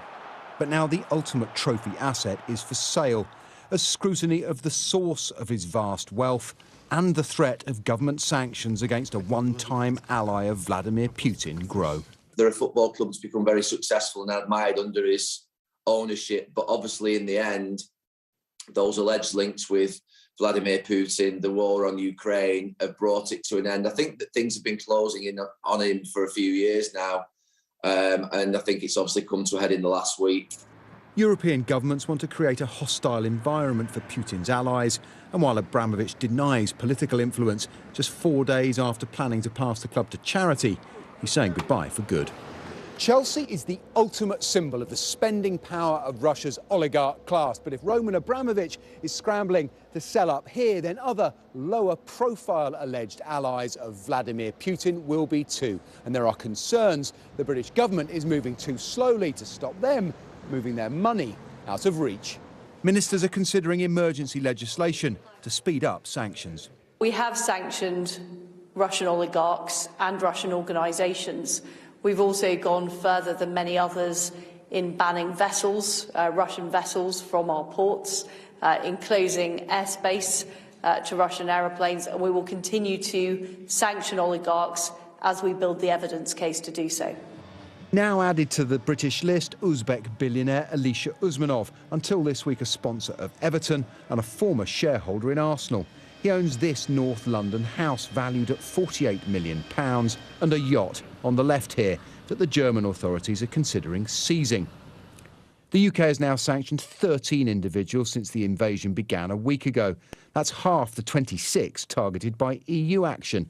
And Britain is accused of creating a loophole for customers of Russia's second biggest bank, VTB, who have 30 days to act before their assets are frozen. There are reports of a rush to sell London property assets too as the net tightens. There is concern that the delays have permitted some people who think they're going to be sanctioned to transfer money from bank accounts they might have in this jurisdiction elsewhere. That assumes, of course, they can find somewhere and someone who will willingly receive their funds. Also added to the UK list, former Russian Deputy Prime Minister Igor Shuvalov, said to own apartments in this Westminster block, no longer welcome, so close to the seat of power. Paul Kelso, Sky News. Well, time now for a look through this morning's front pages, starting off with the Metro, which leads with figures from the UN suggesting that more than 1 million people have fled Ukraine in the last week. The Financial Times quotes an aide to the mayor of Mariupol who says they're trying to wipe the city off the face of the earth. Putin vows total victory, reports the Times, saying that the Russian president claims Ukrainians have been brainwashed. The Guardian writes that President Putin is prompting fears of the worst to come in Ukraine. The Eye has the same, picturing a bombed-out group of buildings. And the Telegraph calls it Putin's chilling warning, with a picture of a refugee carrying a baby in her arms. And the Mail asks who will rid the world of this ranting madman, with a picture of Putin there. And the Sun proclaims Putin is the extreme gangster as a father hugs the body of his dead son. The Express pleads, in God's name, Putin, stop the suffering. And this is the Mirror. Talk to me, says Volodymyr Zelensky, as Ukraine's president calls for talks with his Russian counterpart. And of course, if you want to see any of those front pages again or read the stories, then you can scan that QR code which is on your screen, and it will take you straight through to the press preview on the Sky News website. And as you can imagine, the back pages of the papers are also dominated by issues arriving from the Ukraine crisis. Let's begin with the Daily Star, which leads on the Premier League supporting outgoing Chelsea boss Roman Abramovich's decision to sell ownership of the club. Now, the move comes as a Russian oligarch could have his assets frozen by the government as part of intensifying sanctions against Russia. The Mirror leads with the same story as it reports that US businessman Todd Boehly looks to be the front runner to buy the club after the chief of the Premier League called Abramovich's decision as unsustainable. And the Express focuses on the Winter Paralympics, which has been seen Russia forcibly removed from the competition amid claims that members of the team taunted Ukrainian athletes over the invasion. And now for the weather.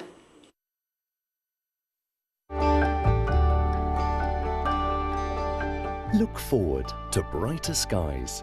The weather, sponsored by Qatar Airways. Cloud, hill fog and patchy rain will edge eastwards today with just a few showers in the brighter west. Much of central and eastern Britain will start dull and mild, with rain becoming increasingly confined to the east. Further west, it looks drier and colder, with a patchy frost and some local freezing fog.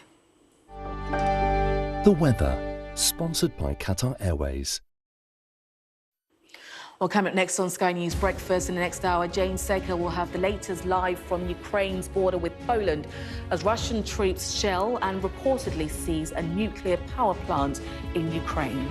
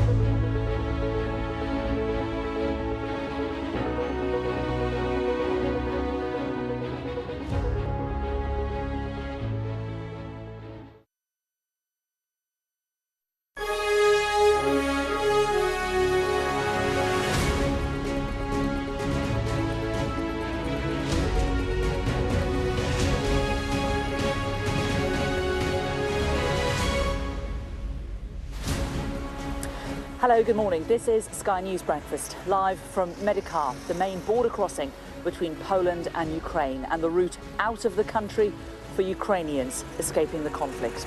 We'll bring you all the latest throughout the morning as Russia's invasion of Ukraine takes another worrying turn.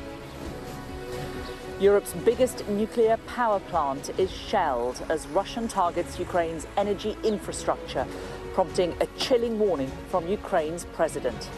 If there is an explosion, that's the end for everyone. The end for Europe, the evacuation of Europe.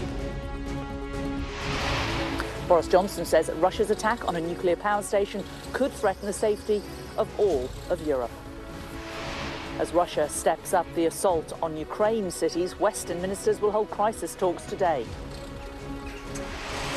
The Home Secretary prepares to meet Ukrainian refugees on the Polish border as the government faces pressure to do more to help those escaping. And that's as the stream of refugees fleeing the fighting shows no sign of abating, with more than 1 million people leaving Ukraine.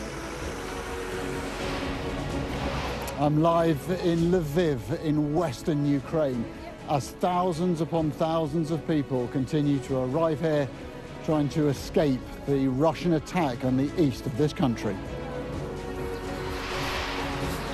The US joins Britain in sanctioning Russian oligarchs, and more companies shun Russia, piling more financial pain on Moscow.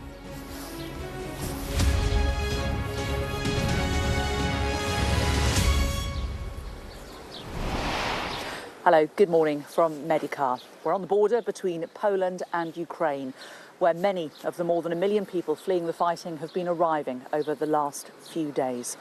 This morning, there's been another disturbing development in the conflict, with Russia targeting a crucial energy-producing city as it steps up its assault on Ukraine. A fire apparently broke out in an unused reactor at the Zaporizhzhia nuclear power plant, which is the biggest in Europe, after it was shelled by Russian forces. Well, in the last hour, the Ukrainian authorities have said that the fire has been extinguished and Russian forces have taken control of the site. Ukraine has warned of a nuclear disaster if it blows up, with Boris Johnson saying it could directly threaten the safety of all of Europe. Well, let's bring you the latest developments. The International Atomic Energy Agency says there's been no change to radiation levels after a fire at Europe's biggest nuclear plant. President Zelensky has warned European leaders not to allow the death of Europe from a nuclear catastrophe, while the Prime Minister Boris Johnson says he'll seek an emergency UN Security Council meeting. And this morning, foreign ministers from NATO are due to meet to discuss the crisis. Greg Milam has this report. As if this crisis weren't dire enough, these images hold the prospect of a whole new horror in Ukraine. The shelling of the largest nuclear power plant of its kind in Europe, causing a fire. No one here needs any reminder of the potential for nuclear catastrophe. And Ukraine's president said this took the war into dangerous new territory. If there is an explosion, that's the end for everyone. The end for Europe, the evacuation of Europe. Only urgent action by Europe can stop the Russian troops. Do not allow the death of Europe from a catastrophe at a nuclear power station. The attack on Ukraine's infrastructure is just one of multiple fronts in an invasion that Vladimir Putin says is going to plan. This is what that looks like. Apartment buildings in the town of Borodyanka, 50 kilometers from the capital Kiev, still smouldering. The road littered with the debris of an assault that Russia says is not targeting civilians. But it is in the major cities that the fighting has intensified. Russia's defense ministry released these pictures, along with claims to have destroyed hundreds of military targets. Ukraine says that troops from Belarus have now been given the go-ahead to join the Russian invasion. Lined up against them is condemnation from around the globe. The US Secretary of State embarking on another European tour to show Russia the West remains united. In Washington, the president tightened the sanction pressure on Moscow. Today I'm announcing that we're adding dozens of names to the list, including one of Russia's wealthiest billionaires, and I'm banning travel to America by more than 50 Russian oligarchs, their families, and their close associates. It's ordinary Russians feeling that pressure so far. IKEA, the latest foreign company to close its doors. As all over Europe, countries are throwing open theirs. More than 1 million refugees have left in the first week, crossing the border to safety but uncertainty. A massive humanitarian operation spreading across Eastern Europe, one that will need to cope with much, much more in the weeks to come. When you consider what they've left behind, how must this show of humanity feel? Such a welcome for people who have no idea when, if ever, they'll go back to those they've left behind. Greg Milam, Sky News. Well, Prime Minister Boris Johnson has warned that the whole of Europe is at threat by what has happened, the shelling of this nuclear plant. The Prime Minister said, I've just spoken with Zelensky, that is of course the President of Ukraine, about the gravely concerning situation at the Zaporozhye nuclear plant station. Russia must immediately cease its attack on the power station and allow unfettered access for emergency services to the plant. Well, as we've heard, Russian forces have attacked this plant in southeast Ukraine. It is part of an increasingly violent campaign which has ramped up in the last 48 hours. Overnight, a fire broke out at a training building outside the Zaporozhye nuclear power station in southeastern Ukraine near the city of Enerhoda. It's Europe's largest nuclear plant and among the top 10 biggest in the world, responsible for 20% of all of Ukraine's electricity. It has now reportedly been seized by Russian forces.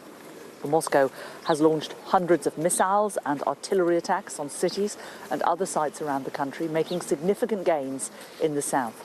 This week, Russia announced the capture of the southern city of Kherson, a vital Black Sea port of 280,000 people.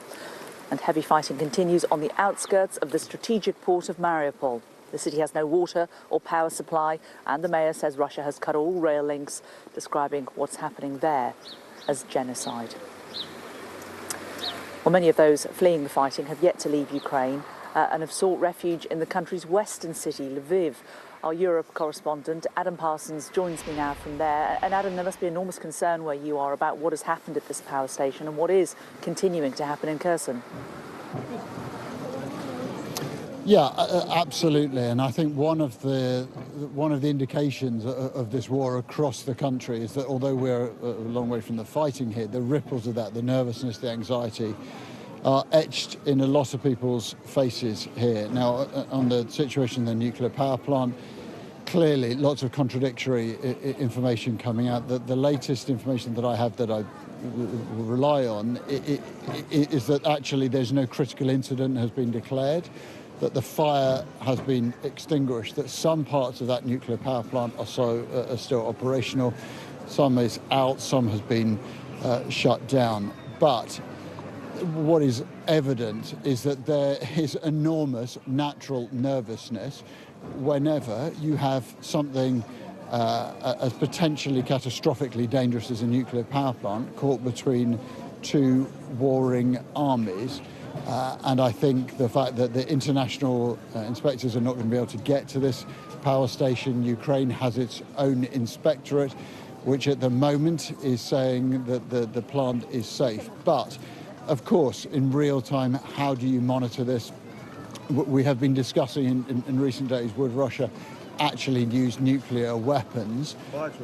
Evidently, there is no desire among the West, among anybody, frankly, among anybody sane, for nuclear weapons to be used in this conflict. Similarly, you would say anybody rational would think that when you have a nuclear power plant, your number one objective is to take care of that. I don't think we're at the point yet where anyone is going to play fast and loose with this, but it is in the middle of a war zone. So on that front, that attack on Kherson as well reverberates here, because you have people who are fleeing this country, also those who are staying here. And I have to say, the gradual erosion of people's mental health across this country is something that you see. This is a nation where people are increasingly feeling frazzled.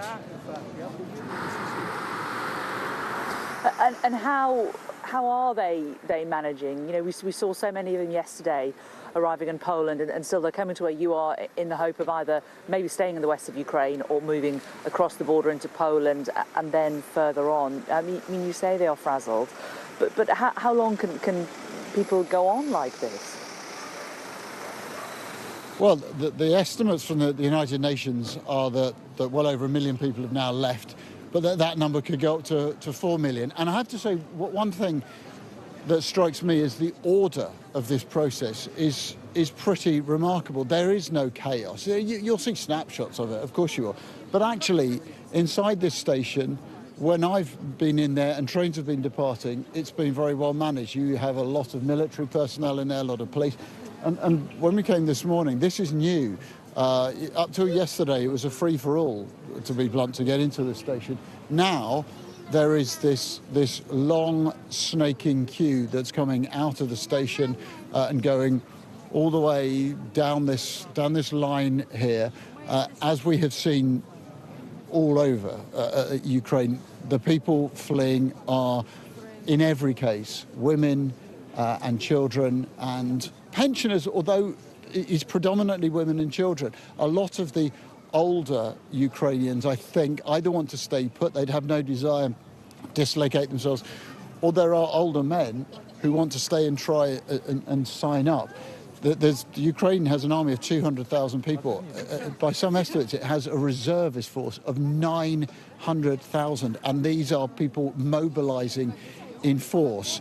It's quite feasible that at some point Ukraine will have over 1 million people in active service, and this queue goes on and on and on. These are people trying to get out of here. These, I suspect, are all people who are trying to come in your direction, Jane. They're trying to get out of the country because there is a line that goes from Lviv to Poland. Now, one of the logistic challenges they face, I've been on that train, is that it's only one line. It's a line in and a line out. So if a train gets delayed going out, it gums everything coming back again. It's not an express service by any way. Not all of these people are going to get on one train, but they will be running that train constantly in and out all day long. Amidst all the grim, let's show you something here. Ukrainians love their pets. They absolutely love their animals.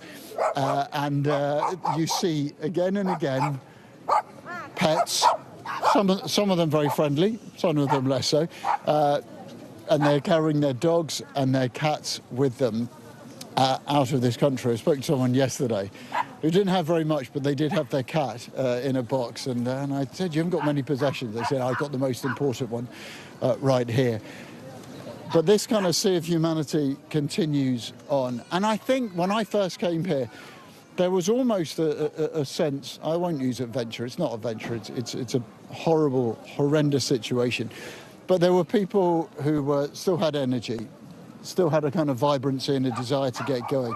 I think we are now at a stage where these people are invariably exhausted. I met a woman called Jeanne yesterday who is in a shelter in the middle of the town, a theatre that's been converted into a refugee centre. She spent 6 days sleeping in a metro station in Kharkiv and has fled now here.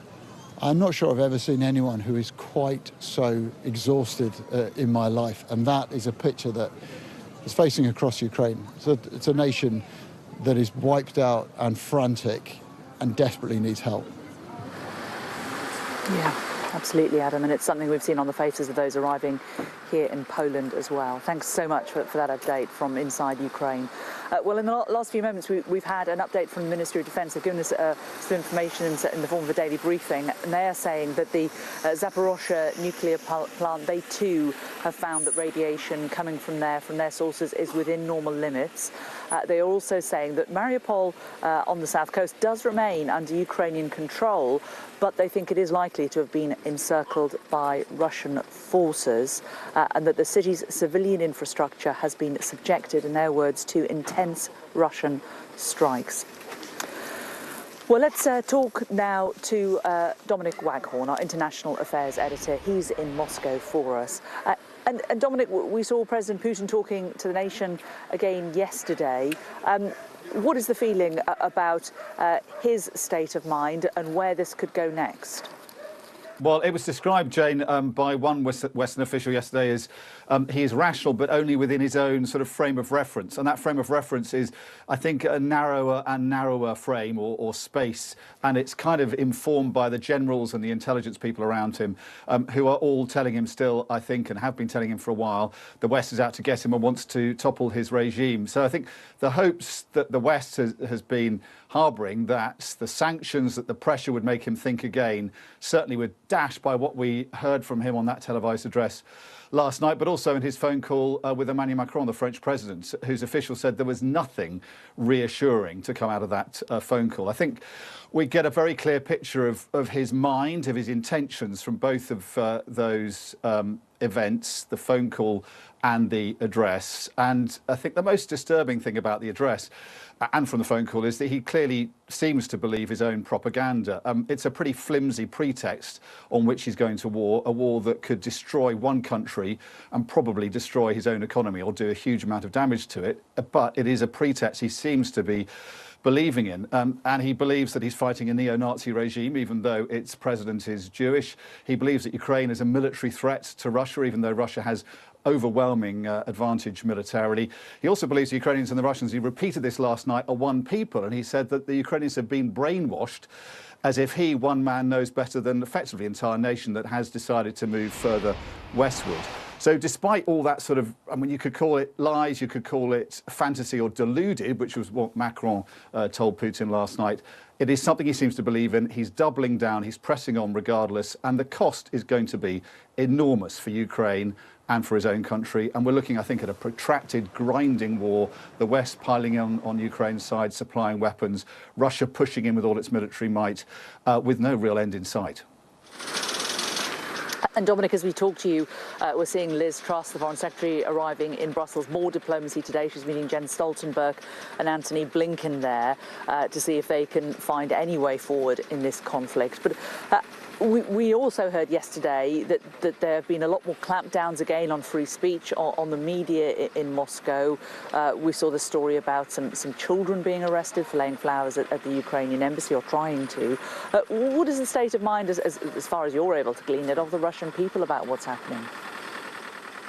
I think it's deepening concern, but it depends on who you speak to. I think a lot of Russians get their news from the official state media, and they're being told still this is a limited military operation. It's necessary to deal with the neo-Nazis in Ukraine, and a lot of them believe that. And I think if you're out of the cities, you're less concerned about sanctions. You probably grow your own vegetables. You're probably poor anyway, and you do believe your government is doing the right thing. I think if you're metropolitan, if you live in cities, if you're better educated, you're really concerned. I think ordinary people are getting a sense, though, that this is economically going to affect them. Things like already short supplies in pharmacies, people obviously not being able to get Apple iPhones or be able to pay on Apple Pay. I think it's a gradual process, and obviously the ruble crashing is obviously of concern as well. It's going to take a while for the penny to drop, but I think Russians are concerned about that. But they are believing, a lot of them, still the propaganda they're being told by Vladimir Putin. And the key question really is he being affected by this? Is he worried? It doesn't seem to be the case, because I think if you look at strong men recently, look at Maduro in Venezuela, look at the Ayatollahs in Iran, actually sanctions do help them. I mean, if you talk to Western diplomats, they'll tell you there's a pretty narrow range of options. None of them are very good, but something has to be done, and sanctions are the best option. But there is a huge danger that they're going to affect Russian people a lot more than that kind of narrow securocrat elite surrounding Putin. And the president himself, he can dig in, and if he does become more oppressive, which seems, as you're saying, much more likely, we might well see a state of emergency declared or other emergency laws. He's going to be able to put the country on a war footing, declare any criticism and dissent treasonous, and that's going to, I think, entrench him in power and allow him more space and freedom to carry on with this war. OK, Dominic, thanks so much for that update from Moscow. Well, let's just remind you of some of the numbers. Over 1 million people have fled to neighbouring countries so far, and that number is rising by the hour. Some 90,000 have already travelled into Western Europe, but the largest number have crossed the border into Poland, around 500,000 people. Nearly 140,000 have gone to Hungary, which has changed its hardline policy on accepting refugees. Neighbouring Moldova has received now nearly 100,000 people, and over 79,000 have crossed into Slovakia. while the Romanian authorities say more than 150,000 people have arrived from Ukraine.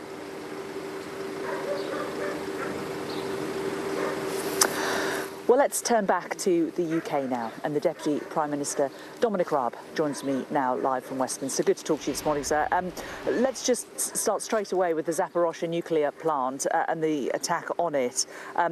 We have heard just now from the Ministry of Defence that radiation levels are normal, but how concerned are you about the fact that this plant was hit? Do you think it was targeted, or was this just part of warfare? Well, at the very least, it was clearly a reckless bombardment of a very sensitive and precarious and dangerous facility.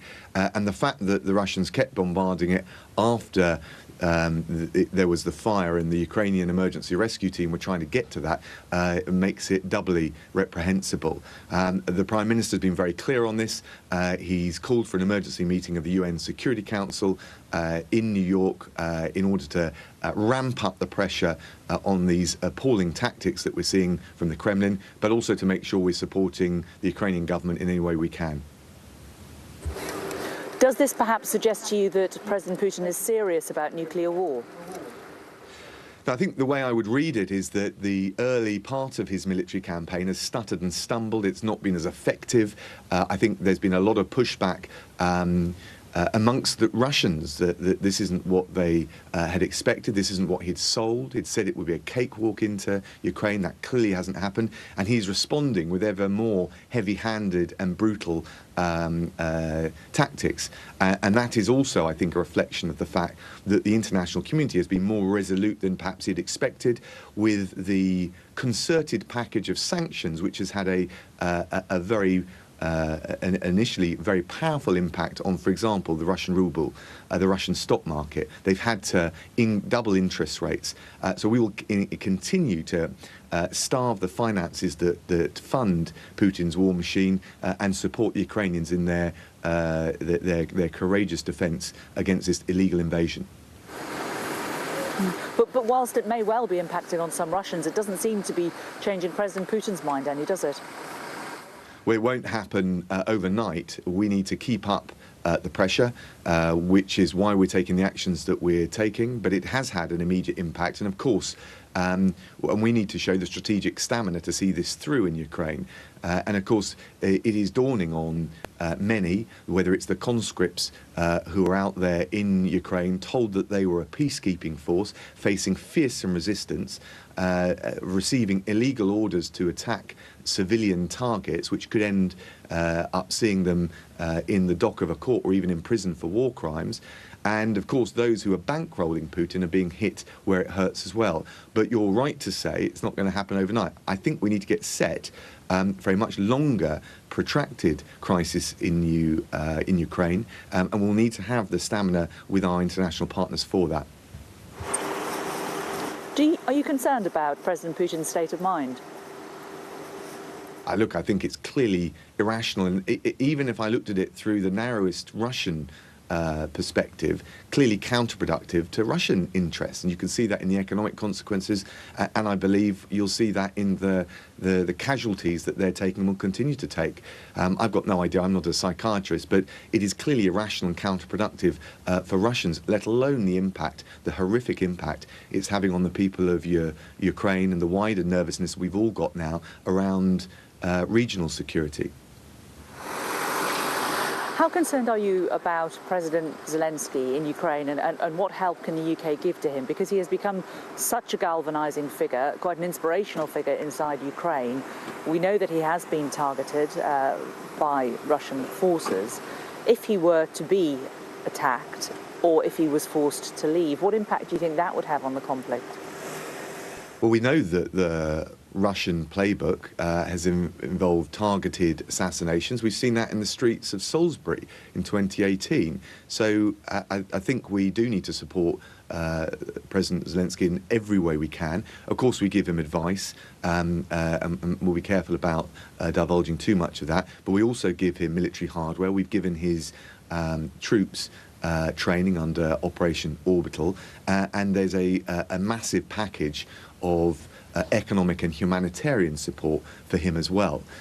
So I won't go into too much of some of the finer details of it, but we are willing to do whatever it takes to support the Ukrainian defence and indeed the President in what is a very courageous stance that he's taking. What does that mean? I just explained to you what it involves. You won't give us any more details on exactly what the UK is sending to help Ukrainians on this front? We've provided anti-tank hardware. We're continuing and willing to provide other military hardware to allow Ukrainians to defend themselves. We provided humanitarian assistance on top of the economic assistance to deal with, obviously, the energy pressures that they will face. And we will look across the board at what else we can do. We're going to support the International Criminal Court. The chief prosecutor, I believe, is going to Ukraine. If we can support that accountability, and it's critical that evidence of war crimes is preserved so that those responsible right across the chain of command can be held accountable. So from war crimes through to humanitarian assistance, through to the hardware to defend the streets and the cities of Ukraine, we will provide whatever we can. And of course, the most important thing is to work with our allies to make it as effective as possible. You mentioned sanctions. Let's go back to them. France and Germany have already started seizing oligarchs' yachts. Shouldn't we be seizing property, as Tom Tugendhat has suggested? Well, we have got sanctions on over 100 entities. You've seen 2 individuals, Usmanov and Shuvalov, overnight. But what we're doing is making sure we take the most effective measures. We need evidence to seize property. And just to give you one illustration, because it's been put about that we're slow or we're lagging behind, actually, we've sanctioned more Russian banks than the EU, including the biggest Russian bank, Sberbank.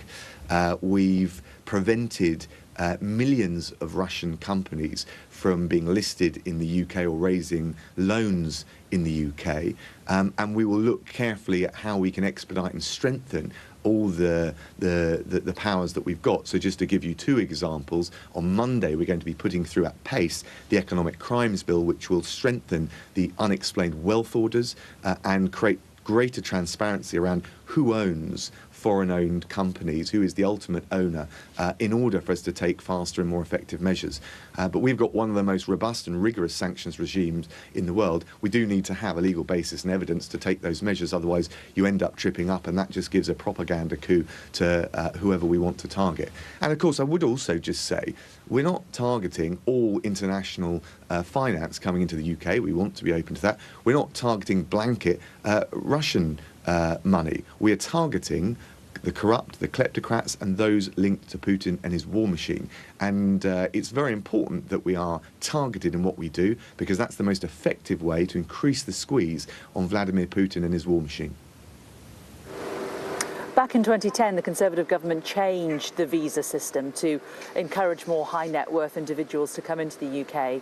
In hindsight, do you think that that was possibly an error, that possibly has led to a blind eye being turned to some Russian money that perhaps shouldn't have done coming into the UK? Well, the Home Secretary has already dealt with the Tier 1 visas, and it's true to say that we want to be open to business and open to international investment. It's part of our USP in global Britain, but at the same time, we have led the way in taking targeted sanctions. Just to give you 2 further illustrations, particularly relevant to Russia, as Foreign Secretary, I introduced the Sergei Magnitsky sanction regime for human rights abuses, asset freezes and visa bans, and we extended it to corruption. So we have been at the vanguard of striking this balance between being an open economy but not allowing dirty money and those with blood on their hands to place their assets here, and we're strengthening that even further. Okay, good to talk to you, Dominic Raab. Thanks very much for joining us today. Well, let's bring in Sky's Ali Fortescue, who joins me now from Westminster. Clearly concerned, Ali, about what is happening in Russia and in Ukraine, but from Mr. Raab, the hope really that diplomacy is still going to win through. Yeah, that's right. He called the events at the nuclear power plant yesterday reckless. I think what was particularly interesting was hearing Dominic Raab responding to that criticism about Britain not acting quickly enough on Russian oligarchs, not acting quickly enough on sanctions. And he said that actually we have sanctioned more Russian banks than the European Union. But when it comes to individuals, we know that the European Union are well ahead of us. They have sanctioned 26 individuals, which is double the number of Russians that have been sanctioned by Britain, even though, of course, we have 2 more names yesterday joining the government's list, Alisher Usmanov and Igor Shuvalov, 2 more men, 2 more Russian billionaires, worth saying. One of their yachts was seized too yesterday in Germany, and now they will see their assets frozen in Britain, won't be able to come to the UK, and British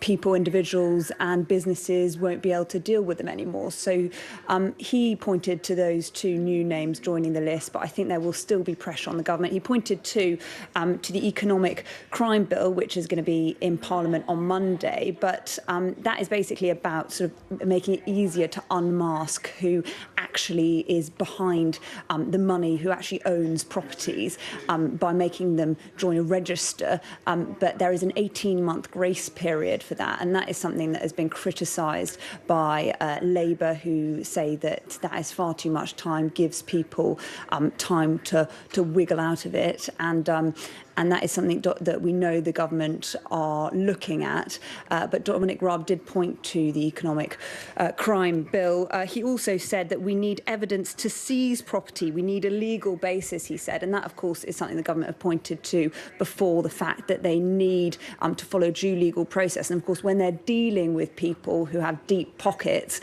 and who potentially could bring a long, convoluted, expensive legal battle, that is obviously a big challenge that the government want to avoid, but they are facing pressure. The Lib Dems saying that they should, and some Conservative backbenchers like Tom Tugendhat de Hart saying that they should seize properties rather than just freezing assets. That's something that reportedly Michael Gove might be looking at, but all of this, the criticism is taking far too long. OK, Ali, good to talk to you. Thanks very much. Ali Fortescue there in Westminster for us. Well, as we've been hearing, more than 1 million refugees have now crossed the Ukrainian border into neighbouring countries. Germany is beginning to welcome thousands through its own border. Sky's Sadia Chowdhury reports how those in Berlin are making displaced Ukrainians feel at home. German hospitality that matches German efficiency. And when the two come together, the result is this. A fully organised reception area here at Berlin station for the hundreds of Ukrainian refugees arriving from the Poland-Ukraine border. Like Anastasia, whose journey has already taken nearly 100 hours. I came with my mother, and now we feel like we are homeless. We are homeless in this moment, and we should handle basic things. We have no stuff, we have no money, we have no anything now. In scenes reminiscent of 7 years ago when Germans lined stations to welcome Syrian refugees, Berlin Central is paved with donations. Clothes, toys, hot drinks. 1 million or so refugees have already crossed from Ukraine into the European Union in eastern Poland, Slovakia and Hungary and northern Romania. In Germany, it started as a trickle of a few hundred a day. It's now grown into a steady flow of more than 1,000 people. We have to run into the basement once or twice a day due to airstrikes. Nobody knows when it happens, so you have to have everything ready. Documents, food, and that's not a life. The Deutsche Bahn train company has made travel free for refugees coming from Poland and around the country. A small gesture perhaps, but one that offers significant relief. Sadia Chowdhury, Sky News. Well, I'm joined now by the Chief Executive of the Refugee Council, Enver Solomon. Good to talk to you today.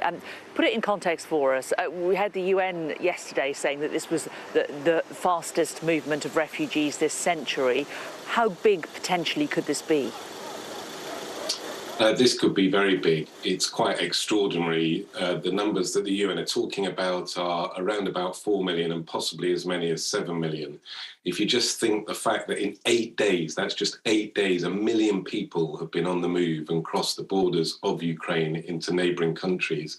In another 8 days or another 10 days or 2 weeks, we could easily have double that number and the numbers could go on rising. And these are people who are in great need, and the world needs to step up and support them. Europe and the UK need to play its part, providing them with sanctuary and supporting them at this time of a terrible human tragedy unfolding.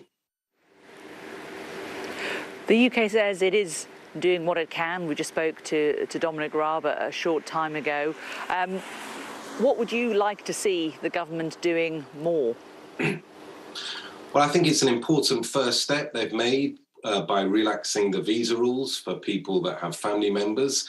And they've also announced what they're describing as a humanitarian sponsorship pathway. But it's not clear how that humanitarian pathway is going to work. And our concern is that actually the numbers that the UK does welcome might not be that high.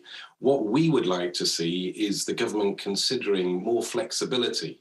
And that flexibility could be put in place by allowing any Ukrainian to quickly apply for what's known as a humanitarian visa, so they could come to the UK and they could be welcomed to stay in the UK and given permission to be here for as long as they need to be here.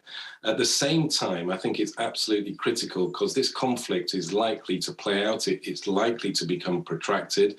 That's what I think the expectation is. And if that is the case, we could see millions of refugees in neighbouring countries, sometimes very poor neighbouring countries like Moldavia, one of the poorest countries in Europe. And if that's the case, it's critical that in the longer term we work with the UN and we have a resettlement programme in the way that we did for Syrians to come to the UK. What do you make of the Home Secretary saying that the UK's reluctance to expand it so quickly is due to, in her words, the strongest security advice? What do you think she's concerned about? Well, I think one needs to ask government about that. I'm not privy to that information. I don't doubt that there are concerns in the same way that during the summer last year when the horrendous situation played out in Afghanistan and we had to evacuate thousands of people, there were also security concerns then, and previously there were concerns with Syria. So back in 2005. So I don't doubt that there are concerns, but I think there's ways round these concerns. You can carry out biometric tests easily by ensuring that people who then arrive in the UK are properly checked so that any measures can be taken to ensure that the UK is protected from any individuals that might pose a threat to the UK. Are you concerned that if the UK doesn't allow more Ukrainians in, that they will join the people that we've seen, for example, trying to get across the channel on boats, trying to get across the channel in lorries and things like that? Or do you think that most Ukrainians who've left will, as you say, stay in countries closer to Ukraine? Well, the reality is with situations like this, and the same happened with Syria back in 2015, is that lots of people do stay in neighbouring countries because they want to try and get back to their homeland as soon as possible. But there are also many that want to move to other countries, to safe countries, to rebuild their lives. And if we don't have enough safe routes for people to get to the UK, the reality is that some will make journeys overland and some could end up coming through France, taking very dangerous journeys, and that very dangerous journey across the world's most busiest shipping lane across the Channel to the UK. And it's absolutely imperative that people who want to come to the UK are given the opportunity to do so safely. And that's why our concern is that what the government has announced so far might not necessarily provide enough of a safe route for Ukrainians. It's not clear because we haven't had the full details on this humanitarian sponsorship scheme yet. But our concern is that it could result in a limited number of people being able to come because the bureaucracy of the scheme might just make it too complicated. So I think it's imperative the government is more flexible going forward and looks at very quick ways that people can apply for what is known as a humanitarian visa to come to the UK, to reach safety here, to rebuild their lives if they want to do that. Enver Solomon from the Refugee Council, thanks a lot for joining us this morning. Well, the Foreign Secretary, Liz Truss, and the US Secretary of State, Antony Blinken, are among those attending an urgent meeting of EU foreign ministers today. NATO foreign ministers are also holding emergency talks. Sky's Laura Bundock joins me now from Brussels. Laura, it feels like I'm asking you the same question every time we speak, but there is more diplomacy and there is the possibility of more sanctions. What have the diplomats got in their arsenal that they think they could try now to deploy today? I think that's all to be discussed and debated today. This morning at NATO, foreign ministers here are gathering to discuss the situation in Ukraine and to look at what more the alliance can do to support Ukraine. It's very clear the Foreign Secretary, Liz Truss, believes more can be done. And we've already heard how NATO is bolstering its eastern flank. Liz Truss was in Lithuania yesterday. She met her counterparts from the Baltic states to look at the situation for them and to discuss what more NATO could do. And I think she'll be coming here to NATO with a very clear message that NATO needs to respond further. It's already engaged and is using the NATO response force. That's French troops arriving in Romania. But I think there is certainly a feeling from the UK that NATO can go further with that. And in this enormous day of diplomacy, it doesn't just end at NATO. There's a meeting of G7 leaders due to take place. And then towards the end of the day, the Foreign Affairs Council of the European Union meeting, and it's inviting its US, Canadian and Ukrainian counterparts, as well as Liz Truss. She'll be the first UK minister to attend a foreign affairs meeting in Brussels since Brexit. But it'll be interesting to hear via video link the Ukrainian foreign minister, and I think he's expected to make a big plea for more support to the Ukraine's military operation, particularly when it comes to aircraft. No aircraft have been provided by the EU yet, and I think that's what we will hear from him later. But Liz Truss not mixing her words when she says they want to send strong support for the Ukraine while tightening the vice on Putin's war machine, as she put it. Jane. Laura, thanks a lot. Well, Russian politicians will today consider proposals to punish people with up to 15 years in prison for disseminating what is deemed to be false information about the Russian armed forces. I'm joined now by a former special advisor to the Foreign Minister of Ukraine, Cormac Smith. Cormac, good to talk to you. The bill that the Russian Parliament have debated, in their words, it would punish those who distort the purpose, role and tasks of Russian armed forces during special military and other operations. What does this mean and how dangerous do you think it is? Jane, good morning and thank you for the opportunity. This bill, I believe, goes to the absolute heart of Putin's problem with Ukraine.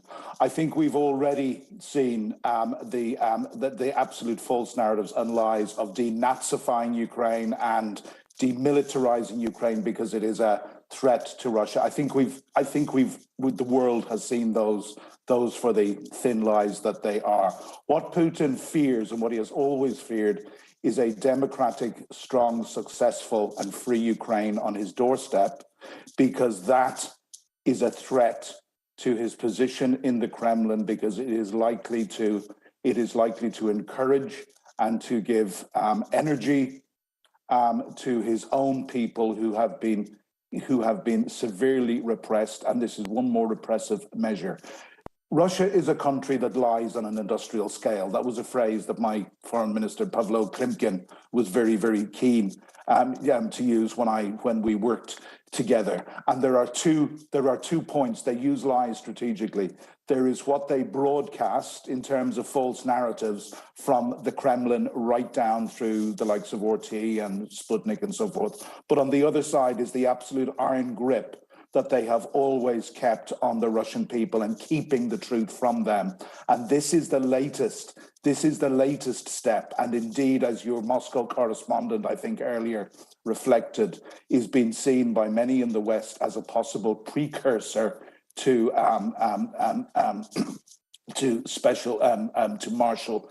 imposing martial law across the Russian Federation, which will give Putin even more repressive powers.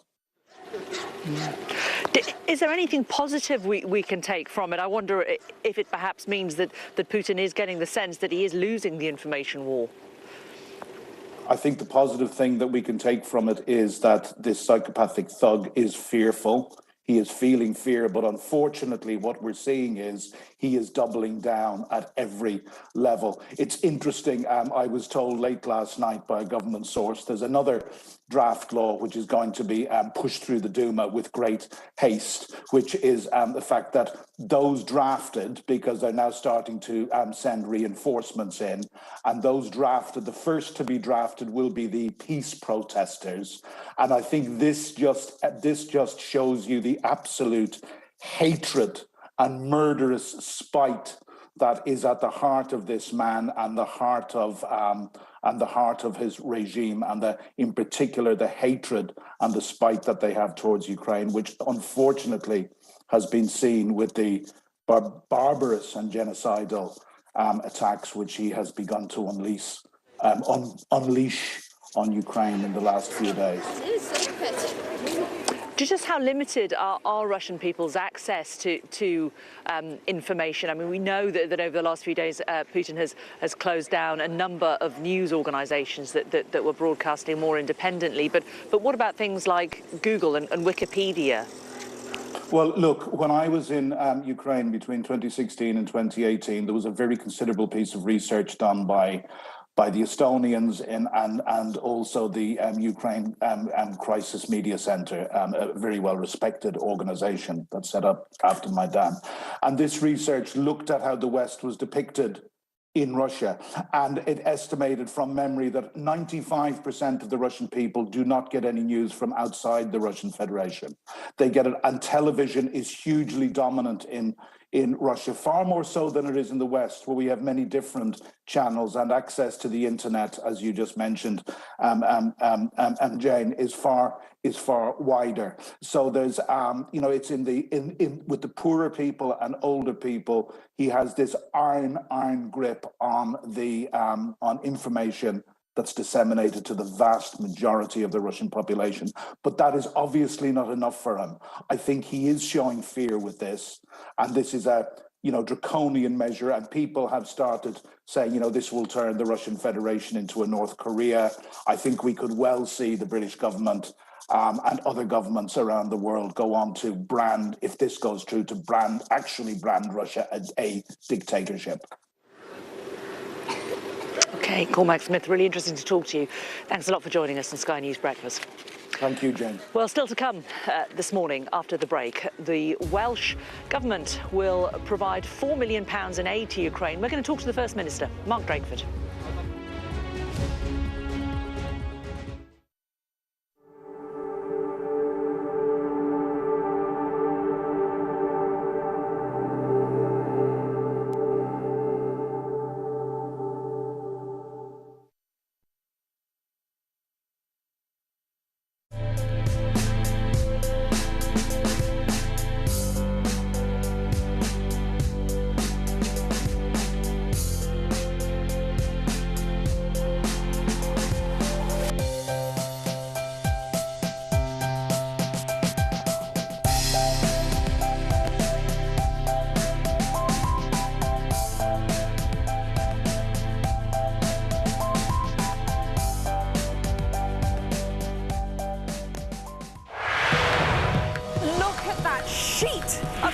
And it's moving this way. And over there is Dover. We track the changes happening to our world right now. I think it's a procession of the Taliban. There they are, right here. Would you, as Prime Minister, be able to look them in the face? Let's have a look at both of those two things. I just want to say thank you for having the courage to speak to us. We do genuinely believe in what we do, to show the truth. I thought there was an astonishing story there.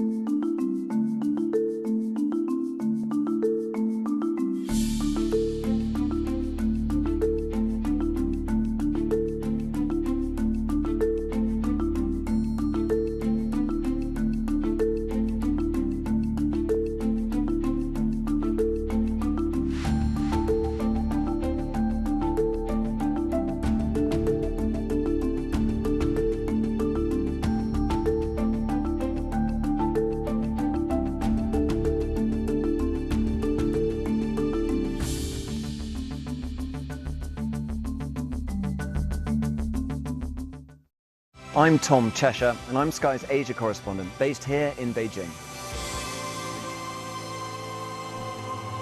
We help you understand the world with us.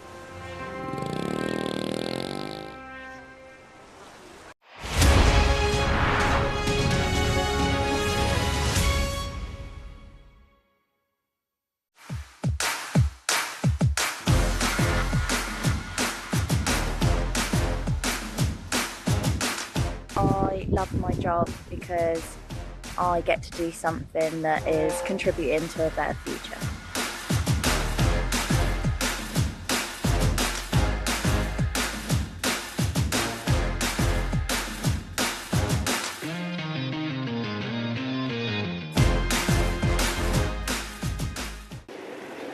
The Welsh Government's announced it will provide £4 million in financial and humanitarian aid to Ukraine to help those in desperate need. Well, the First Minister of Wales, Mark Drakeford, joins me now from Cardiff. And Mr Drakeford, it has been a hallmark of this conflict already, hasn't it? The enormous generosity of people and the willingness of people to give. Absolutely. You know, some of our local authorities in Wales report almost being overwhelmed by the volume of goods, clothing, bedding, other forms of equipment that people have spontaneously wanted to donate to people who are experiencing such awful impacts in their own lives. But we know that cash is what is really needed here and now on the ground for people who can obtain those goods, put that money to best use, and that's why the £4 million from the Welsh Government will go to the Disasters and Emergency Committee appeal that we launched here in Wales yesterday. And in terms of welcoming refugees into Wales, how many would you like to see coming to Wales, and what provisions could you have for them? I think it's still really difficult to put numbers on these things when the position is so very volatile. What we want to see through the UK government is a simple, fast, safe and legal route for people needing to seek sanctuary elsewhere in the world and in Wales to be able to come here. Wales has an ambition to be a nation of sanctuary. We welcome people from Afghanistan and from Syria in recent times. I know there will be a real determination on the part of Welsh people to do everything we can to welcome people from Ukraine here when the time comes, and we want that to be as fast and as simple for them as can possibly be put in place. What power does Wales have as a devolved nation to introduce different policies on refugees to the rest of the UK? Well, we don't have the power to have different basic rules about how people enter the United Kingdom. But of course, once people arrive here, all the things that they will need, housing, healthcare, education for children and so on, all of those things are devolved, determined and decided upon here in Wales. And that's where we do very powerfully come into the picture, making sure that we align all the things that we can provide so that when people come here, they have both a warm welcome in coming to Wales, but also the practical help that they will need to re-establish their lives here. When I talked with UK government ministers yesterday, I urged them not to over-plan things, to allow those of us who are closest to the ground to be able to make the decisions that will get those services to people who need them as quickly and as effectively as possible. Now, obviously not to do down Wales, which is a place that I dearly love and have visited many, many times. But do you think many Ukrainians really will want to come all the way to Wales? The Refugee Council does say that 8 out of 10 refugees try to stay in the countries next to the one that they have left. I mean, in reality, it will probably be a very small number who will perhaps have the inclination to make the journey or choose to make it their home. Well, we have hundreds of people from the Ukraine who live in Wales already.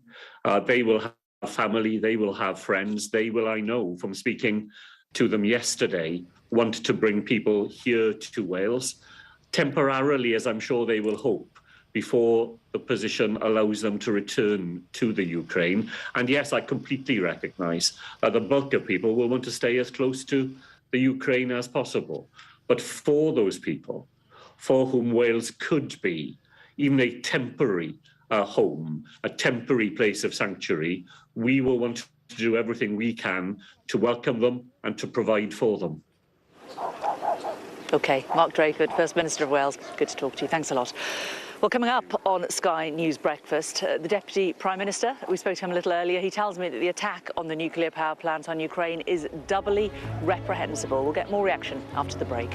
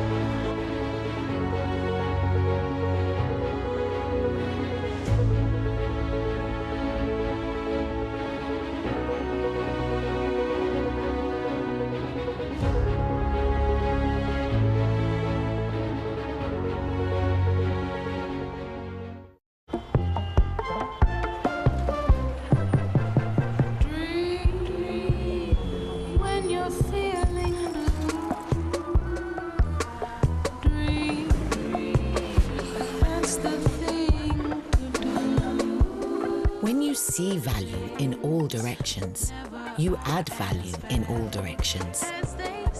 That's 360-degree value. Accenture. Let there be change.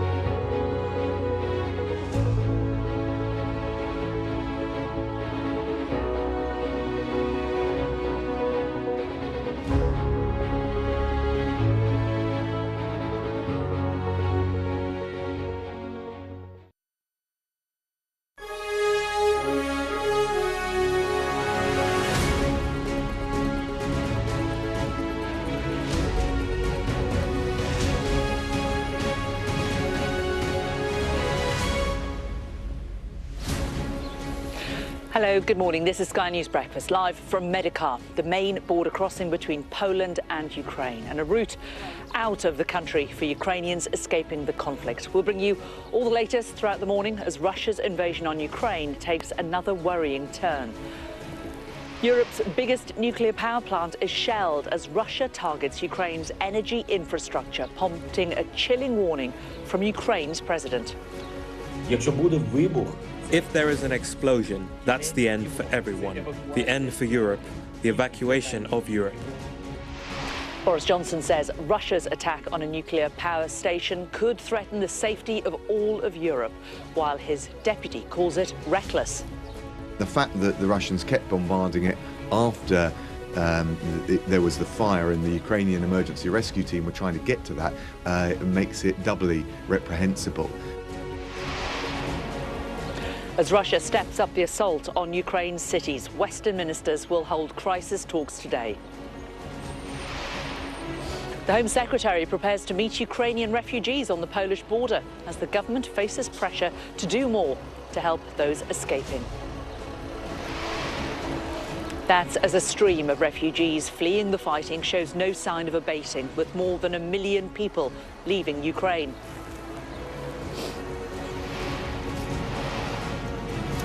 I'm live in Lviv in western Ukraine. Air raid sirens have just gone off here. We think it's a drill, but this is the station where people are arriving and then departing as they try to flee the Russian bombardment in the east and south of the country.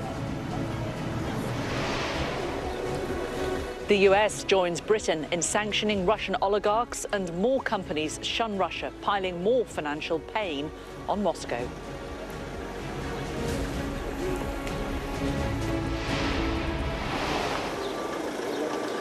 Good morning from Medikar, on the border between Poland and Ukraine, where many of the more than 1 million people fleeing the fighting have been arriving over the last few days. We're standing in front of a transit centre. This is the place where people who've come on foot over the border are being brought to. If they haven't got anywhere to stay, they're staying overnight, and then they're being bussed on to other locations once they've had a chance to catch their breath and get a bit of respite.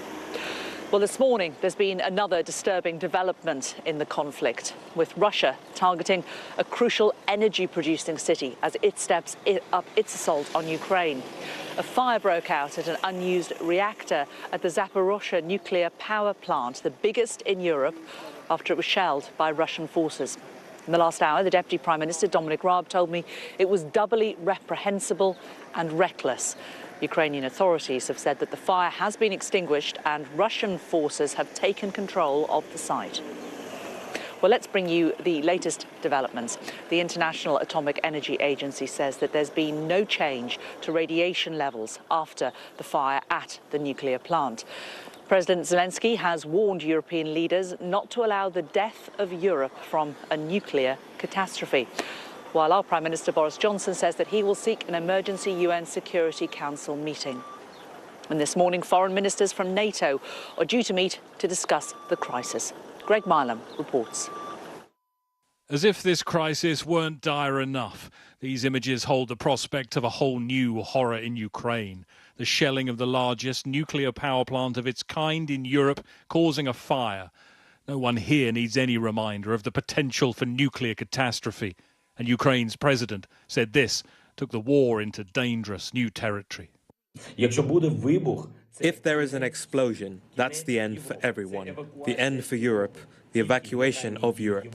Only urgent action by Europe can stop the Russian troops. Do not allow the death of Europe from a catastrophe at a nuclear power station.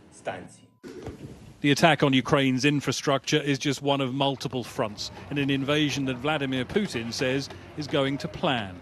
This is what that looks like. Apartment buildings in the town of Borodyanka, 50 kilometers from the capital Kiev, still smouldering.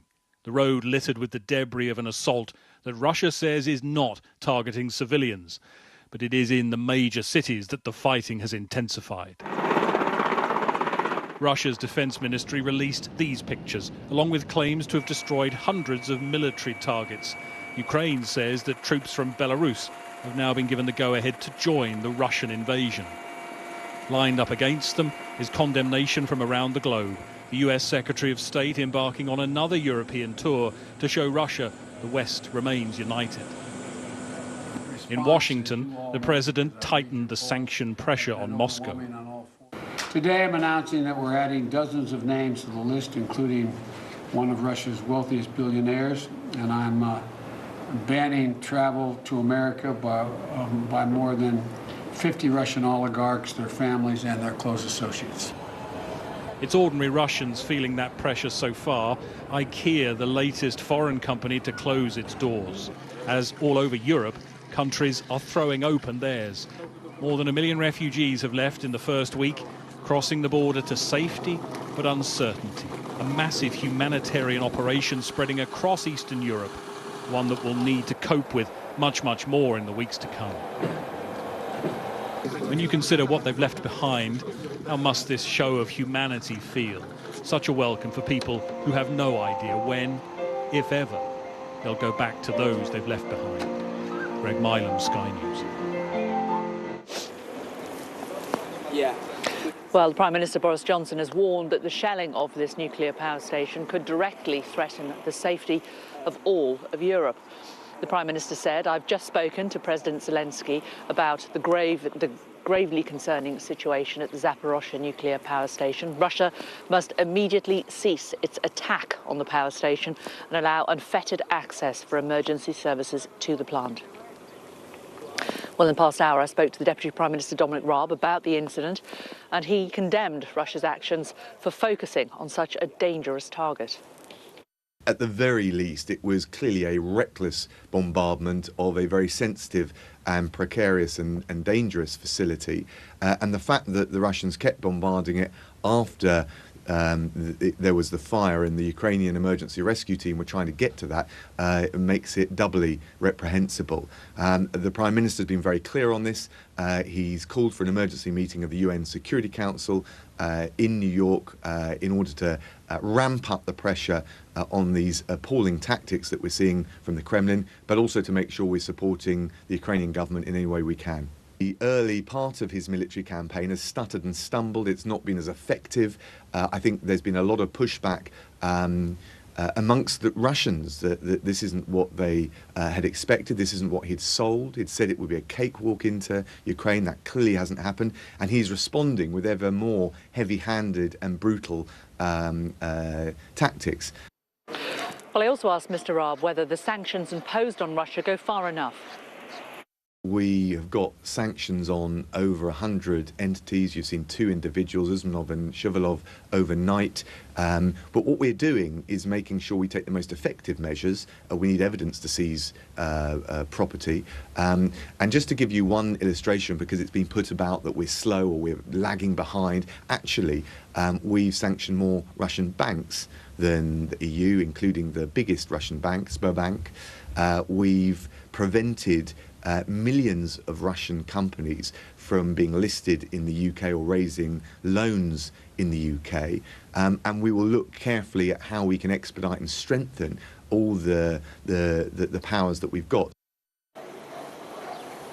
Well, let's hear from Labour now. The party's chair, Annalise Dodds, joins me now. And just getting your reaction to what's happened at this nuclear power plant. Do you think this is a nuclear escalation by Putin or just bad luck that a missile struck this particular place? Well, it's clearly an appallingly reckless attack during what has been a reckless, unnecessary and appalling war so far. Many people will be deeply concerned around these attacks. And I have to say here, there is obviously unity within the UK that goes across parties. We really need to see ultimately NATO working together, condemning in the strongest possible terms those attacks, both on the nuclear plant and, of course, on cities, towns and villages across Ukraine. Do you think we've been too soft on Russia in the past? Well, I certainly would say we have been far too soft, especially over the last 10 years, on those funds that have come from Putin-linked oligarchs and business people. Dominic Raab, who you just interviewed a moment ago, he suggested that somehow the UK government was acting strongly against those economic levers for those Putin-linked individuals. Now, I've got to say, for many, many years, Labour has been calling on the Conservatives to, for example, force transparency around property ownership, especially in London, where we know that many of these Putin-linked oligarchs have been stashing their funds in property. And we see, even with the new measures that finally have been extracted from the government now that they say they will announce on Monday, an 18-month window before they'll come into action. That's just not good enough. We need immediate action now. We can put those registers of foreign-owned property into place. Within 28 days, we believe we could get those running, force that transparency. We should have had it many years ago, but above all, we need it right now. We've got to act now, and we've got to stop dragging our feet as the Conservative government has been doing. But in terms of Companies House, Sky News understands that there are no systems in place that could be implemented to make this possible to do in 28 days. Do you not accept this as an unrealistic proposal? Well, Companies House is a separate issue. That's about the registration of ownership of companies, but I'm afraid it's the same issue when it comes to slow and paltry action by the Conservative government. You know, we've been warning around this for years. I remember sitting across from Conservative ministers saying to them they had to take action on Companies House for many, many years. And it's an almost farcical situation where, for example, you've had investigative journalists creating companies called Crook Limited, and nothing being done about that. This is a problem that's been known of for many years. And in that case, we're seeing only a white paper, so only very loose proposals coming from government, no timescale that's clear for implementing those changes. Again, they've known about this for a very, very long time. When it comes to foreign-owned property, though, they really can be acting quickly. They can be doing that speedily and close that window for oligarchs to potentially hide their money elsewhere, change where it's registered and that kind of thing. Isn't Labour on a bit of a sticky wicket with this one, though, given that Jeremy Corbyn, famously said in Parliament that we should give Russians the benefit of the doubt and perhaps give them information on the Salisbury poisoning? Labour hasn't always been quite as much an enemy of Russia as it appears to be now, has it? Oh, sorry, I very, very strongly disagree with that. I disagree with that suggestion around Labour policy previously, but in any case, we now obviously have a new leader, Keir Starmer. He's made very clear the Labour position. That is that we support NATO. Of course, NATO was a creation of a Labour government, ultimately working with other countries to make sure that we had that collective support after appalling wars that had racked Europe. You know, we need to make sure that we are standing with our allies right now. That's what we've been doing. And it's why we've been calling for that strong action around finance. Why does this matter? Because ultimately, Putin needs to understand that all of those sources of finance that might have been previously available to him, that they are all being shut down. And that's got to include those who might have money protected in our country, particularly in property. When does a billionaire, though, become an oligarch? And is there not also a concern that there are wealthy Russians who may have nothing to do with President Putin? How will they be affected by what you're suggesting? Well, we've got to have that focus above all on those Putin-linked figures. We've seen some of them who've actually had links with some very, very senior levels within the Conservative Party. So, for example, the woman who is married to the finance minister used to work with Putin. So she has been, it appears, involved in donating funds to the Conservative Party, if I've got those details correct. So we've got those very high-level links that obviously need to be broken. But I would say when it comes to transparency, actually, we see these kinds of registers in operation right across the world. Now, the UK is pretty much an outlier in not being open about who owns property. We also, of course, have lots and lots of problems with shell companies. Again, an issue that Labour has warned about for a very long time, and where the UK arguably has far less transparency than most other countries. So this is just about bringing us into line with many other jurisdictions from a situation where, particularly over the last 5 to 10 years, we've seen our country becoming the laundromat of choice for some of these Putin-linked oligarchs, and that has got to end. Is it not a concern to you, though, that if we harm ordinary Russians who may be wealthy, that it plays into the hands of President Putin that the West is against all Russians?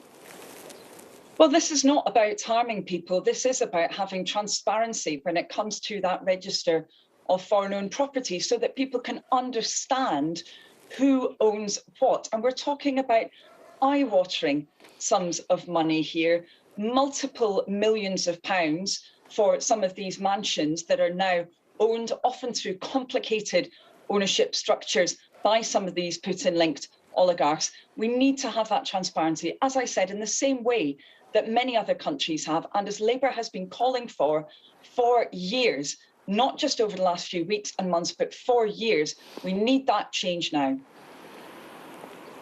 OK, Annalise Dodds, good to talk to you. Thanks so much for joining us this morning.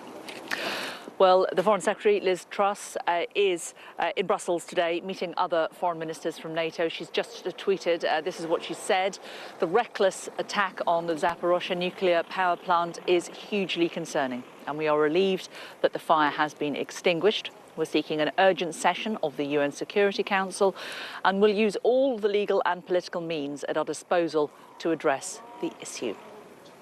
Well, as we've heard, Russian forces have attacked this nuclear plant in southeast Ukraine. It's part of an increasingly violent campaign which has ramped up in the last 48 hours. Let's take a look at an overview of the map. Overnight, this fire broke out at a training building outside the Zaporozhye nuclear power station in southeastern Ukraine, near the city of Enerdoha. It's Europe's largest nuclear plant, and among the top 10 biggest in the world, responsible for some 20% of all of Ukraine's electricity. It has reportedly now been seized by Russian forces. Moscow has launched hundreds of missiles and artillery attacks on cities and other sites around the country, making significant gains in the south. This week, Russia announced the capture of the southern city of Kherson, a vital Black Sea port of 280,000 people. And heavy fighting continues on the outskirts of the strategic port city of Mariupol. The city has no water or power supply, and the mayor says Russia has cut all rail links, describing what has happened there as genocide. Well, many of those fleeing the fighting but yet to leave Ukraine have sought refuge in the country's western city, Lviv. Our Europe correspondent Adam Parsons joins me now from there. Is there great anxiety, Adam, there about what's happened at this nuclear plant? I think there's great anxiety, frankly, about what's happening in Ukraine. You're right, this is the station where people come in to Lviv, fleeing the rest of the country.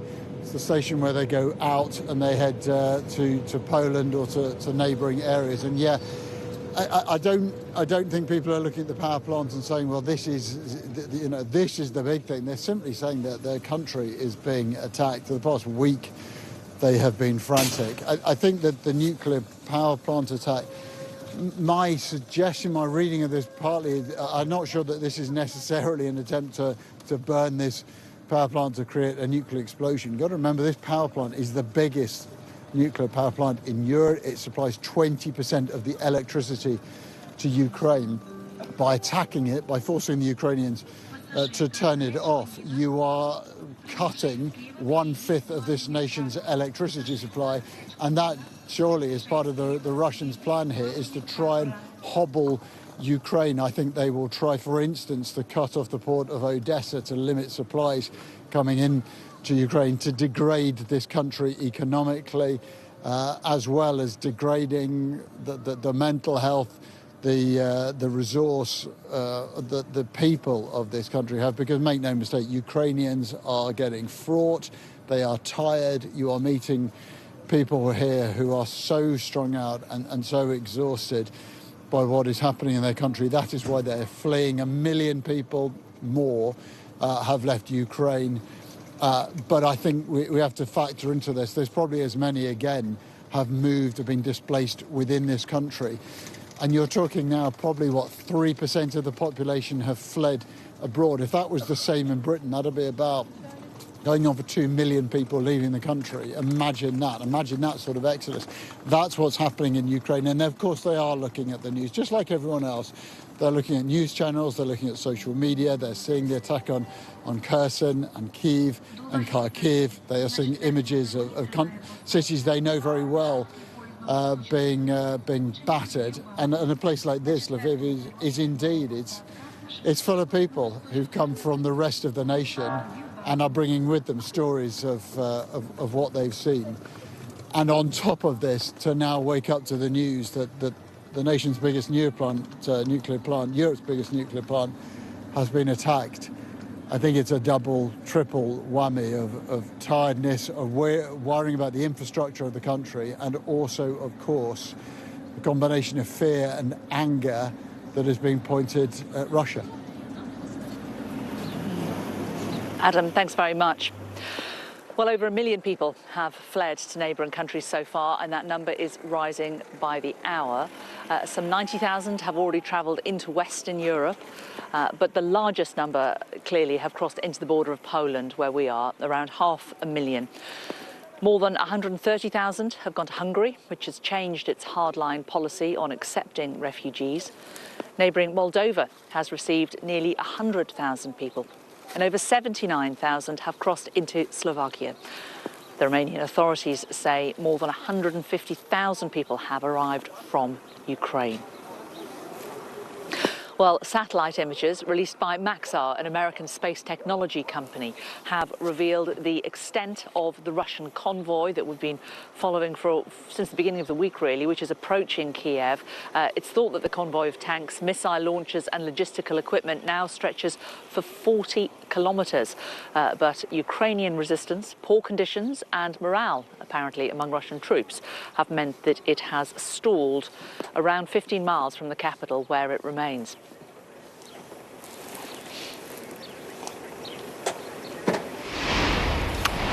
Well, I'm joined now from Moscow by our international affairs editor, Dominic Wagner, who has some breaking news for us. Dominic.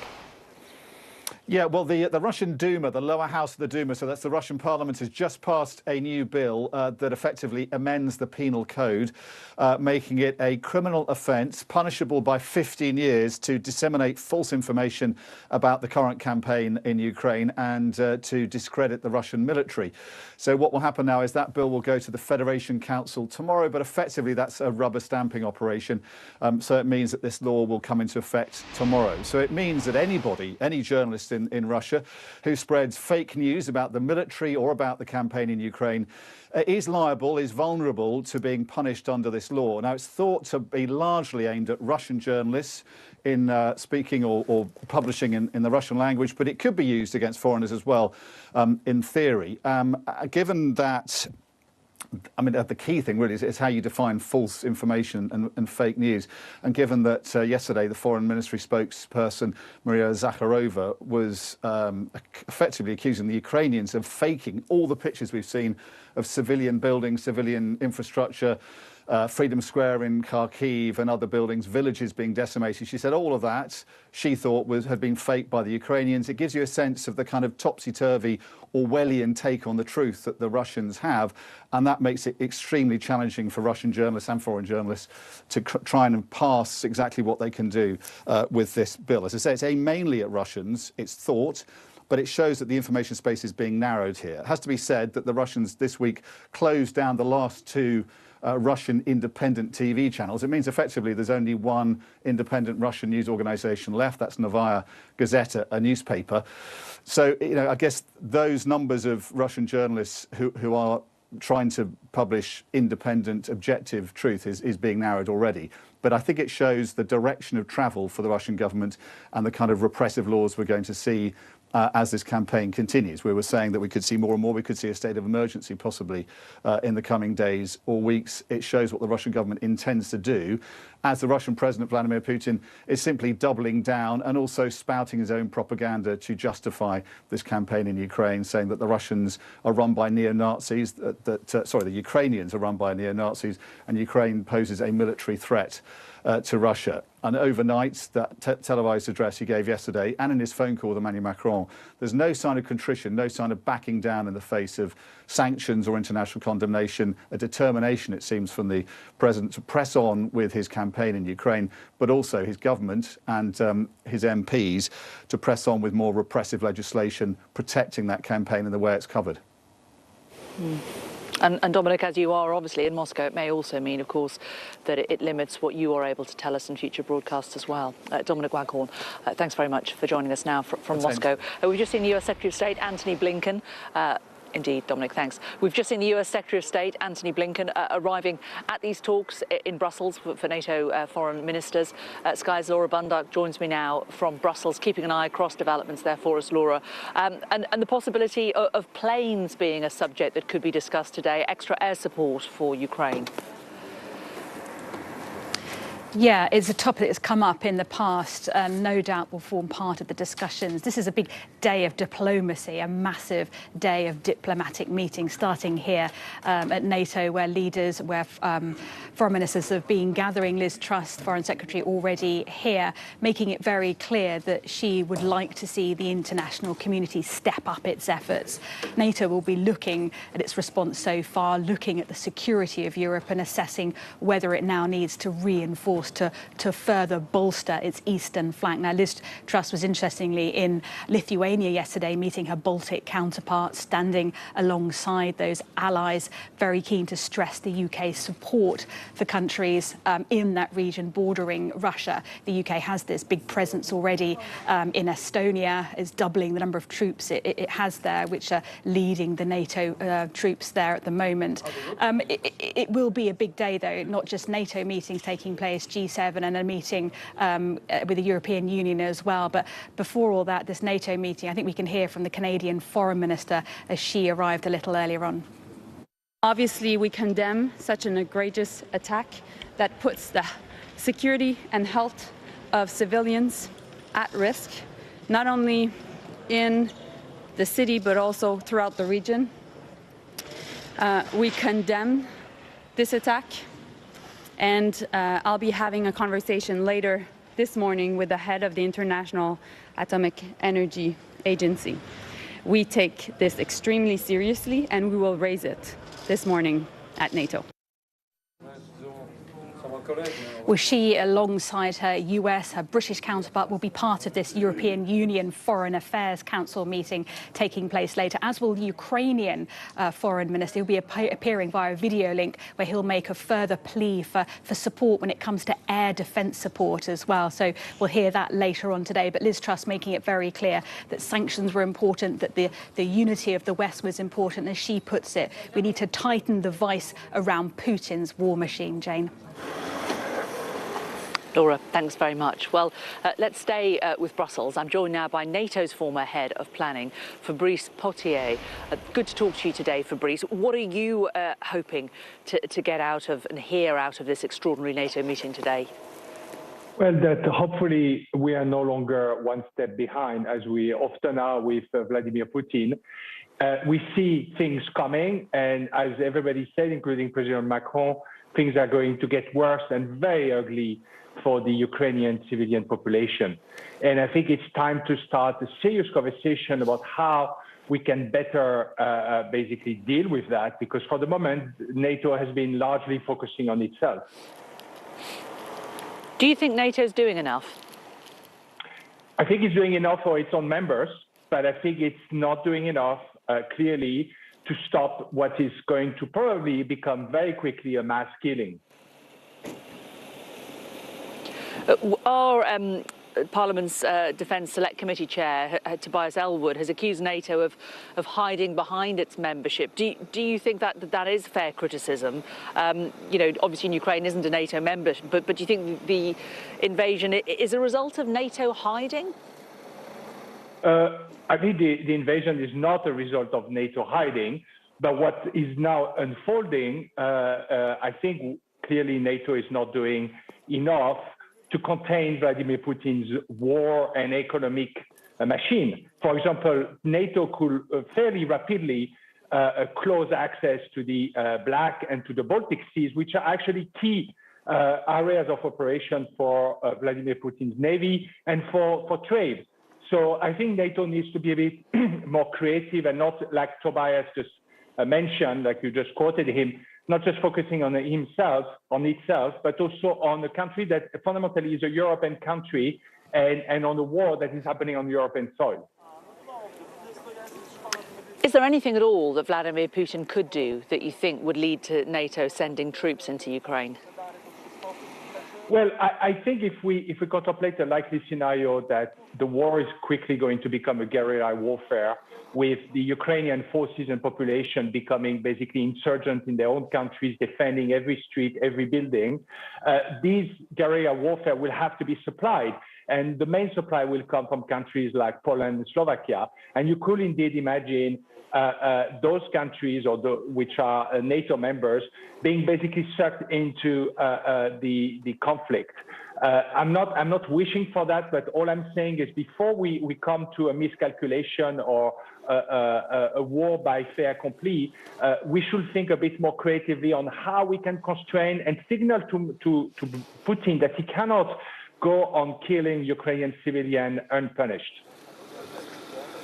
So you've talked about things like closing the Black Sea. What else do you think NATO could try to do?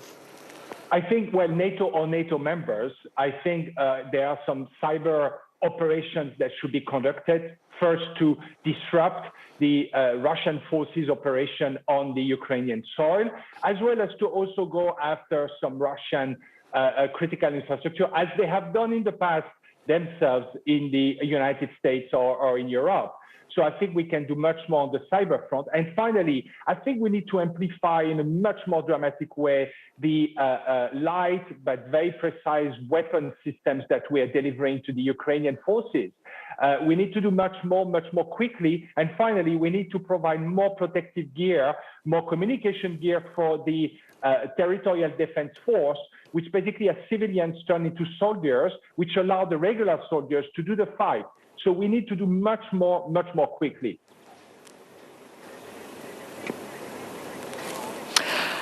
Fabrice Potier, we're going to end it there. Thank you so much, because we're going to take you straight to Brussels. It's a critical time for our security. Later on today, NATO foreign ministers will meet and coordinate and consult on our response to the brutal Russian invasion of Ukraine and also the longer-term implications. We condemn the attacks on civilians, and over the night we have also seen reports about the attack against the nuclear power plant. This just demonstrates the recklessness of this war and the importance of ending it, and the importance of Russia withdrawing all its troops and engaging in good faith in diplomatic efforts. NATO allies have implemented unprecedented sanctions. We provide support to Ukraine. At the same time, NATO is not part to the conflict. NATO is a defensive alliance. We don't seek conflict with Russia.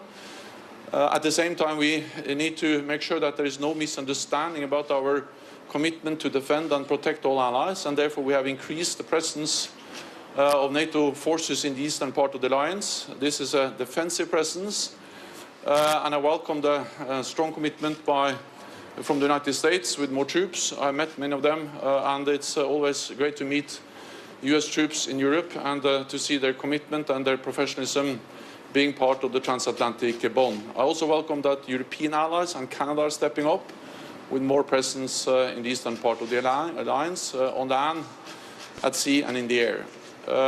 If anything, I think the crisis we are faced with now demonstrates the importance of North America standing together in strategic solidarity in NATO. So once again, Tony, welcome. It's great to see you here. Jens, thank you so much. And I really couldn't say it any better. But simply put, in the wake of Russia's unprovoked, premeditated aggression against Ukraine, this alliance came together with speed, with unity, with determination, immediately launching the Rapid Response Task Force, putting in place the graduated plans to continue to bolster NATO's security. Every ally, in one way or another, is coming to Ukraine's assistance. Every ally, in one way or another, is helping to strengthen NATO itself. And as the Secretary General said, ours is a defensive alliance. We seek no conflict. But if conflict comes to us, we're ready for it. And we will defend every inch of NATO territory. At the same time, as the Secretary General said, we're preparing for NATO's future.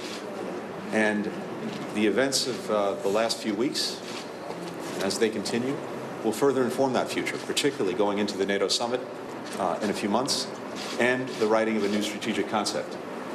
All of these things are coming together at a critical time, but the single common denominator that we found, and that is the strength of everything that we do, is the unity of this alliance. It's been on full display in these weeks. It will remain on full display going forward, and I look forward to consulting with you, Jens, about the steps we're going to take next. Thank you. Thank you.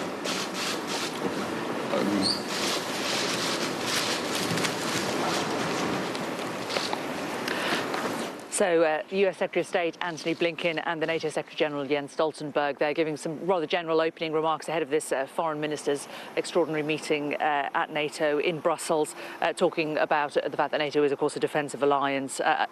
Blinken describing Russia's attack as unprovoked, premeditated, and Jens Stoltenberg thanking North America for standing by in solidarity while this happens. We'll bring you more updates from those talks as they continue throughout the day. Now, with Russian shells hitting cities across Ukraine over the past week, the world has seen photos of women forced to give birth in underground metro stations and other makeshift bomb shelters. Well, let's bring in a couple of people to talk to us about what is happening. The Regional Director for Eastern Europe and Central Asia at the UNFPA, Julia Velez, that is the UN Sexual Health Agency. And I'm also joined by Nadia Daniilshina, who is 40 weeks pregnant and has just been evacuated from Kiev. Thank you both so much for joining us. Nadia, let's talk to you first of all. First of all, you're 40 weeks pregnant. How are you? How are you feeling? Currently, I'm fine, thank you. I'm in a safe place. So, in my native city in West Ukraine, here is a bit calmer than in Kiev, and it's much better place to stay in 40 weeks of pregnant than in bomb shelter. So I'm blessed. I believe that I'm really blessed. Thank you. Where do you think you will have your baby? When I expect to have my baby from day to day. Whereabouts will you have it, do you hope? When I believe that maybe in a couple of days I will have a baby. I feel it. So yeah, very soon. What about in terms of going to a hospital? Will you be able to go to a hospital where you are? Yeah. We have like 2 wonderful hospitals. So and today we are going just to see what conditions they have, because a lot of hospitals work in military state, and usually they have the patient in bomb shelter. So I'm just want to go to check if it's true or not here, because in Kiev usually hospitals work in bomb shelter regime. So it's not a private room at all as planned before to give a birth, but anyway, it's still under medicine control. It's anyway better than. I'm proud that woman that gave a birth in shelter, like directly in shelter, but more safety just to give a birth in hospital. Let's see. Well, very, very best of luck with that. Julia, let's bring you in.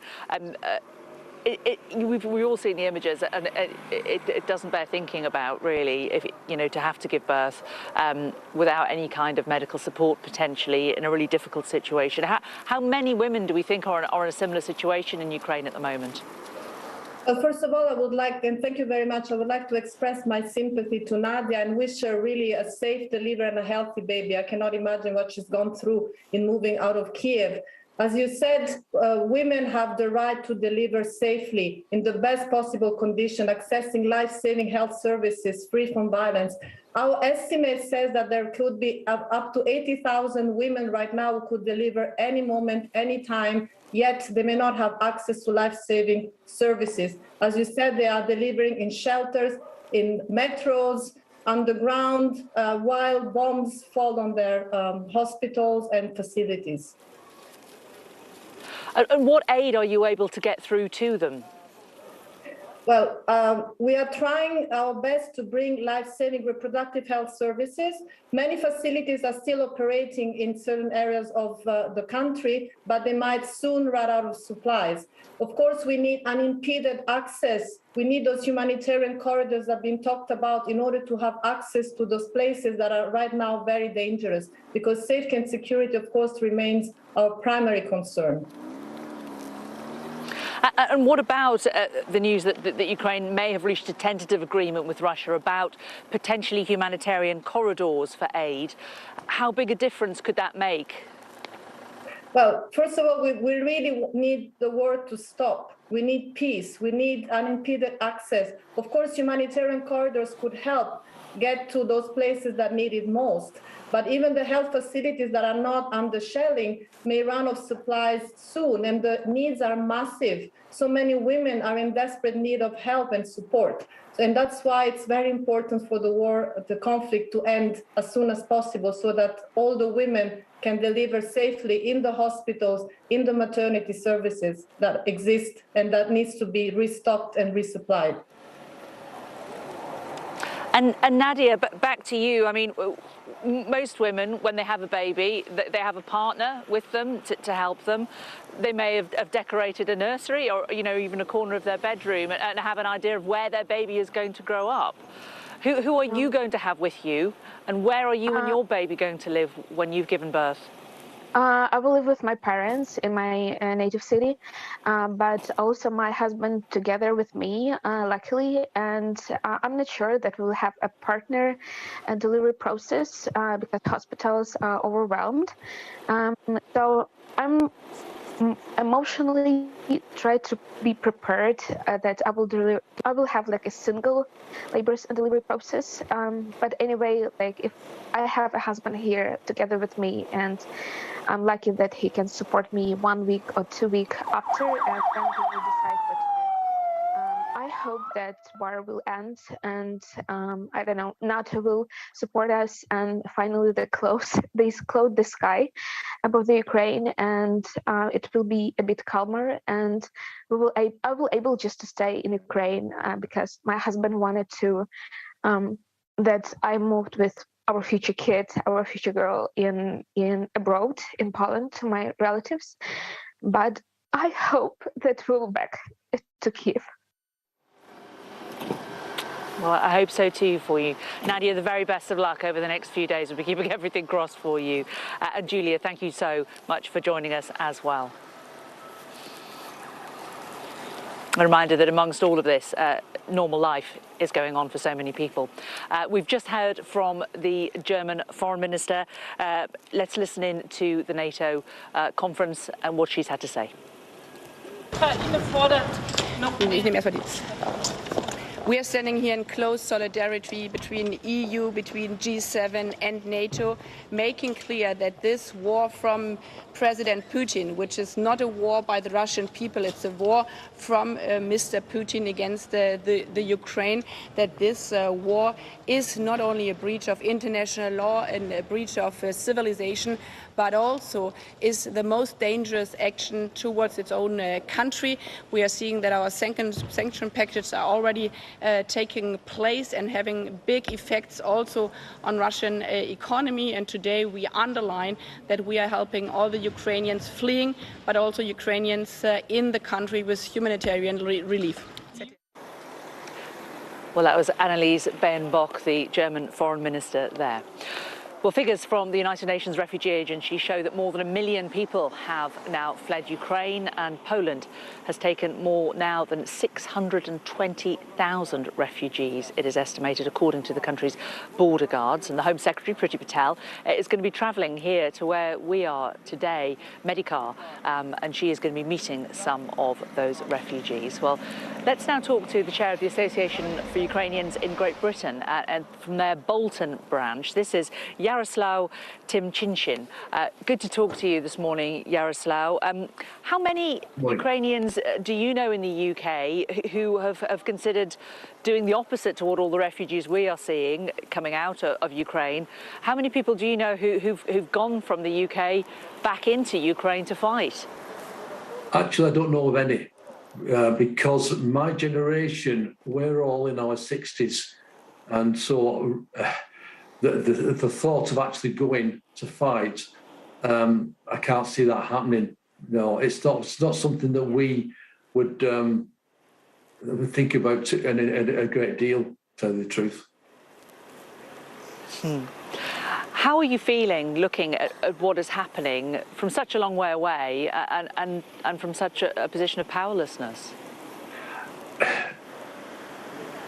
Sad, angry, annoyed, frustrated. Those are the same emotions that I had on the 24th of February when we first learned of this invasion. As regards being powerless, I don't think we are that powerless, because as a community, our association is trying to help our fellow Ukrainians in Ukraine by supplying them with medical needs, medical assistance, medicines, food packs, etc. Also, there is the power of contact with the British government, and thankfully, here in Bolton, my local MP, Mark Logan, has been very vociferous in his support for us, especially in Parliament. So I think that really does help. I mean, in a wider picture, do you think the British government is doing enough? It could probably do more. There's no doubt about that. Quite satisfied, if that's the right word, with the last round of sanctions, but it could be ramped up. And I've got to say that Boris has gone, for as I'm concerned, by pushing for SWIFT, of the withdrawal of the SWIFT banking system, could do a lot of damage to the Russian economy, which is needed. There are great concerns about what is happening in terms of the kind of fighting that's happening inside Ukraine. There have been some predictions that perhaps guerrilla warfare could happen. How concerned are you that Ukraine is going to be, well, just decimated by what is happening? Right. We've been through this before. We've been through this during the Second World War. We were decimated then, and we rose back. And Ukrainians have a history of fighting guerrilla warfare. The Ukrainian army, which was a resistant army which fought against the Soviet Union during World War II. So we have a history of being guerrilla fighters, and this will be, if it comes to this, then Ukrainians will fight and will fight and fight. And as for you, what about family? Do you still have any family? Do you still have many friends out in Ukraine? And where are they, and are they safe? Well, most of my family are in western Ukraine, near Lviv. We're not far from where you are, Medicar. So my cousin lives in a very remote village on the Polish border. So I'm not too concerned about herself. But on my wife's side, most of her family live in and around Lviv. And if the worst comes to the worst, that could be one of the major cities that Putin would want to capture.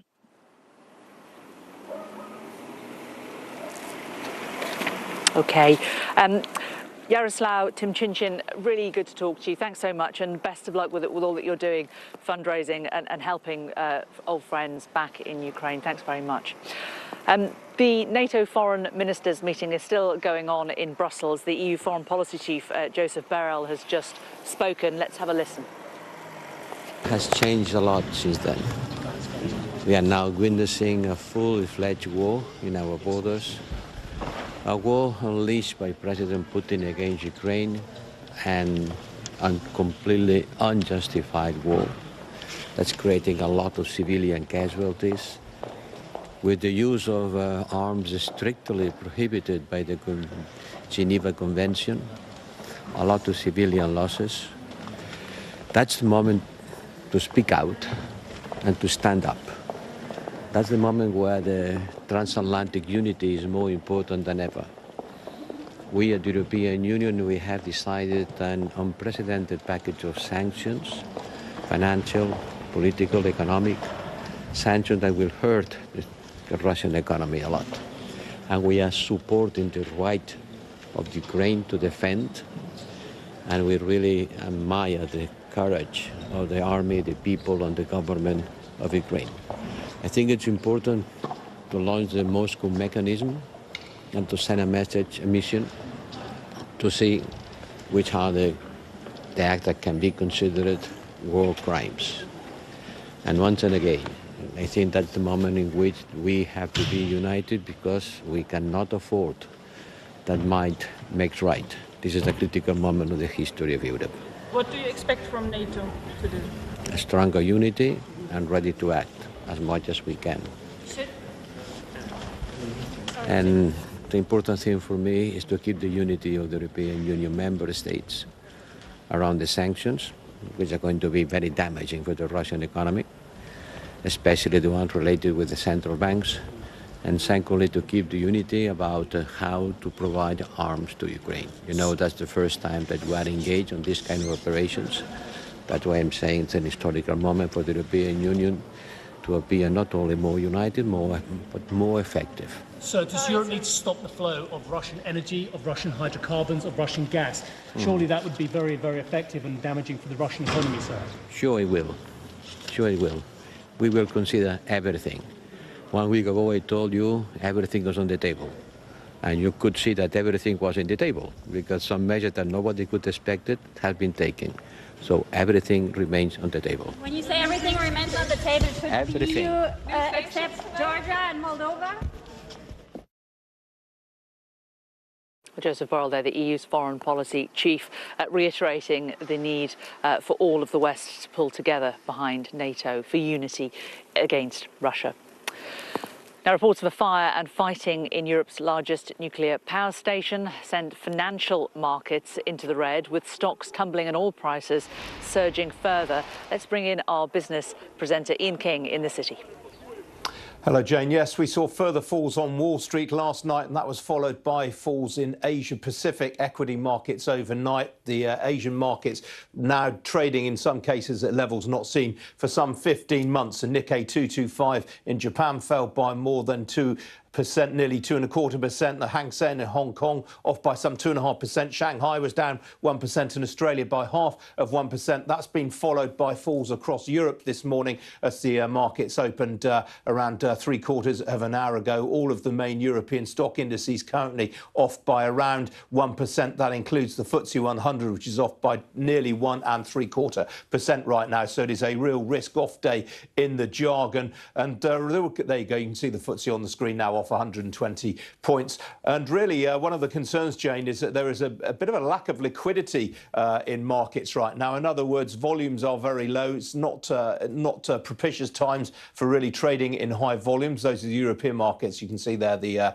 DAX and the Germany off by more than 2%, the CAC 40 in France. Similarly, this lack of liquidity right now, as I say, a cause of concern. It's approaching levels, really, that we haven't seen since the financial crisis in 2008 and the big sell-off that we had in March 2020 when the pandemic was getting underway. So that gives you an idea of the kind of stresses that we're seeing in global markets right now. In terms of the oil price, well, that has slightly come off the boil overnight, but it remains at elevated levels. Brent crude trading north of $111 a barrel right now. And natural gas prices, well, they too are trading at around £3.65p a therm. If I tell you that a week ago or so, the price was £2, you'll get a sense of the kind of elevated levels that we're seeing right now in energy markets. So real concerns about a whole range of commodities. The price of aluminium has hit another all-time high on the London Metal Exchange this morning, and wheat prices, well, they are trading at levels, again, not seen since the financial crisis, really. Obviously, Russia and Ukraine are accounting, or did before the war started, accounted for around 30% of global grain production. So you've got inflationary pressures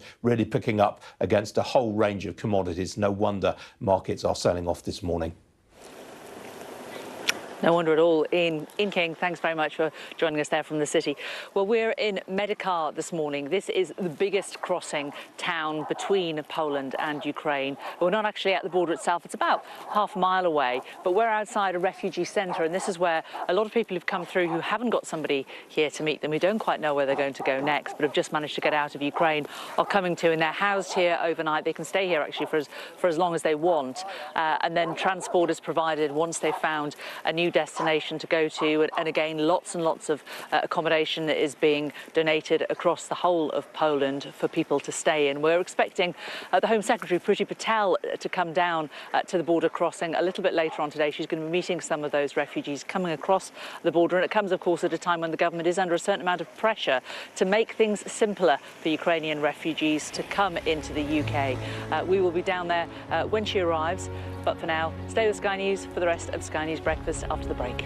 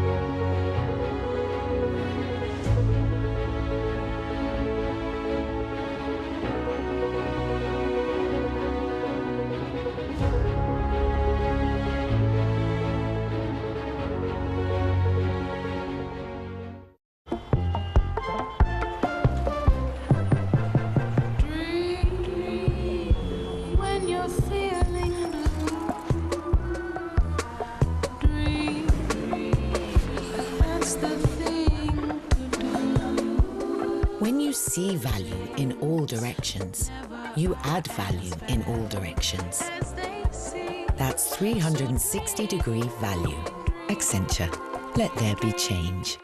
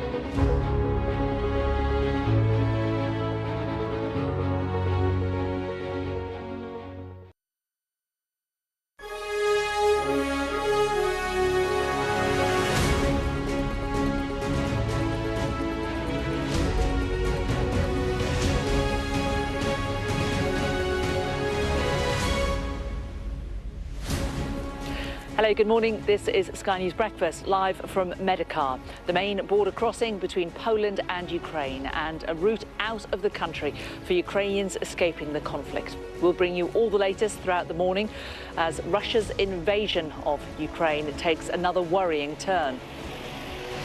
Europe's biggest nuclear power plant is shelled as Russia targets Ukrainian energy infrastructure, prompting a chilling warning from Ukraine's president. If there is an explosion, that's the end for everyone. The end for Europe, the evacuation of Europe. Boris Johnson says Russia's attack on a nuclear power station could threaten the safety of all of Europe, while his deputy calls it reckless. The fact that the Russians kept bombarding it after there was the fire and the Ukrainian emergency rescue team were trying to get to that makes it doubly reprehensible. As Russia steps up the assault on Ukraine's cities, Western ministers hold crisis talks today. A compilation of satellite images reveals the extent of the Russian convoy approaching Kiev. The Home Secretary prepares to meet Ukrainian refugees on the Polish border as the government faces pressure to do more to help those escaping. That's as the refugees fleeing the fighting shows no sign of abating, with more than 1 million people leaving Ukraine.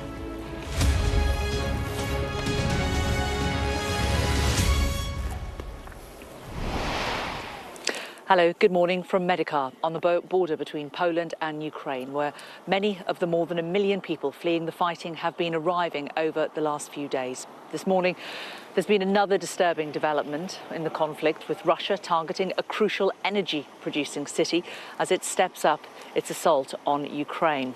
Well, a fire broke out at an unused reactor at the Zaporozhye nuclear plant, and that is the biggest in Europe, after it was shelled by Russian forces. Earlier, the Deputy Prime Minister, Dominic Raab, said that this was doubly reprehensible. Let's listen to what he had to say.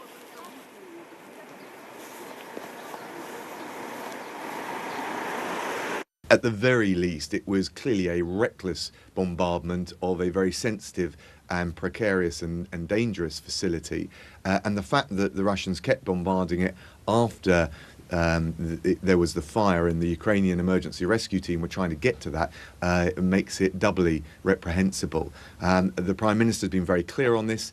He's called for an emergency meeting of the UN Security Council in New York in order to ramp up the pressure on these appalling tactics that we're seeing from the Kremlin, but also to make sure we're supporting the Ukrainian government in any way we can. The early part of his military campaign has stuttered and stumbled. It's not been as effective. I think there's been a lot of pushback amongst the Russians that this isn't what they had expected. This isn't what he'd sold. He'd said it would be a cakewalk into Ukraine. That clearly hasn't happened. And he's responding with ever more heavy-handed and brutal tactics. Well, speaking in Brussels earlier, the NATO Secretary-General Jens Stoltenberg denounced Russia's latest actions. We condemn the attacks on civilians, and over the night we have also seen reports about the attack against the nuclear power plant. This just demonstrates the recklessness of this war and the importance of ending it, and the importance of Russia withdrawing all its troops and engaging in good faith in diplomatic efforts. Well, Ukraine's energy minister, German Galushenko, joins me now from the capital, Kiev. First of all, about this nuclear plant, how concerned are you about what's happened overnight? Of course, we are concerned. Of course, we understand that this is really critical situation when the military missiles and tanks hit the nuclear plants. And in the situation of Ukraine, it's really very dangerous because we have four big nuclear stations in the country. And in the case of Zaporizhia, that was also the issue of a big storage of waste, nuclear waste, which is on the station. So this could also very big danger from that point of view, even not if we are talking about 6 units, nuclear units at the station. Russia has just released a statement saying that it is blaming Ukraine for setting fire to its own power station. What do you say to that? Could you imagine this craziness? I mean, to fire against our station. So that's a typical play from Russia. How concerned are you that you are going to start seeing this pattern of attacks on energy provisions, energy plants, as part of an attack on the infrastructure of Ukraine? We see these attacks. The Zaporizhzhia nuclear station is not the first one. So we already get a lot of attacks on infrastructure, critical infrastructure, especially in the energy sector. And for instance, yesterday it was hit the Akhtirka thermal station by the missiles. 2 missiles were dropped on this station, and at the time the people working there, and 5 people were killed.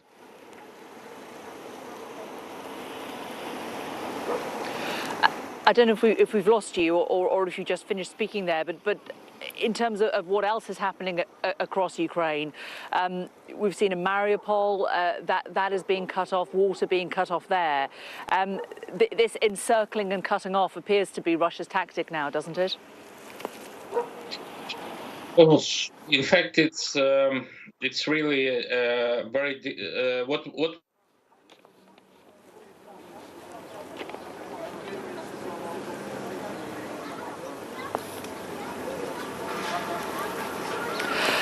I'm afraid we've lost German Galushenko, the energy minister from Ukraine, but we did at least manage to get some response to him for this attack on the nuclear power plant overnight. The president, Vladimir Zelensky, has been talking. He has said that only a no-fly zone will guarantee that Russia won't bomb this nuclear infrastructure. And of course, a no-fly zone is something that the Ukraine has been pushing for. And he is obviously mindful of the fact that NATO are now meeting, the foreign ministers are now meeting. He also says that 9,200 Russian servicemen have been killed so far. Now this, of course, widely different from what the Russians are saying, which is nearer 500 people. And he is also saying that he is appealing to Russians directly to protest inside Russia. But of course, this is something that we've heard over the last few hours from the Duma in Russia, that they are now going to start really increasing penalties for anybody who, in their words, peddles false information, i.e. information that is not in the Kremlin's narrative about what is happening in Russia. We've managed to re-establish communications with German Galushenko, the Ukrainian energy minister. So thank you so much for joining us again. Do you think that it is now time for a complete energy embargo for Russia, for Russian oil and gas? And gas, President Biden hasn't ruled it out, has he? I think it's time, really, yeah. And you see what the consequences of what happened. I mean, and that this was our message before, that the idea is not to use the commodity as a weapon, and this is the case really where it happens. And that's why, of course, that is the decision of our partners in the EU and in the world, but you already see the results. We heard from Lukoil, Russia's second largest oil company, yesterday. They were critical of President Putin's action. So really rare for a Russian company just to step up and say this. Does this give you any hope at all? Do you think that this may be the solution? Pressure internally inside Russia from big corporations? I think that in Russia there are a lot of really people who understand what happened. And of course, this would influence their life, their business, their assets, and I think that's really one of the ways of the solution. That these people should start saying something, should start doing something to stop this. And in terms of what is being said, in terms of the diplomacy, we are hearing from NATO this morning. What are you hoping for out of them? Obviously, your president wants a no-fly zone. That may not be forthcoming as yet, but what are your hopes? I really also hope that this no-fly zone decision would be taken, because you know that if you look at the map of Ukraine, you could see that we have 4. I already mentioned this, that we have 4 nuclear station, but they are one in which is Zaporizhia in the east, another in the south, 2 another in the west. So it means that no-fly zone would help us to cover all nuclear station to feel safe at least. And that is not even the question of Ukraine. I must say that in this context, this is more even the question of the world. It will indeed. And in terms of going back to energy, in terms of being able to keep going in Ukraine, some suggestions that you could possibly link up your electricity supply to Russia's. How feasible, how quickly would that be possible? We now are waiting for we are waiting for the connection with the EU grids, and I hope that this connection will be next week. OK, well, really good to talk to you, German Galushenko, Ukraine's energy minister. Thanks so much for joining us this morning on Sky News Breakfast. Well, many of those fleeing the fighting but yet to leave Ukraine have, of course, sought refuge in the country's western city, Lviv. Our Europe correspondent Adam Parsons joins me from there now. And Adam, it just seems to be the exhaustion, doesn't it, that everybody is facing as they've gone on these really long journeys already across Ukraine just to get to where you are before their journey continues elsewhere. Yeah, that's exactly right. I mean, tens of thousands of people, maybe 100,000, have come through Lviv already. This is a gateway city, very near to the western border of Ukraine. You come to Lviv and then you can get on a train to take yourself out to Poland or indeed to any of these other regions. This is seen as a sanctuary, something of a safe city. But of course, what are we now, more than a week since the Russian invasion? The city's actually pretty busy. You see other cities in Ukraine which are deathly quiet. There's no one on the roads. Quite the reverse here. The roads are at times absolutely gridlocked with people coming in and out. The buses are still running. And as you can see, you have this constant stream of people arriving with a bag, with a suitcase, with a pet, with their possessions with them. Coming down from, well, over there will be a train station. There are bus stations around us as well. And some of these people are going straight on, trying to get on a train to take them out towards near where you are, Jane, towards the Polish borders. Others are just trying to get on other transport, take them to smaller towns. There are people also who are arriving in this city without a plan. They were just fleeing. We've spoken to quite a few of these people. Just say we just spoke to a woman who got off a train. The train has just arrived in Kharkiv. It was absolutely packed with people. We just spoke to a woman who was, I would guess, in her 50s, who said she lived very near to the administration building that was hit by that devastating missile. She's here. Her parents didn't want to leave Kharkiv, and she just told us that she doesn't know if she'll ever see her parents again. And we are seeing these emotional moments happening repeatedly.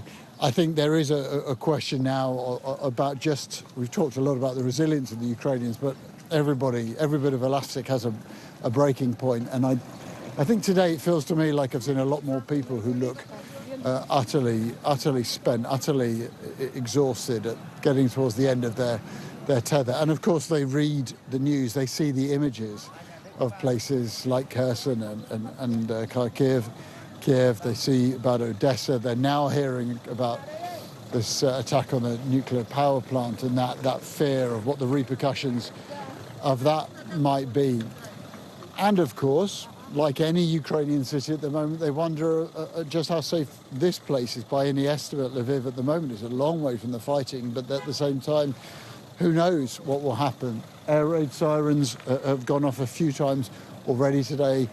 That isn't actually an indication of an air raid here. It probably reflects something that's happening a long way ago, but of course that makes people jittery. It brings home the fact that this is not a normal time, not a normal place. This is a country embroiled in a pretty dreadful war, and so you have refugees, displaced people. It is a cocktail for frayed nerves. That's what we're seeing. Adam, thanks very much. Let's take you across live to Brussels. The NATO Secretary-General Jens Stoltenberg is speaking. The Second World War. Russian aggression has created a new normal for European security, where fundamental principles are contested through the use of force. The threat of pervasive conflict is real. We stand by the people of Ukraine and its democratically elected government, and we call on President Putin to stop the war, pull all his forces out of Ukraine, and engage in good faith in diplomatic efforts. NATO is a defensive alliance. We do not seek conflict with Russia. But let there be no doubt, our commitment to Article 5 of the Washington Treaty is ironclad. NATO will protect and defend every inch of NATO territory. And this ends the public part of the meeting, and I thank the media for joining us at the opening of the meeting, and we will continue in just a moment. Thank you.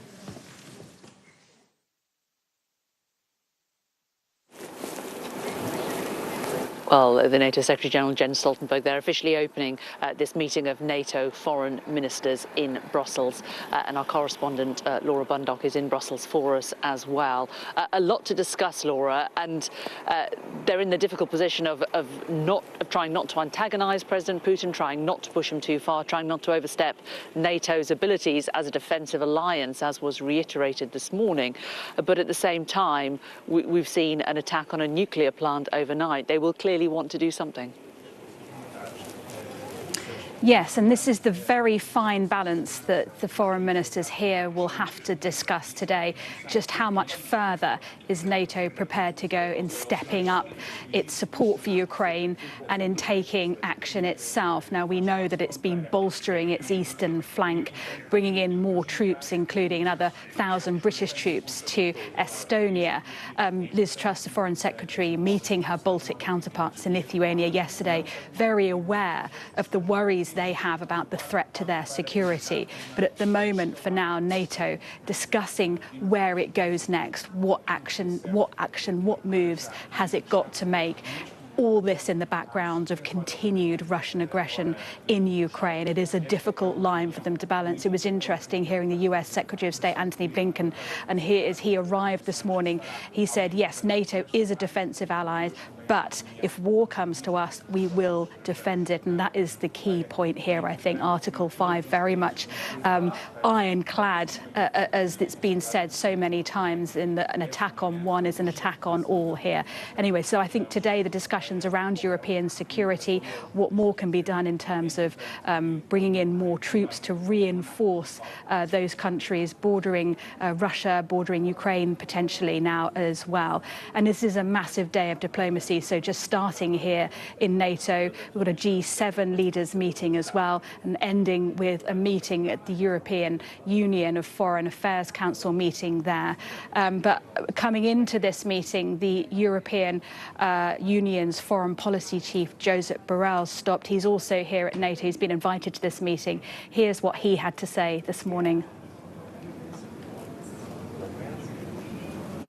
We are now witnessing a full-fledged war in our borders, a war unleashed by President Putin against Ukraine, and a completely unjustified war that's creating a lot of civilian casualties. We at the European Union, we have decided an unprecedented package of sanctions, financial, political, economic, sanctions that will hurt the Russian economy a lot. And we are supporting the right of Ukraine to defend, and we really admire the courage of the army, the people, and the government of Ukraine. Well, Liz Truss, the Foreign Secretary, among those calling on the international community to step up its efforts. At that EU meeting of foreign ministers later on, the Ukrainian foreign minister will appear virtually, and he's expected to make a plea to the European Union to step up its military assistance, in particular fighter jets, aircraft assistance there as well. But Liz Truss making it very clear that sanctions are important, that the international community must do everything it can to tighten the vice around Putin's war machine, as she put it today, Jane. OK, Laura, thanks very much. Well, let's just take a look at some of the latest images that we have. And these are the images that we've been following over the last few days from Maxar, an American satellite technology company. And this is of the convoy that is heading towards Kiev. It's revealing the full extent of this convoy. It's now thought to extend for some 40 kilometres, and it includes tanks and missile launchers and logistical equipment. But it has apparently stalled again on the outskirts of Ukraine. Ukrainian resistance, poor conditions, and also, we're being told, low morale among some Russian troops have meant that it hasn't made the progress it would have made, and it's now around 15 miles from the capital. Well, let's talk more now from Moscow with our international affairs editor, Dominic Waghorn. Dominic, we've seen this vote in the Duma this morning, restricting what can be said even further publicly about what is happening in Ukraine. Tell us more. Yeah, the lower house of the Duma, that's the Russian parliament, has voted for a bill which now goes to the Federation Council, which will rubber stamp it tomorrow. That bill makes it a criminal offence, punishable by 15 years in jail to publish or disseminate false information about the Russian military, or to discredit the Russian military, or to publish fake news about the campaign in Ukraine. So the key thing there is how will the Russians define fake or false? To give you a sense of that, it will be illegal to use the word war or invasion, because the Russians are insisting this is still, despite that 40-kilometre long convoy, for instance, snaking its way towards Kiev, the Russians are insisting still this is a strictly limited military operation, largely confined to the east of the country, even though there's all that Russian heavy armour heading from the west, the northwest of Ukraine, from Belarus towards Kyiv. Has to be said that this new law is aimed mainly at Russian-speaking publications, and nearly all of them, all the independent news organisations, have been shut down. The last two television channels were shut down this week. There's really only one, the Novaya Gazeta, which is a newspaper that's left that you could call independent. In theory, this law could affect foreign journalists, but it is aimed mainly at Russians. But I think it gives you a very clear sense of the kind of chilling effect of what we're likely to see from new repressive legislation being pumped out by the Duma and the Kremlin. And it's a sense, I think, of the concern in the Russian government about the way the campaign is going. You only effectively ban fake news if you're worried about the truth getting out. And to give you a sense also of what the Russians regard as truth, I had an exchange again with Maria Zakharova, the foreign ministry spokesperson, yesterday, and I asked her about all this civilian infrastructure we're seeing clearly being hit, residential block after residential block, municipal buildings, that massive missile hitting Freedom Square in Kharkiv, villages being decimated. And she said all of that she thought was probably fake news, fake pictures being pumped out by the Ukrainians. So that's the kind of topsy-turvy world, the Orwellian take on truth the Russian authorities have. And that's a sense of what Russian journalists are up against if they dare to try and publish the truth about the campaign in Ukraine. In terms of ordinary Russians, I can report also today that there are very long bank queues outside Moscow's banks, and it is harder and harder to get dollars, hard currency, out of those banks. So that's a sign, I think, of the Russians increasingly concerned about the impact of economic sanctions. There weren't that long queues earlier in the week, but there is a sense now, I think, of fear about what those sanctions could lead to. And obviously, if you see your government banning fake news, it's not going to reassure you at all either about the direction of travel for this campaign. So I think a gradual realisation that things are going from bad to worse, particularly economically, but also in terms of freedom of speech in Russia. OK, Dominic, thanks very much for bringing us that update. Well, the fire at the Zaporozhye nuclear plant has, as we've seen overnight, is obviously concerning. The International Atomic Energy Agency are going to hold a press conference at around 9:30. They are warning of further danger from it if a reactor, of course, could be hit by a shell blast. Let's bring in our guests now. We're joined by the former head of Verification and Security Policy Coordination at the International Atomic Energy Agency, Tariq Rauf. Good to talk to you. What do you know about this site? We know it is the biggest nuclear plant in Ukraine. Tell us more. Well, at the Zaporozhye nuclear power plant, there are 6 VVER 1000 nuclear power reactors, which means they each have a capacity to generate 1,000 megawatts of electricity. From what I understand, 4 of the 6 reactors are operational, and 2 of them may be down for renovations and updating. So it is always a issue when a nuclear facility comes under attack. And unfortunately now, for the first time in history, we have military hostilities in the vicinity and at nuclear power plants, which is very dangerous and really quite reprehensible. So the first time in history we've seen fighting near any nuclear plant or just a nuclear plant in this campaign?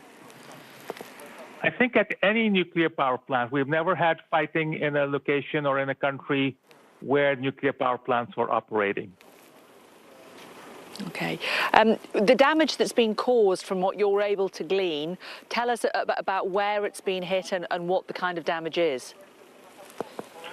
So apparently the State Nuclear Regulatory Inspectorate of Ukraine, which is the nuclear regulator in Ukraine, has been regularly informing the International Atomic Energy Agency about the situation, not only at the Zaporozhye nuclear power plant, but also at Chernobyl.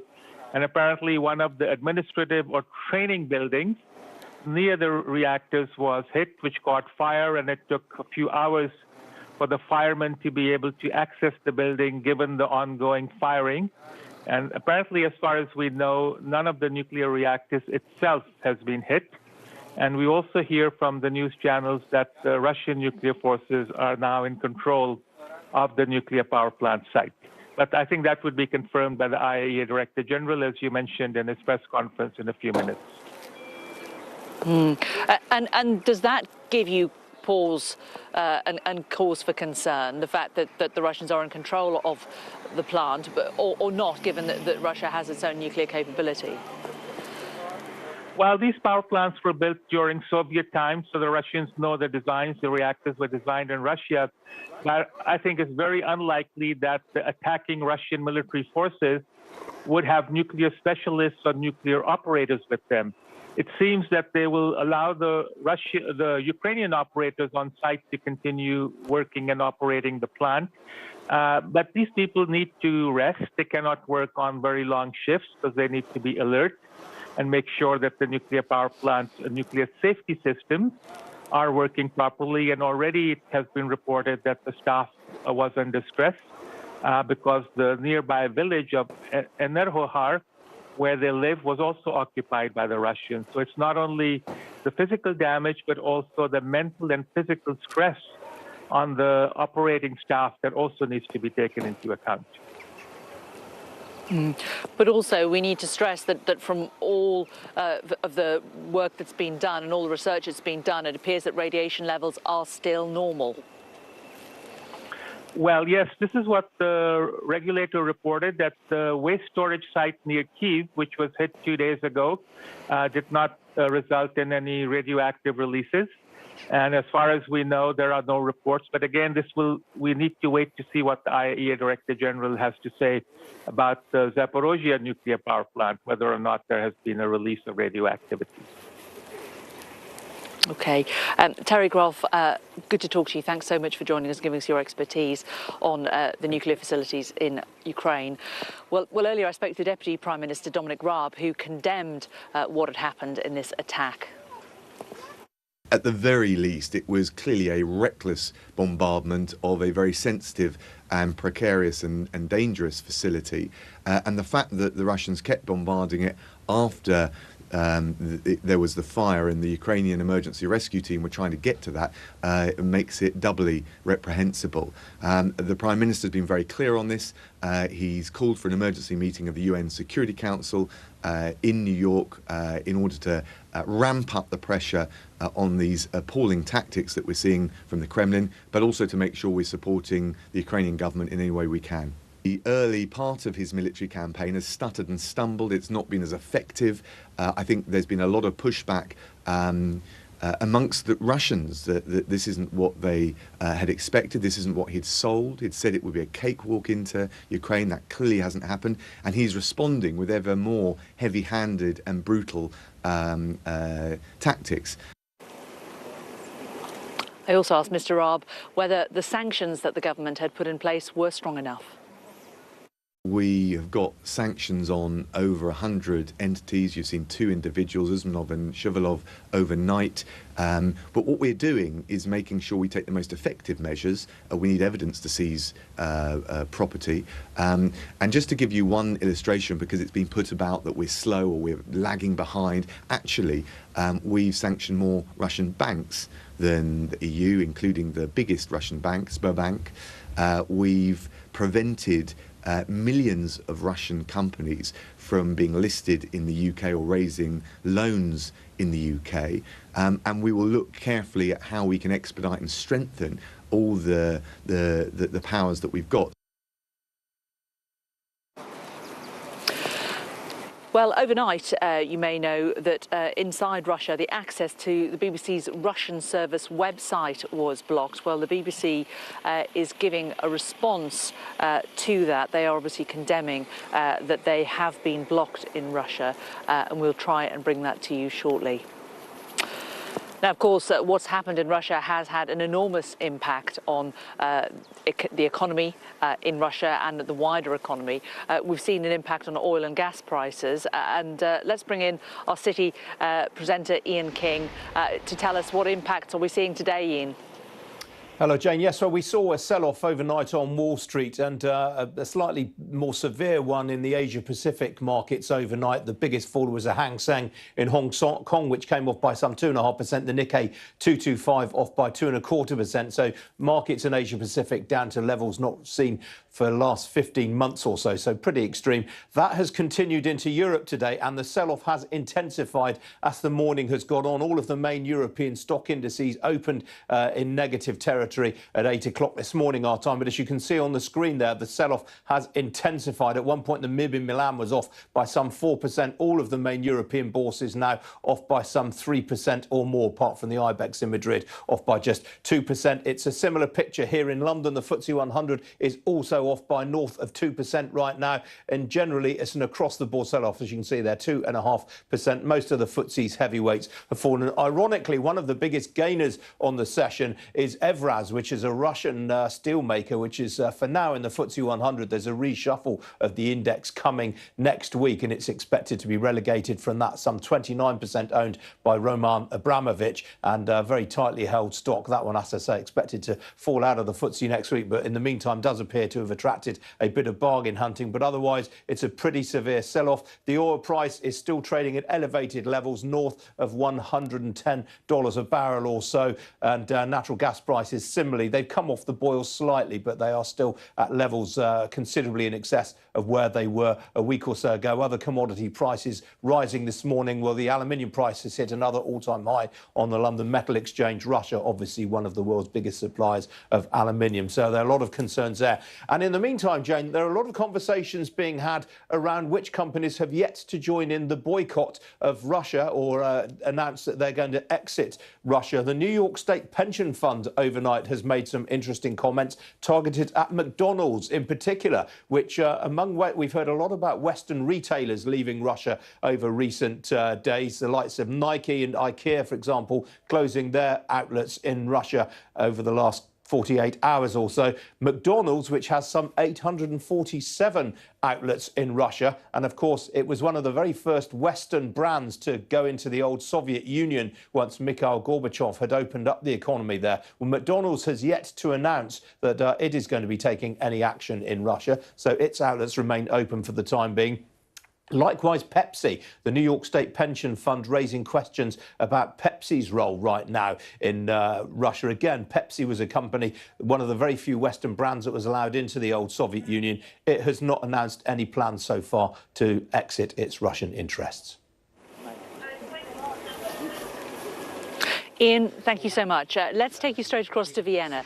The International Atomic Energy Agency is holding a press conference. Let's listen in. I am conscious that you may be in possession of some of the information or all of the information I'm going to share with you. What I can tell you is that what we are telling you is confirmed information that is coming straight from the Ukrainian regulator or straight from the Zaporozhye nuclear power plant, where we have contacts at the moment and permanently through the night.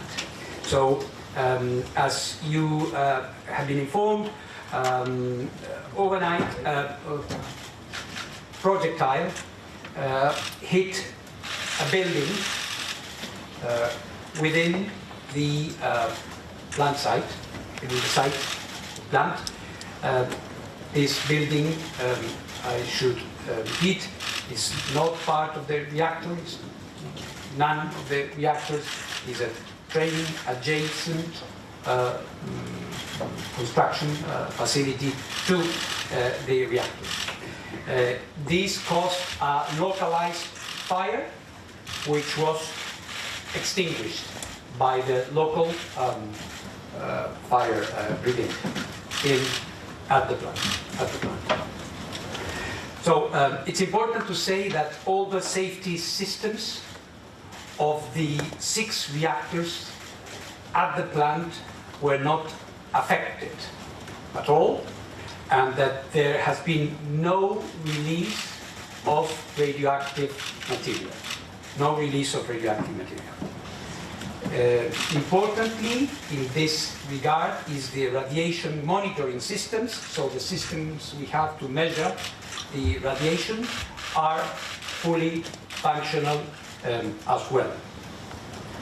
However, as you can imagine, the operator and the regulator have been telling us that the situation is naturally continues to be extremely tense and challenging because of the circumstances.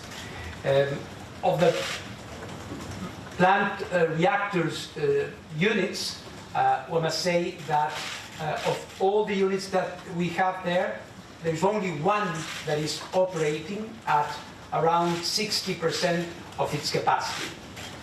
Unit 1 was in outage for maintenance. Units 2 and 3 are in safety controlled shutdown. Unit 4 is the one that is still operating at 60%, and units 5 and 6 were already being held in reserve, and they are operating normally in low power mode. I must indicate that 2 people have been injured. These people, according to the information we have, are not operators or technical people, and they are part of the security personnel around the plant. So these are the facts. We continue to be in contact with the operators and following the situation, of course, very, very closely. Let me now address how we are addressing this, what are the next steps that we are planning, what is possible in the circumstances. As you know, because we saw each other a couple of days ago, we had a special session of the Board of Governors here. And at that session of the board, I indicated, apart from the general exhortations and reminders of the importance of the general principles of never attacking nuclear facility and other important conceptual elements, I reminded member states of a number of very clear points that must never be compromised if one is to ensure safety and security at any nuclear facility, be it a reactor or any other facility. And the first one of this was the physical integrity. The physical integrity of the facility, whether it is a reactor, as I said, a fuel pond, radioactive waste storage, everything. The second point that I mentioned to the board was that all safety and security systems at these places must be maintained and operational. The third point I indicated was that staff needed to be able to fulfill their activities normally.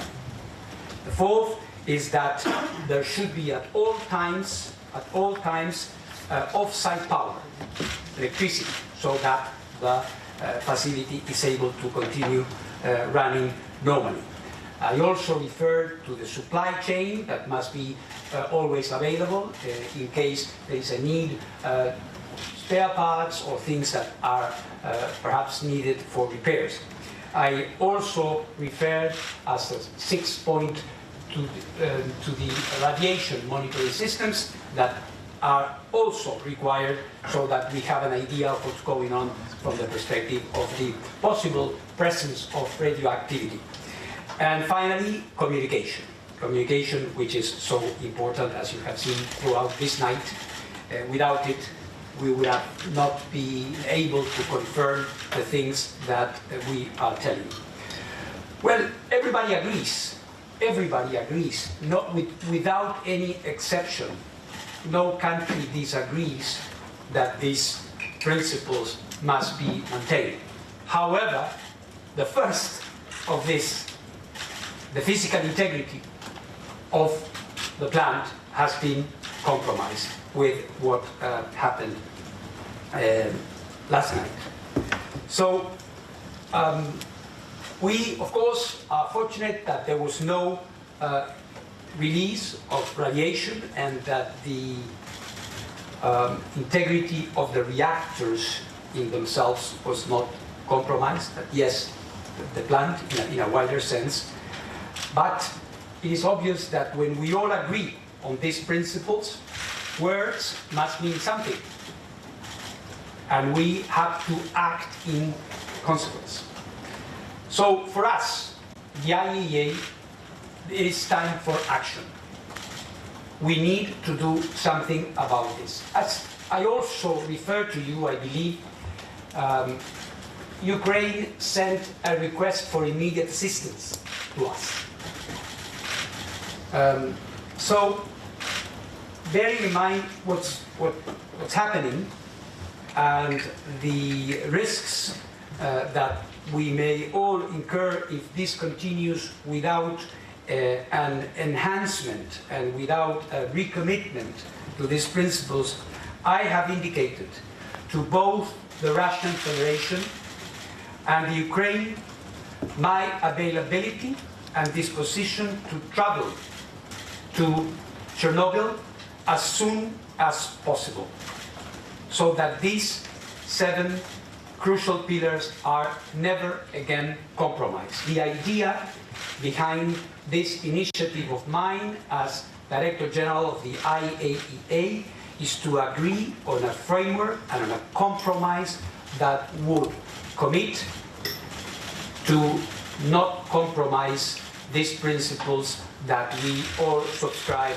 and agree to. We all know that given the very complicated circumstances on the ground, the logistics for such a trip, my presence in this place are not going to be easy and would not be easy.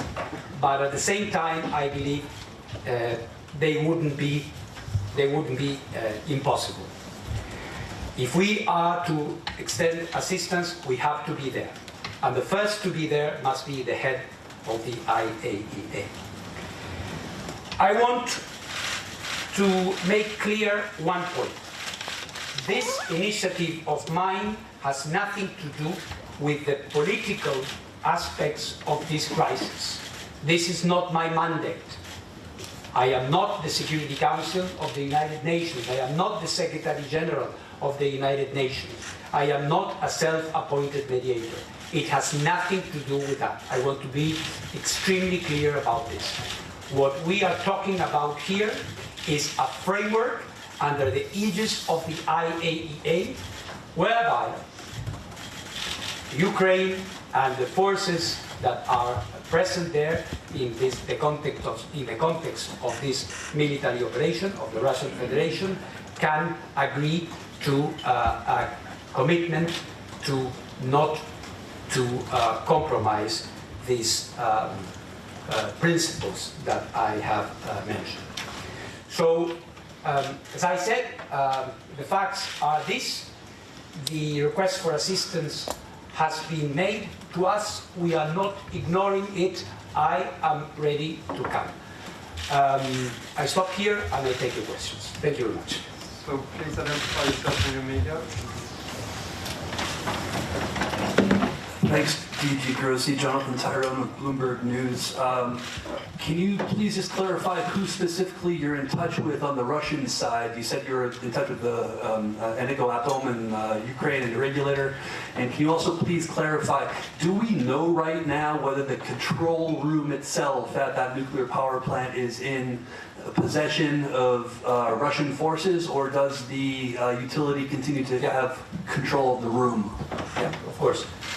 As I mentioned, I am in touch with Russia and also, of course, Ukraine. Ukraine is my natural counterpart. In this, I should always emphasize, because we are talking about Ukraine, and they are our counterparts. However, we know, and this is no secret, there's a military operation and there are Russian forces there. Of course, we do have a number of contacts when it comes to the Russian Federation at diplomatic level and at technical level as well.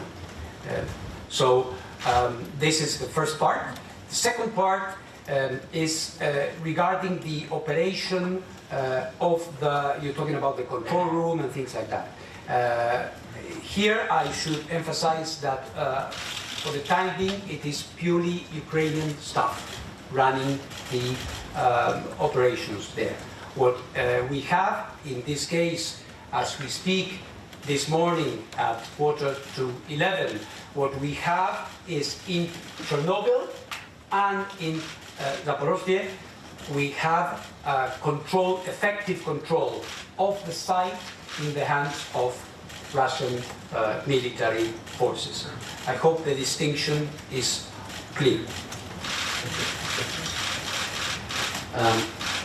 Good morning, Albert Oki, DPA, German press agency.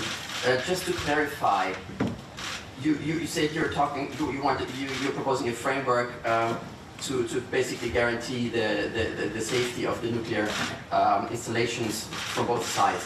How does the trip to Chernobyl contribute to this? Do you plan to negotiate in Chernobyl? I'm not quite sure. We're going to be sharing some elements with both sides, and we are going to try to agree on that. It's part of the consultation we need to have. That's the plan, to negotiate there? Yeah. Okay. Any other questions? Zatskonyaski from Nippon TV. Just to follow up on that statement, who do you envision as your counterpart? That's normally a foreign minister. So do you want the foreign ministers of Russia and Ukraine to go there, or?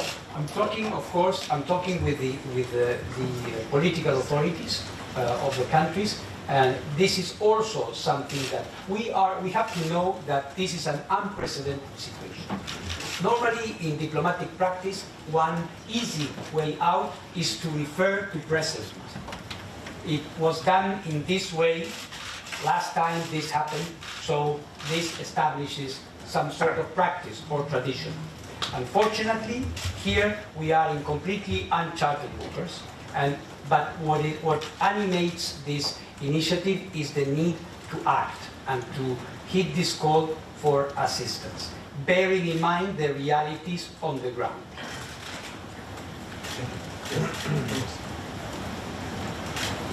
Thanks, Lawrence from the Wall Street Journal. A couple of questions. I'll keep it to a couple of questions.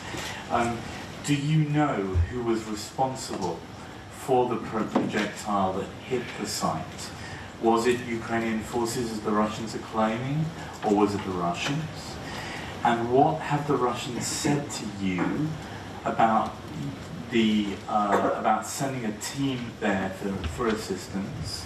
And what have they said about your idea for a trip? Yes or no? Thank you very much. What we understand is that this projectile is a projectile that is coming from the Russian forces. We do not have details about what kind of projectile this is. Could be many different things. This is what we understand being the situation. And what in terms of saying yes or no, both sides are considering it.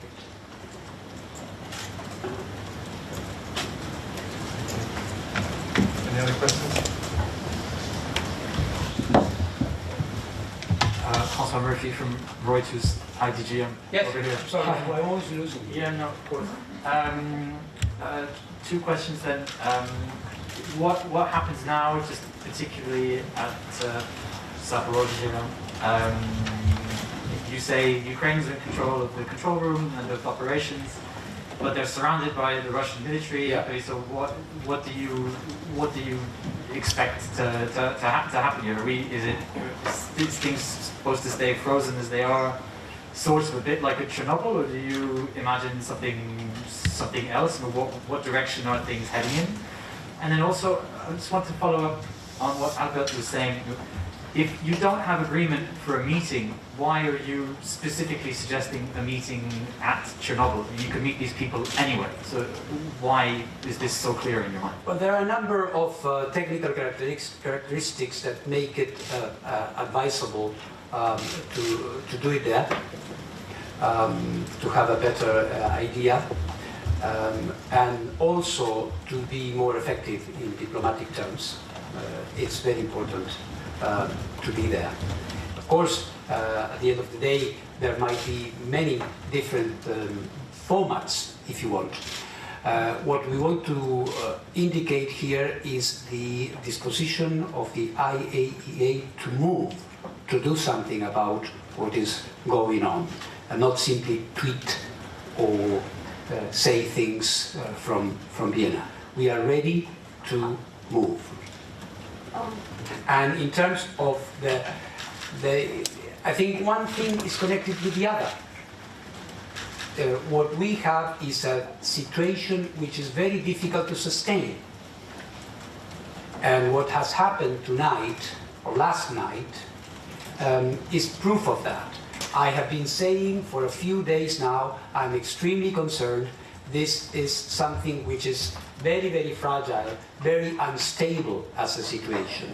And now we have seen that because of this impact of a projectile, we don't know how it happened. I think it would be impossible unless you had a forensic team there to determine the circumstances, and this is going to be impossible.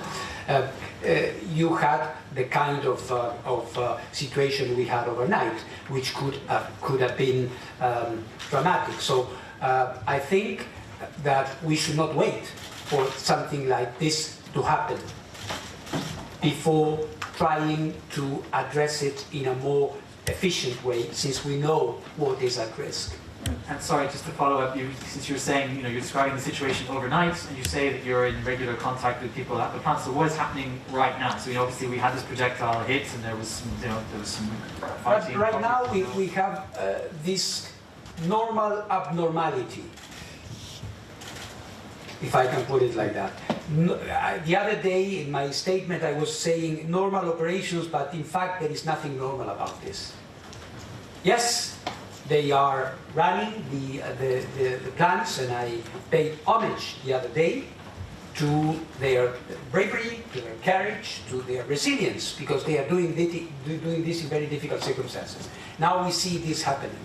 For how long can this continue? So I think it is our duty as an international organization with an important mandate to do safety and security, to do it also when the going gets rough. Yes, Jordi. Yeah. Hello, DG, this is Jordi from Jordi.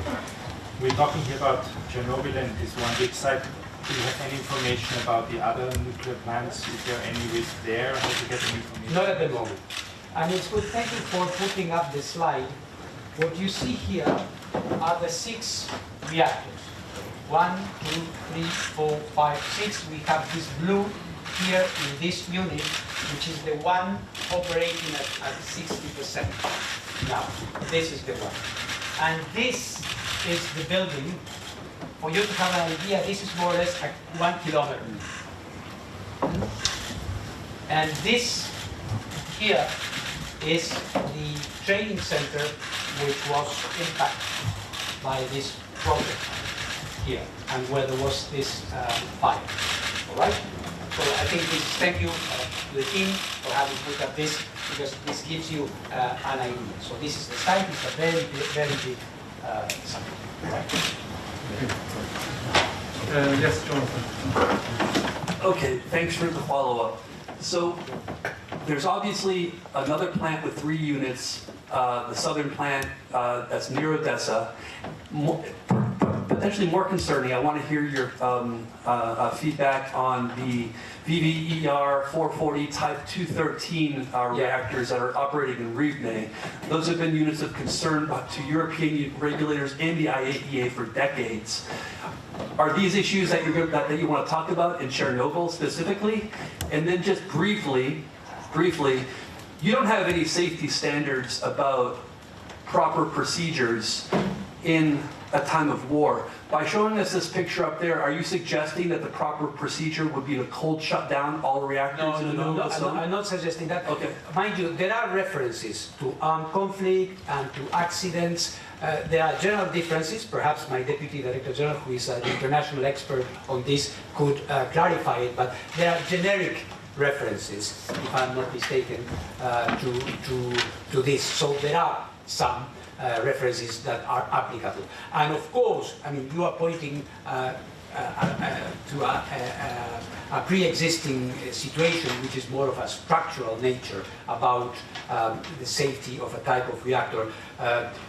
This is not the time or the moment or the occasion to be dealing with that. What we are trying to address here is the situation derived from this particular... I'm sorry, but that reactor has a very shallow containment. That doesn't have the kind of depth of defense that these reactors do. You just got out of a really, we're fortunate, but that reactor has a completely different containment structure. I take your point. Yeah. Between line, I kind of sense that after the negotiation, if it was to take place, or even without that, do you have a plan to place IAEA personnel in Ukraine to assist their normal operation under emergency? Thank you for the question. The first thing that we must have is a framework within which to operate. And I would never put my staff in harm's way before going myself and trying to set up these conditions. If those conditions were met, then one could envisage that. But we are not at that point yet. Thanks a lot. DG, you obviously didn't have the weekend upcoming off. You were supposed to go on a slightly important trip to Tehran. Is that going ahead, and would any visit to Chernobyl or Ukraine be after that? Thanks. No, I would say I am still, of course, going to visit Tehran on this very important official visit to try to address issues that we have discussed on different occasions. And regarding my proposal for a visit and a negotiation to Ukraine, no, it's not part of it. Of this, as I said, I am consulting Ukraine, of course, first and foremost, and Russia as well, to see how we could organize that. So it would be after your return from Tehran? God willing, yeah. DG, just to follow up, I take your willingness to go to Chernobyl as an indication that you're not worried about the safety situation there, just because there seems to be glitches with the radiation monitoring system there. Can you tell us what I'm not concerned about the radiation. I am, of course, concerned about the general situation. This is a zone where there are military operations ongoing. It is obvious. Sorry, yeah, my question wasn't the best.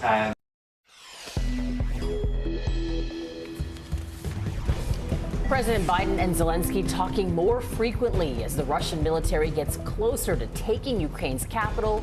This as fears of a nuclear disaster, one larger than Chernobyl, have been calmed for the moment. We are live on the ground in Ukraine and Poland, where the Ukrainian people are reeling after a heavy week of attacks. Unrelated to Ukraine, a highly classified U.S. F-35 stealth jet is recovered from the depths of the South China Sea over concerns about security. Former Attorney General Bill Barr says then President Trump became enraged when told his claims of election fraud were nonsense. It's an NBC News exclusive. Florida's governor is about to sign into law a 15-week abortion ban just passed by the state Senate. It is Friday, March 4th. Early Today starts right now. Thanks for ending your work week with us. I'm Frances Rivera. And I'm Vanita Nair. We begin with breaking news out of Ukraine, where there was fear of a nuclear meltdown early this morning. Ukrainian officials reported Russian forces began shelling the area surrounding a nuclear power plant.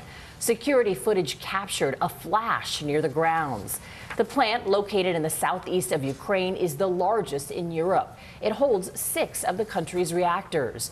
Ukraine's emergency services later said there was a fire in a training building, and that fire has since been put out.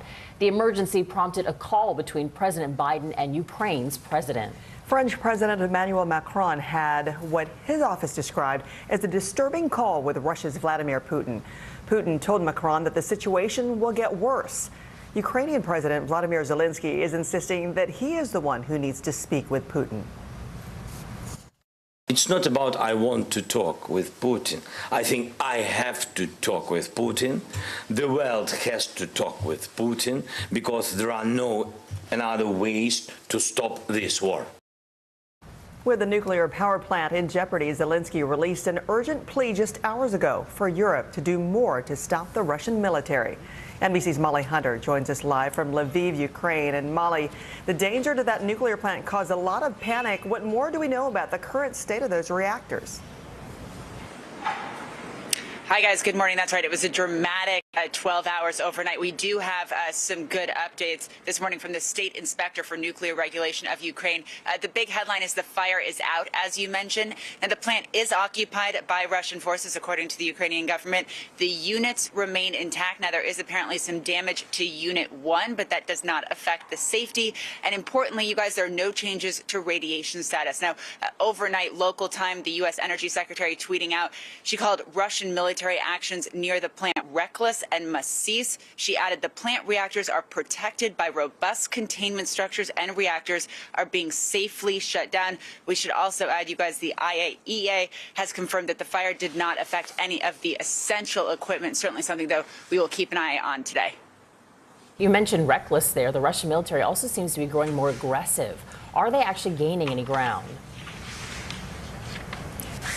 Yeah, so we're watching, obviously, a couple different parts of the country. I'll start with the assault on Kyiv. Of course, they are surrounding the capital city with air power. We've been talking a lot about that powerful convoy, about 40 miles long, still about 15 miles out of the city. No real progress, apparently, overnight, blamed on logistical and fuel supply shortages. But we are looking at Russian forces that have captured their first major city called Kherson, and they're surrounding at least 5 other cities. Kharkiv and Mariupol are getting absolutely pounded by air power this morning. We're also watching a city called Charniv in the north. There's video that has come out overnight of Russian forces hitting a hospital, apartments. According to the Ukrainian government, at least 22 people have died. So we're looking at 5 other cities that have been surrounded from the north to the south. Guys? Yeah, they certainly keep pushing forward. Molly, thank you. More than 1 million refugees have fled Ukraine so far, and the journey becoming increasingly dangerous as Russia ramps up its attacks. NBC's Ellison Barber is on the ground at a border crossing in Poland. And Ellison, you've spoken to many people fleeing the country. What have they been experiencing now that things have intensified? There's so many mixed emotions when you talk to people who are finally able to cross the border into Poland. This is the 5th border crossing we have been at. You can see the flow of cars coming through this way.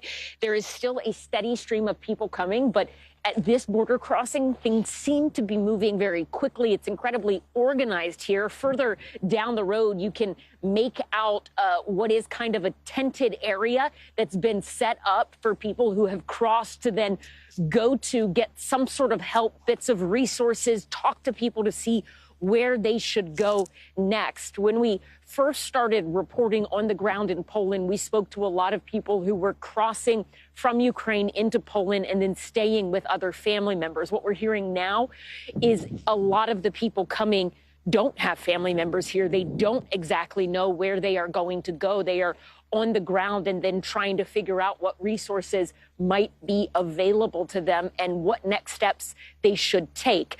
The emotions, again, they're hard to describe because they are all over the place. There is a lot of relief to be somewhere safe, devastation for what they've experienced, worry about what happens next for them here and also their family they left back in Ukraine.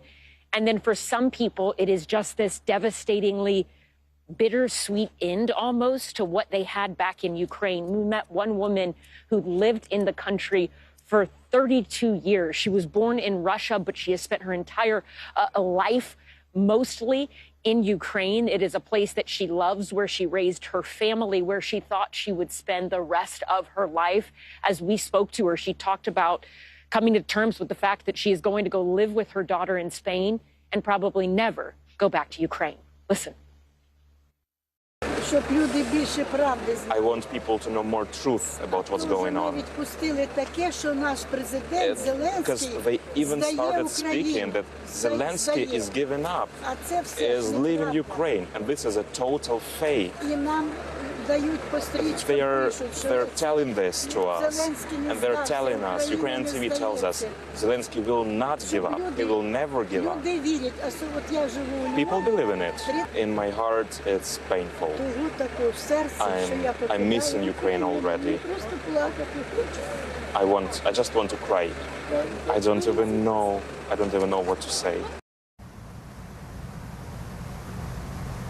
We see a lot of this, strollers, the majority of the people still crossing. It is women and children today. It is one of the coldest mornings we've had here in a while.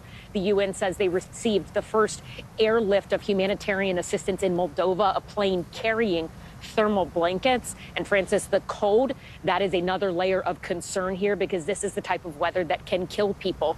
And blankets, thermal blankets, that sort of thing is desperately needed. Francis. So much emotion with all of this. It's so overwhelming for them, imagine. Ellison, thank you. A rapidly growing list of businesses are cutting ties with Russia as a result of the invasion. Major companies in energy, transportation, and tech announced sanctions and restrictions in the country. Nike is joining the list as it temporarily shutters its stores in Russia. The move comes days after Nike announced it would not be able to guarantee delivery for online orders on its Russian website. SpaceX CEO Elon Musk warned that his Starlink communication system is under threat of a cyber attack in Ukraine. And one couple is looking to give back in a big way. I have never been more proud to be a Ukrainian. And I've never been more proud to be married to a Ukrainian. The principal challenge right now is logistics. We need to get housing and we need to get supplies and resources into the area. So Ashton and I have decided to match up to $3 million worth of donations to Airbnb.org and Flex. Mila Kunis and Ashton Kutcher announced they are matching $3 million, as you heard there, towards humanitarian aid in Ukraine. Kunis was born in Ukraine in 1983. Okay, as we end the week, let's turn to the weather on this first Friday of March. And NBC meteorologist Bill Cairns. Bill, good morning. Hey, great Friday morning to you guys. And this big storm in the west is finally on the move. We're going to have a lot of snow, maybe even some severe weather to deal with, even some rainfall too. So let's get into it. The storm is now moving along the California coastline. It is bringing some rain to areas that haven't seen a lot of rain in a long time, including Los Angeles today. The snow forecast over the weekend, a pretty good snowstorm for all of the Rockies through Wyoming especially, and right into the northern plains. And the mountains of Colorado will get a lot of fresh powder out of this too. Area of concern for severe weather, we're focusing mostly on Iowa from Des Moines to Waterloo, the Quad Cities all the way down to Burlington. That's an area that could have isolated tornadoes. Watch out for some strong winds too. The other portions of the country were cold in the northeast, and we're still unbelievably warm from Texas through the southeast. That's a look at the national forecast. Now here's a look at the weather outside your window. Well, we're going to continue to see this very mild weather pattern for the south. I mean, temperatures today, Mississippi, Alabama in the 80s. It is cooler in the Carolinas briefly, but you'll warm up this weekend, and we're still very mild from Texas all the way to Kansas. That complete weekend forecast coming up. Looking forward to it. Okay, Bill, thank you. Early today is Back in a Minute with a top-secret crashed F-35 stealth fighter just recovered from international waters. And Lester Holt's exclusive sit-down with former Attorney General, who says his comments of campaign fraud nonsense enraged former President Trump. News is happening now. Look at what's making headlines around the world. We're coming on the air with breaking news. This is a significant moment. Whenever it happens, wherever you are, NBC News, streaming free now. What happened here is a story of loss and salvation. There were residents who hung on for dear life. This is where you took shelter, in this closet. I took shelter right in this closet right here. Rioters banged down one of the doors. Have you found a way to reconcile it a year later? It really hurt to see this place that I love so much treated with such disrespect. Was it an act of cleaning or an act of healing?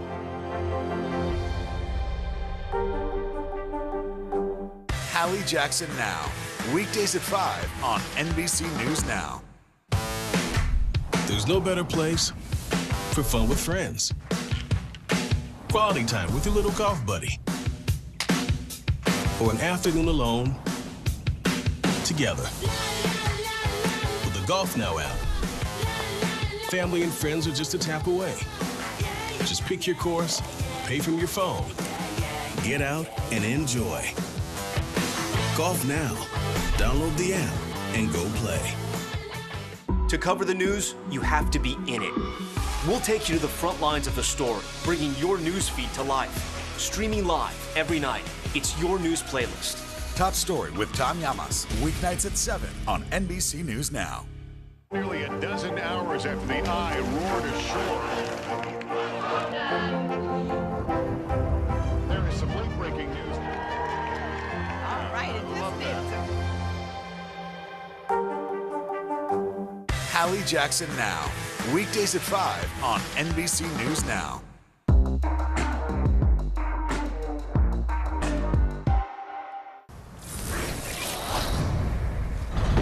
Now to an NBC News exclusive. Our very own Lester Holt sat down with former Attorney General William Barr in his first TV interview since stepping down from office. People really started going after me when they saw that I was not going to take the rubbish that was the Russiagate pseudo-scandal. I was going to deal with it. Defiant in his convictions, Bill Barr gives no ground to his critics. The narrative, and we live in the age of narrative, not facts. The narrative was I was a toady to Trump, and I would do Trump's bidding, and the media constantly went out with that story. Were you? Well, I think no, because I tried to take every issue that came to me and decide what I thought was the right thing, and I didn't really care what people thought about me. The criticism that framed Barr's time in the Trump administration actually started before he even took the job, when as a private citizen, he wrote an unsolicited memo to the Department of Justice outlining why the president should not be investigated in the Mueller probe. Many people look at that memo as an audition for the job of Attorney General. Look at this. This is how I lean. Well, first, I wasn't interested in being Attorney General, and second, if I wanted to be Attorney General, there were much more direct ways of auditioning for it. Some thought the memo was a signal to the president that Barr was ready to make the Russia investigation go away. Your mind sounds like it was clearly made up before we even got to this point on the Russia investigation, that it was a phony investigation. No, it wasn't made up. I was, as I say in my book, I was suspicious of it. It didn't ring true to me. Months after Barr wrote that memo, the president fired Attorney General Jeff Sessions, who had refused to intervene in the Mueller investigation. The president offered the job to Barr. 5 weeks after his confirmation, the Mueller report was in his hands. This is all we know. Bob Mueller has submitted his report to the Attorney General. Period. Barr says he couldn't legally release the full report at first. Classified and grand jury information needed to be redacted. Instead, he wrote a 4-page letter to Congress about Mueller's conclusions. And the conclusions were there was no collusion and that he didn't make a decision on obstruction, but he lays out all the facts in the report. And I say that he does not exonerate Trump. But critics say Barr essentially did exonerate the president. He said Mueller's evidence did not prove Trump obstructed justice. It became a mantra that stuck. There is absolutely no collusion. That has been proven. There was no obstruction. Among the details that Barr left out, Mueller's description of multiple acts by the president that were capable of exerting undue influence over law enforcement investigations. This 4-page letter, this summary, was immediately met with wide criticism that it didn't really accurately reflect what Mueller was saying. Well, that's not true. What it was a tantrum by the people who were hoping that Mueller would be able to bring down Trump. Wait a minute, Mueller himself wrote you a letter complaining. He said the summary didn't capture the substance of his report and that there was now public confusion. No, he didn't say the substance of his report. Actually, he did. Mueller's letter said Barr's summary did not fully capture the context, nature, and substance of this office's work and conclusions. In his book, Barr frequently defends Trump. But there were flashpoints, like that so-called perfect phone call with Ukrainian President Volodymyr Zelensky, now a wartime leader. Trump called on Zelensky to investigate Joe Biden. This whole maneuver of trying to get the Ukrainians to investigate Biden, that was a harebrained scheme. It was ridiculous. In that call, Trump offered up his attorney general to help facilitate the scheme. Barr says he had nothing to do with it. And the president lumped you in with Rudy Giuliani as being the points of contact to make this happen. I was livid. 4 weeks after the election, Barr's relationship with the president came to a head when he told a reporter there was no widespread election fraud, that Trump had simply lost. It led to a blow-up at the White House. And I told him that all this stuff was bullshit. And about election fraud. And, it was wrong to be shoveling it out the way his team was. You're trying to set him straight? Yes. And he listened. He was obviously getting very angry about this. I said, okay, well, look, I understand you're upset with me, and I'm perfectly happy to tender my resignation. And then, boom, he slapped the desk and he said, accepted. Accept it. Go home. You're done. In a 3-page letter to NBC News, President Trump called Barr's book fake and repeatedly insulted his former AG as a coward, a big disappointment, and lazy. Trump also said that he was the one who demanded Barr's resignation. We'll have more of that interview coming up on Today, plus a special hour this Sunday at 9 Eastern, 8 Central. A head raised from a depth of 2 miles beneath the South China Sea. A top-secret stealth F-35 jet that crashed is raised from the ocean. Find out why the urgency. And Florida's governor is about to sign a 15-week abortion ban bill into law. Stay with us. Hallie Jackson Now. Weekdays at 5 on NBC News Now. To cover the news, you have to be in it. We'll take you to the front lines of the story, bringing your news feed to life. Streaming live every night. It's your news playlist. Top Story with Tom Llamas, weeknights at 7 on NBC News Now. Still to come on the Channel 2 News. Well, the waters are certainly receding now. Still too close to call. Lester Holt reporting from Ground Zero, as it's being referred to. It is, in fact, a taste of freedom. The Haitian people know a little something about resiliency. What's the biggest risk right now? Some of the troops who have been proud. I want to welcome you to the first presidential debate. In fact, we've been told we can't go any farther. You with some resilient folks. Let me get a hint.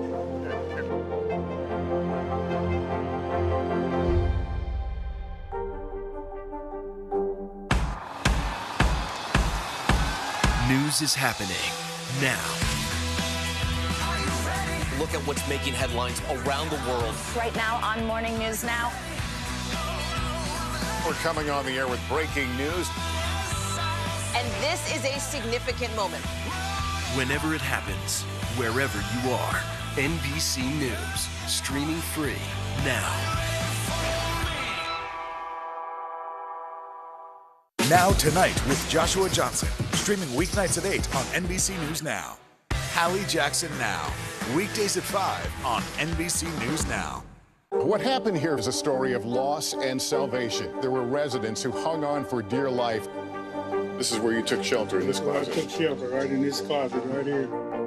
Rioters banged down one of the doors. Have you found a way to reconcile it a year later? It really hurt to see this place that I love so much treated with such disrespect. Was it an act of cleaning or an act of healing?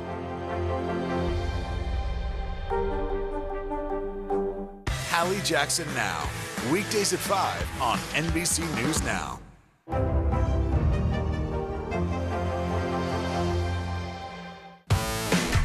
There's no better place for fun with friends. Quality time with your little golf buddy. Or an afternoon alone together. With the Golf Now app, family and friends are just a tap away. Just pick your course, pay from your phone, get out and enjoy. Golf Now. Download the app and go play. Hallie Jackson Now, weekdays at 5 on NBC News Now. Leading the news, the wreckage of a fighter jet that crashed and sank in the South China Sea has been recovered. Video posted to social media and later verified by the Navy shows the USS Carl Vinson crash that happened on January 24th. 7 people were injured, the pilot who ejected and 6 sailors. A remotely operated vehicle attached rigging and lines to the wreckage more than 12,000 feet underwater and raised it to the surface. The top secret F-35C Lightning II stealth jet had a price tag of $100 million. The Florida Senate has passed a 15-week abortion ban. What happens here is the measure prohibits women from receiving abortions after 15 weeks and does not give exceptions for victims of rape or human trafficking. It is the strictest abortion bill in the state's history. It now goes to Governor DeSantis' desk, where he is expected to approve it. Up next, Bill has got your weekend weather forecast. And still ahead, more on the Florida governor's meltdown over face masks.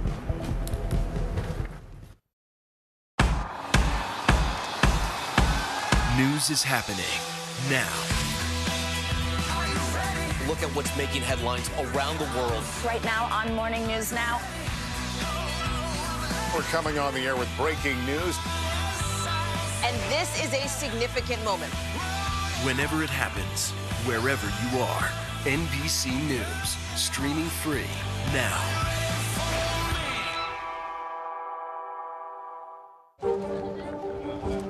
Let's go. This is a critical choke point for this fire.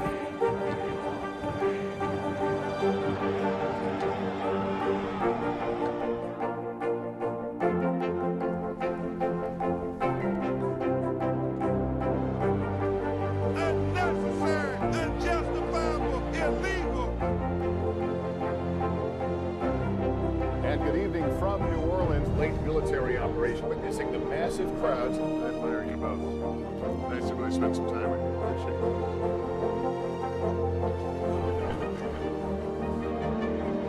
At any moment now.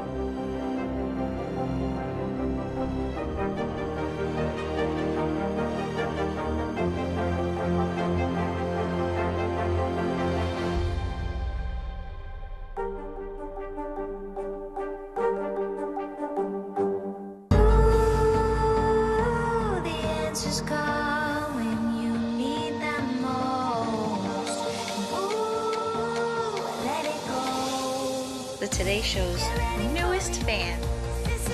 Little Al Roker. What am I doing here?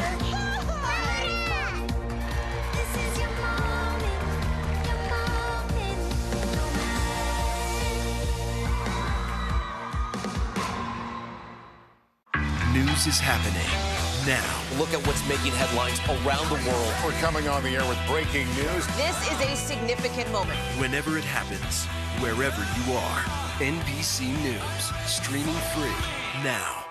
Good morning, I'm Joe Fryer. And I'm Savannah Sellers. 2022 is off to a busy start. Winter's wrath causing headaches from coast to coast. It's been really incredible to see how quickly volunteers started to help with the cleanup efforts. Morning News Now, streaming weekdays at 7. Welcome back to Early Today. A very cold start in the Northeast and also through the Great Lakes. Wind chills in the single digits in many cases. But the weekend sees a big warm up in the Northeast, record highs possible in the Southeast, and then we'll deal with our snowstorms still from the Rockies through the Central Plains. And we end the weekend with rain in the middle of the country and showers in the Northeast. Stay with us. News is more than a headline. It informs, it inspires, and it still matters. To cover it, you have to be in it. And that's what we're going to do.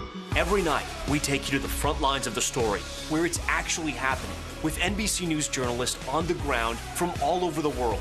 We cover what you need to know and bring your newsfeed to life. In primetime and streaming live, it's your news playlist every night. Top Story with Tom Llamas, weeknights at 7 on NBC News Now. Now Tonight with Joshua Johnson, streaming weeknights at 8 on NBC News Now. NBC News, streaming free now. Let's go. This is a critical choke point for this fire.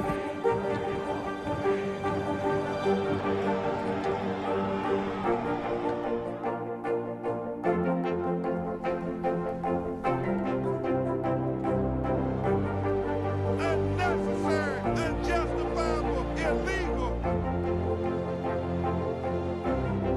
And good evening from New Orleans. Late military operation witnessing the massive crowds. I admire you both. Nice to really spend some time with you. Appreciate it.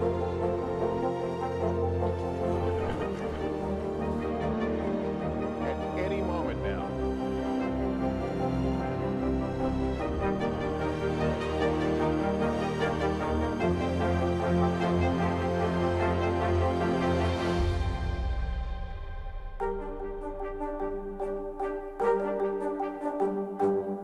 Now Tonight with Joshua Johnson, streaming weeknights at 8 on NBC News Now. In today's top stories, the French finance ministry announced that it seized the nearly $120 million yacht of Russian oligarch Igor Sechin, the CEO of oil giant Rosneft. He was deputy prime minister of Russia between 2008 and 2012, considered to be one of the most powerful members of the Russian political elite. The seizure of these luxury yachts come as the White House and Treasury Department are expanding the number of Russian oligarchs subject to U.S. sanctions. Another Republican-led state has banned transgender girls and women from female sports teams. On Thursday, Iowa became the 11th state to enact such a law. Governor Kim Reynolds signed the bill after the measure passed in the state Senate 31-17. The law bars transgender girls and women from participating on female sports teams from kindergarten through college. In a statement, Reynolds said the new law is a victory for girls' sports in Iowa.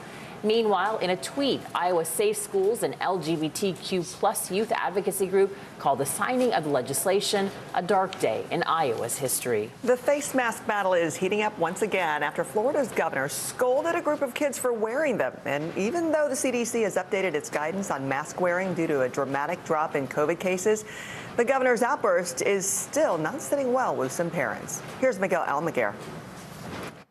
You do not have to wear those masks. I mean, please take them off. More fallout after Florida Governor Ron DeSantis admonished a group of high school students Wednesday. Honestly, it's not doing anything, and we got to stop with this COVID theater. Highlighting yet again the bitter divide over face masks. So if you want to wear it, fine, but this is ridiculous. And what they represent. Eric Marshall was one of those students. I almost jumped out of my skin. I was really appalled. His mother, Dawn, who's immunocompromised, was furious by what the governor said. He took away my authority. He put my child at risk. He put me at risk because my child comes home to me. I was honestly not completely ready for it. I went to that USF press conference thinking it was just a simple photo op. With mask mandates rolling back for the majority of the country, the CDC still recommends wearing them indoors where COVID levels are high, which is the case in Tampa, where the press conference was held. Kate Snow spoke with CDC Director Rochelle Walensky. So those students should have been comfortable wearing a mask. It is absolutely their choice. Governor DeSantis doubled down, calling masks political theater, defending his comments and highlighting the incident in a fundraising letter. And while he won't wear a mask, he is the face of controversy. Miguel Almaguer, NBC News. Thanks for being with us. I'm Frances Rivera. And I'm Vanita Nair. Have a great weekend.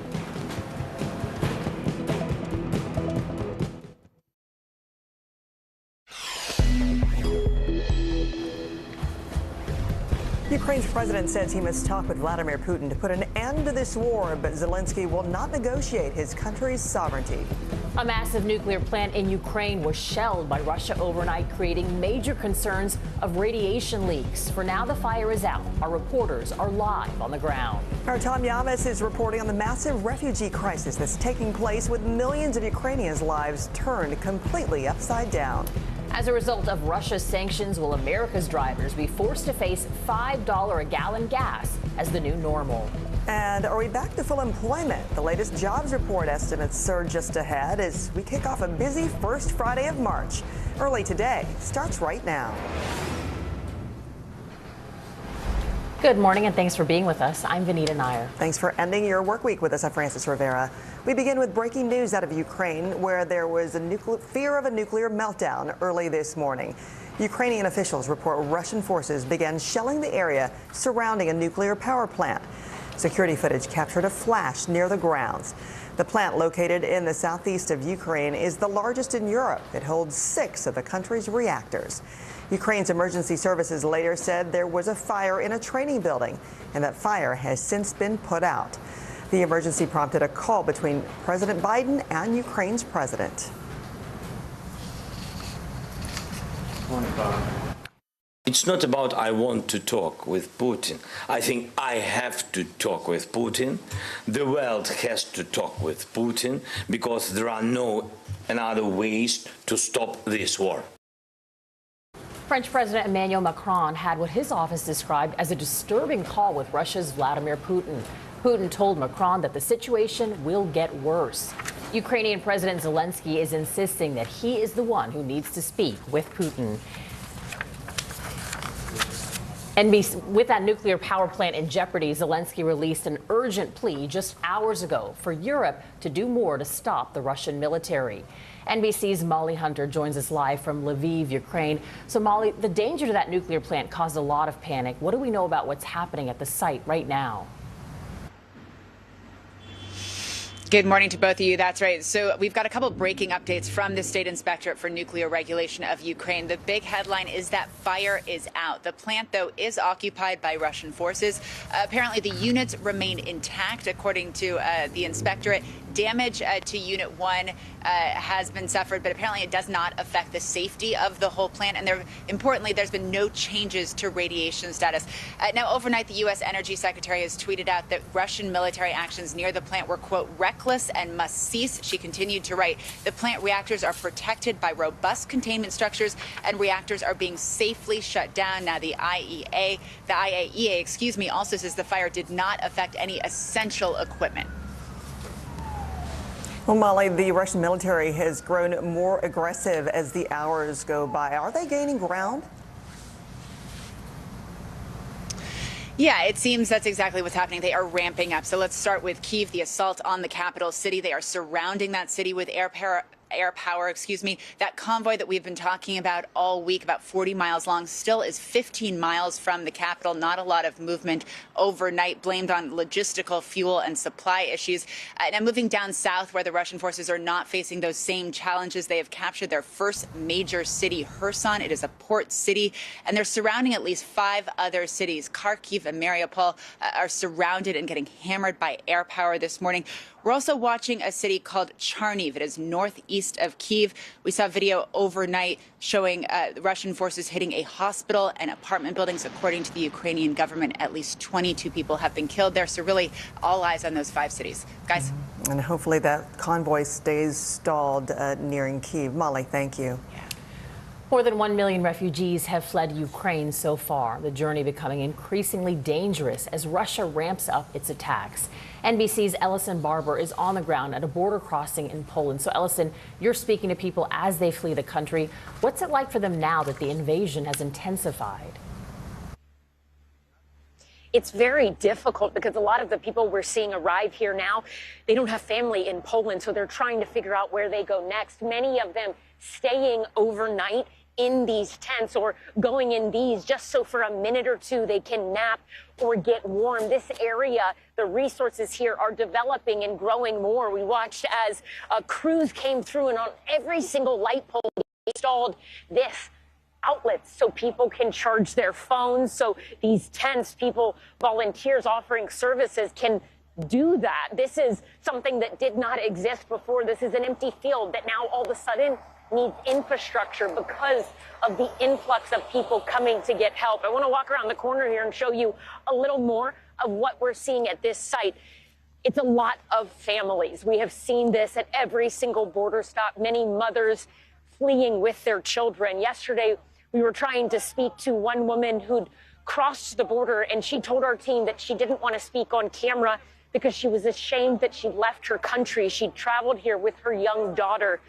It is brave to leave everything behind, to come to a place, a country that you don't know the language, you don't know anyone here, to make sure that your children, your loved ones, can live safely. You see all of these strollers, a reminder of how this is impacting the most vulnerable. Most of these have been donated.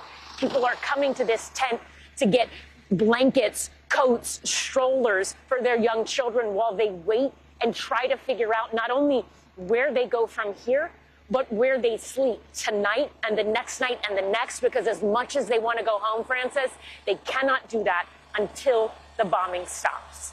Francis? That sea of strollers really tells you a lot. Ellison, thank you. Russia has attacked Ukraine from the air, ground, sea, and also from cyberspace. Ukrainian banks and defense ministry have borne the brunt of these digital attacks. But as our Andrea Mitchell reports, Vladimir Putin could still go a lot further. Before Russia mounted its ground offensive in Ukraine, the leading edge of its assault was detected thousands of miles away. Alarm bells went off at Microsoft's Threat Intelligence Center in Redmond, Washington, over a new piece of malware aimed at Ukraine's government and financial institutions. Microsoft jumped into the digital fray, picking apart the malware, alerting Ukraine's cyber defenders and the top cyber official at the White House.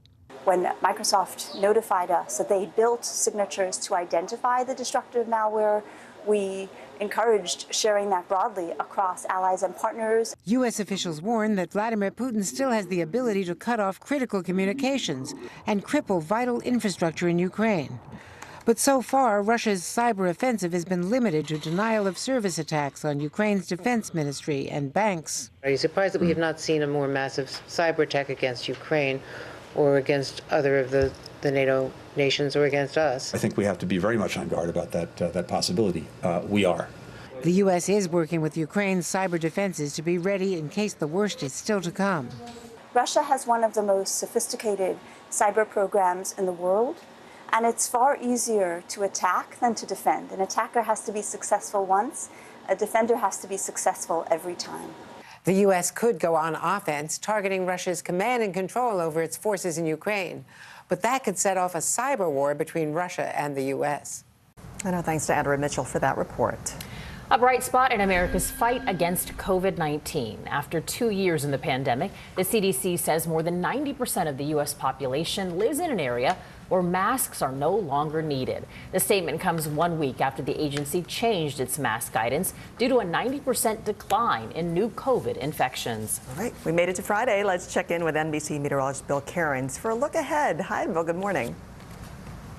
Hey, good morning. We have a big storm to track that's in the west heading east. We're going to see record highs this weekend. A lot of active weather out there. So we start with this storm that you see spinning just off the coastline of Southern California. Some welcome rain and some snow at the high elevations of California.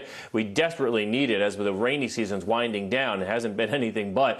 The snowfall over the weekend, this will move through the Rockies. A lot of the high elevations, the Wasatch Range, even the rim in northern Arizona is going to get some snow out of this, all the way back up through Colorado, Wyoming, into the Dakotas. Mostly at the high elevations. We'll get some rain, especially on Sunday from Arkansas, southern Missouri, western Kentucky. This area's been kind of wet lately, so we could get some isolated flooding.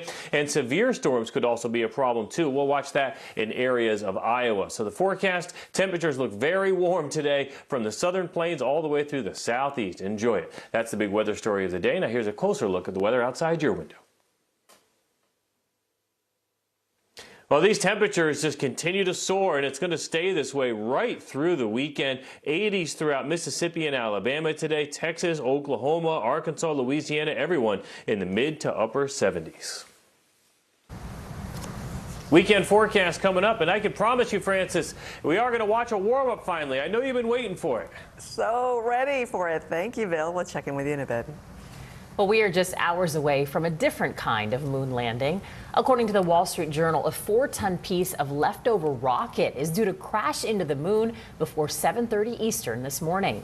Some experts believe the space crash comes from a 2014 Chinese rocket, which Chinese officials have denied. Astronomers say the collision will cause up to a 66-foot crater. Some are calling for more environmental awareness in the final frontier. Up next, the journey to the Ukrainian border becomes more perilous. Our Tom Yamas has more from the ground. And ahead, IKEA becomes the latest retailer to shutter operations in Russia. Hallie Jackson Now, weekdays at 5 on NBC News Now. Top Story with Tom Yamas is your news playlist on NBC News Now. And now, you can listen to it as a podcast. Available anytime and anywhere. News is happening now. Look at what's making headlines around the world. Whenever it happens, wherever you are, it's here now. News is more than a headline. It informs, it inspires, and it still matters. To cover it, you have to be in it. And that's what we're going to do. Every night, we take you to the front lines of the story, where it's actually happening, with NBC News journalists on the ground from all over the world. We cover what you need to know and bring your newsfeed to life. In primetime and streaming live, it's your news playlist every night. Top Story with Tom Yamas, weeknights at 7 on NBC News Now. NBC News, streaming free now. Let's go. This is a critical choke point for this fire.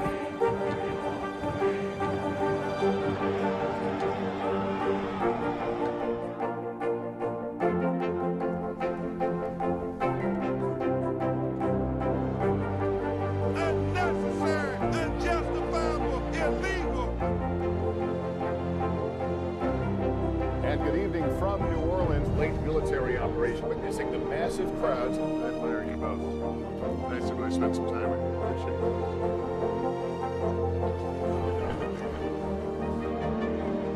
At any moment now.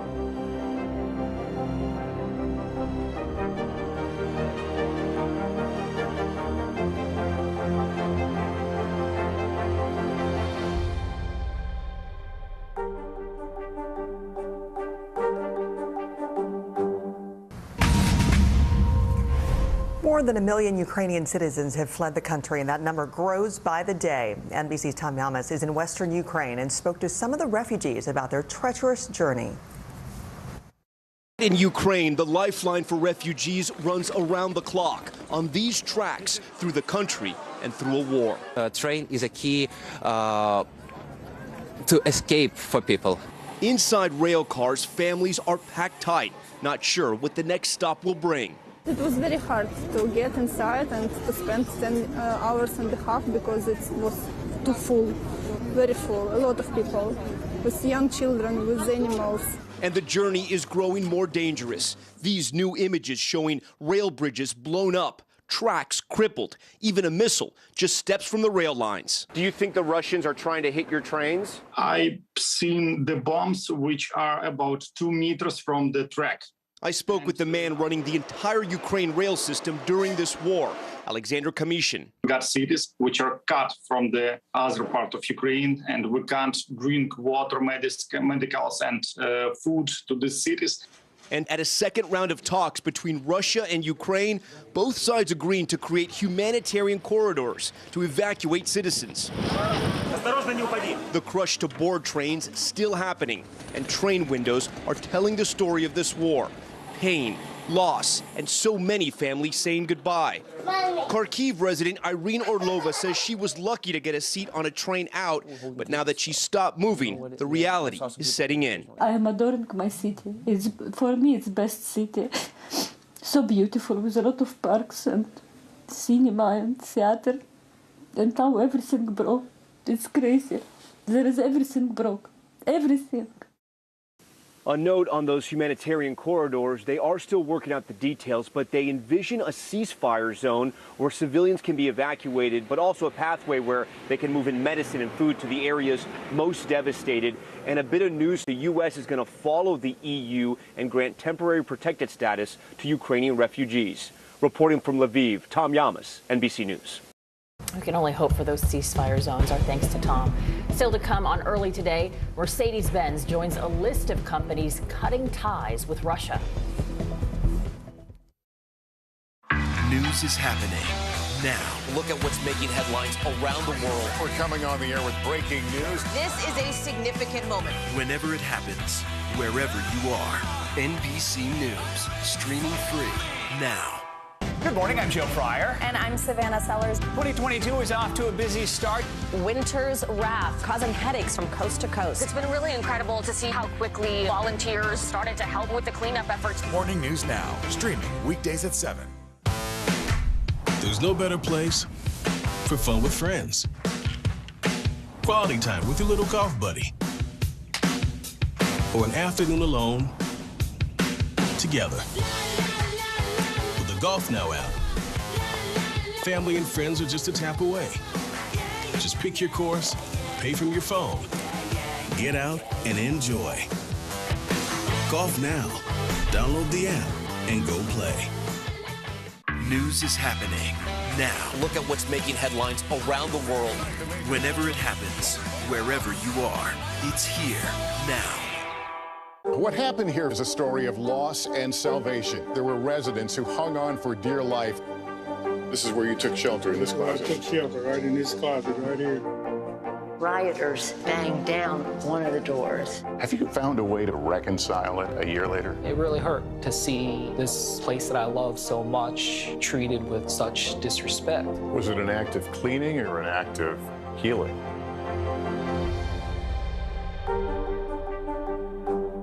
Top Story with Tom Yamas, weeknights at 7 on NBC News Now. What are you doing for teachers who feel that they're being stretched too thin? Did you understand how prevalent hunger was in your own community? Good morning, I'm Joe Fryer. And I'm Savannah Sellers. 2022 is off to a busy start. Winter's wrath causing headaches from coast to coast. It's been really incredible to see how quickly volunteers started to help with the cleanup efforts. Morning News Now, streaming weekdays at 7. Nearly a dozen hours after the eye roared ashore. There is some late breaking news. All right, Now Tonight with Joshua Johnson, streaming weeknights at 8 on NBC News Now. News is happening now. Look at what's making headlines around the world. Whenever it happens, wherever you are, it's here now. A rapidly growing list of businesses are cutting ties with Russia as a result of the invasion. Major companies in energy, transportation, and tech announced sanctions and restrictions in the country.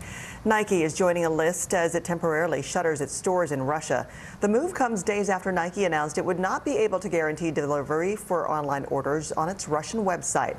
Volkswagen and Mercedes-Benz are both putting the brakes on shipments heading into Russia. The automakers are also stopping production at Russian plants. IKEA announced closures for its stores and factories in Russia, as well as halting imports and exports out of Russia and Belarus.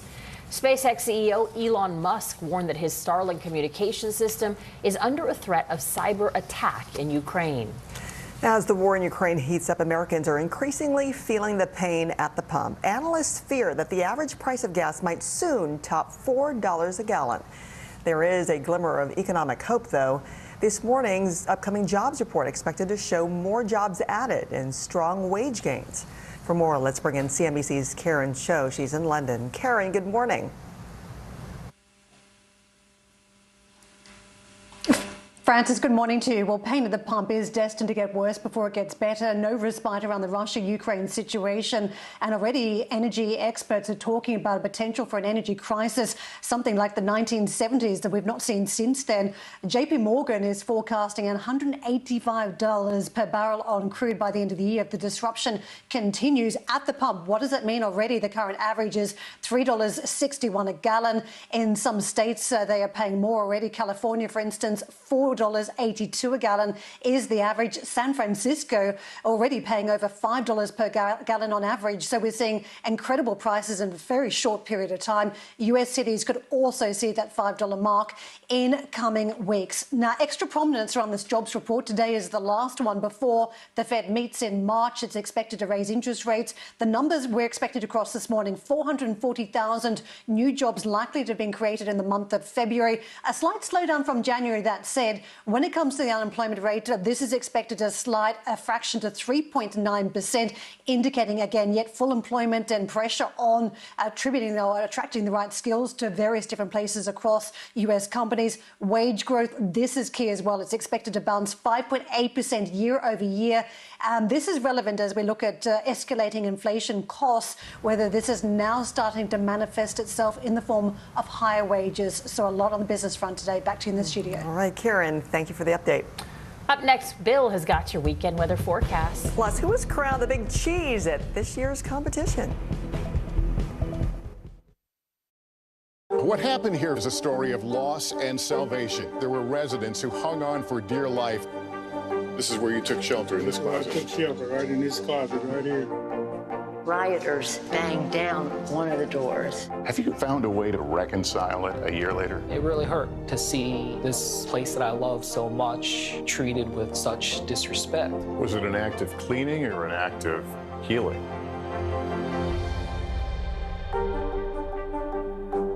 There's no better place for fun with friends. Quality time with your little golf buddy, or an afternoon alone together.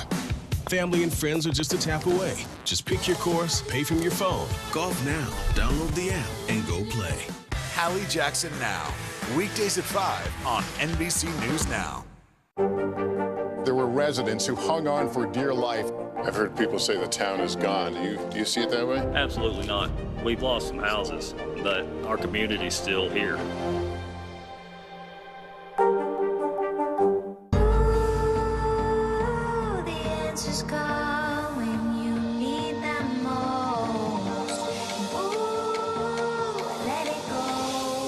The Today Show's newest fan. A little Al Roker. What am I doing here?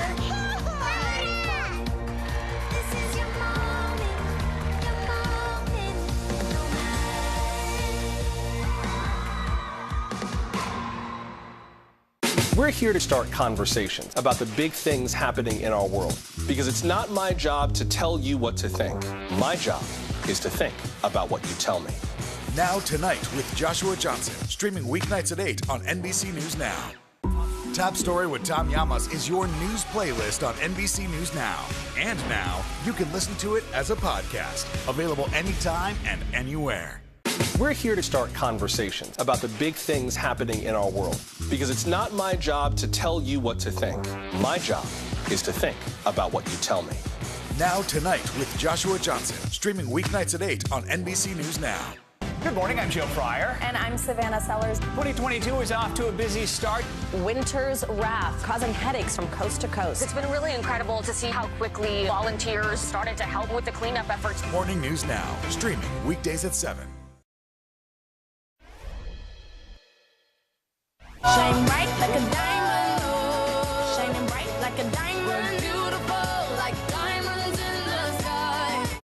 While her fans have been eagerly awaiting new music and she's waiting for her baby, Riri is unveiling a whole new project. Rihanna is bringing her lingerie brand Savage Fenty to Brooklyn. The brand, known for its inclusivity and celeb-filled fashion shows, is set to break ground this year on its largest store yet. So we'll know later this year how far along she's going to be. Maybe she'll have a baby with her for that opening. We'll see. All right, a massive fire broke out at an historic factory in West Yorkshire, England. The Netflix crime drama Peaky Blinders was filmed there.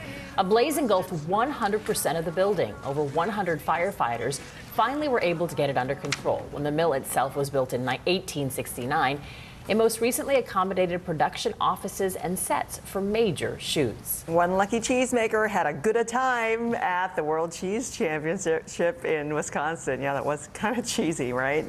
A gourmet Gruyere from Switzerland took home top prize at the competition. This is the third victory for Gourmino AG, who were a slice above the rest in 28 and 2020. The Gruyere beat out nearly 3,000 entries in that competition. Let's go to NBC meteorologist Bill Cairns for your weekend weather forecast. Bill, I really thought that the Gouda was going to win there, didn't you? I'm a brie guy. Like the Gruyere, I don't know. I'd like the taste of the winning cheese, but I bet you that's only for a couple people. So the temperatures this weekend are really insane. We go from 71 in Denver to shoveling by the time you get to the end of your weekend. Enjoy tomorrow in the Midwest. Look how warm it's going to be.